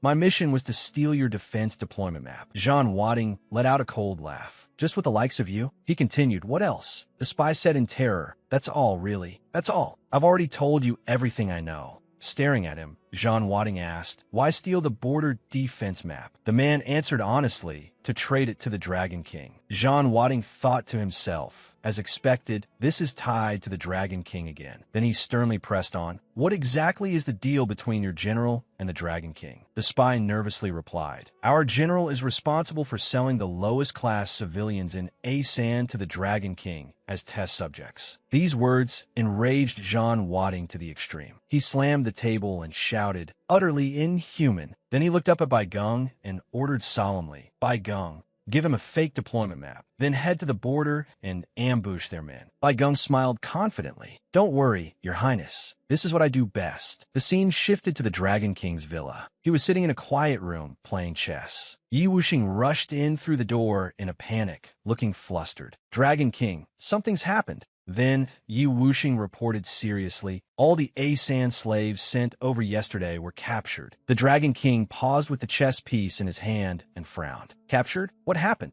Yi Wuxing broke out in a cold sweat as he replied, "The Asan general said our deployment map was fake. As soon as they reached the border, they were ambushed." After hearing this, the Dragon King slammed the chess piece onto the table and clicked his tongue. So it was Jean Wadding's doing again. Then he waved his hand. "Fine, you may go." After Yi Wuxing left, the Dragon King frowned at the chessboard and said in a low voice, "The white pieces hold the advantage. No matter how the black pieces resist, defeat is still their final outcome." The scene shifted back to Jean Wadding. He placed a sheet of paper on the table and stared at the little boy sitting across from him. Shadow Guard rubbed the boy's head and asked, "Heavenly King, what should we do with this child?" Jean Wadding asked gently, "Little one, do you still have any family?" The boy looked at Jean Wadding fearfully and gently shook his head. Jean Wadding softly asked again, "Would it be all right if I took you to an orphanage?" Hearing this, the boy jumped up in terror, shrinking back as he clung tightly to Shadow Guard's arm and knocking over the cup on the table. Seeing such a violent reaction, Jean Wadding asked suspiciously, "Did you run away from an orphanage?" The boy first gave a slight shake of his head, then frantically shook it hard. Seeing that the boy refused to speak, Jean Wadding suggested, "How about this? If you tell me why, I won't send you back to the orphanage." The boy looked at him timidly and asked, "Really?" Jean Wadding smiled reassuringly. "Of course it's true. I keep my word." The boy began recounting what had happened. "I've lived at Tianhai Orphanage since I was little. A few months ago, the director took us to a laboratory." At this point, Jean Wadding's brows drew tightly together. The boy continued trembling. "That place was truly hell, not somewhere people should live. A month ago, a kind uncle secretly helped me escape." As he said this, tears streamed down the boy's face. "But I didn't dare go back to the orphanage, so I could only beg on the streets." Jean Wadding reached out and stroked the boy's cheek comfortingly. "Don't be afraid." Then, with a firm look in his eyes, he said, "You're very safe here." He then asked again, "Do you remember where that laboratory is?" "Do you still remember?" The boy replied fearfully in a small voice, "It's inside an abandoned factory in front of Tianhai Orphanage." Jean Wadding immediately stood up and decisively ordered, "Find someone to take good care of the boy." Before leaving, Shadow Guard gently rubbed the boy's head and led him away by the hand. As soon as the two of them left, the butler immediately brought urgent news. Heavenly King, Phantom Face has sent word that the Dragon King is using Reaper for experiments. Jean Wadding replied calmly, "All right, I understand. Bai Geng, Shadow Guard, and I will go ourselves." The butler replied respectfully, "Yes, Heavenly King." The scene shifted to the abandoned factory, where a guard was standing watch at the entrance. Noticing someone approaching, he immediately turned around and grabbed the iron rod beside him, shouting warily, "This factory is shut down. No unauthorized entry." Jean Wadding said nothing and signaled to Bai Geng beside him. Bai Geng understood at once and charged the guard, striking him in the stomach with a palm blow that left him gaping speechless. Bai Geng did not stop. He leaped up and threw a punch straight into the man's face. Within just a few moves, the guard had collapsed and could no longer get up. Then Bai Geng quickly cleaned up the scene and opened the factory doors, and the three strode inside. When they reached a room, Jean Wadding suddenly stopped, his icy gaze fixed on the old man standing there. The man seemed to sense something as well. He whipped around and saw the three of them. Startled, he shouted, "Who are you people? Who allowed you in here?" Jean Wadding coldly pointed behind him and said, "When I want to go somewhere, no one can stop me." The man looked ahead, his whole body trembling, his eyes full of terror, and stammered, "W." All of his subordinates had already been beaten unconscious by Jean Wadding and were sprawled across the ground in a heap, not one of them able to get back up. Then the old man frowned and shouted loudly, "I'm warning you, this is the Dragon King's laboratory. If you don't want me killed by the Dragon King, then get out now." Hearing this, Jean Wadding coldly shot back, "If he's got the guts, call the Dragon King here." Hearing those words, the man thought to himself, "The situation is critical. I can only use the semi-finished product." With that thought, he secretly reached behind his back and quietly pressed a red button on the table. The instant the button was activated, the experimental chamber behind him immediately stirred. The man inside shattered the glass and stepped out, blocking the way in front of his master. When Bai Geng and Shadow Guard saw the man, they were somewhat shocked and blurted out in unison, "Huh." The two of them immediately took up defensive stances, shielding Jean Wadding behind them. Jean Wadding frowned at the man before him and thought, as expected, he's here. At that moment,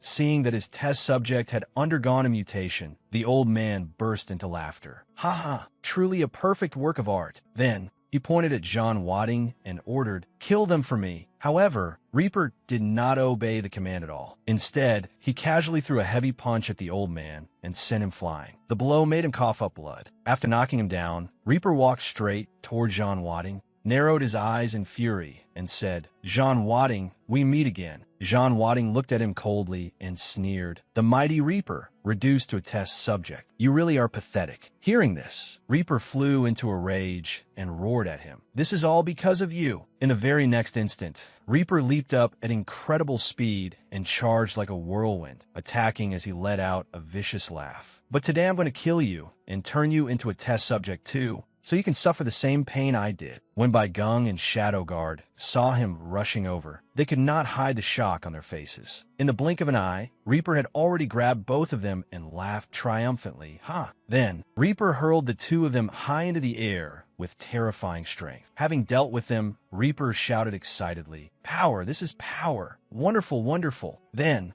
Reaper stared at Jean Wadding excitedly and said, "You're next." The moment he finished speaking, Reaper charged straight at Jean Wadding with utmost confidence. Di Tan Vuting. Jean Wadding remained standing where he was, lightly raising a hand to block the attack. He glanced at Reaper's trembling hand and asked, "Is this all the strength you've got?" As soon as he said that, Jean Wadding delivered a fierce kick to Reaper's stomach. Reaper took the kick head-on and was immediately driven backward. The kick was incredibly powerful, even causing smoke to rise from Reaper's abdomen. Yet he still stubbornly mocked back. "Humph, Jean Wadding, did you skip breakfast?" Hearing this, Jean Wadding smiled and replied, "Not bad. You've improved. But an ant is still an ant in the end, not worth my attention." Then, Reaper stepped back to brace himself and gathered all his strength, roaring as he charged forward to counterattack. Damn it! Only then did Jean Wadding truly begin to exert himself, channeling all his power as he rushed up. A fierce battle erupted. The sounds of collision echoed in all directions. After a bitter battle, the fight finally came to an end. In the thick mist, a figure stood proudly upright, trampling the defeated man lying on the ground. Jean Wadding curled his lip, his cold gaze fixed on Reaper. "Oof." Then he said calmly, Not bad. At least you're worthy of being my warm-up. Reaper lay on the ground, filled with unwillingness, his eyes blazing with fury as he roared. How is this possible? I won't lose. How could I possibly lose? I can't lose. Hearing that, Jean Wadding frowned and said in a low voice, nothing is impossible. Go to hell in peace. With that, he threw a heavy punch straight at Reaper's face. The blow was so powerful that it shattered the surrounding ground. Reaper took the punch head-on and died on the spot. After dealing with Reaper, Jean Wadding turned to look at his companions and asked with concern, are you two all right? Bai Gong got up and dusted himself off. Smiling as he replied, I'm fine. Shadow Guard, meanwhile, immediately ran over, her eyes brimming with tears, and said coquettishly, my lord, I've suffered internal injuries. I need you to heal me. Jean Wadding merely glanced at her and replied coldly, stop acting. Hearing that, she could only grumble in grievance. Then Jean Wadding turned and walked away, his deep voice sounding out, let's go. The moment they left,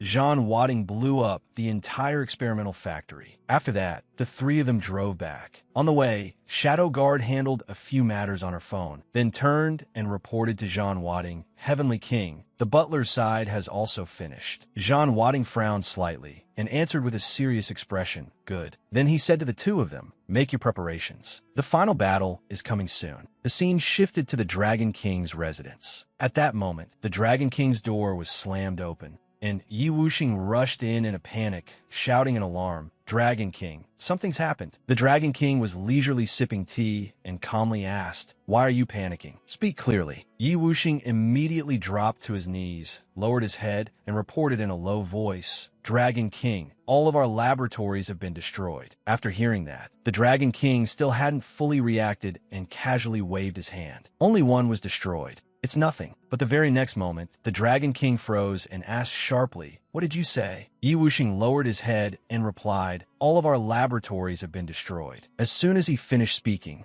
the Dragon King slammed the table and shot to his feet, roaring furiously, Warwing Heavenly King. Then he frowned tightly and said, good, very good. Since you want a decisive battle so badly, then I'll grant your wish. Yi Wuxing raised his head, his face full of worry as he asked, Dragon King, what do we do now? The Dragon King angrily kicked the table and ordered, find his location. Yi Wuxing immediately bowed his head and accepted the order. Then the Dragon King looked out the window, his eyes filled with killing intent, and said, since you've pressed me again and again, then I'll let you have what you want. The scene shifted to Jean Wadding's base, an old house in the city center. The Dragon King's men quickly arrived for revenge. He had brought over 100 men with him, ready to confront Jean Wadding's group of 3 head-on. Seeing the Dragon King, Jean Wadding curled his lip and said with a smile, well, if it isn't the Dragon King. Then he frowned and asked with an icy gaze, what is it? Couldn't hold back anymore? The Dragon King angrily shot back, you dared to come after my laboratory. I have to admit, you've got some skill. You destroyed the fruit of my years of labor, so I'll make you pay in blood. Jean Wadding looked at the Dragon King, pretending to be surprised as he asked, huh? The laboratory was destroyed? Then he mocked him with one sentence that nearly made the Dragon King choke with rage. You're the mighty Dragon King, yet you couldn't even protect your own laboratory. That's really pathetic. Hearing those words, the Dragon King went mad with fury and pointed at Jean Wadding as he shouted, Warwing Heavenly King, prepare to die. Jean Wadding lightly snapped his fingers and said to the Dragon King, that depends on whether you have the ability. Right after that,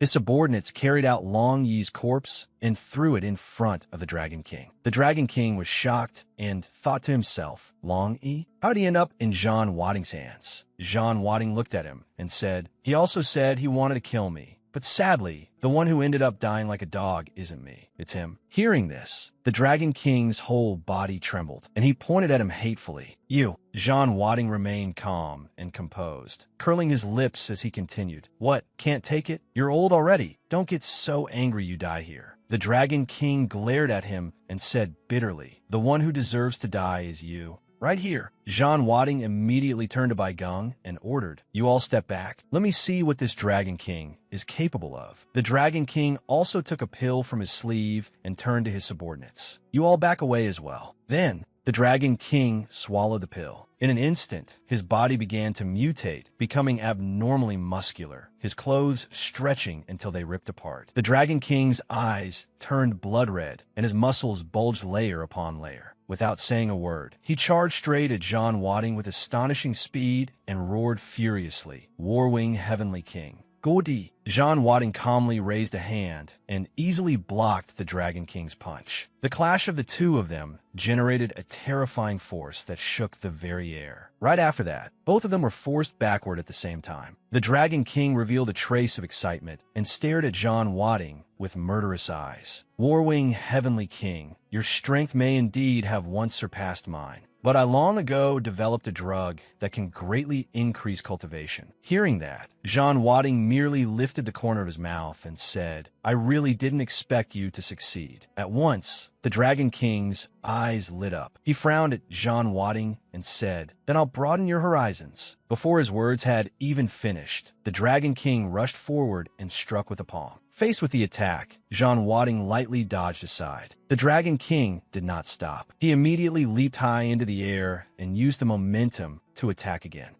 John Wadding frowned, his sharp eyes sweeping over the attack before he raised his hand and blocked the Dragon King's powerful strike, then glared at him in contempt and said, "If this is all you've got, you'd have been better off not taking the drug at all." The Dragon King ground his teeth and shot back. "Don't celebrate too early." In the next moment, his body suddenly changed, splitting into multiple duplicates in an instant. From one Dragon King, he became countless afterimages, surrounding John Wadding from above. John Wadding looked slightly surprised and blurted out, "Shadow clones?" The Dragon King immediately threw a punch and shouted, "Go to hell." John Wadding instantly raised his arms in front of him, blocking the Dragon King's flurry of attacks. Seizing the opportunity, the Dragon King drove a heavy punch into John Wadding's abdomen, making him narrow his eyes in pain and let out a muffled groan. After taking that punch, he quickly grasped the key point and frowned to himself. This isn't a clone technique. The afterimages are just the result of extreme speed. At this moment, the Dragon King was still pressing his assault non-stop. He raised both hands high and shouted viciously, "It's over." John Wadding looked at the Dragon King, and a cold smile appeared on his lips. "Found you." In the next instant, he threw a heavy punch at the Dragon King. The strike caught him off guard and sent him flying. With just one punch, the Dragon King could not help coughing up fresh blood. John Wadding gave his opponent no chance to catch his breath and followed up with another palm strike. The Dragon King dropped to his knees on the ground, blood dripping steadily, and cried out in shock, "How? How is this possible?" Clutching his chest, he stared at John Wadding in disbelief. "My speed has already surpassed human limits. There's no way you could have seen through it." John Wadding walked toward the Dragon King step by step and replied, "If your understanding of human limits only goes that far." Then he stretched out a hand toward the Dragon King and said, "Then your death today won't be unjust." As soon as he finished speaking, John Wadding directly grabbed the Dragon King's throat. Even then, the Dragon King was not afraid and loudly warned, "Warwing Heavenly King, you can't touch the person behind me. If you kill me, you are definitely going to die." John Wadding remained completely unmoved after hearing that and coldly replied, "Is that so? Then I'd really like to see if there is anyone in this world I truly can't touch." With that, John Wadding killed the Dragon King without the slightest hesitation. From behind, Yi Wuxing saw this and was terrified to the extreme. Gritting his teeth, he thought to himself, "Demon, a demon."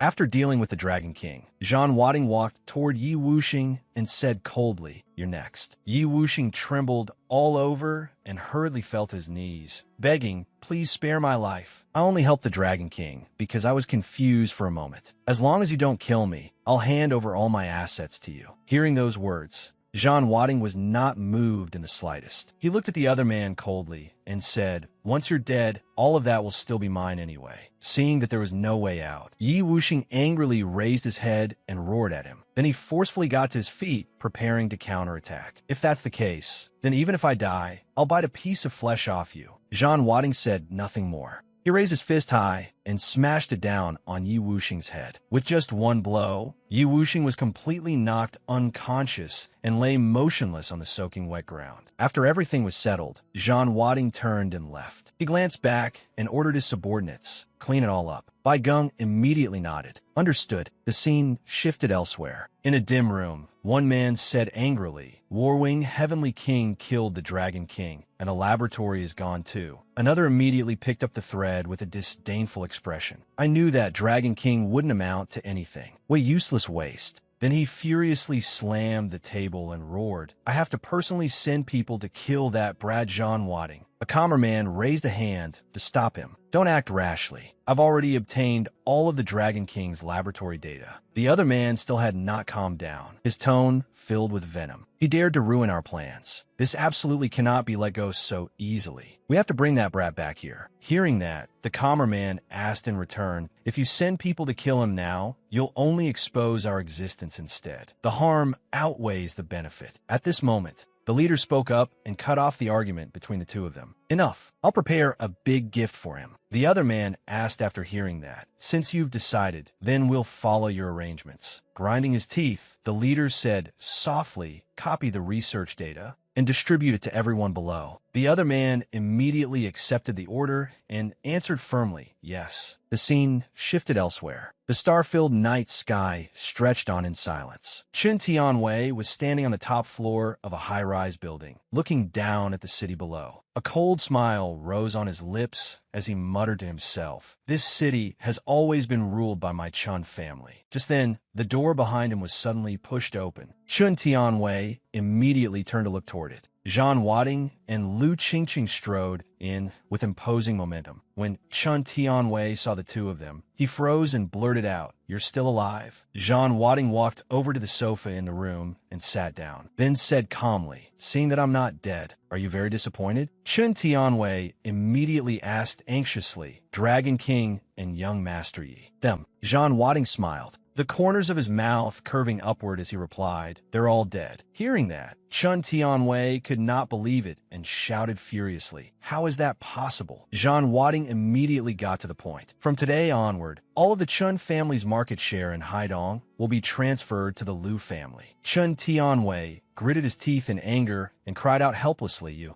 Zhan Wadding frowned and reminded him, "You only have one chance to speak." After hearing that, Chen Tianwei let out a sigh. "Sigh. Fine, I agree." Then, Zhan Wadding turned to Lu Qingqing and said, "Qingqing, tell your family to handle the takeover procedures. If he dares to play tricks, tell me." Lu Qingqing nodded. "All right." After everything was taken care of, Zhan Wadding stood up and left the room. The next day, at the cemetery, Zhan Wadding silently placed a bouquet of white flowers in front of the grave and said sorrowfully, "Mom, I've avenged you." Standing beside him, Long Yidan wiped the tears from her cheeks and continued, "Mom, don't worry. My brother and I are doing very well. You don't need to worry anymore." Zhan Wadding turned around and reached out to rub her head comfortingly. "Wushuang, things in Haidong have been settled. I have to return to the border too." Long Yidan looked up at him and asked softly, "Brother, can't you stay?" Zhan Wadding frowned and answered firmly, "No." Long Yidan looked at him, her voice carrying a trace of grievance and coquettishness. Yet she still obediently replied, "Okay." Just then, the roar of a helicopter sounded in the sky, then slowly descended and dropped a rope ladder. Zhan Wadding immediately turned and walked toward it. Long Yidan stood behind him, looking at his back, and thought to herself, "Looks like my brother has to leave again. I wonder when we'll meet next." Then she quickly stepped forward and reminded him, "Brother, be careful out there. Don't make me worry." Zhan Wadding turned to look at her and replied gently, "You also have to take good care of yourself. If anything happens, call me." After saying that, he grabbed a rope ladder and climbed into the helicopter. Below, Long Yidan waved goodbye. "Safe journey, brother." Zhan Wadding lowered his head to look at her, his heart full of reluctance. "I don't want to leave you either, but the border needs me." Inside the helicopter cabin, Bai Geng reported to him with a serious expression, "Heavenly King, a secret order suddenly came down from above, telling you to go to Shanghai to handle a matter." Hearing that,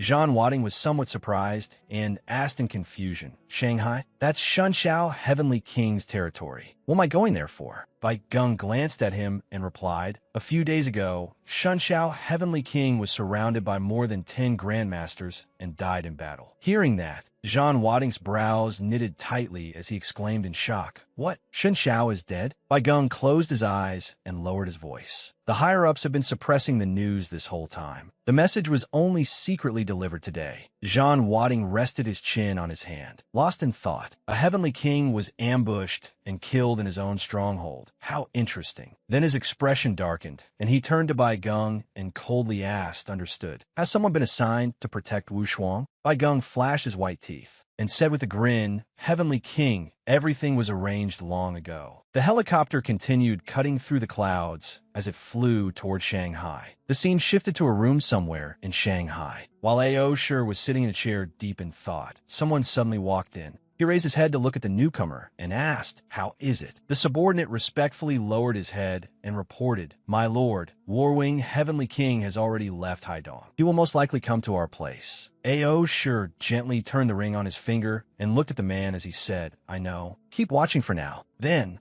Asura stared at John Wadding's photo on the computer and thought to himself, "John Wadding, I'll deal with you slowly." The scene returned to John Wadding's helicopter. He had finally arrived and stepped off the aircraft. As soon as they arrived, a man was already waiting there to receive them. John Wadding stepped forward, looked at Huangfu Ao, and said, "Huangfu Riqian, you didn't need to come personally to greet me." When Huangfu Ao heard him call the wrong name, he hurriedly waved his hands and corrected him. "Heavenly King, it's Ao, not Riqian." John Wadding draped an arm over his shoulder and said softly, "If I say your name is Riqian, then it's Riqian, understood? You itching for a beating?" Huangfu Ao didn't dare argue any further and quickly asked, "The welcome banquet is ready. Shall we head over now?" John Wadding waved a hand. "No, Rus, let's look around first." After that, the three of them strolled around the area together. Suddenly, John Wadding stopped, his gaze fixed on one spot. Seeing this, Huangfu Ao looked at him and asked, "Heavenly King, what are you looking at?" John Wadding stared at the girl training in the distance and asked, "Who is that?" Huangfu Ao looked at the girl and replied, "You mean her? She's the daughter of the Shunshao Heavenly King, Dong Qingyin." John Wadding was a little surprised and asked, "The Shunshao Heavenly King had a daughter?" Huangfu Ao looked at the girl and said to him, "Ever since the Shunshao Heavenly King was surrounded and killed in battle, Qingyin has stayed here, training her spear technique in hardship." At that moment, Dong Qingyin finished practicing and raised a hand to wipe the sweat from her forehead. John Wadding immediately applauded in praise, then walked toward her with Huangfu Ao. When Dong Qingyin saw him, she turned around, her face full of disdain, and said, "Uncle Huangfu, why did you bring these riffraff into the military camp?" Hearing that, Bai Gong angrily shouted, "Watch your mouth. This is the Warwing Heavenly King." Huangfu Ao also frowned and rebuked her. "Qingyin, how can you speak like that?" Dong Qingyin forcefully planted the weapon in her hand into the ground, then frowned and looked provocatively at John Wadding. "So you're the Warwing Heavenly King whose reputation rivals my father's. How about match with me?" Huangfu Ao shouted in alarm. "Qingyin, apologize to the Heavenly King at once." John Wadding wasn't angry at all. Instead, he smiled at her and said, "Oh,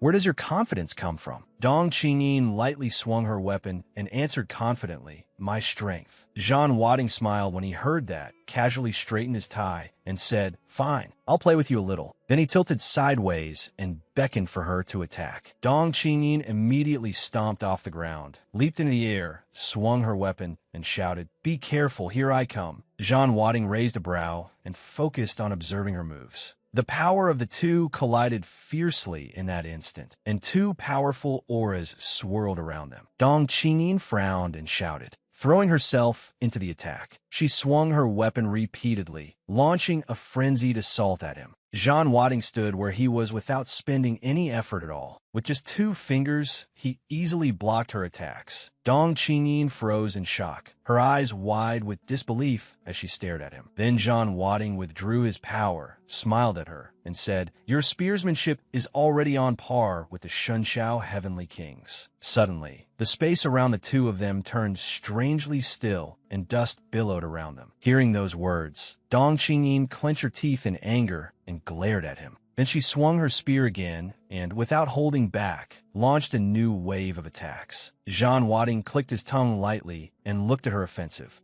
Just a few petty tricks. He quickly moved behind her and raised his palm high, ready to strike. Dong Qingyin froze on the spot, unable to react in time. In the next moment, John Wadding directly chopped the back of her neck, making her cry out in pain. Ah! enduring the pain. She turned to look at him and thought to herself, he's so strong. I couldn't even sense how he moved. Jean Wadding then looked at her and said, everything has its own specialty. The spear is the king of all weapons. Without imposing momentum, it cannot dominate the field. Don't disgrace that spear. Dong Qingyin wiped the blood from the corner of her mouth and replied, I don't need you teaching me. Then she widened her eyes, flames bursting from her entire body as she raised her spear high, manifesting a gigantic fire phoenix, and shouted, let's see how you block this. The fire phoenix charged straight at Jean Wadding. His expression didn't change at all as he looked at the attack. He immediately condensed spiritual power in his hand and casually swept it sideways, stopping her fierce attack on the spot. He frowned as he looked at the spear thrusting toward him. At this moment, Dong Qingyin confidently shouted, admit defeat. In an instant, Jean Wadding grabbed hold of her spear, then deftly shifted aside and evaded. Dong Qingyin exclaimed in shock, how is that possible? He smiled at her. Too many openings. Hearing that, she roared in fury, shut up. The next second, Jean Wadding hurled both her and her weapon into the air, making her scream in fright again and again. Then she and her spear crashed heavily to the ground, dirt and dust flying up and covering her body. Jean Wadding walked over, picked up her spear, and asked, do you know why you lost? Dong Qingyin raised her head to look at him and asked in confusion, why? Jean Wadding looked at her, his tones softening as he explained, you're too impatient, too eager for quick success. Hearing those words, Dong Qingyin was left speechless and could only stare at him in silence. Jean Wadding continued, your obsession with revenge runs too deep. It's already become a demon in your heart. If you keep training this bitterly day and night, your body will collapse sooner or later. After hearing this, tears streamed uncontrollably from her eyes. Gritting her teeth, she said aggrievedly, if I don't do this, then when will I ever be able to avenge him? Jean Wadding sighed and replied, I can help you take revenge. Dong Qingyin immediately refused. No, the murder of my father is an irreconcilable blood feud. I want to avenge him with my own hands. Hearing that answer, Jean Wadding looked fairly satisfied and said with a smile, very good. That's how the daughter of the Shunshao, heavenly king, should be. After saying that, he returned the spear to Dong Qingyin and told her, come on. Not long after, the two of them arrived at a large secret base. Jean Wadding lightly tapped the tabletop with his index finger and asked Huangfu Ao, tell me, have you investigated anything useful? Huangfu Ao looked at him and answered, sorry, we haven't found any valuable leads. At that moment, Dong Qingyin suddenly reached in her pocket, took out an object, and said, I picked up a jade pendant at the crime scene. As she spoke, she showed the item to Jean Wadding and continued, unfortunately, I don't know where it came from. Looking at the jade pendant in her hand, Jean Wadding reacted with slight surprise. Then Dong Qingyin handed him the pendant. This is the one. Jean Wadding took it and examined it carefully, one hand on his chin as he pondered. Who on earth could have hired the hidden assassins sect to assassinate the Shunshao heavenly king? Seeing him stare blankly at the pendant, Dong Qingyin also stared at him intently and thought, could it be that the heavenly king knows where this pendant came from? She blurted out, heavenly king, heavenly king. Jean Wadding looked at her and asked, what is it? Dong Qingyin asked expectantly, do you recognize this jade pendant, heavenly king? Jean Wadding immediately shook his head. I don't recognize it either. Then he said to her, Qingyin, go back and rest first. Dong Qingyin obeyed, stood up, left the room, and went back to rest. After she left, Huangfu Ao immediately looked at Jean Wadding and asked, heavenly king, do you know something? Jean Wadding frowned, his expression dark as he said, the people who assassinated the Shunshao heavenly king were from the hidden assassins sect. Hearing that,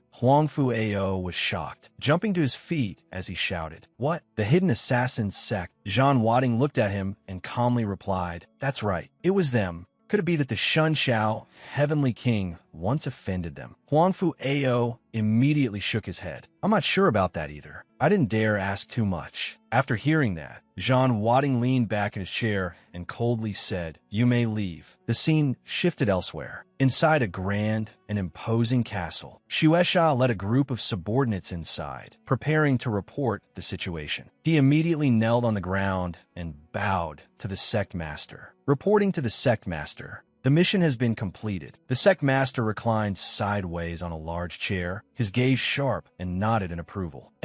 Shueisha, you did very well. Shueisha continued. This subordinate has one more matter to report. The sect master's expression did not change, and he answered briefly, speak. Shueisha immediately reported. Because the battle was too intense, I accidentally dropped my token at the scene. The moment he finished speaking, the sect master suddenly struck, smashing him hard across the face and tearing his skin. Then the sect master warned in a low voice, there won't be a next time. Shueisha immediately answered, understood. The scene shifted back to the military district where Jean Wading was staying. At that moment, a knock suddenly sounded outside. Hearing it, Huangfu Ao went to open the door, and when he saw who had come, he asked in surprise, what wind blew Secretary Li here? Secretary Li smiled and asked, may I ask if the War Wing Heavenly King is here? Huangfu Ao immediately stepped aside and replied, yes, please come in. Secretary Li bowed respectfully. War Wing Heavenly King. Then he got straight to the point. Our mayor knows that you arrived today, so he specially sent me to invite you over to catch up. After hearing that, Jean Wading replied, understood. I'll go tonight. Secretary Li said happily. Then I'll take my leave first. After that,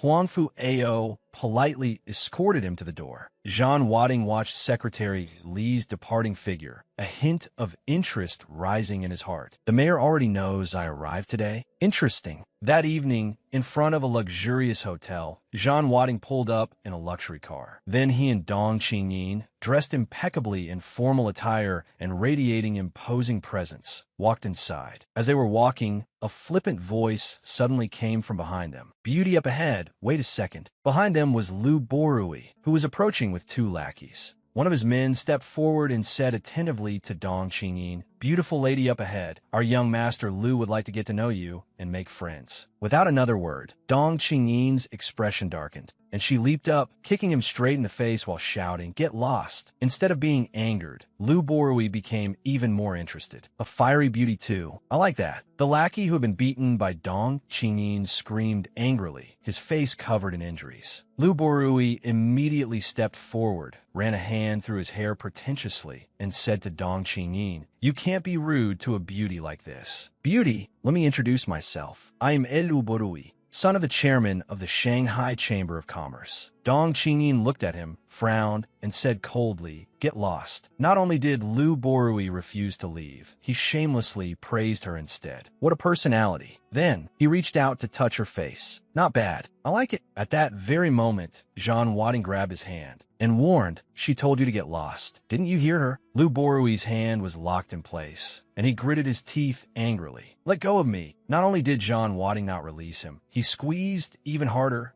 making his bones crack. Lu Borui clutched his hand in pain and shouted, ah, my father is the chairman of the Shanghai Chamber of Commerce. Even high-ranking officials have to give him some face. Then he threatened Jean Wading. You dare break this young master's hand? You're dead. Hearing that, Jean Wading showed no fear at all. Instead, he asked coldly, you still dare threaten me? Hearing this, Lu Borui trembled and stepped back, but his mouth stayed stubborn. Why you? If you dare touch me, you'll die a horrible death. Jean Wading immediately kicked him and said, too noisy. Taking the full force of the kick, Lu Borui flew straight into the pillar ahead. The surrounding crowd immediately began whispering among themselves. Look, that's the little tyrant Lu Borui. Seems like this time he kicked an iron plate. Keep your voice down. If he hears you, he'll come after you later. Just then, a stern voice came from behind. Make way. Chairman Lu entered surrounded by bodyguards. When he saw his precious son collapse there, he cried out in alarm, son, son. Then he ran to Lu Borui's side and anxiously asked, son,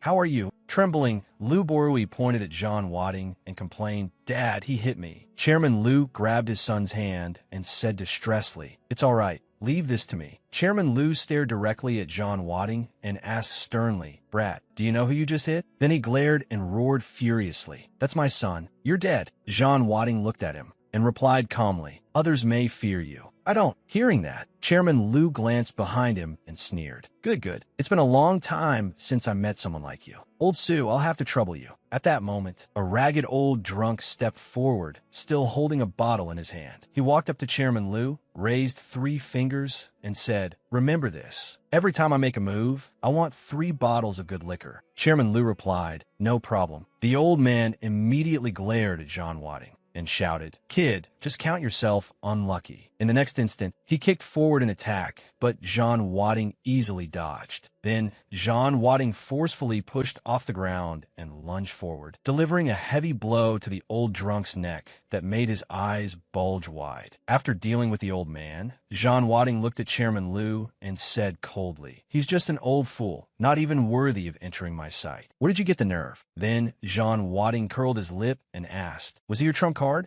Not good enough. By now, Chairman Liu was so frightened he could hardly speak. He hurriedly backed away and stammered, "Why you?" Just then, Wang Yong walked over and loudly asked, "Why is everyone gathered here?" When Chairman Liu saw Wang Yong approaching, he cried out in delight, "Boss Wang." Wang Yong looked at him and asked, "Old Liu, what's going on here?" Chairman Liu pointed at Jean Wadding and shouted furiously, "Brother Wang, this brat not only beat my son, he also beat one of my men to death." Hearing that, Wang Yong angrily turned around. What? Who dares act so tyrannically? But when he saw clearly that the person in front of him was Jean Wadding, his eyes nearly popped out of their sockets, and he cried out in shock, "Jean, Warwing Heavenly King." Chairman Liu looked completely baffled and asked him, "Where did this Warwing Heavenly King come from?" Wang Yong immediately turned and slapped Chairman Liu across the face, cursing sternly, "You bastard," having been slapped for no reason. Chairman Liu clutched his face and looked at him in fear. "Brother Wang Yu." Wang Yong immediately pointed at Jean Wadding and shouted angrily,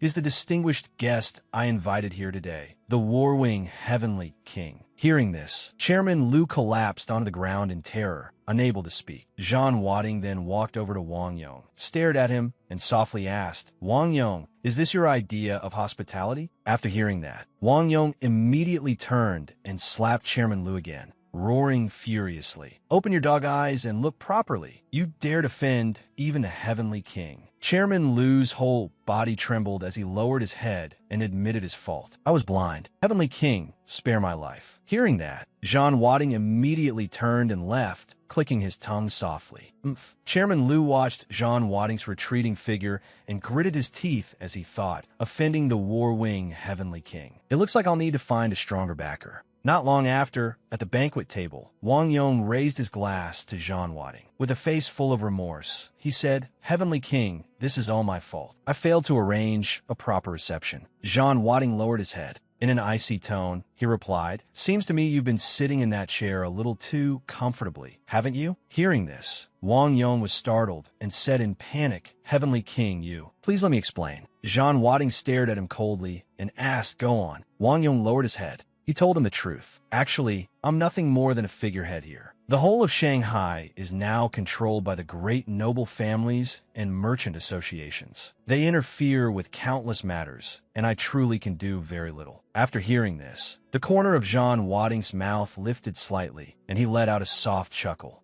This Shanghai is quite interesting. Looks like it's time to clean things up a little." The scene shifted to an underground fighting arena. Watching the two fighters on the stage, the audience shouted excitedly, "Hurry up and kill him." At that moment, up above, Jin Aoshi sat with a cigarette in his mouth, intently watching the match. Oh, he shouted smugly, his face full of excitement. "Excellent." Just then, a woman pushed open the door and walked in. She came before Jin Aoshi and called out, "Boss." He immediately turned his head. A little surprised, he said, "Inga?" Then Jin Aoshi looked at her and asked in confusion, "Why are you here?" Secretary Hua lowered her head. She gently reminded him, "Boss, outside. Please call me Secretary Hua." Jin Aoshi asked doubtfully, "HM, you've never come to the arena before. Why did you come today?" Secretary Hua smiled, a flicker of interest flashing in her eyes, and answered, "Something very interesting just happened." Hearing that, Jin Aoshi shot to his feet and asked, "Let's hear it." Secretary Hua immediately reported excitedly, "Chairman Liu and his son just offended the Warwing Heavenly King." Upon hearing that title, his eyes widened instantly as he shouted, "The Warwing Heavenly King." Then he burst into loud laughter. "Ha ha, excellent." Looking at his own hand, excitement gleamed in Jin Aoshi's eyes as he said, "Good. I was worrying over how to get rid of the Liu Family Merchant Association, and now the Warwing Heavenly King has delivered this chance right into my hands." Then his expression darkened. He said seriously to Secretary Hua, "Since this invitation comes because of the Warwing Heavenly King, I must build a good relationship with him." Secretary Hua immediately bowed her head and answered, "Yes." The scene shifted back to Jean Wadding. He was sitting alone in a quiet room, resting his chin on his hand in deep thought. Just then, someone suddenly pushed open the door from outside and entered. It was Huangfu Ao. Looking at Zhang Wading, Huangfu Ao asked about the situation. Zhang Wading kept shaking his head and replied, "It's far more serious than we expected." Huangfu Ao continued, "That's also why the Shunxiao Heavenly King wanted to break up those great families before." Then,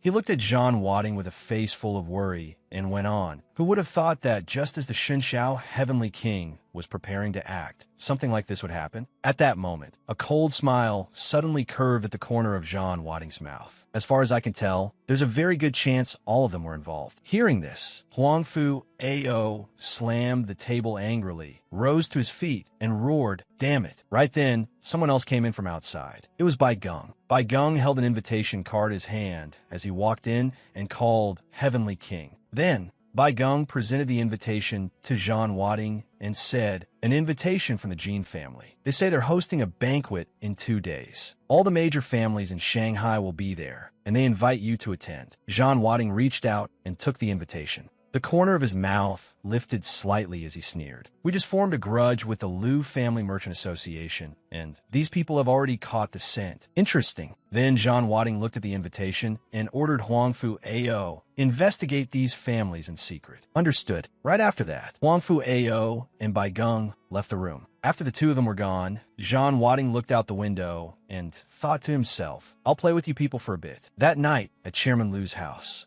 he sat on the sofa, clutching his head in anxious thought. "We've offended the War-Wing Heavenly King. What is our family supposed to do now?" At that moment, Liu Borui swaggered in with both hands in his pockets and asked, "Dad, did you avenge me yet?" When Chairman Liu saw him come back, he glared. He grabbed the cup on the table and hurled it straight at him, roaring furiously, "You worthless brat." Liu Borui quickly twisted aside to dodge. With an innocent expression, he looked at his father and asked, "Dad, what are you doing?" Hearing that, Chairman Liu was so furious his teeth nearly cracked, and his eyes looked ready to pop out. Pointing at Liu Borui, he shouted, "Sooner or later, you'll piss me to death. Do you even know who you mess with?" Liu Borui still scratched his head blankly and asked, "Who?" Chairman Liu roared in fury, "The War-Wing Heavenly King." Upon hearing that title, Liu Borui still didn't react at first and casually waved his hand. "Isn't it just some war wing?" But before he could finish, he suddenly jolted to his senses, his eyes widening in terror. "What?" Then, with a thud, he dropped to his knees in front of his father and asked urgently, "Dad, what did you just say?" Chairman Liu looked at him.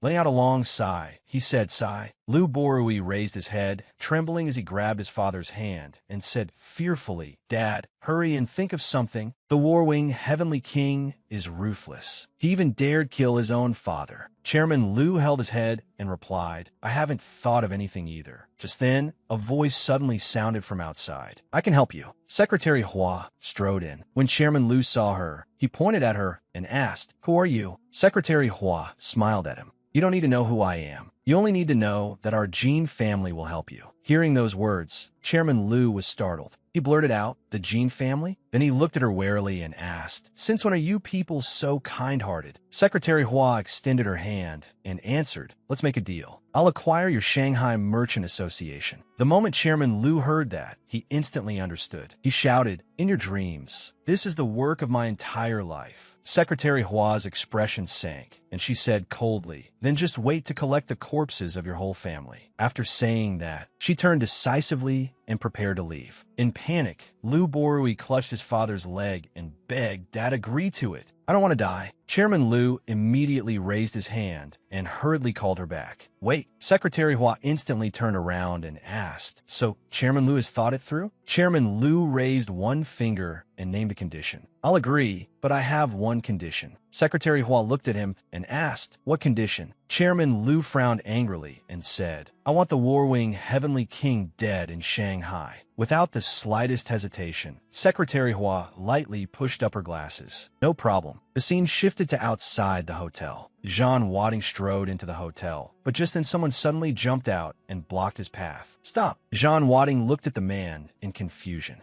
The man gave a sinister grin and said, "You don't get to go in. Look at you, dressed in rags like that. You think you're worthy of walking through these doors?" Zhang Wading said nothing more. He directly grabbed the man's finger and bent it hard. then showed a carefree smile. The other man broke out in a cold sweat from the pain. Grinding his teeth, he shouted, "Men!" Jean Wadding immediately followed with a kick that sent him flying. The man's underlings instantly rushed forward with weapons and surrounded him, shouting, "You dare hit our boss! Get him!" Jean Wadding looked at them, the corner of his mouth curling slightly as he sneered, "Humph, insects." Then, with a casual palm strike, he sent all of them flying. At that moment, Jin Aoshi appeared, clapping as he looked toward him. The subordinate lying on the ground looked up and tattled, "Chairman, it's this brat causing trouble." Jin Aoshi immediately slapped the subordinate across the face and barked sternly, "Blind fool. This is the War-Wing Heavenly King." Upon learning it was Jean Wadding, the man was so frightened that he repeatedly slapped himself in apology. "I failed to recognize Mount Tai.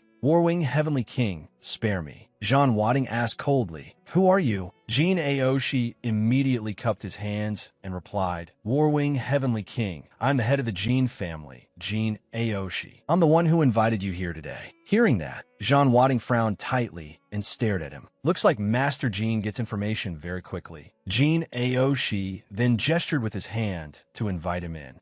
Just passable. "Heavenly King, please come in." The moment he stepped through the door, a scene of extravagant luxury met his eyes. Looking at the crowd before him, Jean Wadding frowned and said, as expected of high society. Jin Aoshi said to him, "That's right. Everyone invited to today's banquet is from Shanghai's merchant associations and noble families." At that moment, a waiter walked over and whispered a few words into his ear. "HM?" Jin Aoshi immediately smiled and said to Jean Wadding, "Heavenly King, please excuse me for a moment." After Jin Aoshi left, the banquet continued as usual. At that moment, at the banquet, Jiang Wanhe kept trailing behind Yao Yao, muttering, "Yao Yao, I really do like you." Blushing, he looked at her back and shouted, "Just give me a chance." Hearing this, Yao Yao grew irritated. She turned back and said to him, "Stop following me. I already have a boyfriend." Then she looked at him seriously and said, "He's here." Jiang Wanhe asked suspiciously, "Where?" Then he roared angrily, "I want to see which bastard is bold enough to steal my woman." Yao Yao immediately looked around, scanning the room until her eyes landed in the direction where Jean Wadding was sitting. There! Then she quickly walked over to Jean Wadding, naturally sat down beside him, and wrapped herself around his arm. Blinking her bright, sparkling eyes with a smile, she said to Jean Wadding, "Please help me with a little favor." Jean Wadding stared at her, having no idea what she was talking about. At that moment, Jiang Wanhe also rushed over in front of them. Frowning, he asked sternly, "You're Yao Yao's boyfriend?" Hugging Jean Wadding's arm tightly, Yao Yao replied, "Jiang Wanhe, I already have a boyfriend. Stop bothering me." But Jiang Wanhe still refused to let it go. Then he stepped forward, pointed at Jean Wadding's nose, and cursed, "You little punk, you dare steal my woman? If you know what's good for you, then get the hell out of here now." After saying that, he frowned and threatened, "Otherwise, I'll show you how formidable I am right now." Seeing this, Yao Yao stood up fearfully and asked him, "Jiang Wanhe, what are you trying to do?" Then she glared at him and threatened, "You dare make trouble here?" Jiang Wanhe looked at her and called out Yao Yao, then shot Jean Wadding a sidelong glance and said, "You know my family's background too, don't you?" Then he pressed in closer to Jean Wadding. "Who have I ever been afraid of?" Saying that, he reached out to grab Jean Wadding by the collar. Jean Wadding didn't let him touch him. He directly kicked him away, then slowly stood up and said, "You're like a fly buzzing nonstop in front of me." Jean Wadding stared at Jiang Wanhe coldly and asked, "Do you know how annoying you are?" Looking at Jean Wadding's back, Yao Yao thought in shock, Jiang Wanhe is considered a skilled fighter too. Yet this man sent him flying with a single kick. Jean Wadding strode toward Jiang Wanhe. Seeing him approach, Jiang Wanhe pointed at him and shouted, "Why you? You actually dared lay a hand on me." Jean Wadding replied coldly, "Lay a hand on you? I didn't use my hand." Then he glared at Jiang Wanhe. He added another kick and sent him flying even farther, saying, "I used my foot." Hearing the commotion, the people present all turned to look. The crowd began whispering among themselves. What happened? No idea. Some young guy suddenly started beating up that fat Jiang family brat. With both hands in his pockets, Jean Wadding coldly walked toward him. Jiang Wanhe was furious out of his mind. Gritting his teeth, he said, "You're dead." As soon as he finished, he sprang up forcefully and threw a heavy punch. In an instant, Jean Wadding caught his fist and, with a casual flip, sent his whole body crashing to the ground. After striking him, Jean Wadding coldly spat out 2 words, trash. Jiang Wanha had been beaten black and blue, and he shakily sat back up. Jean Wadding immediately followed with another kick, stomping him flat onto the floor so he couldn't move, and said, "With just this little bit of skill, you still dare chase my woman? How embarrassing." With Jean Wadding's foot pressing on his face, Jiang Wanha roared in fury. Jean Wadding looked down at him, the corner of his mouth lifting slightly as he sneered. "Remember it now? Good. I'll make sure you do." After saying that, he kicked Jiang Wanha once more, sending him tumbling across the hotel hall. The people around them burst into laughter. Jiang Wanha immediately turned his head and roared angrily, "What the hell are you laughing at? Shut up, or I'll kill every last one of you." Then he clenched his fists and glared at Jean Wadding in fury, thinking to himself, this brat's martial arts are too strong. "No, I have to call for backup." Yahello immediately walked over and took Jean Wadding's arm, her pretty face flushed red with a smile. Jean Wadding coldly warned Jiang Wanha, "Next time, stay farther away from my girlfriend." "Got it." Jiang Wanha trembled all over from rage. As Yahello held on to Jean Wadding and prepared to leave, she turned back and glanced at him. "If you come bother me again, my boyfriend will beat you every single time he sees you." The crowd around them still couldn't stop laughing. Jiang Wanha, furious to the point of madness, shouted, "What are you all looking at?" Then he drove away the gathering onlookers. After that, Jean Wadding and Yahello walked toward the nearby bar. She leaned her head on his shoulder and said coquettishly, "Thank you, handsome. Thank you so much." Jean Wadding glared at her in annoyance. Still not letting go, Yahello immediately let go of his arm. "Fine, I'll let go. Why are you being so fierce?" Then she introduced herself. "Let's get acquainted properly. My name is Murong Yahello." After introducing herself, Yahello asked curiously, "What do you do? How are your martial arts so good?" Jean Wadding frowned and replied coldly, "Military." Yahello exclaimed, "Wow, no wonder you're so amazing." Then she folded her arms, looking a little worried as she said, "The Jiang family is the top boss around here. Nothing's going to happen to you, right?" Jean Wadding raised his wineglass. With domineering confidence, he answered, "Even a dragon is nothing more than a dead snake." Hearing this, Yahello couldn't help but think in surprise, this guy is really crazy. What a strong and arrogant man. Then she looked at his back and called out loudly, "Hey, what's your name?" Jean Wadding turned and glanced at her, the corner of his mouth curving slightly. Jean Wadding. Upon hearing that name, Yahello was instantly infatuated and thought to herself, as expected of the war-wing heavenly king, he really is unbelievably handsome. The scene shifted to Jean Aoshi's side. He was holding a wine glass and looking down below, when Secretary Hua came in and reported, "Boss, the acquisition of the Liu family's merchant association has been completed, but they made one request." Hearing this, Jean Aoshi set down his glass and asked, "What request?" Secretary Hua replied with a dark expression, "Kill Jean Wadding." Hearing that, Jean Aoshi burst into hearty laughter and answered confidently, "No problem." At that moment, another man walked in and said to him, "Master, the representatives of the major families are waiting for you in the conference room." Jean Aoshi immediately replied, "Good." Then,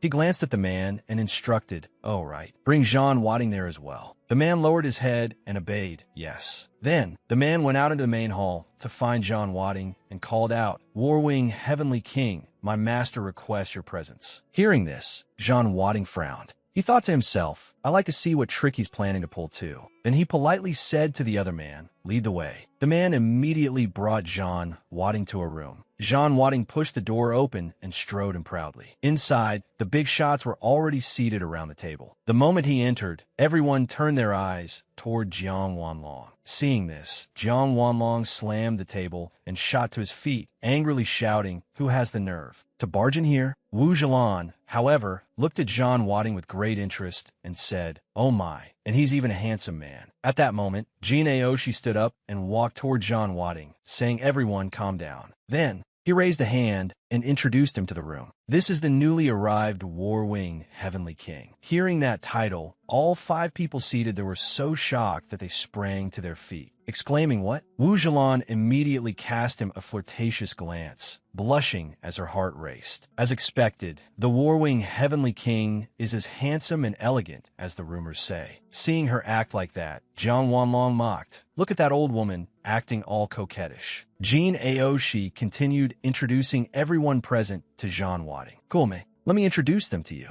On the left is the head of the Morong family. The man immediately raised his hand in polite greeting. Greetings, Heavenly King. Jean Aoshi went on with the next person. Below him is the head of the Li family. Old Master Li wore a cold expression and did not even bother to look at him. At this moment, Jiang Wanlong arrogantly walked over and said, I'm Jiang Wanlong. Jean Wadding immediately extended his hand with courtesy. Oh, a pleasure. Then, the two shook hands. A terrifying killing aura spread from their clasped hands, as if each wanted to devour the other. Suddenly, Jiang Wanha lunged at Jean Wadding and attacked, shouting, Brat, you've got some skill after all. Let's see if you can take this palm strike of mine. Jean Wadding frowned and was about to counterattack when Jean Aoshi's hand suddenly shot out and stopped him. Jean Wadding looked at him in slight surprise. Jean Aoshi then said to the two of them, Don't ruin the harmony. Jiang Wanlong crossed his arms and replied, Fine. Then he turned and walked back to his seat, saying, I'm only giving it out of respect for you, Jean Aoshi. He dropped back in his chair with a look full of arrogance. Jean Wadding then turned to Jean Aoshi and said, I didn't expect Patriarch Jean to be a master as well. Jean Aoshi hurriedly waved his hand, smiling as he replied, Not at all, not at all. No matter how capable I am, I can't compare to you, Warwing Heavenly King. After hearing that, Jean Wadding glanced at him and smiled faintly. Then Jean Aoshi continued the introductions. Heavenly King, this is the head of the Wu family. Wu Zhelan immediately stood up, calling out warmly, Heavenly King. Then she politely added, I hope you'll look after me in the future. Jean Wadding looked at her and nodded with a smile. Jean Aoshi then pointed to the youngest man at the table and said, This is the young master of the C family. Then, seeing the expression on the young man's face, he added, Young Master C here is rather willful by nature. Turning to Jean Wadding, he said, I hope the Heavenly King won't mind. Jean Wadding merely cast the young man a glance. After the introductions, Jean Aoshi returned to his seat. At this moment,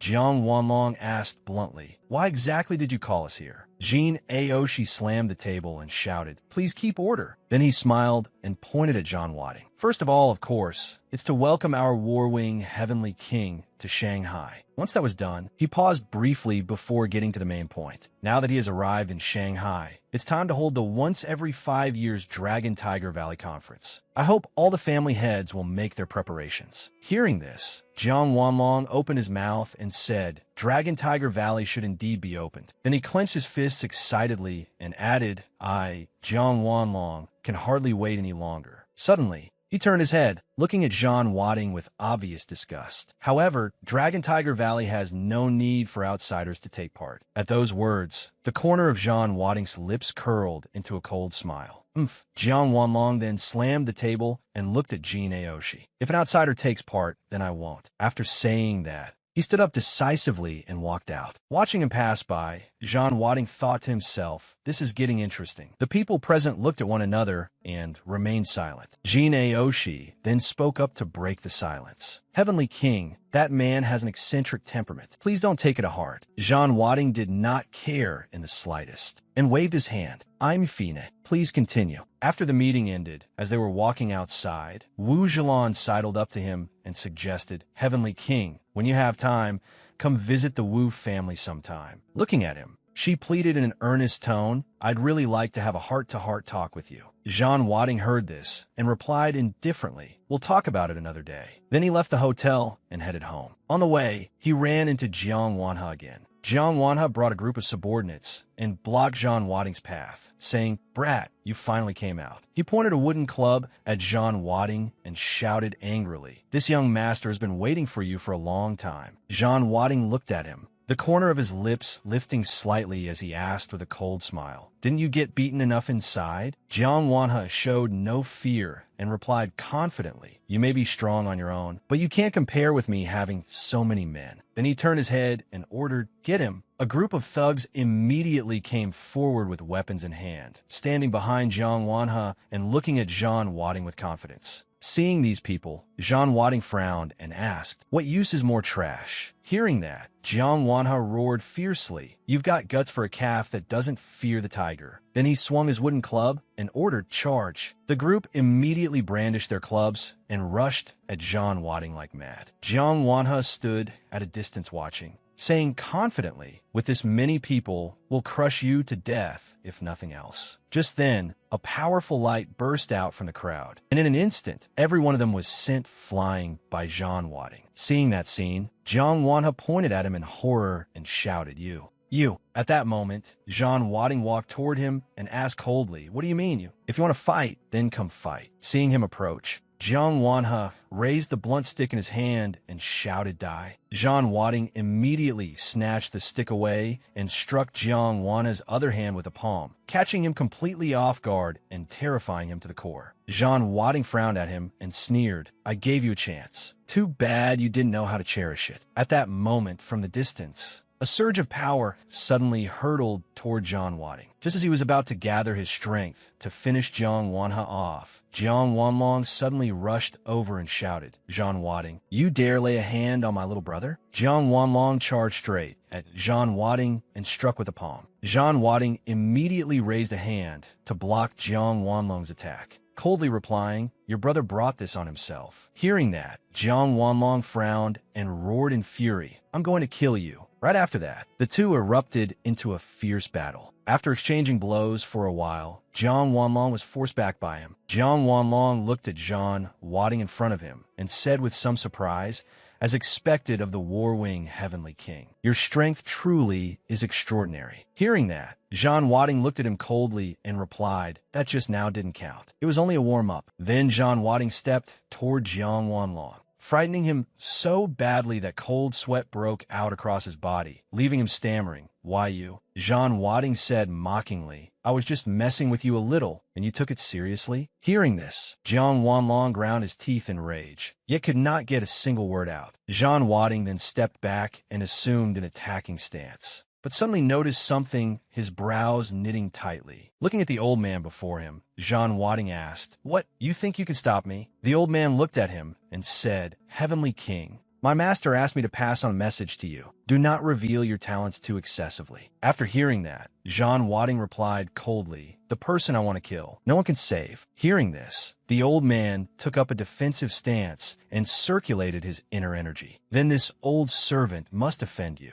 Heavenly King." Seeing this, Jean Wadding clicked his tongue. "Umph." Immediately, the old man activated his technique and formed a massive shield in front of Jiang Wanlong. Jean Wadding's attack came crashing down like a violent storm. The old man could not withstand it and was driven backward again and again. After blocking that strike, the old man's body could endure no more, and he spat out a mouthful of fresh blood. Jean Wadding walked over to him and praised him. "You got some skill." The old man cupped his hands in thanks. "You flatter me, Heavenly King." Then Jean Wadding looked at him and said, "Jiang Wanlong managed to keep his life today," and turned to leave, adding, "Only out of respect for you and your master." The people present watched his retreating figure, not daring to make sound. Wu Zhilan looked at him and thought to herself, "No wonder father told me that if anyone can overturn the whole game board of Shanghai, it will be this newly arrived Heavenly King." At that moment, Jin Aoshi had also arrived. He looked at Jean Wadding's back and viciously bit through the cigar in his mouth. At that moment, one of his subordinates stepped forward, lowered his head, and said, "My apologies, master. Old Fu has disappointed you."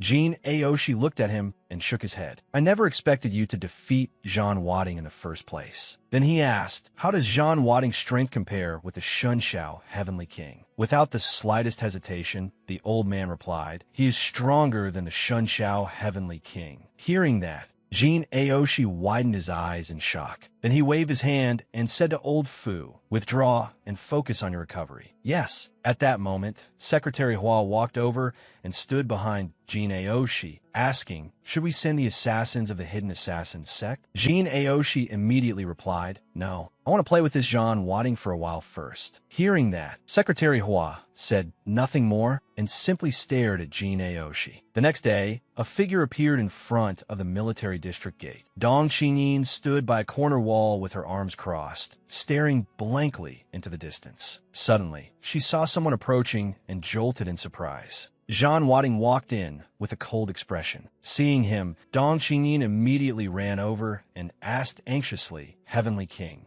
are you all right?" Jean Wadding looked at her coldly and asked, "What could have happened to me? What are you doing here?" Hearing that question, she guiltily turned her face away and answered, I'm waiting for a delivery. Jean Wadding looked at her in confusion and said, you could just have the gate guards bring it in. Why do you need to stand here and wait for it yourself? Hearing that, she was so annoyed that she stamped her foot. Then she turned and walked off, glancing at him as she thought, you idiot, you really don't understand a girl's feelings at all. Jean Wadding looked at her retreating figure in confusion and muttered, what's she gone crazy for now? A little later, he arrived at the door to his room. Jean Wadding reached out to unlock it. Suddenly, a mysterious person holding a knife appeared inside the room. She immediately thrust the blade toward him, but in the very next moment, he easily caught her wrist and looked at Tian Tian coldly. Junior sister, don't fool around. Tian Tian immediately withdrew her dagger and replied, how boring. Pouting angrily, she said to him, senior brother, can't you let me succeed in a sneak attack just once? Jean Wadding's tone softened as he reminded her, from childhood until now, you've tried to assassinate me 199 times. Tian Tian wrapped her arm around his and replied, but I failed every time, didn't I? Senior brother, please, just let me injure you once. Hearing this, he turned, placed a hand on her face, and asked helplessly, Tian Tian, what exactly are you trying to do?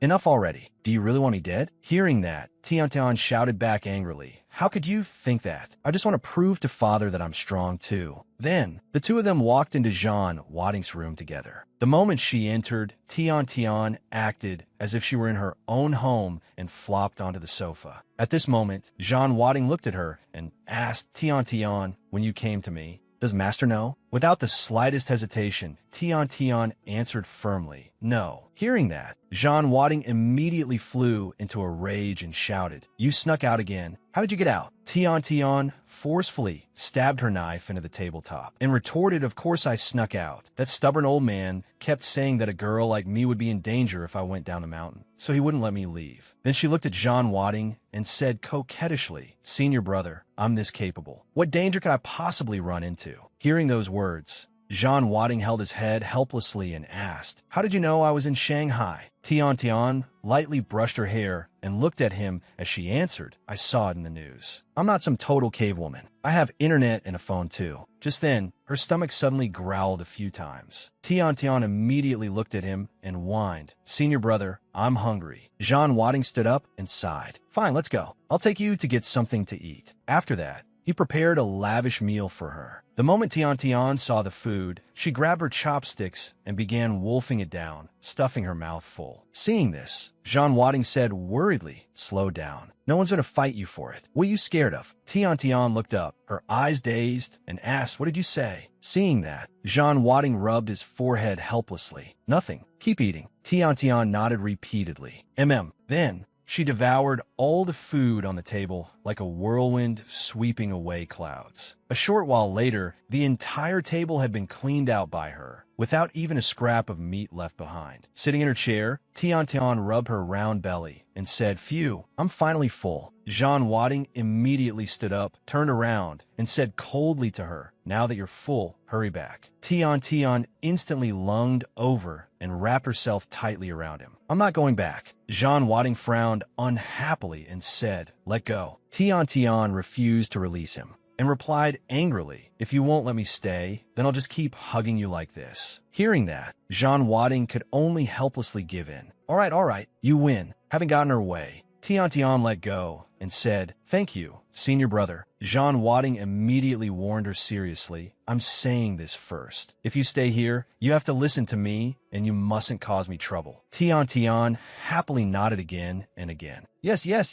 A little later, in Jean Wadding's room, Huangfu Ao entered with an important report. The moment he came in, he saw an unfamiliar girl sitting in the chair. Their eyes met, and he thought to himself, the Heavenly King is usually so cold. I never expected his preference to be for young girls. Seeing the expression on his face, Jean Wadding immediately understood what he was thinking and barked in a deep voice. I'm not as filthy as you're imagining. She's my junior sister. Hearing that, Huangfu Ao hurriedly waved his hands and denied it. No, that's not what I meant. Jean Wadding frowned and asked, all right, there's something I want to ask you. Huangfu Ao immediately responded seriously. What is it? Jean Wadding said to him, what are the requirements for the Dragon Tiger Cup? Hearing that, Huangfu Ao cried out in shock. How do you know about the Dragon Tiger Cup? Jean Wadding's brows drew tight. And he snapped sternly, cut the nonsense and talk. Huangfu Ao then told him, the Dragon Tiger Cup is held on a huge mountain where the most outstanding younger subordinates of the great family slaughter one another. The one who survives to the end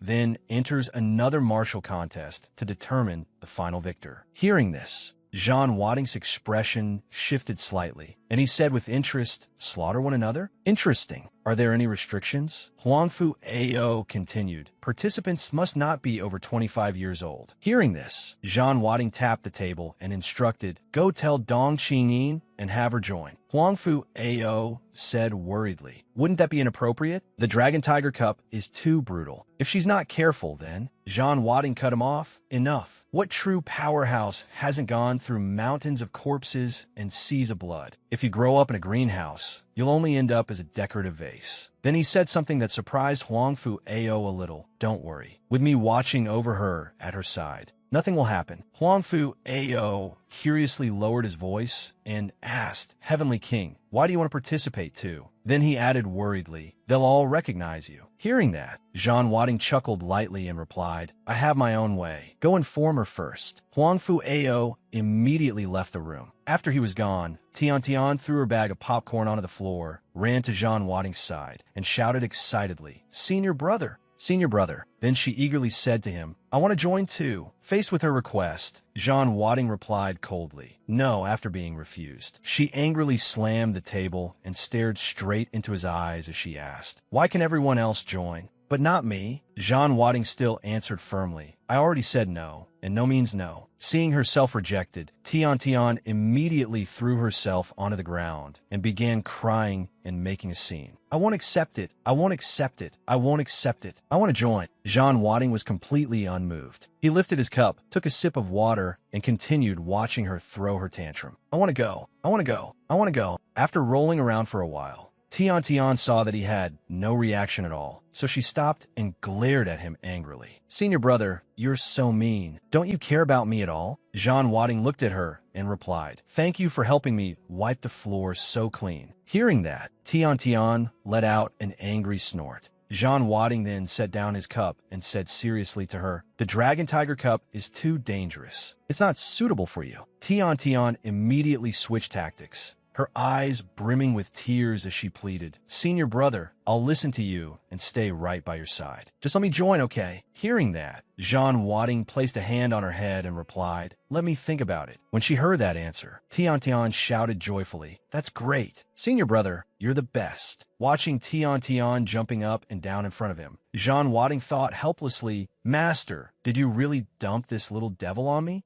The scene shifted to the military district training ground, where Dong Qingyin was practicing hard. At that moment, Huangfu Ao came to deliver the message. Qingyin, Qingyin. Seeing Huangfu Ao arrive, Dong Qingyin wiped the sweat from her forehead and asked, Uncle Wu, did you need something? Huangfu Ao stepped forward and said to her, the Heavenly King told you to go participate in the Dragon Tiger Cup. Without the slightest hesitation, she replied, yes. Huangfu Ao then carefully warned her with concern, Qingyin, you must pay attention to your safety. If the situation becomes critical, withdraw immediately. Staying alive is the most important thing. She frowned and replied confidently, Uncle Wu, I understand. The scene shifted to Yao Yao's home. Early in the morning, she was already happily skipping around the house. Seeing this, her father asked, what is you so happy? Yao Yao said excitedly to her father, Dad, just like you said, Jean Wadding really is incredibly strong. Old Mu then lifted his teacup and muttered, a heavenly king thought to be dead. How could those above not be worried? Yao Yao smiled and looked at her father as she asked, do we still need to maintain good relations with Jean Wadding? Looking at his teacup, he replied gently, yes. The Jean family has ruled for too long. We need Jean Wadding to break this deadlock. Hearing that, Yao Yao immediately raised 2 fingers and replied confidently, got it, Dad. Leave it to me. The scene shifted to the martial training ground, where Jean Wadding was instructing Dong Qingyin in her training. He blocked her spear and commented, your spear is still not fast enough, and your strength isn't focused enough either. At that moment, he sent someone behind him and turned around. Looking at Wu Zhilan, Jean Wadding asked coldly, what are you here for? Wu Zhilan lightly covered her mouth with her fan and replied, Warwing Heavenly King,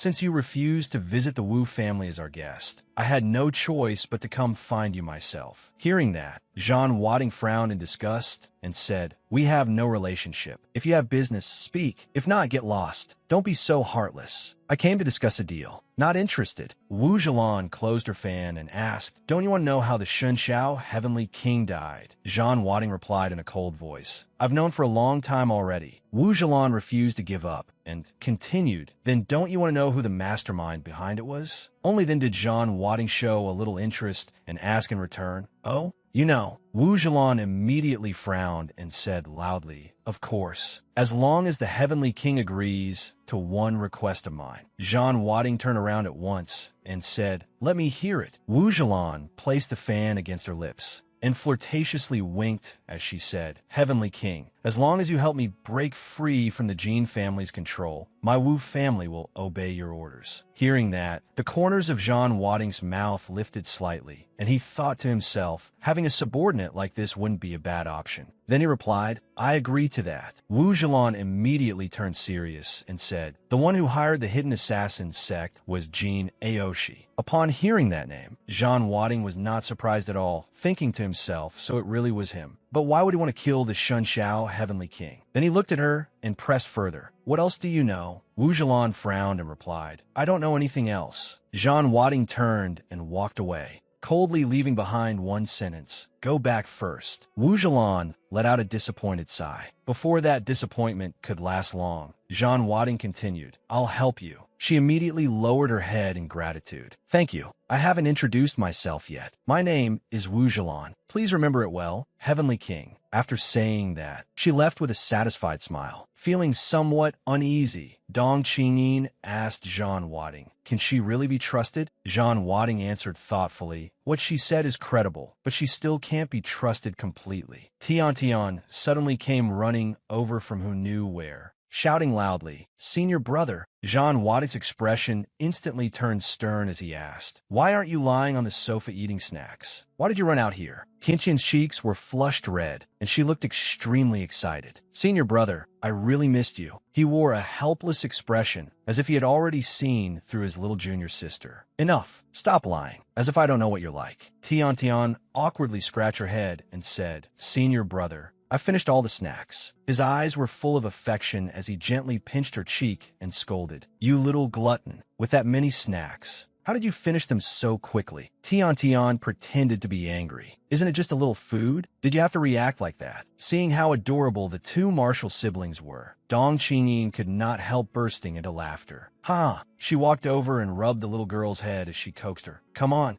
I'll take you to buy more snacks, and we can grab a meal too." Tian's eyes lit up. "Really?" Dong Qingyin stroked her head and said, "Of course it's true." Tian immediately hugged Dong Qingyin and said gratefully, "Sister, you're so nice. Not like my senior brother. I just eat a little of his food, and he pulls a long face." After saying that, she turned around and made a face at her senior brother. As the two girls left, Tian did not forget to turn back and shout, "Stinky senior brother, bye-bye." Looking at his junior sister's mischievous behavior, Zhan Wading could only shake his head helplessly. On the way back, Wu Zhilan ran into Yahello. She opened with a greeting, "Well, if it isn't Miss Moron." With a scornful look at Yahello, she said, "You came here too? Don't tell me you're trying to seduce the War-Wing Heavenly King." Yahello angrily cursed, "You vixen, I'm not like you, going around seducing men everywhere." Wu Zhilan laughed disdainfully. "You're no different from me. You act all pure on the surface, but who knows how many people you've been involved with behind the scenes." After provoking Yahello, Wu Zhilan got in her car.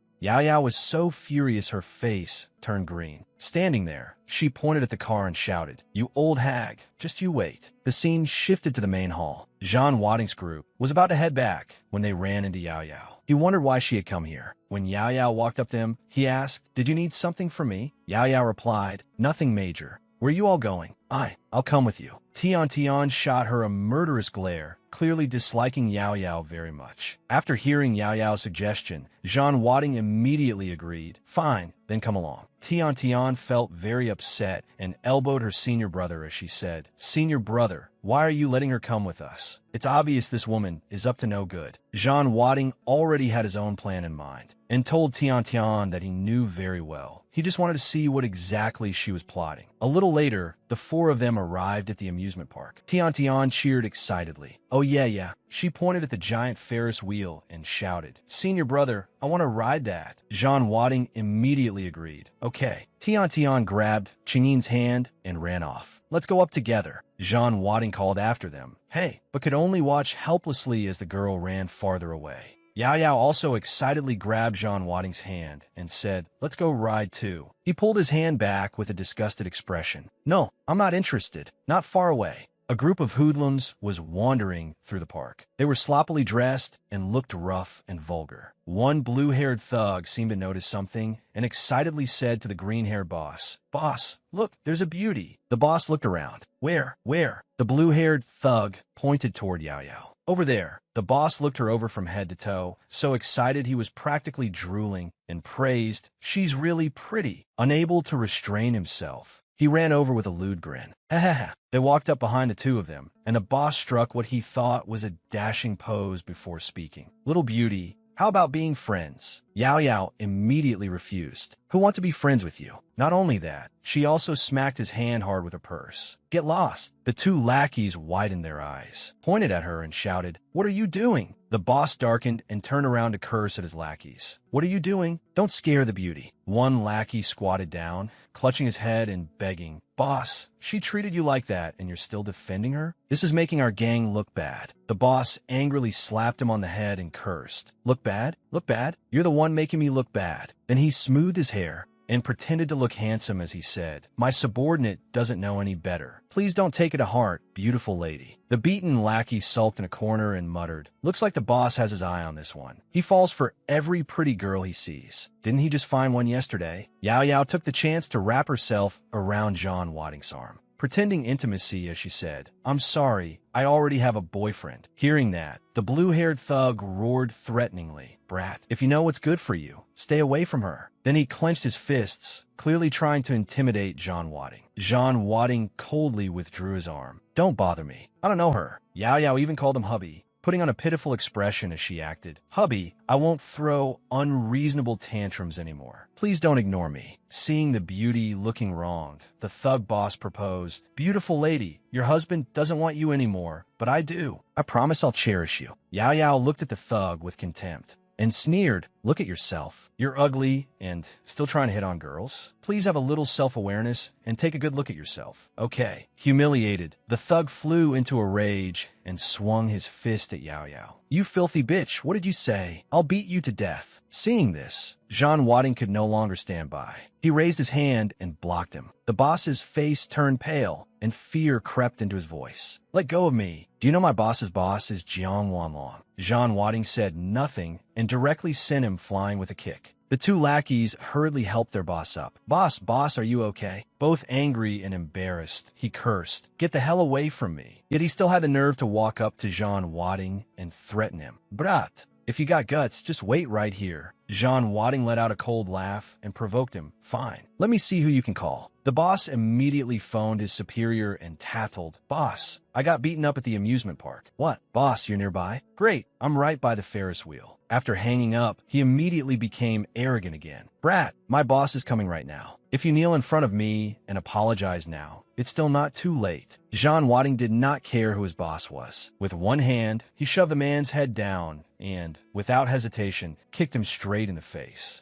The two lackeys trembled in fear. The red-haired one broke into a cold sweat and asked, "Should we go help the boss?" Seeing how miserably the boss was being beaten, the blue-haired one cursed. "Are you stupid? Look at the boss getting beaten like that. If we go up there, aren't we just throwing our lives away?" Tian came back after getting tired of playing and asked, "Senior brother, what happened?" Jean Wading replied indifferently. They brought this on themselves. Tian Tian stomped on the thug and said, "You even dared provoke my fierce senior brother? Are you tired of living?" Jean Wading grabbed the back of his junior sister's collar and glared at her. "What did you just say?" Tian Tian immediately changed her tune and tried to dodge the issue. "No, senior brother, you heard wrong." From the distance came shouts of, "Move aside, move aside." Jean Wading set Tian Tian down and turned his head, only to see the thug's boss had arrived. That thug scrambled and crawled over, then dropped to his knees, clutching his bruised and battered face as he cried, "Boss!" The boss looked at his underling's distorted face and frowned. The blue-haired thug sniffled, "Boss, you finally came." The leader angrily shouted, "Who dared touch my brother?" The blue-haired thug pointed at Jean Wading. "Boss, it was him." The moment he saw Jean Wading, the leader's face instantly turned deathly pale and cold sweat poured down his face. "We're dead. Why is this god of slaughter here?" He immediately slapped that thug hard. The blue-haired thug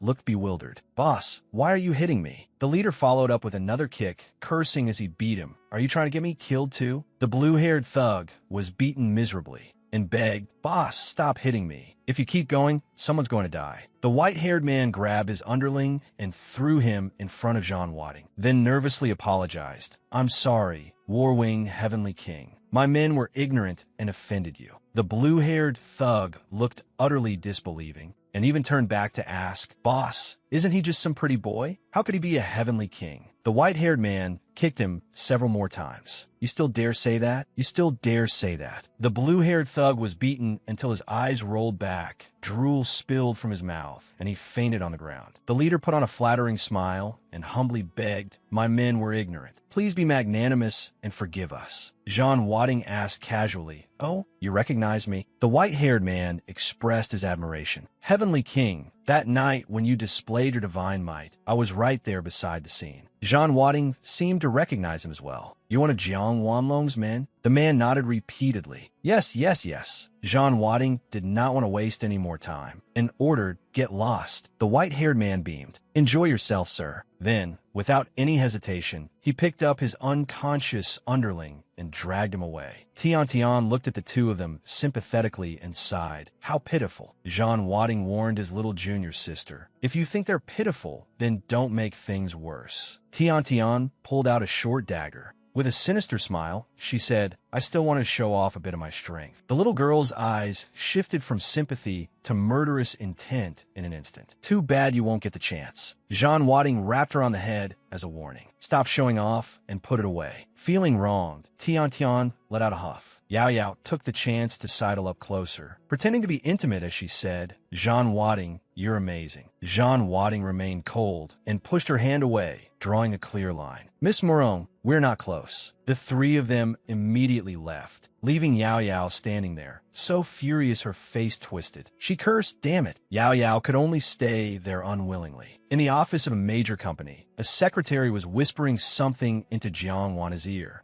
After speaking, the secretary left. The fat Jiang Wanha angrily smashed everything on his desk. Just as he was about to smash the vase too, a man walked in. It was Jiang Wanlong. He asked, "What are you doing?" Seeing his older brother, Jiang Wanha calmed down a little. "Brother," Jiang Wanlong continued, "what happened to make you this angry?" The fat man said furiously, "Yao Yao and Jean Wading were having a great time at the amusement park. It makes me feel terrible inside. Brother, can you help me kill him?" Jiang Wanlong had just been concerned about his younger brother, but the moment he heard that, his attitude changed completely. He slapped his brother across the face. "Idiot, are you trying to get me killed too?" Jiang Wanlong warned him, "Before the Dragon Tiger Cup is over, I do not allow you to leave this place by even half a step." Got it. That night, under the moonlight, Jean Wading was escorting the two girls back when he suddenly sensed something was wrong. Seeing the strange look on her senior brother's face, Tian Tian turned around and asked, "Senior brother, what's wrong?" Jean Wading spoke up, "Come out." Tian Tian asked suspiciously, "Senior brother, how could there be anyone?" A man stepped out of the darkness. It was Shueisha.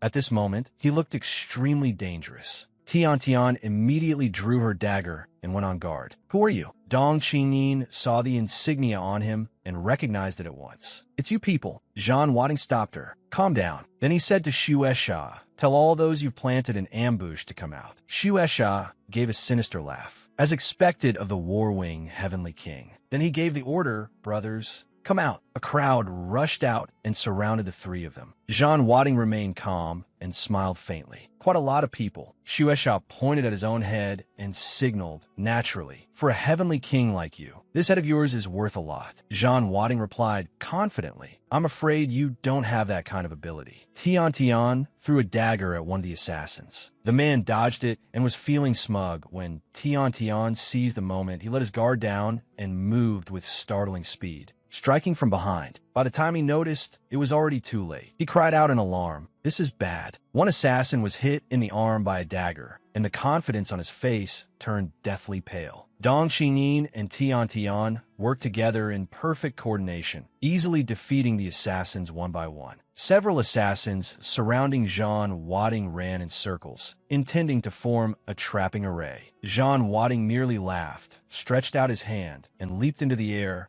locking onto one of them before attacking. With just one move, he sent that assassin flying. Shueisha struggled to his feet with a pained expression, utterly horrified. How'd he know that was my real body? With only a glance, Jean Wadding broke the formation and mocked him. "And you dare show off such petty tricks in front of me?" Unwilling to accept it, Shueisha immediately unleashed another move. "Petty tricks? Then have a taste of this." He drew in the surrounding air, creating a dense layer of fog that enveloped Jean Wadding. Seizing the opportunity, he silently moved behind him to launch a sneak attack, his face full of smugness. "Ha ha, Jean Wadding, the game's over." However, to Jean Wadding, this was nothing more than child's play. He chuckled softly. "Oh, mildly interesting." Jean Wadding kicked backward, and the fog dispersed with it. Shueisha was struck by the kick and sent flying several meters away. Seeing the vicious state of the man known as the God of Slaughter, Shueisha was terrified and immediately ordered his men to retreat. The subordinates who had been fighting fiercely vanished without a trace the moment they heard the command. Dong Xingyin and Tian Tian were just about to chase after them when Jean Wadding stopped them. "Go back." Tian Tian did not understand. "Senior brother, why aren't we chasing them?" Jean Wadding seemed to have other plans. He told them to stay while he pursued them alone. Left with no choice, Tian Tian could only obey. Jean Wadding sped up in pursuit, but these assassins were faster than he had expected. In the blink of an eye, they had disappeared without a trace. They ran? After a failed assassination, fleeing really is the best option. Jean Wadding turned back, seeing that he had returned so quickly. The two girls could already guess. "They got away," Jean Wadding said with certainty, "but I already know who they are." Dong Xingyin looked curious. Stroking his chin, Jean Wadding speculated, "In a place like this, to possess escape techniques like that, I'm afraid there can only be one group." Dong Xingyin also seemed to have guessed their identity. She voiced her suspicion. "The hidden assassin sect."